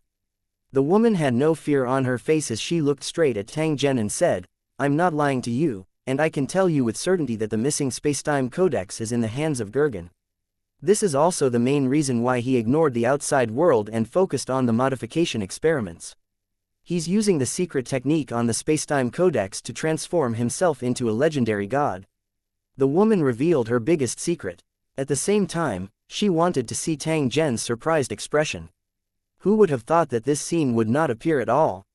On the contrary, he revealed an expression of, I knew it. No wonder Gergen's behavior is so strange. If the dimensional codex is in his hands, everything makes sense. Tang Zhen nodded and said to the woman, all right, I agree to make a deal with you. Tell me your specific plan. The woman's face was filled with excitement, and she said in an urgent tone, come with me now and meet up with the other helpers. Then we'll immediately start the operation. You're in such a hurry. Could it be that you're hiding something from me? The woman did not hide anything in the face of Tang Zhen's question. Instead, she used a low and deep tone to say, do you know where the prisoners caught by the Gargan clan ended up? They've all been taken for modification experiments, right? The woman's face was bitter. This was the reason why she was in a hurry to save her companions. If she delayed any longer, she would probably only see a pile of incomplete corpses in the end. In that case, what are we waiting for? To be honest, I also want to see who our business partner is. The 2 of them left the tavern and walked along a remote street. Finally, they came to a place near a building made of large iron boxes and stones. After entering a house full of dust, Tang Zhen saw more than a dozen men and women. Without exception, they were all cultivators of Lu Cheng. Sir Tang Zhen, we meet again. A woman's voice rang out and immediately attracted everyone's attention. They looked at Tang Zhen in unison, and many of their eyes were filled with vigilance and hostility. Tang Zhen helplessly shook his head. This woman was really like a ghost that would not leave. Why was it that he would bump into her wherever he went? Luo Fei, who was wearing a white protective suit, had a smile on her face. When she saw Tang Zhen's depressed expression, she could not help but feel the pleasure of revenge in her heart. 1522 Besieging the Lord's Mansion. Tang Zhen suddenly realized that most of the cultivators in Lusheng were his enemies. The memory of a spirit emperor cultivator went without saying. Anyone who had seen them once would remember them clearly in their minds. Many of these cultivators had been bombed in their last mission. Some of these cultivators were eliminated on the spot, and some were lucky enough to last until the end. Immediately after, they witnessed the scene of Tang Zhen rushing into the sky and obtaining the building's foundation stone for himself. Tang Zhen was able to guess how aggrieved that feeling was. These people naturally included Luo Fei. She had been regretting all along. Why didn't she cooperate with Tang Zhen at the last moment? In the end, it was all because of greed. She thought she had a chance to get the foundation stone and didn't want to share the benefits with others, but in the end, she didn't get anything. Tang Zhen was naturally the biggest winner. Being the champion for 2 consecutive times allowed him to meet the conditions for the official trial. He mixed with these Lusheng cultivators who had experienced at least 5 soul trials and then sent his body into this dangerous world. The name Black Hole Prison came from the fact that one could only enter but not leave. It was like a prison that made people go crazy in despair. It could be said that Tang Zhen was very lucky. He had avoided several dangerous and long spiritual trials. However, he was also extremely unlucky. This was because every mission that required a physical body to descend was filled with danger. Compared to these old birds, Tang Zhen could be considered a pure newbie. He didn't even know some of the secret rules that were circulated in private. However, everyone present knew that this newcomer, who had only gone through 2 soul trials, had caused them, the veterans, to be badly battered. Therefore, when she saw Tang Zhen appear, Luo Fei, who looked calm on the surface, could not help but become nervous. Luo Fei was not the only one who thought this way. The other cultivators who had participated in the trial with Tang Zhen also thought the same way. They looked at him with resentment and vigilance. At the same time, they were also thinking about how Tang Zhen would snatch the space-time codex. A group of spiritual emperors, each of them was in control of at least one powerful tower. However, at this moment, they were all nervous because of Tang Zhen. If word of this got out, it would definitely make people not know whether to laugh or cry. However, the truth was as such. The moment Tang Zhen appeared, they actually felt flustered. As for the cultivators in Lusheng who had never come into contact with Tang Zhen before, they all looked at him with curiosity and scrutiny after feeling the change in the atmosphere. There was a faint hostility in their eyes. The woman who had led Tang Zhen here also sensed something unusual. However, she was not in the mood to care about this at this moment. Instead, she used a solemn tone and said, "I've already promised that as long as you help me save my companions, I'll give you the information you need. Now that we've gathered everyone, let's start immediately." No one raised any objections. As cultivators of Lusheng, they were naturally prepared for battle at any time. In fact, they were even more eager than the woman to see the Lord of Gorgon. The streets were cold and quiet. The turmoil from some time ago had just ended. At every intersection, patrol members could still be seen with solemn expressions, vigilantly looking at the passers-by on the street. The appearance of Tang Zhen's group naturally attracted the attention of the patrolling guards. They subconsciously wanted to step forward and investigate. However, when they saw the ice-cold eyes of everyone, a chill gushed out from the hearts of the patrolling guards. They hesitated and did not dare to step forward. Firstly, it was because of the sense of crisis in his heart. He could feel the killing intent of Tang Zhen and the others from far away. Secondly, the weapons hidden under the cloaks of Tang Zhen and the others actually looked more sophisticated than the patrol team. Once the 2 sides exchanged fire, he would definitely be the one at a disadvantage. Although he was selling his life for money, there was really no need to sacrifice his own life. Just like that, Tang Zhen and the rest passed through the streets in an imposing manner, directly arriving in front of Gergen's mansion. At this moment, the guards in charge of the security stopped them, forbidding them from taking another step forward. As the guards' bodies were turned into a hornet's nest, the battle began in front of the Lord's mansion. The sound of gunfire spread to every corner of the town in an instant. Everyone looked in the direction of the rising smoke in shock, their eyes flashing with an inexplicable expression. After hesitating for a moment, some people began to rush towards the Lord's mansion with weapons in their hands. They were not trying to protect the local tyrant who had a low sense of existence, but to see if there was a chance to loot a burning house. The battle in the Lord's mansion had entered a white-hot state from the beginning. Under the situation where more than a dozen cultivators of the building were at full blast, the hired wandering mercenaries were no match for them at all. As long as they dared to show their faces, they would be shot in the head. Of course, most of the cultivators in Lusheng City preferred close combat. They could use their cold weapons to perfection, and whenever there was an afterimage passing by, it would soon leave a ground full of corpses. With just a dozen or so people, they were able to cause the mercenaries to abandon their armor and continuously shrink their defensive position. The personal guards belonging to Gergen appeared. They were the true elites of the mansion, and their combat strength was not something that ordinary mercenaries could compare to. However, they rarely appeared in front of outsiders, and guarding the laboratory was their main mission.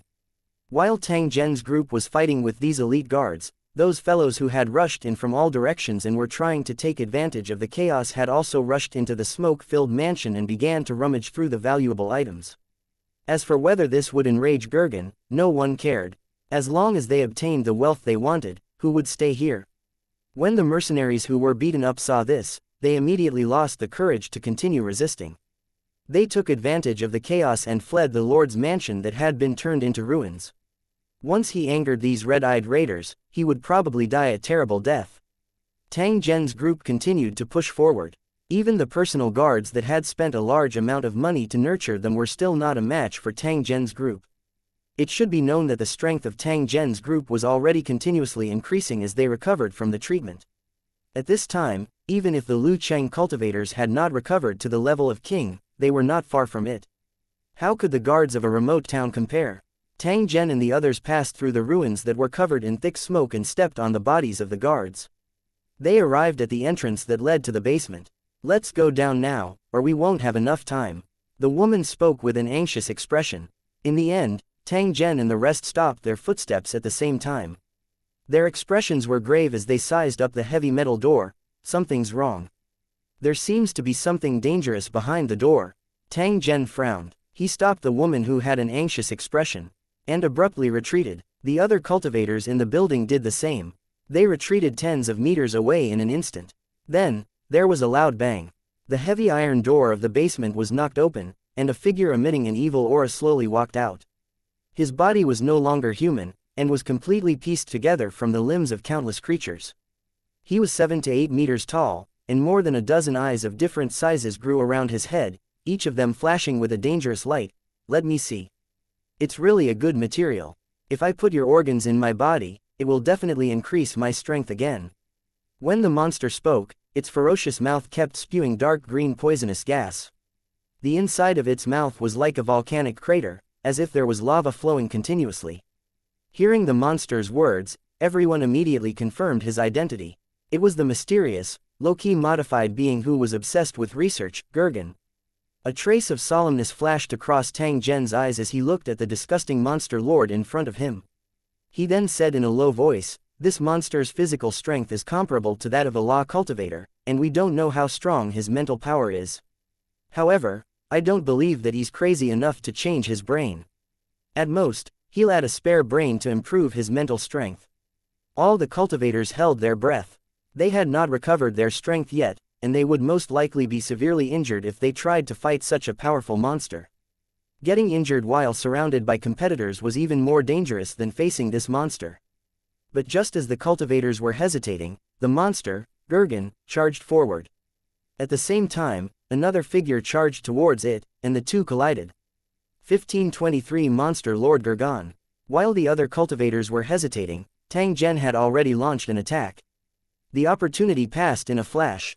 If he couldn't grasp the first opportunity, he could only follow behind others and eat dust. Just as Gurgen's hand was about to smash down, Tang Zhen had already stabbed his purple lightning dagger towards his eyes. Immediately after, his spirit force burst out and directly attacked Gurgen's soul. This was a test to see how strong the modified Gurgen's spirit was and whether it could withstand his own spiritual assault. "Interesting. I've decided to make you my #1 transformation target. Trust me, it'll definitely be a wonderful experience." The 5 eyes on Gurgen's head looked at Tang Zhen, flashing with the joy of seeing prey. In this life-and-death battle, he actually still had the mood to pay attention to such things. Tang Zhen's heart skipped a beat. This reaction could only mean one thing: Gurgen didn't care about his attack. Without the slightest hesitation, he twisted his body and dodged the tentacle attack that shot out from Gurgen's body. Immediately after, Tang Zhen quickly retreated and continuously released his spirit barrier in an attempt to block Gurgen's counterattack. The sharp spikes shot out from Gurgen's body and struck the shield, breaking through it in an instant, almost turning Tang Zhen into a porcupine. Fortunately, the other cultivators of Lusheng City came to Tang Zhen's rescue in time. After he launched his attack, the other cultivators also attacked from all directions. Gurgen laughed maniacally as tentacles shot out from his body. The spikes, which were as powerful as armor-piercing bullets, shot out in all directions like Gatling guns. Other than these attacks, a terrifying mental energy storm had also formed around his body, sweeping away the shattered rocks. If it was not for Tang Zhen and the others forcefully raising their shields, they would have long been smashed into meat paste. Let's attack together and suppress him with our spiritual power. As one of the Lusheng cultivators shouted, the rest of the cultivators did not hesitate to concentrate their psychic energy. The flying rocks exploded into dust, and as if they were packed into a transparent container, they crushed towards the center of the formation, where Gergen was. If the plan was successful, Gergen would be crushed into meat paste by the spirit. Cute bugs, I can feel the aura from the outside world on you. This smell is too wonderful. A sickly groan came out of Gergen's mouth as he looked at the Lusheng cultivators with a fervent gaze. Just as the psychic energy was about to wrap around him, his body suddenly burst into blue flames, melting away the attack in an instant. Damn it, it's actually the soul-devouring fire. One of the Lu Cheng cultivators' expression changed as he saw the blue flame burn along the retracted mental power. The cultivators immediately cut off the mental power they had just released without hesitation. Although this would cause a certain amount of mental damage, compared to the pain of his soul being burned, this was undoubtedly a more rational approach. Haha, I like you more and more. Don't worry, let me catch you one by one, and then I'll think about how to change your organs. Facing the siege of the cultivators, Gergen seemed to be at ease, as if Tang Zhen and the others were his playthings. Just as they were trying to retreat, the thick legs of Gergen suddenly transformed into locust-like lower limbs, and then leapt into the air. Don't run, no one is allowed to run. A long and thin tongue shot out of his mouth and wrapped around the body of one of the cultivators. At the same time, the mouth on his belly sprayed out a sticky substance that wrapped around the cultivator. I caught one. Guess who's next? He asked. Gergen laughed maniacally as he used his tentacles to roll up the cocoon of cultivators of Lusheng. His eyes kept darting around, sizing up the cultivators of Lusheng flying in the air. Then, he jumped nearly 100 meters and wrapped his long tongue around another cultivator of Lusheng. Another one. Ha ha ha, I have more and more test subjects. Like a naughty child who had just received his favorite toy, Gergen's voice was filled with excitement as he flew around in the air and on the ground, chasing after the fleeing cultivators of Lusheng. In less than a minute, he had already captured 4 cultivators. However, he was still unwilling to give up on the pursuit, and his huge figure continued to shuttle through the ruins. Tang Zhen dodged Gergen's pursuit and immediately fired his gun. The bullets were imbued with ice and fire energy as they landed on Gergen's body. Even if the armored vehicle could not withstand the attack of such a bullet, who would have thought that Gergen's physical defense was so strong that even if he was hit by a bullet, he would heal in an extremely short time. He was an unkillable monster. Tang Zhen, quickly think of a solution. If this continues, we might all die here. Luo Fei appeared beside Tang Zhen, looking a little embarrassed. She had just escaped from Gergen's pursuit, but her shoulder was pierced by a sharp thorn. Her weapon was a strangely shaped battle bow, and the sharp arrows were shining with a dim light. While she was talking, she had already shot more than a dozen arrows, but the number of arrows in the quiver did not seem to decrease. To deal with Gergen, we have to find his vitals. Otherwise, no matter how severe the attack is, it will quickly heal. Tang Zhen revealed a solemn expression as he said to Luo Fei, the spacetime codex is so important. If I'm not wrong, it must be hidden in Gergen's body. If we want to get it, we have to kill him. Have you discovered the vital points of Gergen? If you have, I will cooperate with you. Seeing Luo Fei's determined expression, Tang Zhen laughed and said, What, you're not afraid of being scammed by me again? I made the wrong choice last time, and I would have done the same if I were you. But if we get the spacetime codex this time, I'll split the points with you. Don't even think about it. If it's 1/3, we can still discuss it. It's a deal. The two quickly came to an agreement, and continued to move around and attack, constantly probing for Gergen's weakness. I found it. Attack Gergen now, and use your strongest attack. Once he's drawn over, I'll hide and deal the fatal blow. Sophie nodded and gently jumped to the top of the broken building. The free energy in the surroundings quickly gathered, and the battle bow in her hand burst into a dazzling light. Following Le Fei's shout, a light arrow as thick as a bucket shot out and hit Gergen's body. The attacked Gergen let out an angry roar and abandoned the pursuing cultivators, instead heading straight for Lorf's position. Damn you little thing, you've already angered me. What awaits you is to become food for my experiment. The huge figure came crashing down on Le Fay, but she did not dodge. She once again drew her bow and aimed at Gurgen. Stupid and ignorant fellow, do you think you can hurt me like this? Gurgen stared at Le Fay mockingly, his huge claws smashing towards her as if he was about to crush an ant. At this moment, a black shadow charged straight at him, and before he could react, it had already slammed into his left waist, and with a sudden lift of his hand, the bone armor on his waist was ripped off, and Gurgen roared like a beast. At the same time, his big hand that was swinging at Le Fay suddenly changed direction and smashed at his waist.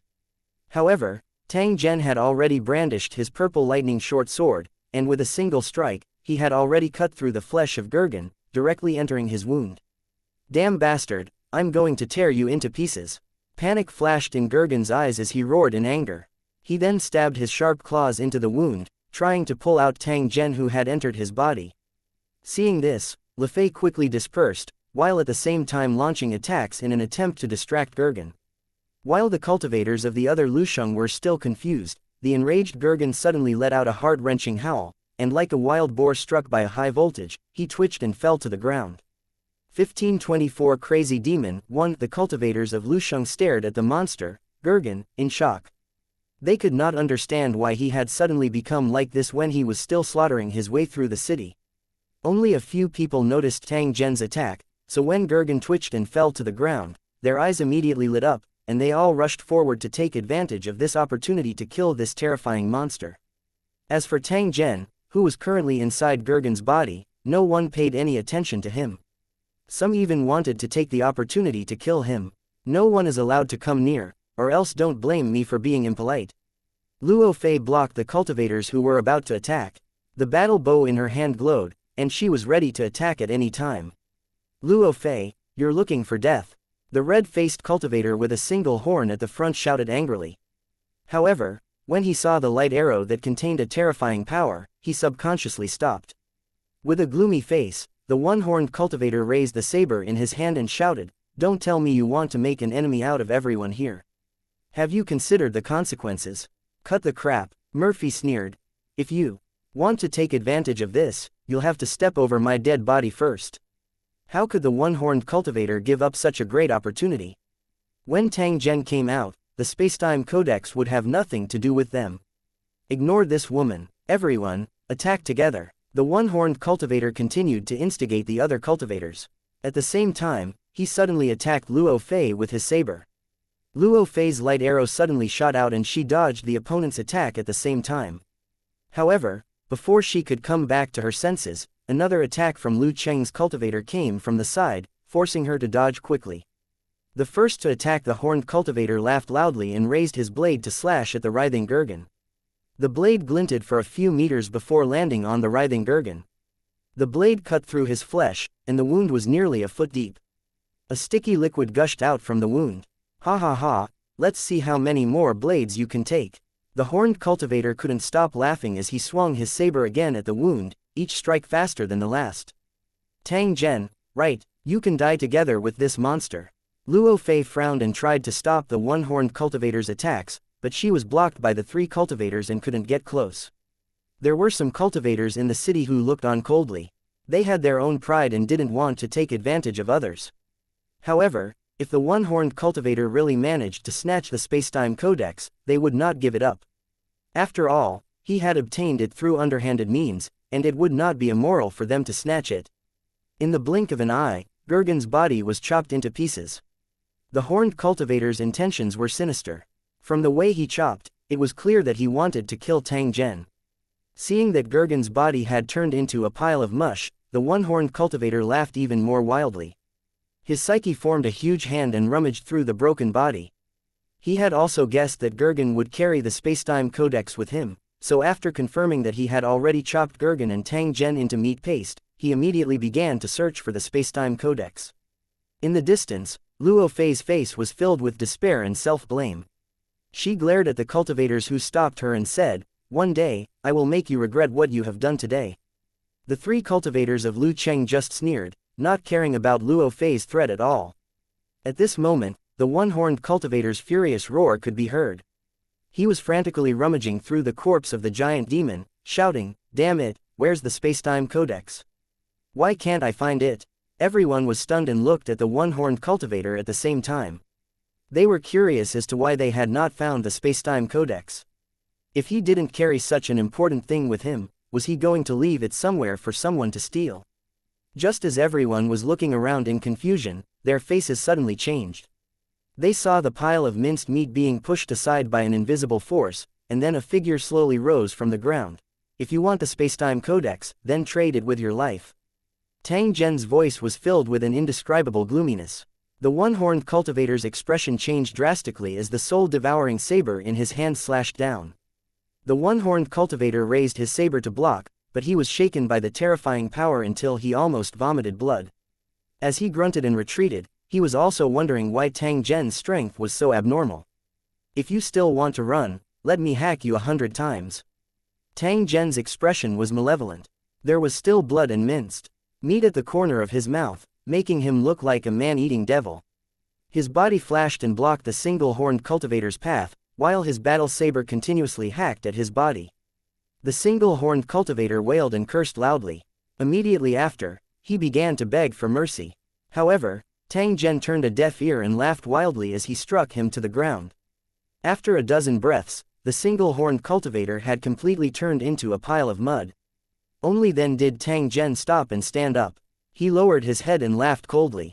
Slowly turning around, Tang Zhen's blood-red eyes swept across the stunned crowd and finally stopped on the three cultivators who had intercepted Luo Fei. Being stared at by Tang Zhen's terrifying eyes, the three Lu Cheng cultivators couldn't help but shiver. They turned around and fled without hesitation. They didn't know what happened to Tang Zhen after he entered Gergen's body, but they knew that they were no match for him. If they didn't escape now, they would end up like the one-horned cultivator. It's too late to run now. Tang Zhen sneered and soared into the sky like a cannonball. His speed was so fast that it was as if he had teleported. He appeared directly behind one of the Lu Cheng cultivators and slashed out with his saber. With a miserable shriek, the cultivator's head flew up and his body fell from the sky. After killing one of the cultivators, Tang Zhen's figure disappeared again and immediately appeared behind another cultivator who had gone far away. Not long after, a scream was heard and then there was no more sound. The third cultivator from Lusheng had already run far away and his figure had long disappeared from everyone's sight. However, when they thought of Tang Zhen's crazy state earlier, everyone immediately realized that this fellow would not be able to escape death. A few minutes later, Tang Zhen slowly appeared at the end of the street. His walking speed was very slow. At the same time, there was a trace of strange trembling. It was as if a newbie was operating a mecha. It was indescribably strange and awkward. His condition looked terrible. A chaotic aura was constantly rising from his body, and his expression was gloomy and uncertain. His eyes, in particular, were as red as ripe cherries, but they flickered with unspeakable evil. When Tang Zhen walked to the ruined Gergen's mansion, everyone subconsciously hid to the side. They were afraid that they would anger him and turn him into a crazy demon again. Luo Fei hesitated for a moment, but she still mustered her courage and walked to Tang Zhen. She asked with a concerned tone, "Tang Zhen, do you need any help?" She could see that Tang Zhen's condition was very bad. If she could help him at this time, Luo Fei would definitely not hesitate. His blood-red eyes looked at Luo Fei and then shifted away with great difficulty. Tang Zhen shook his head and said with a hoarse voice that was like iron pieces rubbing against each other, "I'm fine. We've got the spacetime codex. Let's leave immediately." Tang Zhen tilted his head and pondered for a moment. He then extended his hand and pointed at the woman who hired them, "Bring her and her companions. The news is in our hands. Don't let others know." Luo Fei nodded. She once again sized up Tang Zhen, who seemed to be out of his mind. She called out to the woman and his companion, who had just been rescued, and boarded a car that was not affected by the battle. The car rushed out of the thick smoke-shrouded town and drove further and further along a broken road until it disappeared. The other cultivators looked at this scene coldly. Although they guessed that the spacetime codex was most likely with Tang Zhen, his act of killing 4 cultivators in a row had completely shocked everyone. They did not dare to provoke Tang Zhen under such circumstances in case they became the next target to be killed. 1525 The spacetime codex's whereabouts in a heavy vehicle that looked like a bus but was equipped with armor. Tang Zhen's eyes were tightly closed as he sat on the chair without saying a word. No one dared to disturb his rest. Just the terrifying aura he exuded made people subconsciously choose to stay away. Beside Tang Zhen was the middle-aged man who had been rescued. Although he had just been captured for a few days, one of his arms had been modified beyond recognition. It looked like an octopus's tentacle and was covered with squirming tentacles. The middle-aged man was helpless against his disgusting-looking arm. From time to time, he would discuss with his team members if they should find someone to replace it with a mechanical arm. Although the mechanical arm was not as flexible as the tentacle, at least it did not look disgusting. His team members weren't any better off. Almost all of them had their organs replaced without exception. If it weren't for the timely rescue, they would have been unrecognizable and then disposed of as experimental garbage. This was how Gurgen carried out his modification experiments, and when he was satisfied with the results, he would begin to modify himself. The things recorded in the Spacetime Codex were all extremely forbidden existences, realms that normal beings could not touch, and the one in Gurgen's hands recorded the method of transforming one's body into an undying. After obtaining it by accident, Gurgen was immediately intoxicated by it, trying to use the secret techniques inside to transform himself into a god, or a false god similar to a god. This was undoubtedly a crazy act. It was like an ant trying to become the emperor of the world. It looked wonderful, but it was extremely difficult to achieve. The years of transformation had caused his mind to have problems. He was paranoid and self-righteous, and his way of thinking was becoming more and more like a child. His original body was shrinking, becoming like a baby. This was not a problem with Gurgen's experiment, but a breakthrough success. As long as he continued in this state, he would have the opportunity to break out of his cocoon and be reborn, bringing him one step closer to his plan to become a god. The monster that Tang Zhen and the others encountered was the tool that Gurgen used to protect himself. This was a carefully modified monster shell. He hid inside the monster's body, waiting for the day he was born. As such, the monster was not only a tool for him to protect himself and continue his experiments, but also a mother body that nurtured him. Hence, he thought of ways to increase the strength of the monster until it had the strength of a law king. In a small border town like this, or even on this fragment, a ruler of the laws was enough to be called a top powerhouse, so Gurgen believed that this strength was enough to protect himself. In the end, he unfortunately met cultivator Lusheng, and Tang Zhen saw through his weakness. He went straight into the monster's body and found the fist-sized, embryonic Gurgen. At that moment, Gurgen almost went crazy. He desperately wanted to kill Tang Zhen, but in the end, he was swallowed by Tang Zhen in a moment of desperation. Although the embryo was only the size of a fist, the energy it contained was incomparably terrifying. Tang Zhen almost exploded from the energy and could only desperately absorb it. Other than the terrifying energy, Gurgen's body was filled with countless negative emotions. As the violent energy was absorbed by Tang Zhen, his thoughts were slowly eroded, turning him crazier and crazier, only thinking of destroying everything. At this moment, the one-horned cultivator began to attack the monster's shell. Tang Zhen regained a bit of consciousness under the stimulation of the sharp blade and immediately drilled into the ground to avoid the one-horned cultivator's attack. By the time the horned cultivator had chopped the monster's corpse into meat paste, Tang Zhen could finally control his body with great difficulty. Only then did he drill out of the ground and prepare to deal with these few fellows who took advantage of the situation. Of course, the most important reason was that Tang Zhen was anxious to vent out his suppressed desire to kill. Otherwise, if this continued, who knew if he would lose his mind once again? Of course, the one-horned cultivator and the others also deserved it. Tang Zhen would definitely not show mercy to those who wanted to take advantage of the situation and try to kill him. Although he looked like he was resting with his eyes closed, he was actually digesting the benefits he had just obtained. He also compressed the terrifying negative emotions together to see if he could use them as a means of attack. Tang Zhen had also mastered the soul-devouring flame that could burn mental energy. However, he was still unable to use it normally. Once he became familiar with it, it would definitely become a killing move that would give his enemies an endless headache. No matter how dangerous his previous encounter was, the benefits he gained were countless. He had inherited all the inheritance of a madman who tried to become a god, as well as a part of the Space-Time Codex. Tang Zhen naturally became the biggest winner.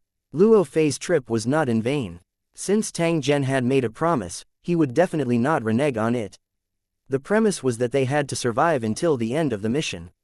If they died in the middle of the mission, everything would be in vain. Luo Fei sat in the front passenger seat. She would turn her head to look at Tang Zhen from time to time. After confirming that his current condition was stable, her suspended heart finally settled down. Tang Zhen's performance had once again amazed her. Now, she no longer dared to look down on this Lu Cheng cultivator from a low-level battle zone. She would unconditionally carry out the orders he gave during the cooperation. It was important for a person to know their own limitations. She did not have Tang Zhen's luck, courage, and strength. Since she had chosen to cooperate, she naturally had to listen to Tang Zhen's commands. Only then would she be able to guarantee the greatest benefits. Fortunately, Tang Zhen did not disappoint him. He risked his life to snatch the space-time codex and even killed 4 enemy cultivators in one go. It was believed that it wouldn't take long for Tang Zhen's name to spread among the participants. After all, not everyone could obtain the top spot in the soul trial twice in a row and kill 4 spirit emperors in succession. Even if his strength had yet to recover, a spirit emperor was still a spirit emperor, and this was undeniable. She glanced at the woman who was driving and said softly, "Now, tell me about the other 3 spacetime codices." Don't miss anything. There were not many people on the old road, and the woman did not have to concentrate on driving. After hearing Luo Fei's question, she hesitated and said, "According to the information we have collected, it is confirmed that these 3 space-time codices belong to the largest transportation group on the fragment, the controller of the erected continent, and one of the 3 major mercenary groups, Bloodthirsty Fangs. The transportation group of the continent fragment has nearly 1,000 battleships of various sizes, and they are responsible for the transportation of people and goods. It is said that they have nearly 300,000 elite mercenaries under them. If there is a need, they can spend money to recruit more wandering mercenaries. As long as they want to, they can start an invasion at any time, so no one dares to provoke them. Moreover, once they leave, the resources and personnel on the fragment will not be able to flow normally, and that will definitely be a terrible disaster." Seeing that Lori was deep in thought, the woman continued, "As for the erected continent, it's a special land. If you want to enter it, you must go through a strict inspection because the person in charge of it doesn't like outsiders to approach." The Felral family, which controlled the entire continent, was even more mysterious. Their core members rarely showed themselves, and no one knew how powerful they were. As for the bloodthirsty Buckteeth mercenary group, they were actually a large group of bandits. They were well equipped and had a large number of people, and they had created more than one horrifying bloody tragedy. But even so, there are still countless wandering mercenaries who want to join them, just because they are strong enough and the benefits are good enough.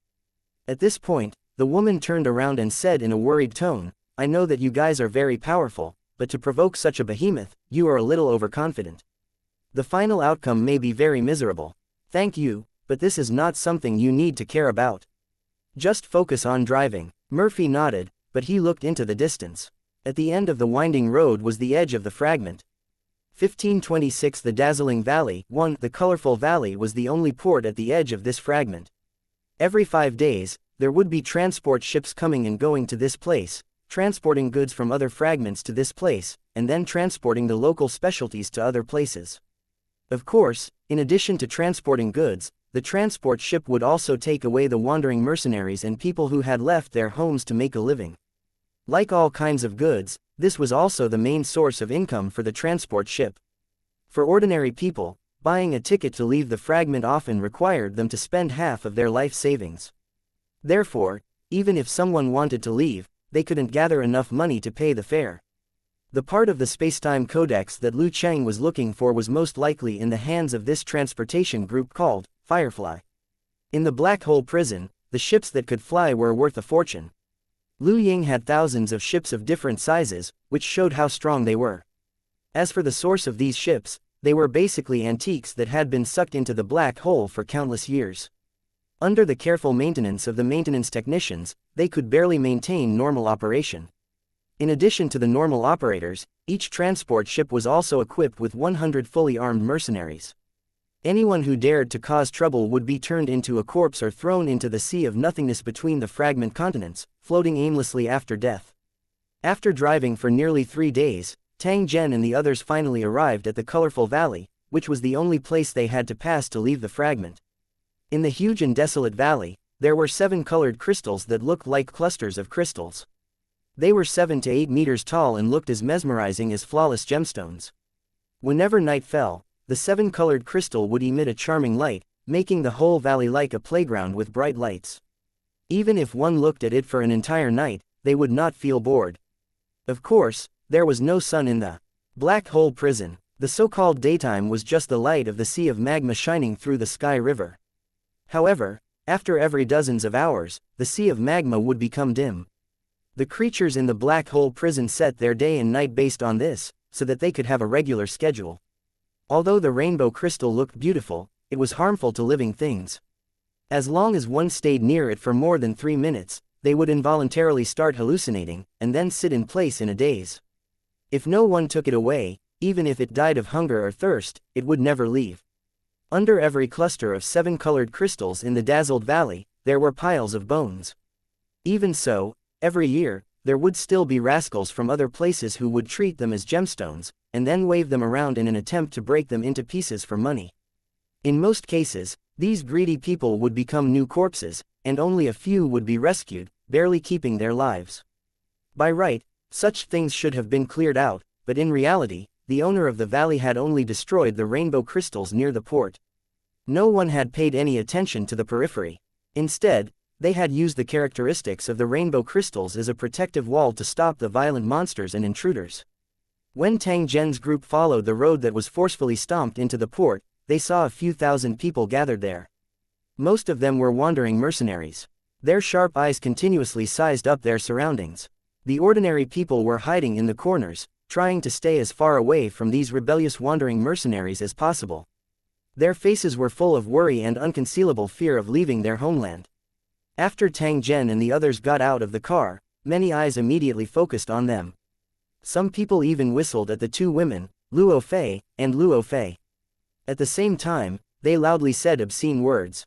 The middle-aged man flashed the weapon on his body, and the teasing voices suddenly reduced a lot. After all, there were only a few guys who had sex in their brains, and not many people were willing to fight with this seemingly strong team. Tang Zhen expressionlessly looked around. Among these wandering mercenaries, he saw a few familiar faces. There were wandering mercenaries who ran out of the Gurgan territory, and also cultivators with twinkling eyes. And NBSP, it had been a few days since the last battle. They probably already knew that he had a spacetime codex on him and were thinking about how to take it. Tang Zhen wasn't afraid of this group of people. If there were any ignorant people who dared to provoke them, he could use them to test out the ability he had just obtained. The peddlers wandering in the valley came over and asked if they needed hot food. After seeing everyone nod, they led them to a building made of stone. The building only had dozens of pillars and a roof, with more than a dozen rows of crude chairs. The chefs and helpers were busy, and the guests gathered together to drink and chat. The middle-aged man had been here a few times and was quite familiar with this place. After asking everyone, he ordered a sand rat cooked in thick soup and wine from other fragments. The food was ready-made. After ordering, it was carried over by 4 servants who looked like halflings and placed on their table. The sand rat was the size of a goat with short legs. Its internal organs had been dug out and then stewed in a thick black soup. No matter how one looked at it, it was a dark dish.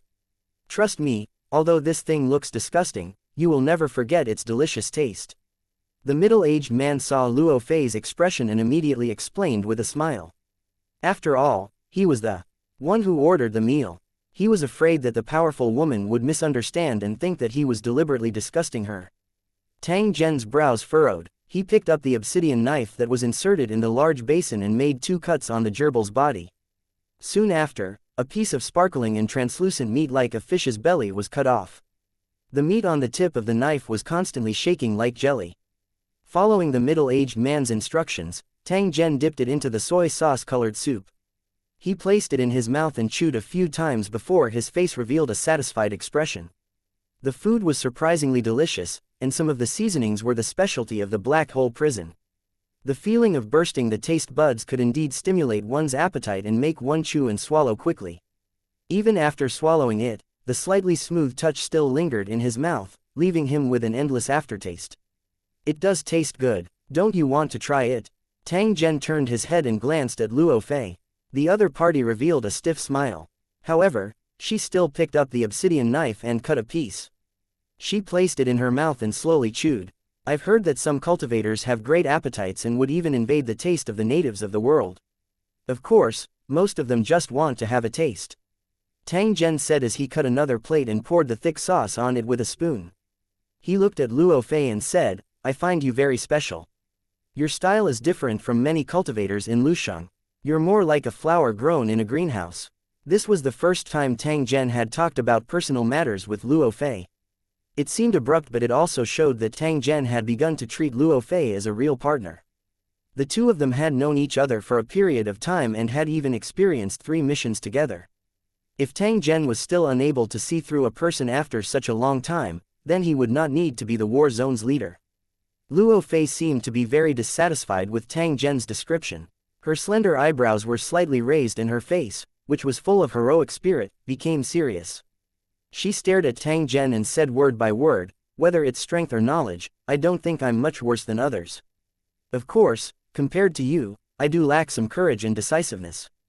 However, in my opinion, this is not a big problem. You should know that experience can only be accumulated by yourself. In a few years, I will become like you. When Luo Fei said this, there was a hint of unwillingness to admit defeat in her tone, which made Tang Zhen believe his judgment even more. In fact, she was not suitable for this kind of cruel trial. It was fine in the soul trial, at least the probability of death was very low, but now, in this true body trial, which could kill her if she was not careful, it was very likely to cause her to lose her life. Of course, this was the other party's choice. Tang Zhen had no interest in interfering. His earlier words were merely to confirm his own guess. 1527 The undercurrent surges. Not long after Tang Zhen sat down, someone walked over. He raised his head and glanced at the other party. It turned out to be the cultivator who had been hired by the woman in the mercenary group to besiege Gurgen's mansion. At that time, the other party was wrapped in a cocoon by the monster. If Tang Zhen had not killed Gurgen in time, they would have eventually become one of the experimental subjects and received a messy body transformation. It could be said that Tang Zhen had saved their lives. Of course, Tang Zhen had never taken it seriously. His goal was to kill Gurgen, and helping the cultivators in Lusheng too. Escape was only in passing. As for the other party's purpose in approaching him, it was most likely to obtain specific information about the space-time codex.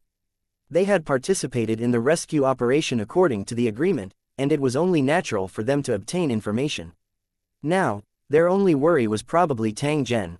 After all, the woman was with Tang Zhen at this time, and his performance back then was too shocking. No one would easily provoke him. Sir Tang Zhen, sorry for disturbing you. The one who spoke was a man with a face as white as jade. His body was well proportioned and fit, and the battle armor on his body made him look graceful and elegant. His eyes, in particular, were like gemstones, shining with a charming luster. If a love-struck fool saw her, she might scream and go limp, but it was ineffective against males. Of course, her gentle attitude would also make people have a better impression of her. If you have anything to say, please say it. If you want to fight, I can accompany you. Tang Zhen looked at the other party and spoke with an extremely calm tone. The man smiled helplessly and pointed at the woman in the mercenary group. I would like to obtain information regarding the space-time codex. After all, this was an agreement. Please do not take offense. That's a matter between the two of you. I won't interfere. Tang Zhen nodded. After knowing the exact location of the other 3 space-time codices, he was eager for more cultivators to participate in this matter.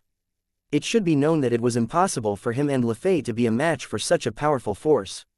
Only by allowing more cultivators to participate would he have a chance to fish in troubled waters.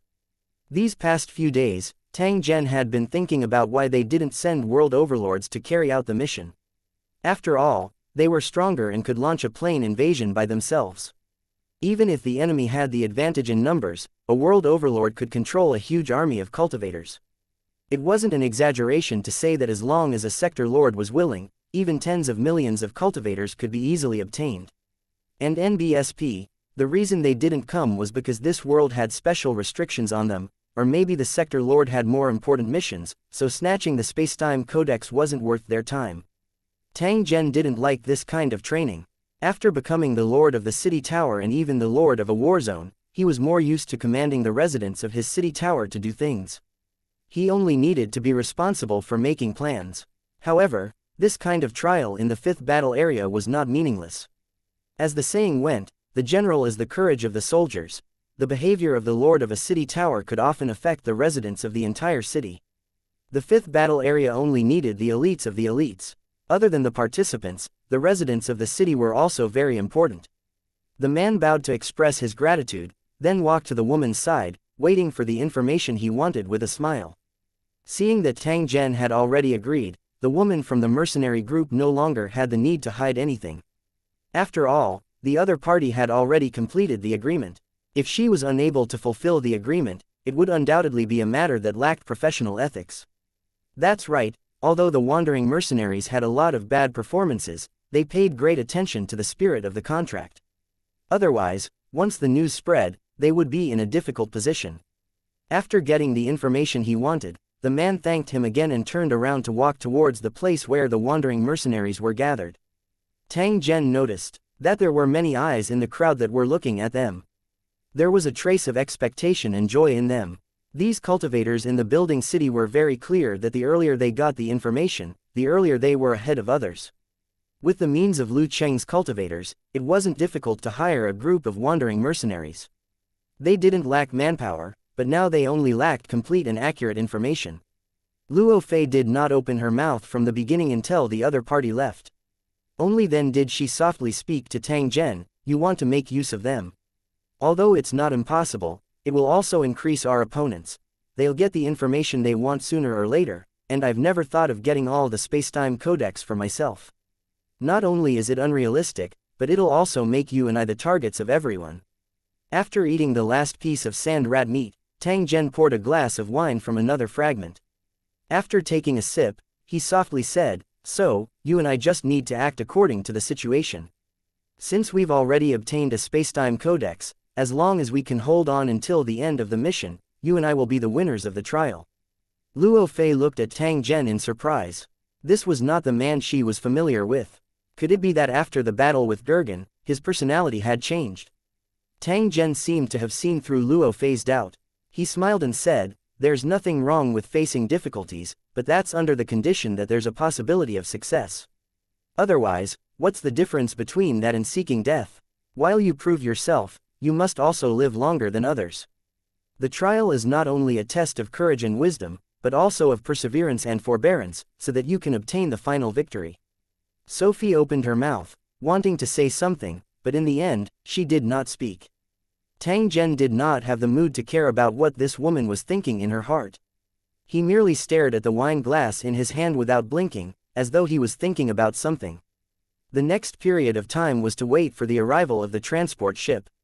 Everything seemed to be calm and peaceful, but Tang Zhen was very clear that this was only a superficial phenomenon. As long as one observed the wandering mercenaries carefully, they would realize that they were no longer as unscrupulous as before. From time to time, some people would secretly gather together and plan something in a low voice. Although they seemed to be scattered and disorderly, they had actually chosen to cooperate secretly. Whether it was for benefits or other reasons, it was not difficult to make these wandering mercenaries choose to follow orders. Although there were no cultivators from Lu Cheng, they were definitely involved. The wandering mercenaries were just tools for them to realize their plan. Planning and commanding behind the scenes was what a spiritual emperor cultivator should do. They were forced to fight and kill because they didn't have a choice.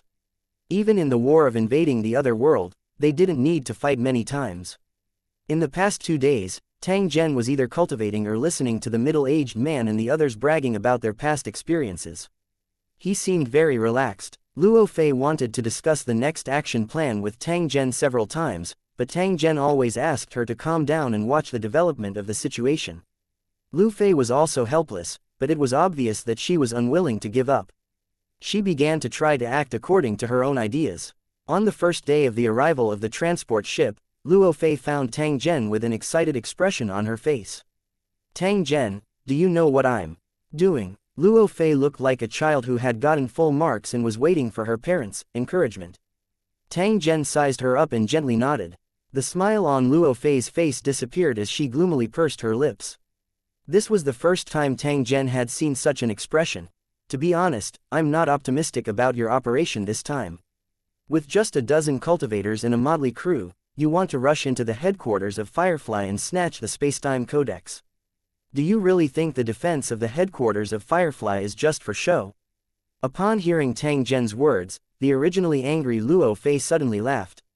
She blinked her eyes twice and said with a slightly teasing tone, "So you don't know everything." Tang Zhen's brows twitched. He looked at Luo Fei and said, "It seems like I've overlooked something. Could it be that you're not the only ones participating in this operation?" "That's right, it's not just us. There are many others, but they're not here. You know the person in charge of this operation. It's Ming Feng, right? This will be interesting." Tang Zhen stood up after he finished speaking and walked out of the car. "Let's go and take a look at your recruited subordinates. We either don't do it, or we have to get something out of it." Luo Fei smiled. This was the Tang Zhen she knew. 1528 Snatching the Transport Starship 1. The transport ship that was docked in the dazzling valley looked very old and damaged. Its outer shell was filled with traces of repair. When Tang Zhen saw its appearance, he kept feeling that this thing could fall from the sky at any time. Of course, his worries were unnecessary. It should be known that this kind of travel between the fragments was not very dangerous, and it did not need to be particularly fast. Otherwise, these antiques would have disintegrated long ago. After the transport ship came to a stop on the empty field, a group of fully armed mercenaries walked out of the transport ship. Compared to the wandering mercenaries, their weapons and armor were indeed more than a level higher. This was also the reason why each transport ship was only equipped with 100 mercenaries. First, no one dared to provoke this behemoth. Second, it was also because these mercenaries of Firefly had strong combat power. They were not afraid even in the face of an enemy 10 times their number. After getting off the transport ship, Firefly's mercenaries looked around coldly, then raised their weapons and began to be on guard. They didn't care about the wandering mercenaries around them at all. Every year, there would be people with brain damage who tried to rob Lu Ying's goods, but in the end, they all became corpses and were casually thrown into the stinking ditch. The workers in charge of loading and unloading the goods had been waiting for a long time. They lined up like ants to move the goods out of the transport ship and then move some of the goods in. At the other exit of the warship, passengers with different expressions walked out of the transport ship.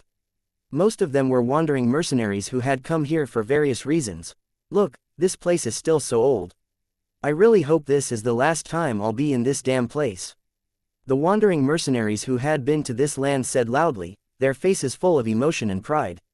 Their eyes were like those of people from big cities looking down on the dilapidated and backward countryside. Compared to the other fragments, this place was indeed very dilapidated. No one was willing to stay on a barren land where stones always fell from the sky and there was almost no life on the ground. The people who were ready to leave on the transport ship began to pay for the tickets and slowly moved along the passage isolated by the stone wall. The weapons carried by the wandering mercenaries were asked to be sealed and could only be retrieved after leaving the transport ship. This was a rule that had to be followed. The Firefly group could not possibly allow a group of people with weapons to stay in the transport ship. That was undoubtedly an extremely unsafe practice. The passengers followed the flow of people and finally entered the interior of the warship. Following the guidance, they came to a hall filled with a strange smell. It was obvious that this was also one of the warehouses, not a place to store people. It looked more like an enclosure for slaves and livestock. If one observed carefully, they could even see dried blood in the cracks on the ground, proving that there had been more than one bloody incident here. It was said that someone had once seen people from the Firefly group throwing corpses in the void. None of the passengers from that flight had arrived at their destination, and it was obvious that they had all died on the way. Most people knew nothing about this, and the witnesses were not in the mood to care about how these unlucky people died.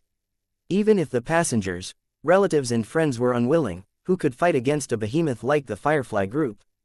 The space of the transport ship was limited, and it was impossible for the Firefly group to arrange a clean guest room for the passengers, unless the other party's identity was very special. Only then would they have the opportunity to get a comfortable room where they could enjoy the scenery along the way. No one felt that they had spent their ticket money unjustly, because everyone was treated the same, and they had no other choice. There were no seats, so people all chose to sit on the ground and then began to wait in boredom.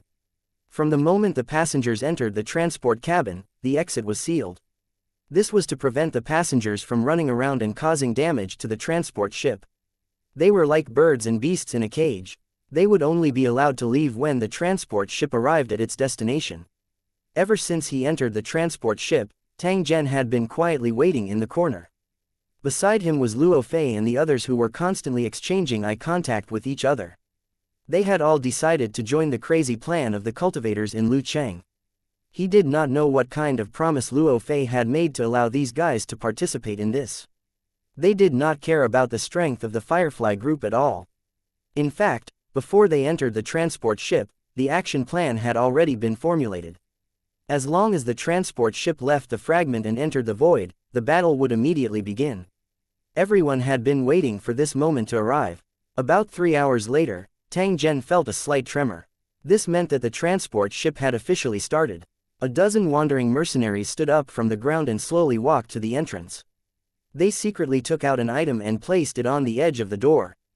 The Lucheng cultivators' weapons had already been placed in the light balls, so the security personnel following the transport ship couldn't find them at all. The items used by the wandering mercenaries were also provided by them. He secretly made a hand gesture, and the wandering mercenaries quickly dispersed. Then, there was a muffled sound, and the tightly closed door suddenly flew out. The 2 Firefly mercenaries behind the door were hit by the strong airflow and directly hit the wall. They fainted on the ground with blood flowing out of their 7 orifices. The operation has begun. Destroy all the resistors and take control of the transport ship.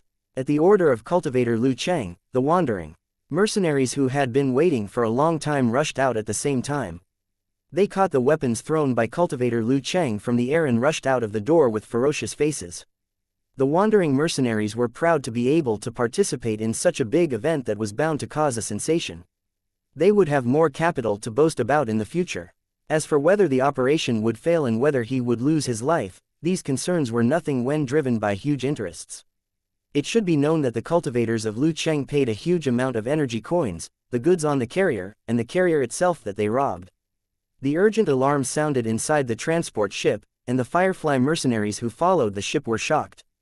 They rushed out of the lounge one after another, ready to deal with these bastards who dared to provoke the Firefly group. However, they would never have imagined that a group of experts from the outside world was waiting for them. The strength that Firefly was so proud of was not worth mentioning in front of the cultivators in Lucheng. The wandering mercenaries broke through the sealed cabins one after another and soon fought with Lu Ying's mercenaries. Under the leadership of Lu Cheng's cultivators, they defeated their opponents with very few casualties. Then, the wandering mercenaries rushed into the control room of the transport ship and shot those who dared to resist, taking complete control of the transport ship. From the start of the battle to the end, it was only a dozen minutes. Those who dared to resist were all shot to death and then thrown into the void through the garbage dump hole, becoming garbage that would take at least thousands of years to decay. After taking control of the transport ship, Lu Cheng's cultivators immediately contacted their partners with communication tools and soon received a delightful message. So far, 5 transport ships had been controlled by cultivators from Lu Cheng. Under the condition of tightly sealing off information, they slowly advanced towards Lu Ying's headquarters. Tang Zhen didn't expect the Lusheng cultivators to act so quickly. It was clear that while he was investigating Durgan, the other cultivators had already left for other areas and quickly contacted each other to formulate an action plan after receiving the information. The Firefly group still didn't know that they were about to face a life-and-death battle. 1529 Attacking Firefly's headquarters. The Firefly group's headquarters was located in the wreckage of a huge space fortress. It was suspended between 3 fragments and surrounded by defensive electromagnetic and armor-piercing mines. Only by following the designated route could the aircraft avoid being blown up into a pile of garbage. In the airtight defense system, it was a flight path that had been specially cleared. Once there was an abnormal situation, the defensive weapons would intercept it halfway. Inside the space fortress that looked like a rotten apple, there were nearly 1 million Firefly group employees and their families. But even so, the space warship was still not full. Compared to the races on the fragment, the living standard of the space fortress was undoubtedly much better. Not only was there an abundant supply of materials, but there were also man-made gardens and green spaces for people to enjoy a good time of leisure. In the black hole prison, almost no one knew where their ancestors came from. They only knew that a long time ago, a terrible war had broken out in this space. The invaders had destroyed planets one after another, and countless races had been displaced. At the most critical moment, the ancestors of the various races in the black hole prison joined forces and created a terrifying weapon in an attempt to completely destroy the enemy. Who would have thought that the disaster would begin here? Although the invading enemy was destroyed, a terrible and strange black hole was created in the universe. It could devour almost everything, even a huge planet could not escape. In order to deal with this crisis, the ancestors of various races tried their best to think of ways. In the end, after paying a painful price, a very small number of lucky people survived. After the lucky ones passed the most dangerous stage, they realized that although the world behind the black hole was barren and strange, and they could not leave through the entrance again, they could survive there with a little modification. As time passed, these survivors continued to reproduce, and some of the insects, snakes, rats, and ants that did not die began to evolve and mutate, eventually forming the black hole prison. The one in charge of Firefly's headquarters was a race called Flock. They looked similar to humans, but they were good at mechanical manufacturing and maintenance. It was said that their ancestors were once full-time maintenance personnel of the Sky Fortress. They were lucky to not die after being sucked into the black hole. With the advantage of numbers and numbers, they eventually became the new owners of the bastions. In the process of reproduction, they gradually repaired the damaged ships and became one of the best carriers in the black hole prison. The Procles knew how barren and dangerous the black hole prison was, so they didn't allow outsiders into the bastion. They believed the aliens would covet their wealth and pollute the air they breathed. As usual, the channel connecting to the outside world was opened, and a transport ship that had completed its transportation mission slowly sailed in. Then, it docked at different locations according to the instructions. This kind of work had been repeated for many years, and most of the positions were inherited by the father. The Procons were very familiar with it. Transport ship number 537, all crew members, please verify your identity and transmit the flight log. This was a routine inspection. Every time the transport ship returned, it had to carry out a similar procedure to ensure that there would be no accidents. After the order was given, the transport ship number 537 immediately connected to the control center. Then, the images appeared on the screen one by one, and the voyage log was transmitted at the same time.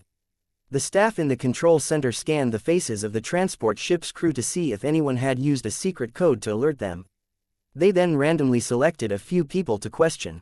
As long as the staff on the transport ship used facial expressions to send an alarm message or made a mistake in answering questions, the control center would send out an alarm, and the armed warships docked near the route would also lock onto the suspicious target. The transport ships equipped with simple defensive weapons were no match for the armed warships at all. One salvo could turn them into space garbage. Of course, before that, the control center would take away the control of the transport ship, making it unable to move freely. However, from the beginning to the end, the control center did not find anything wrong with transport ship number 537, so they chose to let it pass. After receiving the command, the large group of cultivators in the control cabin of the number 537 transport ship all heaved a sigh of relief. What they had been most worried about was that they would not be able to pass the inspection here. After all, the warship was now under their control, and most of the original staff had become corpses. If they couldn't pass the inspection and expose their identity, then the original infiltration would become a strong attack. Not only would the risk increase, but the success rate would also be greatly reduced. Just as the cultivators were feeling troubled, Tang Zhen took the initiative to stand up and said that he could solve this problem. He had once used his mobile phone to strengthen the magical ability of the science and technology side. He could completely control the electronic devices with his mind and do some tricks so that the people of Proc in the control center would not notice anything unusual. Of course, if it wasn't for the fact that this matter was of great importance and the other cultivators in the city didn't have much involvement in this area, Tang Zhen would definitely not be the one to take the lead. At this time, the cultivators of Lusheng City who had participated in the operation had gathered. There were nearly 100 of them in total and they were divided into more than a dozen teams. Ming Feng was one of them and was one of the commanders of the operation. When he heard that Tang Zhen took the initiative to take on the task, Ming Feng immediately expressed his support. No one knew what he was thinking. The other cultivators in Lusheng City had different expressions. They had all heard that Tang Zhen had obtained a space-time codex and killed 4 trial takers in a row. While they sighed that another powerful person had appeared, they could not help but have evil thoughts about the space-time codex. However, if he wanted to get the spacetime codex, he had to kill Tang Zhen first. However, judging from Tang Zhen's fierce combat power, if they really fought, he might be the one who died in the end. Since they didn't have the confidence to win, the cultivators of Lu Cheng wouldn't make a move easily. Otherwise, they would only get into trouble before they could hit the fox and might even face Tang Zhen's relentless pursuit. Furthermore, there was still plenty of time for the trial mission. The 3 spacetime codices were waiting for them to snatch. There was no need to become enemies with a powerhouse at this time. Therefore, with the cooperation of the cultivators, Tang Zhen put on a good show. He first pulled out the staff's information and asked the cultivators to disguise themselves with illusions to deal with the inspection. Then, he hacked into the control center when he transmitted the changed voyage log. Every time the Procons asked random questions, Tang Zhen would pass the answer to the cultivators in Lusheng. After a series of simple operations, transport ship number 537 successfully passed the final inspection and slowly landed on a platform along the route. Everyone, let's act according to plan. The first group will use the electromagnetic and armor-piercing mines to attack the bastion. The second group was responsible for guiding the other transport ships and finding a way to kill the armed warships on the route. The third group will intercept any enemy reinforcements and create chaos inside the bastion. The one who issued the order was a cultivator from Lusheng City. He had a strange face but gave off a sense of wisdom. It was said that he was a race similar to the tree men and had a lifespan of more than 3,000 years. He was the true commander of this operation, with more than 20 followers under him. He was very famous among the trial takers, and even Ming Feng could not compare to him. He turned his head to look at Tang Zhen and spoke in a very relaxed tone, "Sir, Tang Zhen has already proven his ability. In that case, I'll leave the control center to you. As long as you destroy it and send out a signal, we'll immediately take action." Tang Zhen nodded and looked at Luo Fei and the 3 Lu Cheng cultivators. He then rushed out of the warship. He'd acquired the bastion's blueprints and locked onto the control center's location. He'd been able to move through the bastion's interior without any hindrances and avoid the patrols. In just a few minutes, Tang Zhen and the rest had already arrived at the control center and immediately launched a fierce attack. Within a few breaths, the guards on the periphery were killed. Immediately after, Tang Zhen and the others drove straight in. Before the staff in the control center could react, a mental storm had killed them all. When Tang Zhen's voice sounded from the internal broadcast of the number 537 transport ship, the cultivators of Lusheng City, who had long been ready to attack, swarmed out and rushed toward the predetermined target. A few minutes later, a violent explosion was heard and the attack on Firefly's headquarters had officially begun. 1530 A chaotic battle, 1 At the edge of the broken bastion, a cultivator from the Lusheng sect stood in a prominent position and waved his hand. As if pulled by an invisible hand, the electromagnetic armor-piercing mines in the air flew toward the bastion. They were like a swarm of bees, ready to commit suicide. The proclifolk in the bastion saw this scene and were terrified. As they shouted, a series of urgent alarms echoed throughout the bastions. The emergency defense system was activated, and thick muzzles extended from the fortress. They locked onto the electromagnetic armor-piercing mines and fired continuously to prevent them from hitting the outer shell of the sky fortress. There were layers of partitions inside the fortress, which could ensure that the area that was attacked would be isolated and would not affect other positions for a short time. However, this was only the last resort. Before that, they had to do their best to block the attacks. Rays of light shot out from the fortress and detonated the incoming electromagnetic armor-piercing lightning, causing dazzling flowers to bloom in the void. The Lu Cheng cultivator sneered at the sight and turned to look elsewhere. The other Lu Cheng cultivators were doing the same thing, attracting more void bombs to hit the bastion. That was just the appetizer. "Let's see how you're going to stop them now." As soon as he finished speaking, the bastion's walls were lit up with sparks. After each spark, the brightly lit area was plunged into darkness. After each explosion, the bastion was damaged to varying degrees. Although it wasn't fundamentally damaged, the cumulative damage was still significant. The moment the change happened, the armed warships docked near the route were immediately alerted. Just as the warship commander ordered his men to intercept the dangerous targets, more electromagnetic armor-piercing mines came straight at them. The commander of the warship was so scared that his face turned pale. He shouted and ordered them to avoid the ship and follow the safe route to the outside area. The battleship's power could only be used in the void. If he chose to return to the bastion, he would be giving up on his most powerful attack. Damn bastard, connect to the control center immediately. I want to know what's going on. The warship's commander bellowed and gave the order, but the correspondent told him with a dumbfounded look that the communication channel with the control center had been completely blocked. There were even higher-level authority orders connecting to the command center, trying to take control of this armed warship. The commander's face fell when he heard his men's report. He knew the situation wasn't looking good. Perhaps the bastion's interior had already been invaded. Block all communication channels immediately. We can't let the enemy succeed. Under the command of the commander, the staff of the warship operated at full speed and finally managed to retain control at the last moment. However, the right to use the weapon had been seized and locked, and it would take a long time to crack it and use it again. The warship commander let out a sigh of relief. This was already a blessing in disguise. If even the control rights were taken away, his armed warship would become a prison in the sky, and he could only watch the enemy act ruthlessly. Now, listen to my orders. Looking at the homeland that was on fire, the warship commander said in a deep voice, "We can't wait here. We need to return to the bastions. All crew members, take up your weapons. We're going back to the ground."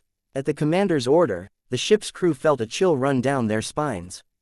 However, their faces quickly filled with determination as they turned to face the bastion ship. Even though fighting on the ground was not their strong suit, they had no other choice in this critical situation. Who would have thought that just as the armed battleship started, 7 or 8 transport ships would rush in from the outside, and it looked like they were about to run parallel to the armed battleship. The warship commander who received the report was overjoyed. He immediately ordered his subordinates to contact the commanders of the transport ships, hoping that the other party would cooperate with him in the battle. He soon received a response. Although there were not many combatants on the transport ships, with all the operators, they were still a strong armed force. He believed that they could effectively strike the enemy. However, before the warship commander could recover from his excitement, the nearest transport ship suddenly turned around and slammed into the armed warship in front of the horrified commander. As the flames and smoke rose, figures rushed into the armed battleship from the gap, and the fierce battle began. When the armed battleship was under control and the wandering mercenaries sealed the entrance, the interior of the bastion was in chaos. The people of Prague, who had not been in danger for many years, panicked. Even though they had millions of people, they were still defeated by the cultivators in the city and the wandering mercenaries who came to support them. Destruction was much easier than construction, especially when their opponents were cultivators of Lusheng. The speed of destruction was even more amazing. Every single cultivator left a trail of dead bodies behind them. Thick smoke filled the interior of the bastion ship. The number of Prokans who died in accidents far exceeded the number of people who died in battle. The sounds of gunfire, fighting, and screams filled every corner of the outer area. It was as if they would never stop. All the elite Prokals had been mobilized to resist the attack of the cultivators from Lucheng with all their might. However, even though they had paid a very painful price, they still could not stop these wolf-like cultivators from Lucheng. As time passed, the Lucheng cultivators' strength began to recover. They were like invincible gods of war, causing Flock to feel fear from the bottom of his heart.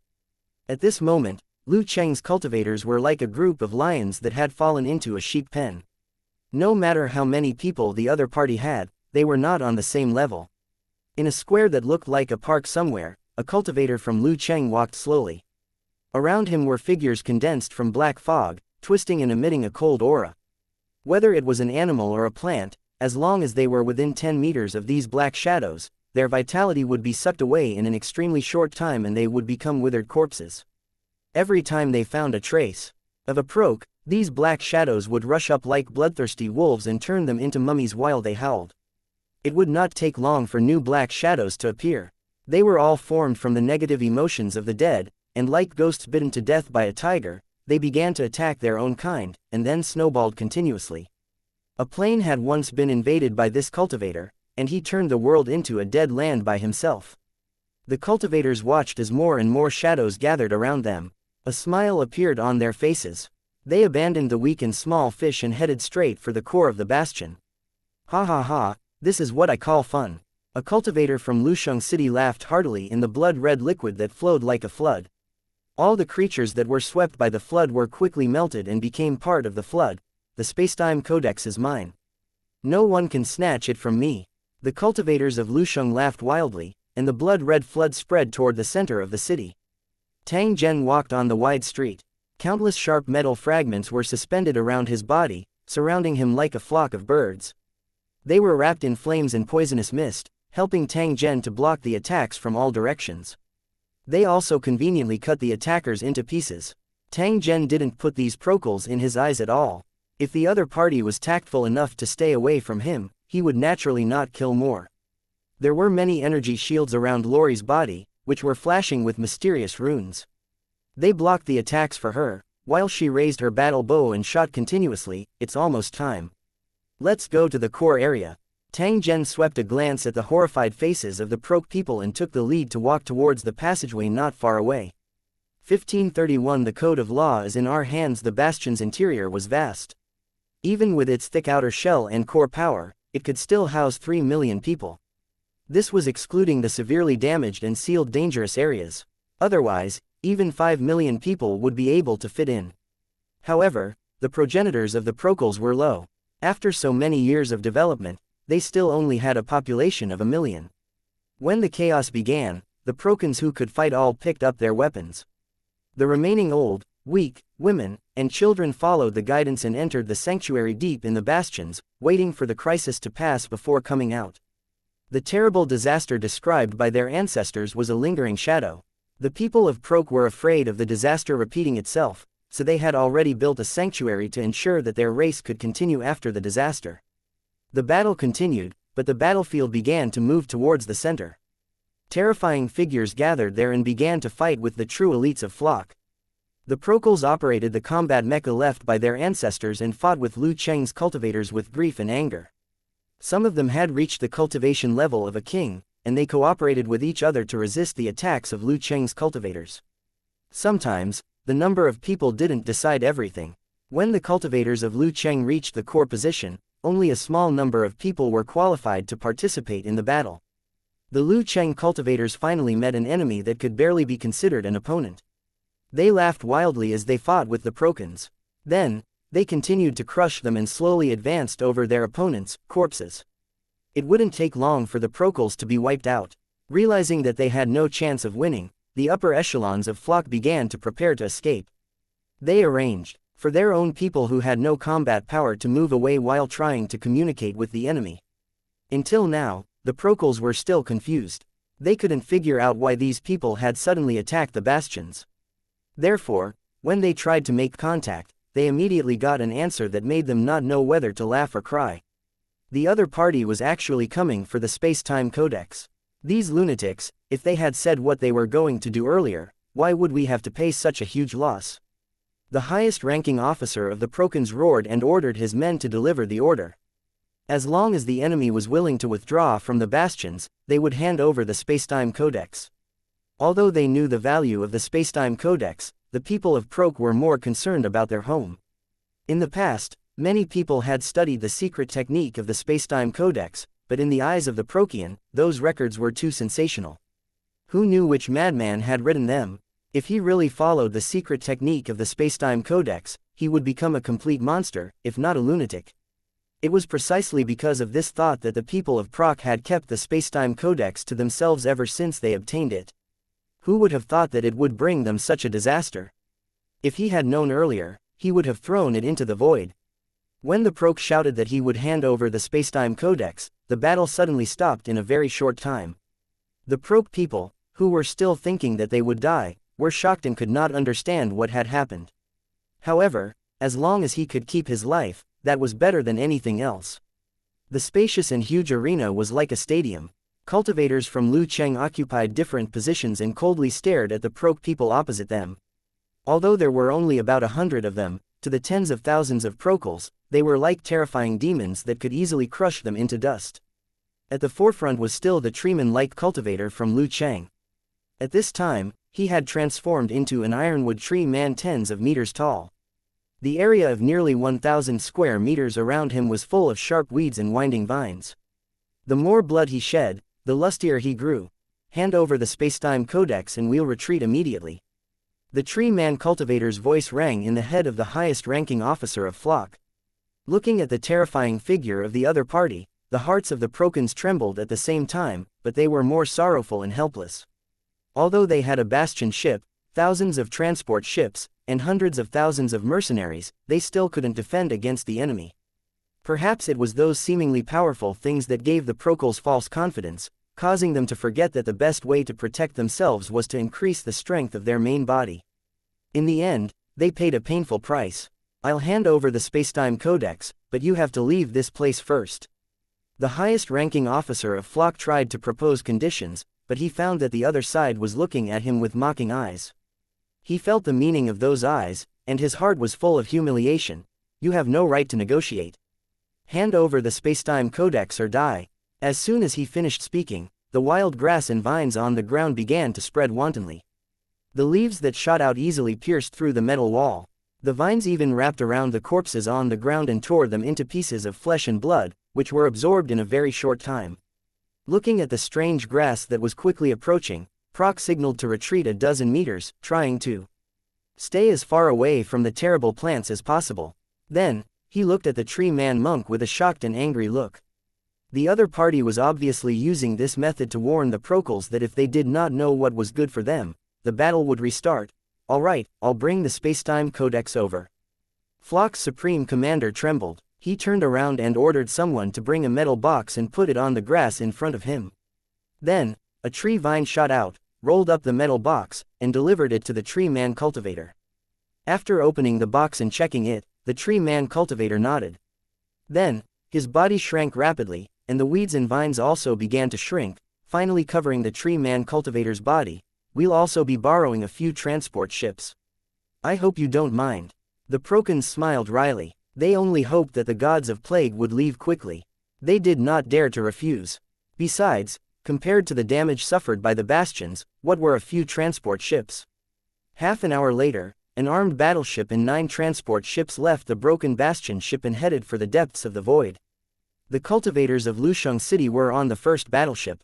Now that the operation was over, it was time to distribute the benefits. According to the previous agreement, this operation would be completed with everyone's cooperation, so the battle points obtained would naturally have to be divided equally. Although they couldn't get rich overnight, it was still very tempting. The complete Spacetime Codex was worth 10 million points. It could be said that as long as one obtained all of them, they would be able to complete the trial of the 5th battle area and become one of its official members. This was also the reason why many cultivators in Lusheng were envious of Tang Zhen. The Spacetime Codex in his hands was worth 2.5 million points. In addition to the 2 million points he originally had, he might be able to become an official member of the 5th battle area after a few more trials. However, the other party had obtained all of this with his own ability. Therefore, while the cultivators of Lu Cheng were envious and jealous, they also admired Tang Zhen's strength. After all the points were distributed, the treeman cultivator looked at the crowd. After scanning the crowd, his eyes finally fell on Tang Zhen. Sir Tang Zhen, I've heard of your name a long time ago. I didn't expect that you'd bring me such a surprise right after we started working together. Senior Takagi, you're too kind. If you didn't take the lead, we wouldn't have been able to finish the battle so quickly. Tang Zhen used a faint tone as he spoke. The other party had automatically opened his mouth to compliment him. Clearly, he was preparing for what he was going to say next. The tree man cultivator named Qing Mu laughed and continued in a weathered tone. The first piece of information was obtained by Sir Tang Zhen. This will be of great help to our operation. I would like to hear your suggestion on how we should act next. Of course, we'll attack the bloodthirsty buckteeth. What do you think? That's right, I think so too. 1532 The vulnerable bloodthirsty fangs. 1. Lu Cheng's cultivators had attacked the Procons space fortress because they had the transport ships as cover and caught the enemy off guard. However, as the 2 organizations with the Spacetime Codex were attacked one after another, the remaining 2 organizations would definitely receive the news and set up defenses in advance to prevent the same thing from happening again. Erected Continent was a place that was not inferior to a space fortress. The ruler, the Furl family, had built it into an impregnable fortress. If they rashly launched an attack, they would inevitably encounter strong resistance. Compared to the Erected Continent, the bloodthirsty fangs' base was very different. They occupied a circular valley, and the area within 10 kilometers of it was a forbidden zone. With the number of wandering mercenaries and transport ships under cultivator Lu Cheng's control, they could launch an attack on the Bloodthirsty Fang's headquarters. Even if the other party was prepared, they would not be able to resist the attack of cultivator Lu Cheng. Therefore, between the two, Tang Zhen was more inclined to attack the Bloodthirsty Fangs first, then think of a way to deal with the upright continent. He believed that after this battle, the strength of the cultivators in Lusheng would be fully restored. By then, no matter how strong the enemy's defense was, they would not be able to resist the attack of the cultivators in Lusheng. Obviously, the other cultivators had the same idea. Therefore, after making a simple plan, the transport ship immediately changed direction and headed straight to the fragment where the Bloodthirsty Fang was. According to the star map on the armed battleship, it would take 5 days to reach the fragment. During this period, they would have to pass through an area full of wreckage, so there was a certain danger in the process of sailing. However, to the people of Prok who had been kidnapped, they had traveled this route many times. They just had to be careful. In order to appease these nervous Prokals, the cultivators in Lusheng promised that as long as they completed the original plan, they would let them go home. As for the wandering mercenaries who had participated in the operation, they had all gained a lot from the battle. In addition to the value of the transport ship, they had already made a lot of money. Hearing that the battle was going to continue, the wandering mercenaries were all very excited. They had already seen the terrifying combat power of the cultivators in Lu Cheng. They believed that as long as they followed them to clean up the battlefield, they would have a lot of opportunities to make a fortune. What followed was a long journey. The cultivators in Lusheng used this short break to try to completely heal their injuries so that they could deal with the upcoming battle. In the past few days, the base camp of the Bloodthirsty Fangs had become very lively. From time to time, vehicles would drive over, and groups of mercenaries with murderous expressions would hurriedly jump down from them. Some of them were official mercenaries of the Bloodthirsty Fang, while the rest were wanderer mercenaries who were hired temporarily. The Bloodthirsty Fang had already noticed that something was wrong and was strengthening the defense of their base camp to guard against the cultivators who could come at any time. News of the Firefly group's destruction had spread. When the Bloodthirsty Fang heard of the Bastion's destruction, he immediately realized that the enemy would not let him go. It wouldn't be long before they came to attack. In fact, as long as they handed over the space-time codex, the crisis would be resolved.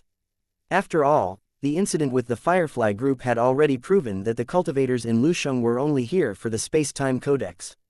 However, the space-time codex had always been in the hands of the Bloodthirsty Fang's commander. When he heard about the Lu Cheng cultivators' goal, the commander did not hesitate to make his stand clear. He would definitely not hand over the space-time codex. Only his trusted aides would understand why their leader was so determined. He had been enchanted by the secret technique of the dimensional codex, and wanted to use the secret technique to turn himself into a god like the madman. Gergen, if the Lu Cheng cultivator wanted to snatch the space-time codex, it would be like cutting a piece of meat from the heart of the Bloodthirsty Fang's commander. How could he agree to it? Since their regiment commander had decided to accept the challenge, as his subordinates, they did not dare to resist. Moreover, the members of Bloodthirsty Fangs had their own pride and were confident that they were not much weaker than the cultivators in Lusheng. Since the other party dared to stroke the tiger's whiskers, he should be prepared to be swallowed in one bite. As a result, all the members of the Bloodthirsty Fangs who were out on missions received orders to give up all missions and return to the base camp as soon as possible. At the same time, they hired wandering mercenaries at a high price to help defend the base.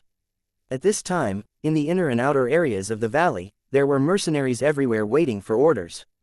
Anyone with unknown identity who dared to approach would be shot to death by the mercenaries without hesitation.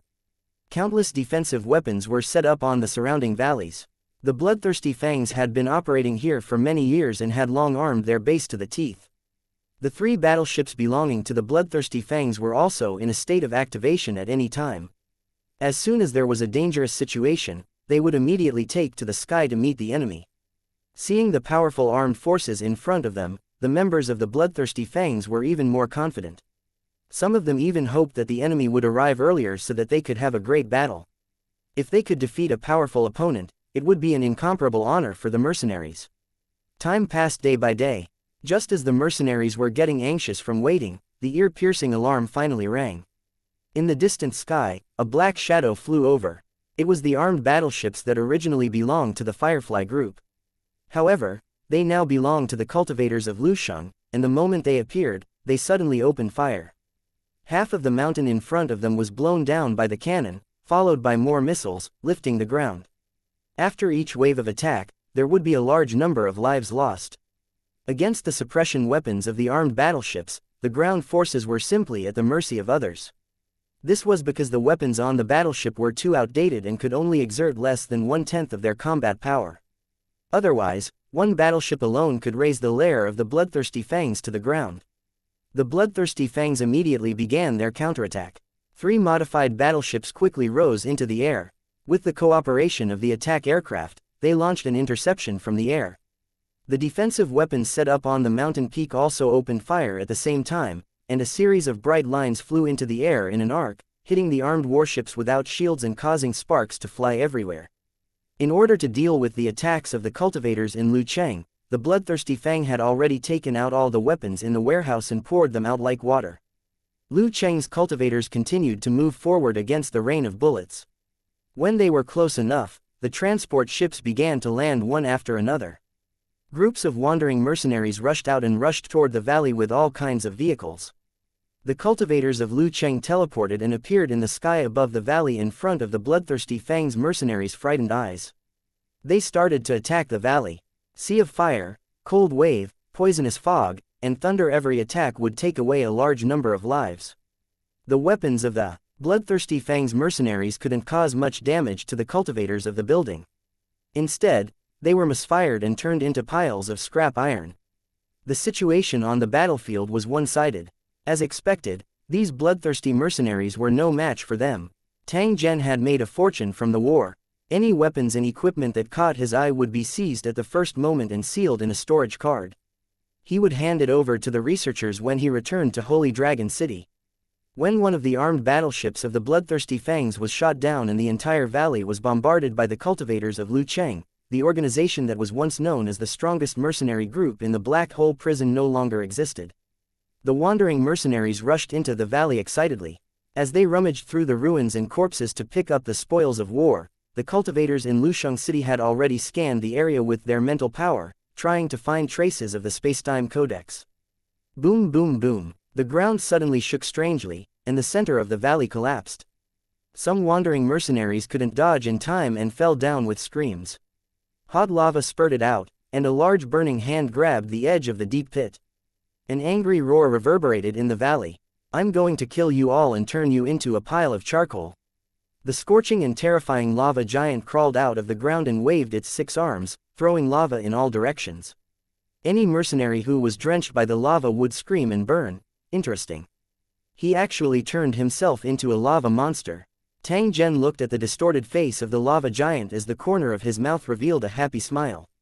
So what if he had turned into a monster? He still had to face the cultivators from Lucheng. As long as the leader of the bloodthirsty Fangs dared to appear, he was doomed to die. 1533 Departure 1. I'm going to kill you all, not a single one of you will be spared. His powerful strength and terrifying body gave the bloodthirsty Fangs, Captain, great confidence. He firmly believed that he could kill all the enemies. After climbing out of the lava giant went straight to Lucheng's cultivators in the sky.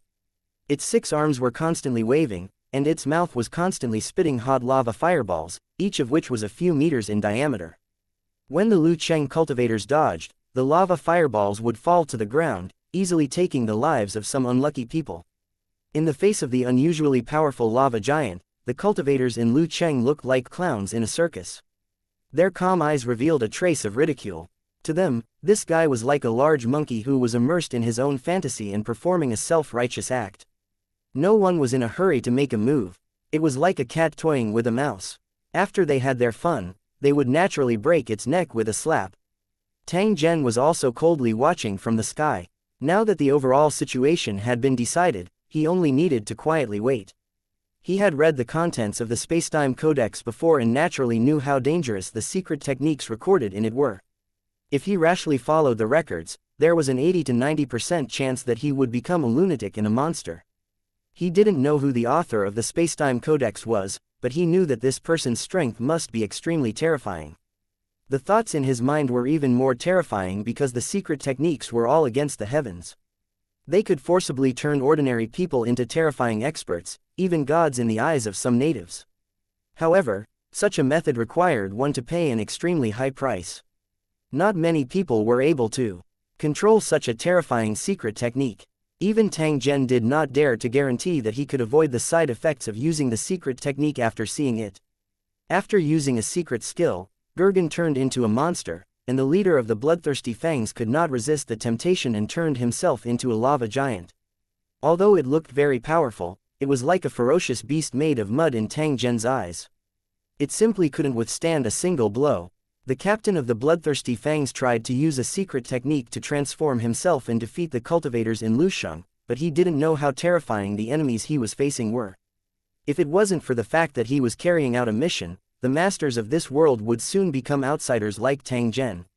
Kill him and take the space-time codex. The voice of the tree ant cultivator, Tealwood, was heard. More than a dozen Lusheng cultivators who were good at ice or water attacks attacked at the same time. After the captain of the bloodthirsty fangs, whose body was covered in flames, was attacked, his body was immediately covered in rising mist, and the hot shell gradually cooled down. The violent lava giant let out an indignant roar, but its movements became slower and slower. In the process of struggling, broken stones kept falling off from its body. "I'm not willing to accept this," Yingluo. With a series of cracking sounds, the lava giant could no longer move, and its huge body was torn into pieces. At the last moment, the leader of the bloodthirsty fangs was still roaring in his heart. He had paid such a huge price, yet he was still not a match for these enemies. Unfortunately, he would never know the answer and could only die with regret and unwillingness. A little light flashed in the gravel. Then, a vine shot out of cultivator Ching Emu's hand and rolled back the little light. "The space-time codex is in our hands. Let's head to the erected continent as soon as possible." There was a hint of urgency in cultivator Ching Emu's voice. After putting away the space-time codex, he immediately gave the order to retreat. No one felt that there was anything wrong with Tealwood's order because there were more than 100 cultivators from Lusheng City who participated in the trial mission. When Tang Zhen and the others took action, the other cultivators who didn't participate in the mission wouldn't be idle. Perhaps they had already begun their plan to erect the continent. If they did not hurry, they would probably not have the last space-time codex. As the order was given, the wandering mercenaries began to board the transport ships one after another. As for the bloodthirsty fangs, headquarters, which had been reduced to ruins, no one paid any attention to it. The name of the continent came from the fact that the land was just like its name, standing slanted in the void. It wasn't covered in lightning like a bastion ship, but it was as strong as it was. The vertical shape of the ship made the area of impact larger, but it couldn't be helped. During the process of heading to their destination, Tang Zhen and the others had already memorized the information about the erected continent. This was to ensure that they could break into the core area as soon as possible after the battle broke out. However, when they arrived at the upright continent, they realized that it was too late. Pillars of smoke and flames spread wantonly on this land that was like an upright mountain. A few broken warships floated in the void, and traces of war could be seen everywhere. "It looks like we're too late, what a pity." There was a hint of regret in Lefei's tone. She was obviously unwilling to accept the fact that the last space-time codex had been snatched away. "It's good that you've gotten over it. Do you want us to monopolize all the benefits?" Tang Zhen had expected this to happen. The cultivators in the building knew the bastions were under attack and could easily determine their next target. In order to avoid a fight between the trial takers and at the same time, have a higher chance of obtaining the space-time codex, the other group of trial takers chose to attack the erected continent.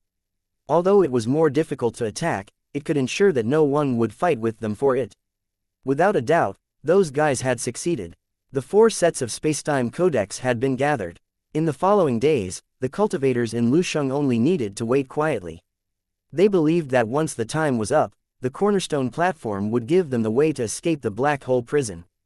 The natives here couldn't do it, but it didn't mean that the cornerstone platform couldn't. In the following days, the cultivators in Lusheng all went into seclusion. After completing their tasks, they had no interest in other things and spent most of their time cultivating. Tang Zhen did not idle around. Instead, he continued to collect the technological items that belonged to different civilizations that had been sucked in by the black hole. After which, he sealed them into his storage card. Holy Dragon City's rapid development had a lot to do with his habit of picking up scraps. It was precisely because of the various items that filled the warehouse that Holy Dragon City was able to discover and master more technology. After half a month, there was finally some movement on the cornerstone platform. All trial takers, please head to the Starfall Desert immediately. The welcoming procedure will be activated in 3 days. Do not miss the date. It was just a short sentence and no other hints, but it was within the expectations of the cultivators in Lusheng. In the entire Black Hole Prison, only the Fallen Star Desert could be entered. Since cultivators from Lucheng had entered from here, they naturally had to leave from here as well. Therefore, before the cornerstone platform issued an order, most of the cultivators in Lusheng City returned here and gathered in the destroyed town. Seeing the evil-looking cultivators of Lu City return, the residents here were all terrified, afraid that they would tear down the houses that had just been built. After all, the entire town had been reduced to ruins after the Great Battle, especially the residents of Gurgen, which had been reduced to scorched earth. Fortunately, the cultivators of Lusheng City did not have the time to care about these trembling natives. Instead, they had entered the Fallen Star Desert early on and were waiting for the arrival of the last moment. When the time limit was up, the residents here witnessed an unforgettable scene. Even after many years, people would still talk about it. At that moment, the sky seemed to be torn apart. Scorching heavenly fire and icy water dragons descended from the sky, causing a huge mountain to appear in the Fallen Star Desert in an extremely short time. In the midst of the rising heat and water vapor, a thick chain fell from the sky and landed directly on the top of the mountain. The cultivators of Lusheng who had been waiting for a long time stepped forward and grabbed the chain that pierced through the sky. In a hurry, their bodies were covered in light and they flew into the sky along the chain. The natives who were lucky enough to see this scene looked up at the sky. It was only after a long time that they came back to their senses. 1534 The establishment of a war zone. After the trial in the Black Hole Prison ended, Tang Zhen finally had a rare time to rest.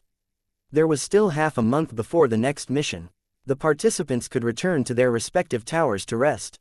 As expected, Tang Zhen once again became the number one in this trial. This also caused even more trial participants to know of his name. He had only participated in 3 missions, and he had obtained nearly 5 million points. If this situation continued to develop, he would probably be able to complete the trial in less than 100 years. In the history of the 5th Battle District, there was once a participant who used less than 10 years to obtain 10 million points.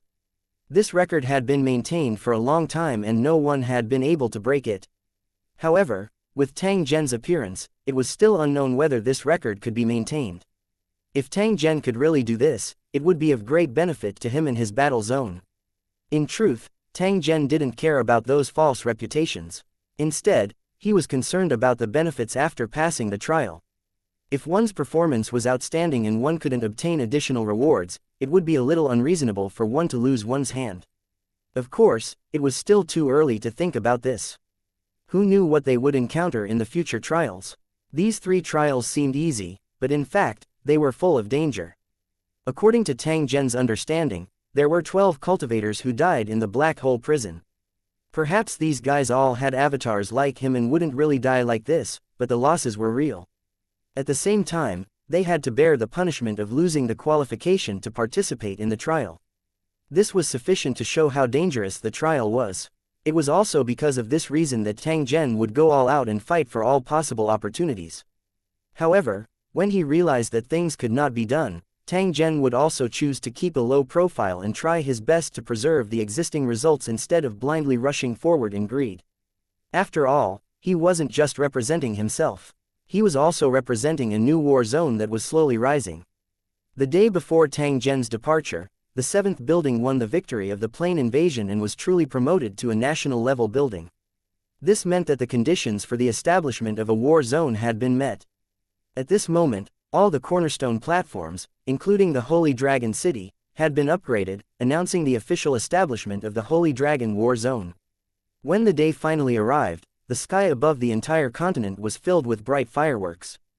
They were made of pure energy and were far more beautiful and spectacular than real fireworks. All the residents of Lusheng were cheering and celebrating. The establishment of the new war zone had brought them countless benefits. Not only could they enjoy more benefits, but it also meant that they would have a strong backing from now on. The turrets that seemed to be fighting alone were actually a huge hole. Only when the war zone was strong would the turrets have better development. As the core area, Holy Dragon City was even more lively. The residents of the city all rushed to the streets, singing and dancing to celebrate this moment that was destined to be remembered. The old residents who had been living in Holy Dragon City since its establishment were all so excited that their eyes were brimming with tears. They never dreamed that Holy Dragon City would reach this point. These old residents had witnessed the Holy Dragon City's entire process of growing from weak to strong, and the joy in their hearts was even more intense. As for the residents of the Tower City who had joined later, as well as the tourists from the original world, they were only cheering because of the magical beauty of this place. At the top of the main city tower, a grand celebration banquet was being held. The city lords from various cities and powerful cultivators who were focused on cultivation were all present to celebrate this rare moment. If the cultivators in the wilderness had seen this scene, their legs would have trembled in fear. This was because there were king-level cultivators everywhere, and the kings of laws appeared from time to time. Any one of them could easily destroy a high-level city. This was the current strength of the Holy Dragon City. There was no need to count the number of king-level cultivators, because they had already become the standard military force of all the towers in the war zone. The Holy Dragon City even had many cultivator teams formed by king-level cultivators, used to support the towers in times of danger. Tang Zhen wouldn't be like the other battlefields, allowing Lu Cheng to launch a plain invasion and ignore it. Instead, he had formulated a detailed rule. When Lu Cheng discovered that the enemy was too powerful, he could request for reinforcements at any time to avoid suffering greater losses. The Holy Dragon City would even conduct regular inspections to confirm whether the castellan of each major city was competent. If the other party's behavior did not meet the requirements, they could be dismissed at any time. The city tower was not completely sealed off like it used to be. Instead, it had more contact with the ordinary residents. After the mysterious outer layer was thrown away, the city tower was more easily accepted by the people of the continent. The descendants of the city's residents would receive a more systematic education. When they were of the right age, they would enter the schools in the war zone and could only return to their respective cities after graduation. If they had excellent qualifications, they could also enter the school and choose to join Lu Cheng after graduation. To the ordinary people, this was no different from a path to heaven. Whenever they heard that someone had been selected as a student of a special academy, they would attract all kinds of envy and jealousy. It could be said that the current Sacred Dragon Warzone was more like a country. With the improvement of various systems, this place would become more powerful. After the celebration ended, Tang Zhen once again embarked on his journey. There was no prompt for the mission this time. After the transmission was over, Tang Zhen was shocked to find himself standing in a strange runic magic circle. The smell of decay wafted in the air, and the environment looked very dark. There were some fresh bones piled in the corner, with bright red shreds of meat remaining on them. In another room, there was something like an operating table. A few bodies were scattered on it, looking very miserable. A black-robed man stood opposite Tang Zhen. He had a haggard and old face. His eyes were filled with extreme stubbornness. At this moment, he was staring at Tang Zhen and could not help but laugh out loud. Ha ha ha, my experiment finally succeeded. He seriously sized up Tang Zhen as if the other party was an exquisite piece of art. He even wanted to reach out his hand to touch and appreciate it. As long as I publish the results of my experiment, those who laugh at me will be dumbfounded and beg me to share the experimental data. The black-robed man was still immersed in his joy and didn't notice that the expression of the test subject in front of him was getting weirder and weirder. You brought me here, what is this place? The black-robed man was initially stunned when he heard Tang Zhen speaking in a familiar language. Soon after, he asked in a doubtful tone, you can actually use our language. Are you not a creature from another world? Of course I'm from another world. Perhaps you're the reason I'm here. The black-robed man nodded and said with a hint of pride, that's right. I used my self-created flesh summoning technique to summon you from the other world. So from now on, you can call me Master. Master. A mocking smile flashed across Tang Zhen's face. However, it disappeared in an instant. He used an indifferent voice to say, then, as my master, shouldn't you tell me the specific situation of this world? The black-robed man felt that something was wrong for a moment, but he still said, since you want to know, I can tell you. You have to know that for a long time in the future, you will be my servant. 1535 A world with as many gods as dogs in the dark abandoned castle, Tang Zhen sat on a chair and slowly read the book left behind by the summoner. This guy was still unaware that he had been hypnotized by an illusion. After he told everything he knew, he no longer had any value in existence. So, under the black-robed man's astonished eyes, Tang Zhen rewarded him with a bullet. This fellow could not understand even in his death why the otherworld creature he summoned would not listen to his orders and even dare to kill him. How would he know that Tang Zhen's appearance here was merely a coincidence and had nothing to do with his summoning array? The other party knew of his background. If there was no need, Tang Zhen would definitely not leave anyone alive. Moreover, just by looking at the corpses on the ground, one would know that this fellow had definitely done many immoral things. Tang Zhen would not have any psychological burden if he were to kill him. Through the narration of this guy who did not leave his name, Tang Zhen knew that he had a basic understanding of this world. At the same time, he also vaguely knew the purpose of his coming here. Plain invasion was something that cultivators in Lucheng were best at, and he should be here for that. As expected, it didn't take long for the cornerstone platform to release a mission. You are the king of the land. You summon the cultivators of the city to fight against the native forces and destroy all the believers of the native gods.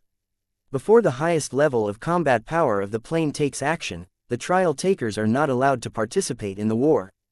Looking at the quest notification, it was clear that this time, the test was not for the trial takers, but the residents of the building that the trial takers belonged to. During the entire trial process, Tang Zhen only needed to be responsible for summoning and commanding. Even if he could directly challenge the aboriginal deities alone, the rules simply did not allow him to do so. Just as Tang Zhen had predicted, the strength of the residents of the Tower City was also within the scope of the trial. The mission requirements displayed on the cornerstone platform also proved this point. In addition to the basic requirements, the platform also gave detailed rules. For example, Tang Zhen could only start summoning from a level 1 cultivator. Moreover, he only had 500 points at the beginning and could summon 5 cultivators from Lusheng. Tang Zhen needed these 5 cultivators to get points. For every enemy of the same level he killed, he would get 100 points. When his points reached 100,000, he could summon the level 2 cultivators. Occupying a sufficient area of land, destroying a certain number of temples, and seizing precious items would all be rewarded with corresponding points. In addition to the rules of obtaining points, there were also punishment rules. For example, when a cultivator of Lu City died in battle, the corresponding points would be deducted. When the occupied area was taken away, a certain amount of points would also be deducted. Cultivators who did not comply with the requirements to participate in the battle would have a large number of points deducted. If they attacked each other from the same camp, they would also have their points deducted. This was already the 4th time Tang Zhen had participated in a mission. However, this time around, the requirements were the highest, causing people to feel that they were not free. However, from another perspective, this was actually not bad. He just had to quietly command. After experiencing 3 nervous and dangerous mission worlds in a row, he really needed to rest for a period of time to digest and summarize what he had learned. He was not in a hurry to summon Lu Cheng. Instead, he walked around the dilapidated castle to see if it met the requirements to be a temporary base. It could be seen that the castle was very old. Most of the area had collapsed into ruins. Bones were scattered everywhere in the debris and grass, and traces of wild animals were sometimes visible. What a terrible environment, but I can only make do with it for now. In fact, there was not much harm in being in the wilderness. At the very least, it would not attract the attention of powerful enemies in a short time.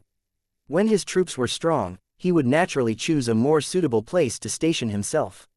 After making a round, Tang Zhen stood at the highest point of the abandoned castle and opened the foundation stone platform in the light ball in his mind.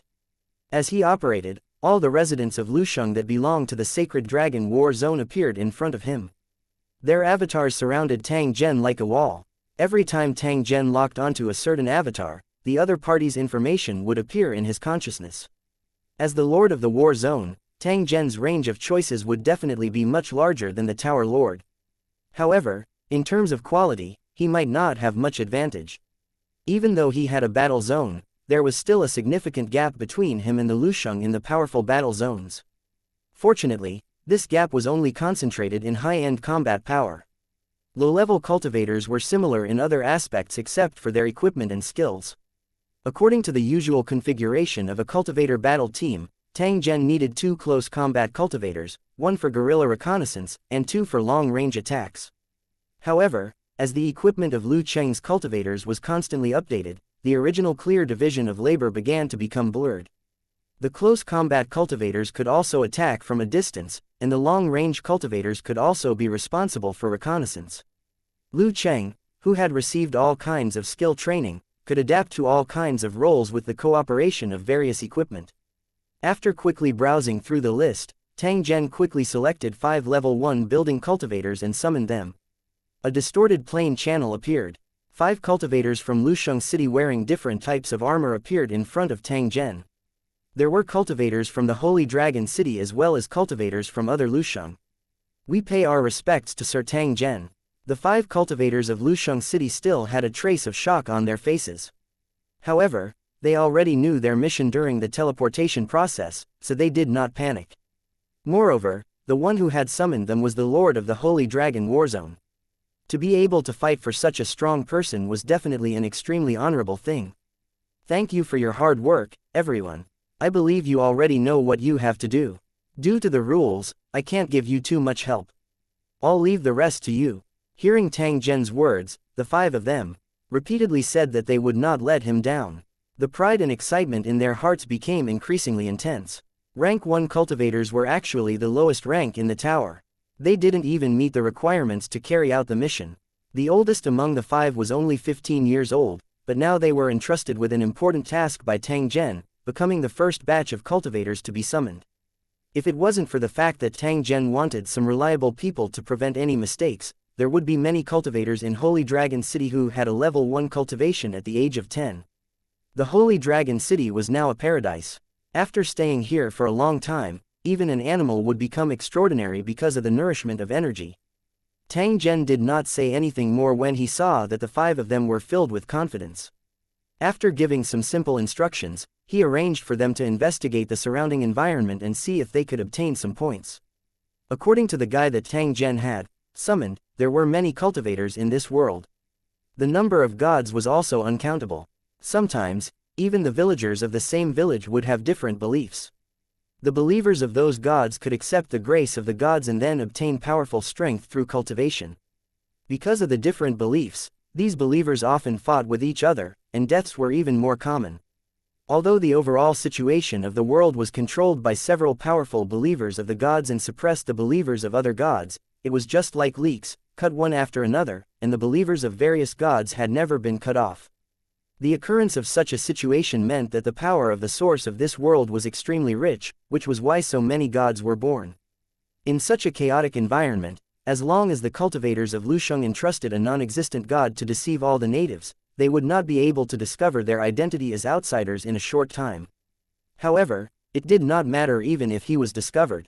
This was because the battle between the two sides was already unavoidable. Tang Zhen was only concerned about how to obtain more of the world's origin. No matter when, origin energy would always be the most scarce resource. The 5th battle area would naturally not let go of such a world with rich production. And using the trial as an opportunity to invade this world was naturally a rather good idea. 1536 The first battle of the 5-man team. 1. The 5-man team summoned by Tang Zhen made some preparations and left the abandoned castle together. Tang Zhen only knew the general information of this world, but he didn't know the specific details. Therefore, the following operation would completely require the cultivator battle team to cooperate and complete it. The 5-man team slowly advanced along the wild grass. After walking for about 10 kilometers, a rather large village appeared in front of them. The one in charge of the investigation was a cultivator from the elven race. She was slender and flexible, and the weapons she was equipped with were also very unique. Most of them were silent or silent weapons, which made it easy for her to assassinate without attracting the attention of the enemy. When they were choosing their equipment, Morning Star City had a special liking for this kind of weapon and had even specially ordered a batch of weapons to arm the cultivators in the city. The reason why Tang Zhen chose this elf named Thor was because he had outstanding results in the field of reconnaissance and stealth. He was also one of the best in the rankings of all the buildings in the Holy Dragon Warzone. The other 4 Lu Cheng cultivators were the same. As the first batch of cultivators to be summoned, they were naturally the best of the best. The purpose of setting up this assessment ranking was to make it easier to select the real elites. Only competition could promote the strength of the cultivators in Lucheng. As for the other purpose, it was for Tang Zhen to sign a contract after he became a sector lord so that he could borrow the energy incarnations of elite cultivators to participate in the battle at any time. Every cultivator on the list could receive more rewards in a better cultivation environment. Compared to ordinary cultivators, they undoubtedly had higher development potential. 10 minutes later, Saul returned after completing his investigation. He whispered the information he had gathered. This village has a total of 300 households, and they believe in a god called the Wilderness God. There are 13 cultivators in the village, and they are all rank 1, with the strongest being a rank 3 cultivator. The level 3 cultivator isn't in the village. He took 3 level 1 cultivators with him, and the remaining 10 are in the village. After listening to Saul's story, the captain of the 5-man team nodded and received the image taken by Saul through the micro-reconnaissance machine. After a careful look, he projected the holographic image. Pointing at the red dot on the holographic image, the captain ordered, "We'll enter the village later. Saul will take the highest position and snipe the enemies who come. Big GU and small GU will hide nearby and be in charge of intercepting and killing the enemies who try to support or escape. Andy and I will be in charge of catching the bait and leading the cultivators to the ambush site." The plan was simple. With the strength of the 5 of them and the advantage of their equipment, they could easily deal with the 10 level 1 cultivators. The natives of this world were using cold weapons. Those experts only cared about their own strength and paid no attention to the development of science and technology. In the plane with powerful cultivators, this kind of thing often happened. After the discussion, the 5 of them immediately began to move. With the help of the stealth function of the armor and the terrain advantage, they easily arrived at the location marked in advance. The villagers were still busy wandering around the village, completely unaware of the danger that was approaching. In fact, this war had nothing to do with them, but who could guarantee their own safety in the furnace? The captain and Andy, who had snuck into the village, hid behind a wall and looked at a divine warrior who was talking to the villagers. Compared to the ordinary villagers, his attire was somewhat special. Not only was his clothes tidier, but he also wore various accessories and weapons. The 2 of them were talking about the wilderness god's sacrifice. It was clearly a very serious matter to them, and their expressions were very serious. "Do it." With the captain's order, the 2 of them shot towards the wilderness god's believer like arrows and punched him in the head. The captain's control of his strength was very accurate. He didn't kill the other party, but only knocked him out temporarily. The other villager beside him had already turned pale with fear. He ran out of the yard with all his might, shouting that there was an enemy invasion. Seeing that the villagers they had let go on purpose had run far away, the captain and the other 2 carried the unconscious cultivator and quickly ran towards the central area. When they arrived at the drying area in the center of the village, the 2 of them threw the unconscious man on the ground and waited leisurely. Instead of running around the village to search for the enemy, it was better to lead them here and then kill them all at once. Following the shout of the escaping villager, the entire village was alarmed. The villagers who heard the alarm skillfully picked up all kinds of weapons and ran straight to the center of the village. They had a fanatical look on their faces, as if this was a very sacred matter, and everyone was fighting to be the first. In this chaotic world, the villagers of different villages often fought over beliefs and interests. The seemingly simple villagers had participated in the war more than once, without the need for anyone to organize or mobilize them. As expected, the remaining 9 cultivators rushed over with their weapons in hand as soon as they discovered the change in the village. Their faces were filled with anger. As the divine warriors that the village supported, when the village was in danger, they had to fight bravely and drive or kill the enemy. This time, the enemy had actually dared to do such a thing. To the divine warriors guarding the village, this was an unforgivable provocation. It didn't take long for a large group of villagers to gather in the open space of the village. 7 divine warriors with blades in their hands stood at the front, glaring at the captain and the other man in the center. At this moment, the captain was holding a knife to the neck of a cultivator who had just woken up. He had a nonchalant expression on his face, which made the 7 divine warriors furious. "Who are you people? Release him now, or else don't even think about leaving this place." Looking at the excellent equipment of the 2 captains, the divine warriors subconsciously raised their guard. At the same time, there was a hint of greed in their eyes. Anyone with a little knowledge could tell that the equipment was definitely valuable. If he could obtain it, he could definitely use it as a family heirloom. Looking at the greedy eyes of the other party, the captain sneered in his heart. He asked Saul, who was hiding in the high ground, "How is it? Did you find the 2 hidden cultivators? I found one aiming at you with a bow and arrow. There's another you. Do you want to attack? Fire!" As soon as the captain finished speaking, a divine warrior hiding on the roof with a bow and arrow let out a muffled groan. Blood gushed out from the back of his head and he rolled down from the roof. There was still surprise and fear in his eyes, as if he didn't understand how he had died just like that. The body fell with a muffled sound, but before the villagers could find the source of the sound, another divine warrior hiding high up was shot in the head, still holding a javelin in his hand. Just as the 2 divine warriors who were about to launch a sneak attack were killed, the captain's face suddenly turned cold. He slit the captive's throat with a knife and raised his gun to shoot with his companions. The flying bullets landed on the crowd. The 4 divine warriors could not dodge in time and fell to the ground. And NBSP, the remaining 3 divine warriors bellowed in rage and circulated the god-bestowed power throughout their bodies. Objects that looked like jujubes covered their bodies, and then they brandished their swords and charged forward. 4, who was hiding high up, pulled the trigger again, knocking a divine warrior to the ground. He then locked onto the next one. Seeing this, the other 2 divine warriors stopped their attacks at the same time and ran off in different directions. Obviously, they had realized that they were no match for cultivator Lu Cheng and were ready to escape from the battlefield immediately to avoid losing their lives here. However, just as the 2 divine warriors rushed out under the cover of the crowd, 2 tall figures, who had been waiting for a long time, appeared. To the horror of the other party, they brandished their heavy swords and axes and chopped the divine warriors' bodies into 2. The 2 cultivators from Lusheng City, Big Gu and Small Gu, who came from the orc race, used their favorite fighting style to kill the enemy. Seeing that the last 2 divine warriors were also killed by the enemy, the hot-blooded villagers' legs trembled, and they screamed in pain and scattered.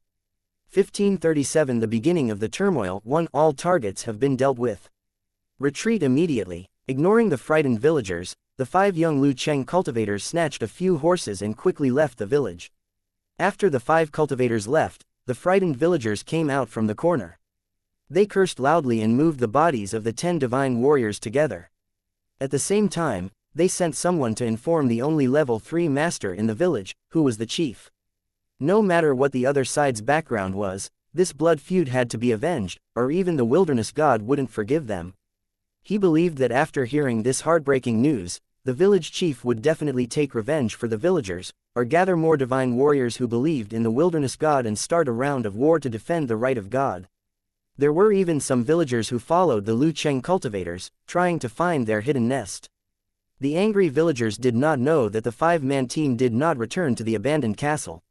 Instead, they went straight to their next target location in an attempt to kill more divine warriors.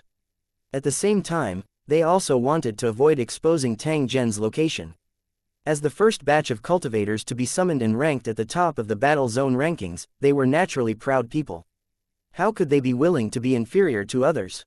Before the cultivators from the other buildings arrived, they had to make a dazzling achievement. Putting down the book in his hand, Tang Zhen opened the foundation stone platform and discovered that he had already obtained 1,000 points. These little guys are fast enough. It seems that I can continue to summon cultivators from Lu Cheng. With a satisfied expression, Tang Zhen opened the space-time tunnel and summoned 10 cultivators from Lu Cheng. Although 1,000 points could summon a level 2 cultivator, with the help of various equipment, the difference between low-level cultivators was not too big. Only the Lord-tier cultivator was the real dividing line. Rather than slowly accumulating points to summon high-level cultivators, it would be better to summon as many low-level cultivators as possible. When the number reached a certain level, the battle merits would welcome an explosion. The only thing that troubled Tang Zhen now was that there were too few divine warriors nearby. As a result, the cultivators in Lusheng could only scatter and hunt.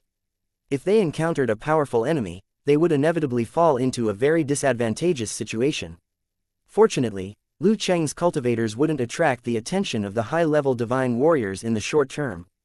By the time they truly realized the danger, Tang Zhen had already summoned the Lord-level cultivators.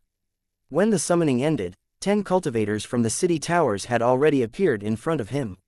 Half of them were from the Holy Dragon City, while the rest were from other cities. Just like the first batch of cultivators who received the summoning, their eyes were filled with surprise. They were even filled with admiration and worship towards the smiling Tang Zhen.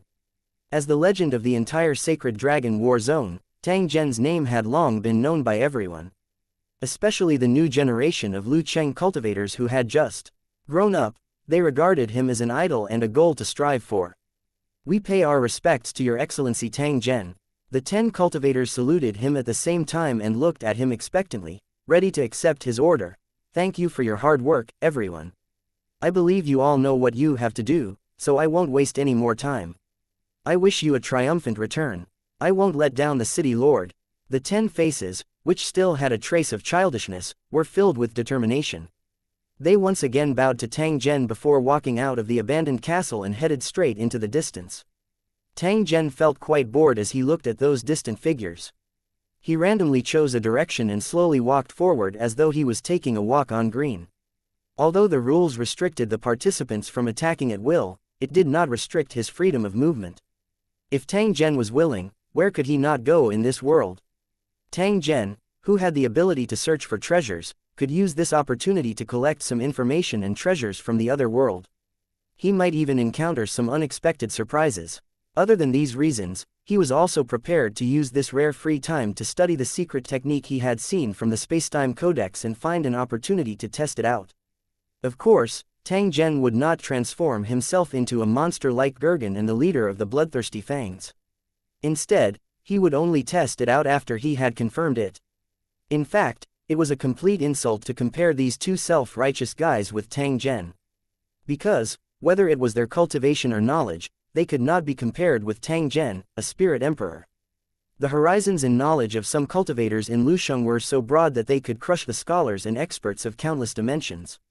Although Tang Zhen couldn't reach that level, he was also working hard in this direction. But even so, Tang Zhen did not dare to be careless. The more he studied this Spacetime Codex, the more he felt that the author's strength was unfathomable. What kind of existence could write such a terrifying collection of secret arts?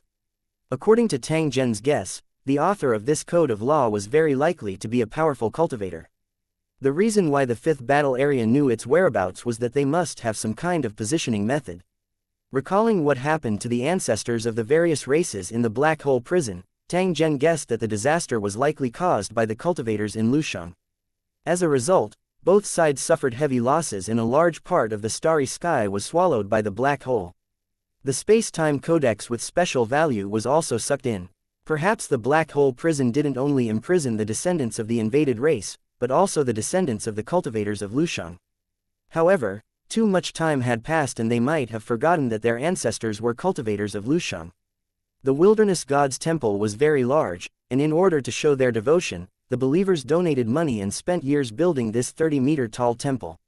In addition to the tall statue of the wilderness god, there were many rare flowers and trees planted around the temple. The believers believed that these were gifts from the god and tried to transplant them to please the god. In addition, there were also some strange animals that were regarded by the believers as the mounts of the wilderness god and were provided with good food and drink every day. In order to ensure the safety of the temple and prevent the believers of other gods from destroying it, many divine warriors would choose to become guardians every year and train for years or even decades. In a few days, the wilderness god's sacrificial ceremony would begin. In the nearby villages, as long as there were divine warriors above rank 3, they would automatically gather here, hoping to make the gods feel their piety and bestow them with more divine power. This kind of thing would happen every year, and it had long become an unshakable tradition. Every time this happened, the town would be particularly lively. In the square of the temple, a group of divine warriors was discussing the details of the sacrifice. At this moment, a villager rushed into the town on a horse and went straight to the temple. Several guardians had noticed the abnormality long ago. Before the villager could get close, they had used divine power to form vines to entangle him. "You actually dare to blaspheme the wilderness god's palace, do you not want to live?" The leading guardian's face was as gloomy as water. As he shouted, the villager who had fallen and had a bruised face trembled in fear and stammered, unable to speak. More protectors appeared. They gathered together and looked at the villager. Under their sharp gazes, the villager was so scared that he fell to the ground. "Little Mill, what are you doing here?" one of the divine warriors asked. His face was filled with confusion as he could not understand why his villagers would rush into the temple so rashly. Hearing the divine warrior's question, the villagers finally came back to their senses and said in a trembling voice, "Chief, someone has attacked our village and killed 10 divine warriors, including your son." Hearing the villagers' words, all the divine warriors present were stunned. The divine warrior who asked the question rushed forward, grabbed the villagers' clothes, and shouted, "Damn it, is what you said true? If you dare to lie to me, I will never forgive you." The villager's face turned pale with fear as he desperately tried to explain, "It's true, it's true. How would I dare to lie to you?" He threw the villager on the ground and roared in anger. He wanted to rush back to the village. Unexpectedly, at this moment, several more villagers rushed to the front of the divine hall with anxious faces, all of them bringing news of the village being attacked. Hearing the villagers' story, the divine warriors' hearts sank, and their expressions became more and more serious. 1538 The Trembling Guardian, this is a provocation to the wilderness god. We definitely can't tolerate it, we must take revenge for our fallen comrades. Damn bastards, I will never forgive them. Did the enemy leave any clues behind? If they did, let's go after them now. We can't let them destroy more villages. The divine warriors were furious after hearing the villagers' report. They waved their fists and wanted to tear the enemy into pieces. Everyone, don't be anxious. If I'm not wrong, the other party has a plan to launch an attack. We must not panic, or we will fall into the enemy's trap. A priest in a long robe slowly walked out of the temple. He glanced at the agitated crowd, signaling for them to keep quiet for the time being. Then he continued, "From now on, we will strengthen the protection of the temple. At the same time, the divine warriors will lead the armed villagers to patrol. As soon as we find traces of the enemy, we will immediately light the fireworks to alert them. After discovering the enemy and starting a battle, the nearby patrols must also provide support, but there is one thing I must make clear. The village can be damaged, but the temple must not be damaged. So the guardians cannot act, and everything is on your own." Upon hearing the priest's arrangement, everyone expressed their obedience and then mounted their horses, hurrying back to their respective villages. On the dirt road, outside the town, a few knights hurried past, leaving a cloud of dust behind. The divine warrior on the horse looked at the strangers on the side of the road with a hint of wariness in his eyes. However, he was too worried about the safety of the village and did not stop to question them. Every day, there would be strangers coming here, and he couldn't question them one by one, as that would only cause greater panic. The divine warrior did not hesitate any longer. He cracked his whip and rode back to his village. Tang Zhen continued to walk forward after the dust on the road had dissipated. He was wearing a long black robe and a big hat on his head. He held a long staff in his hand. This set of equipment came from the summoner who had been killed. It represented a profession that he was engaged in. According to the other party, there were many cultivators in this world who did not believe in gods, just like him. They insisted that mortals could also defeat gods. This kind of cultivator was very disdainful of the power given by the gods, thinking that it was rootless water, far less stable than living with their own strength. As a result, these cultivators were rejected and hated by all the believers of the gods. There were even divine warriors who specifically hunted and killed these blasphemers. As a result, these cultivators could only hide everywhere and spend most of their time living in the wilderness. Even ordinary people regarded these cultivators as dreadful monsters. Whenever they found similar cultivators, they would keep looking at them with vigilant and disgusted eyes. Some of the bolder ones would even spit or throw stones at them. In some places, as long as the residents discovered similar cultivators and reported them, they could receive generous rewards from the divine warriors. It was said that in some large places, public trials would be held from time to time, and the captured cultivators would be sent to the gallows. They called themselves mages, and existed only to seek the truth. However, it was ironic that these mages did not have any power beyond ordinary people except for doing some strange experiments and making some nonsense remarks. They did not have great power, but they always criticized and ridiculed those who had great power. It was not easy for these mages to survive until now. Tang Zhen was currently playing such a role. Therefore, as expected, he welcomed many hostile and vigilant gazes when he entered the town. There were also a few children loudly cursing behind him. However, they did not dare to approach him. Tang Zhen seemed to have not sensed anything. He merely walked on his own until he arrived in front of the divine hall located at the center of the town. He stopped at the entrance of the temple and stared at the building that seemed very magnificent to the natives. It was like looking at a tree or a blade of grass, as if it was nothing more than ordinary. They were just aboriginal deities, and they were nothing to a spiritual emperor. Through his mental energy sensing, Tang Zhen could see rays of radiation-like energy scattering in all directions.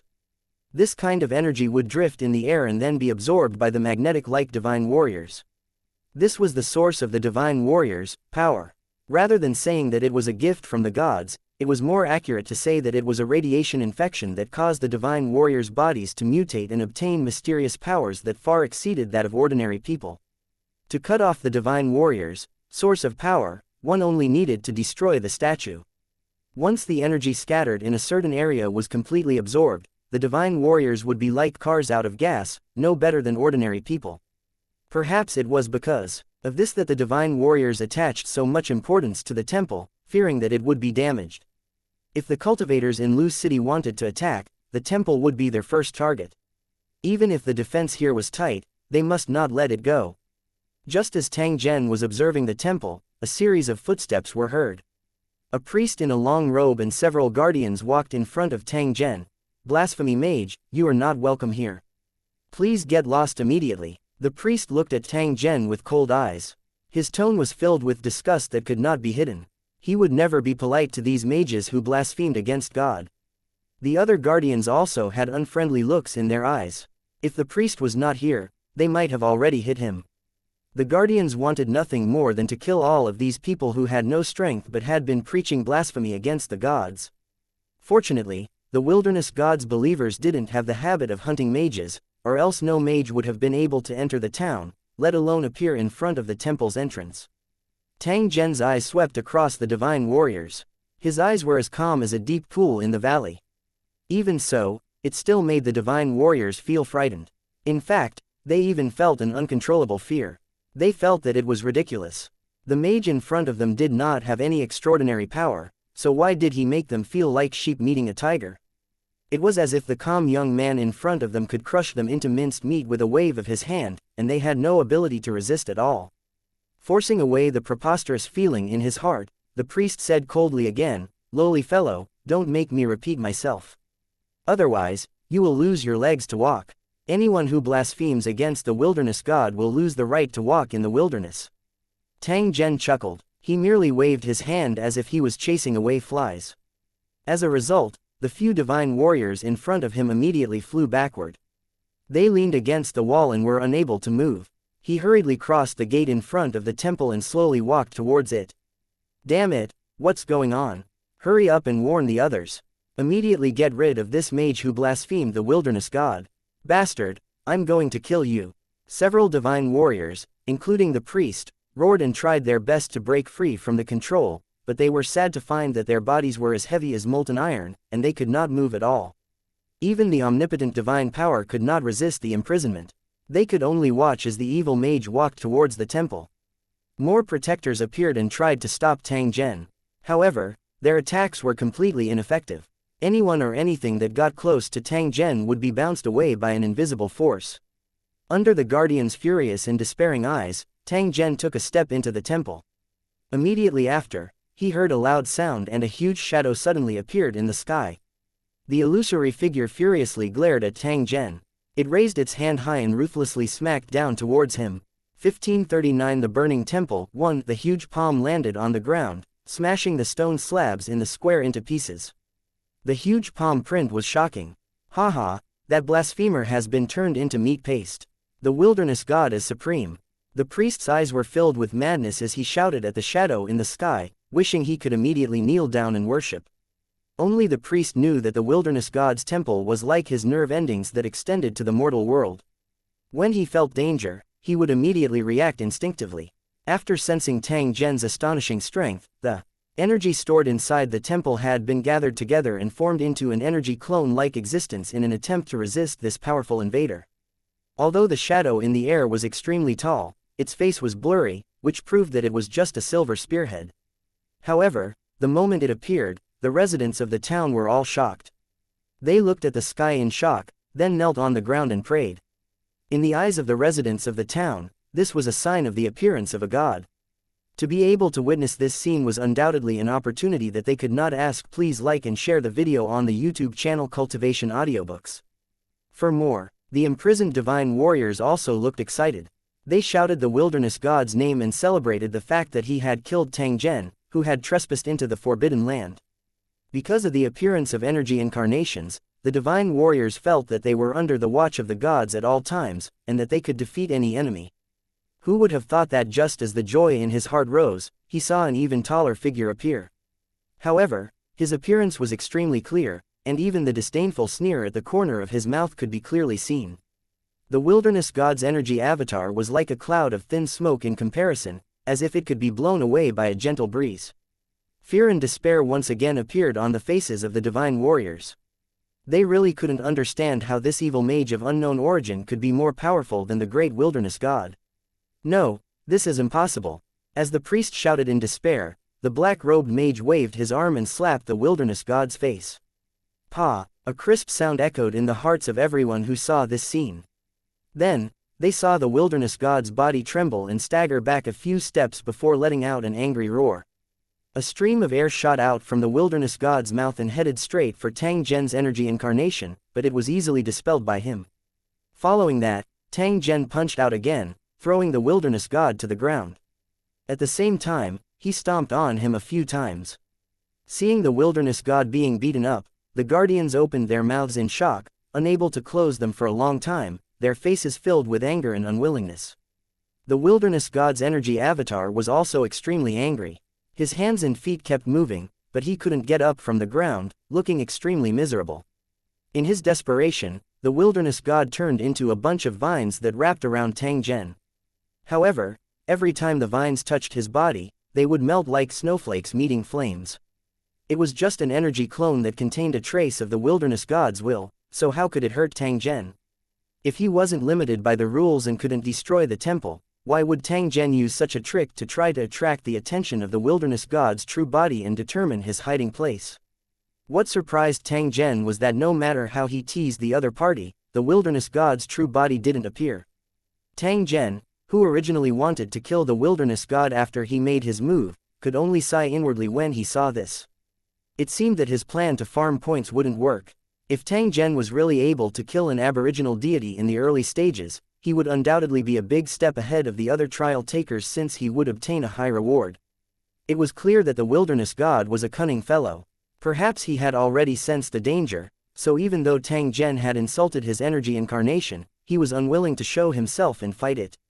After confirming that the other party would definitely not attack, Tang Zhen no longer had any interest in toying with him. Instead, he decisively finished him off. When the wilderness god's energy avatar shattered, Tang Zhen seemed to hear an unwilling roar from a distant and uncertain space. The divine warriors felt as if something had shattered in their hearts as their eyes were filled with confusion and grief.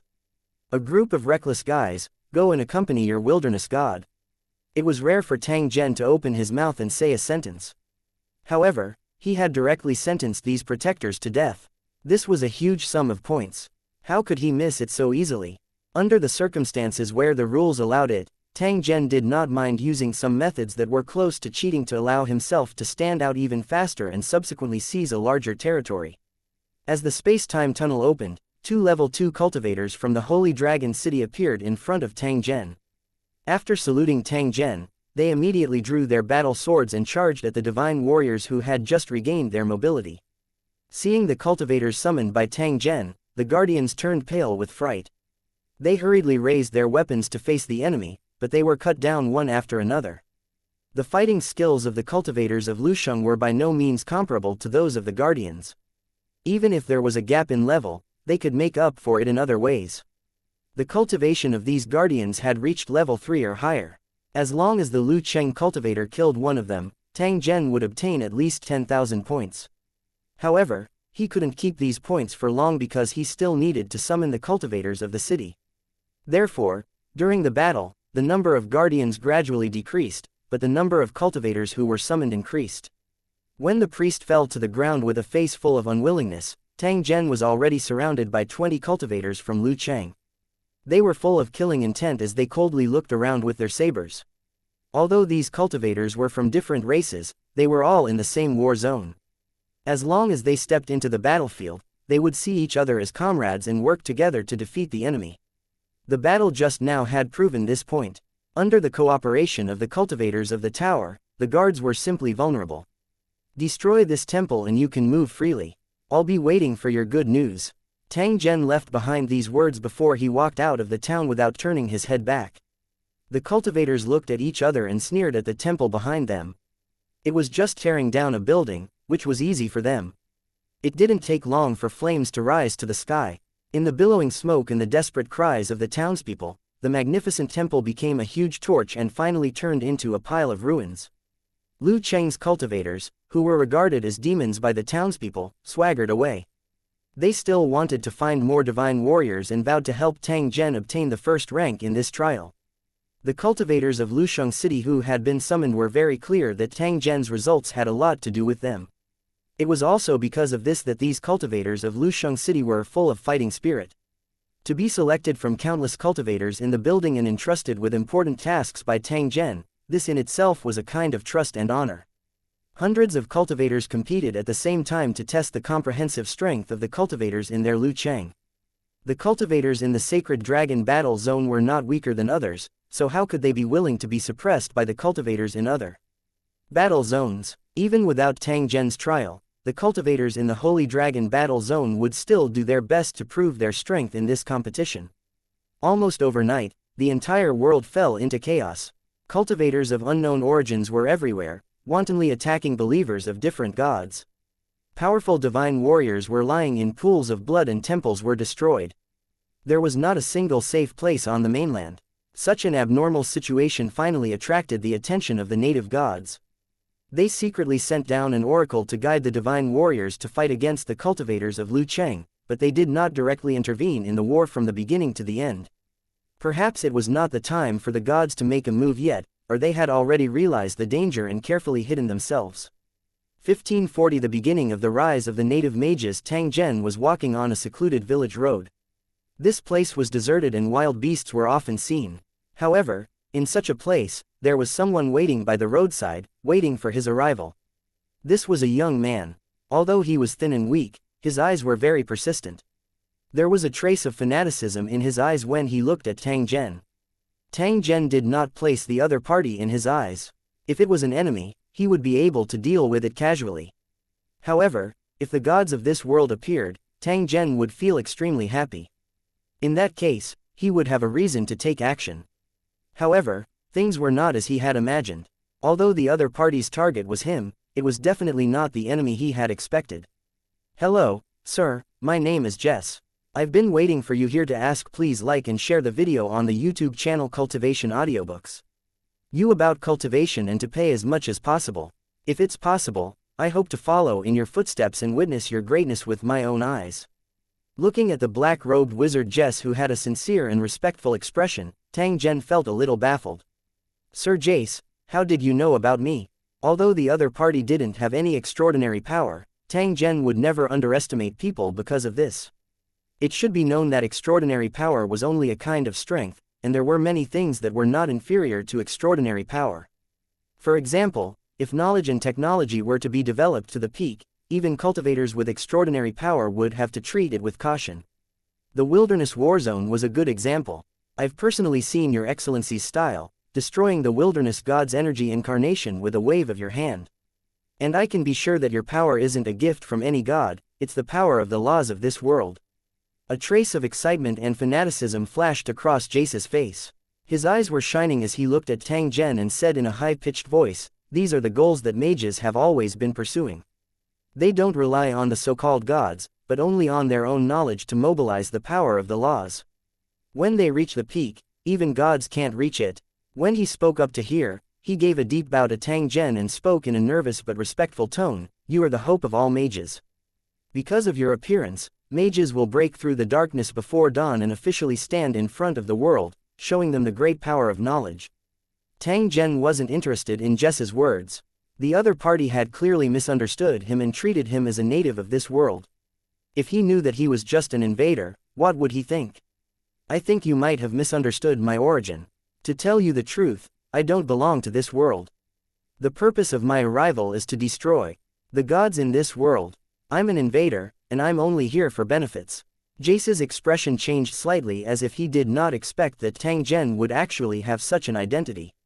However, he quickly revealed a relieved expression. He still used a respectful tone to speak to Tang Zhen. I can't estimate your strength, but I'm sure you have the power of a god. Tang Zhen nodded his head. If one were to judge based on the strength of this world, a spirit emperor cultivator was indeed equivalent to a god, or even a level higher. Although this is my home, I don't care about invasions. In my opinion, the strong should not be limited to closed plains, but should explore more worlds. If we don't strengthen ourselves and come into contact with the outside world, we'll attract the covetous eyes of the outside world sooner or later. It seems that day has come. Jace didn't seem to care about Tang Zhen's identity as an invader. Instead, he indifferently said, the mages also believe that the existence of those gods limits the development of the world, and they use clumsy means to fool the common people's knowledge, so they must be destroyed. Your way of doing things is in line with a mage's philosophy. We both have the same goal. If possible, I'm willing to follow you to complete this great cause. Looking at Wizard Jess in front of him, Tang Zhen's face revealed a smile. The other party was obviously very smart and knew to rely on powerful forces to achieve his goal. At the same time, because he joined the camp of Lu Cheng's cultivators, he would have more power in the future. This way, not only could they obtain the cultivation techniques of the cultivators in Lusheng, but they could also control a part of the power. For the mages who had been suppressed for a long time, this was definitely a rare opportunity to rise. Mages were calm, cold-blooded, and very self-centered. As long as they felt that it was appropriate, there was nothing they could not trade. Therefore, Jace had always insisted on following Tang Zhen because he was very clear about what he wanted. Since the other party had the intention, Tang Zhen did not mind giving him a chance. If you insist, I can agree to you following me, but it's only limited to this world. Jess's face revealed a pleasantly surprised expression as he bowed to Tang Zhen once again. There's no need to be so polite. In fact, mages exist in many dimensions. There are mages among the residents of my city. You can learn something from him. I believe it will be very helpful to you. As Tang Zhen spoke up to this point, he opened the space-time tunnel once again. Very quickly, a long-robed young man slowly walked out. Jess looked at this scene with a dumbfounded expression. The moment the young man walked out of the space-time tunnel, he immediately felt an aura that belonged to a powerful similar kind on the other party, which made his blood boil. Greetings, City Lord. 6-star Mage Frank of Raging Flame Castle has come in response to your summoning. Tang Zhen nodded his head. This 6-star mage was the first Overlord-ranked cultivator he had ever summoned. Other than guiding Jace, he was also responsible for guiding the mages of this world.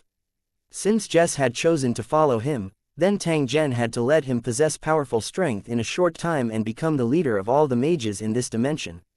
Under Tang Zhen's introduction, the mages of the two worlds began to come into contact with each other. This opened the door to a new world for the mages of Jess's world. After the cultivators in Lusheng left, the mages began to rise rapidly and finally became the masters of this plane world. The mage class was very interesting. Many of their concepts were very similar to the cultivators in Lusheng, and they could cooperate better with each other in battle. According to Tang Zhen's plan, if the mages in this world had enough potential, he didn't mind using them as mercenaries in the Holy Dragon War Zone and becoming the vanguard in invading and conquering various planes. And the fact was just as Tang Zhen had expected. Jess and the other native mages had learned a lot from the cultivators in Lusheng, such as cultivation methods, knowledge of the Great Thousand World, and especially the invasion of various planes, which was the most passionate thing for mages. For a long time to come, the mage faction led by Jess would send their elites to the world of Lusheng to follow the cultivators in the dimensional war. When they were fully grown, they would gradually open the path of dimensional invasion, maintaining their glory for hundreds of thousands of years. In the following journey, Tang Zhen was no longer alone. This was because there were two mages following by his side. Since he wanted to integrate the power of mages in this world, it was necessary to escort it in the early stages to prevent any setbacks along the way. On the way, Tang Zhen would occasionally have a sudden idea and then directly start the experiment. Jess and Frank would act as his assistants and learn knowledge from Tang Zhen's experiments that they had never come into contact with before. The two of them had benefited a lot. They would occasionally ask please like and share the video on the YouTube channel Cultivation Audiobooks. Questions because they couldn't suppress their curiosity. Tang Zhen basically answered all their questions. For the two mages, this was no different from a great opportunity, which would be of great help to their future growth. Other than hurrying along for his experiments, Tang Zhen had never stopped summoning the Lusheng cultivators. The Lusheng cultivators followed his path and continued to spread out, cutting into the core area like a sharp blade. After crossing the vast wilderness, Tang Zhen and the others finally approached the bustling area. Further ahead were towns and cities. The density of divine warriors was by no means comparable to that of poor and remote villages. Their iconic attire had finally attracted the attention of some people. When they were about to reach the edge of the city, a team dedicated to capturing mages had their eyes on them,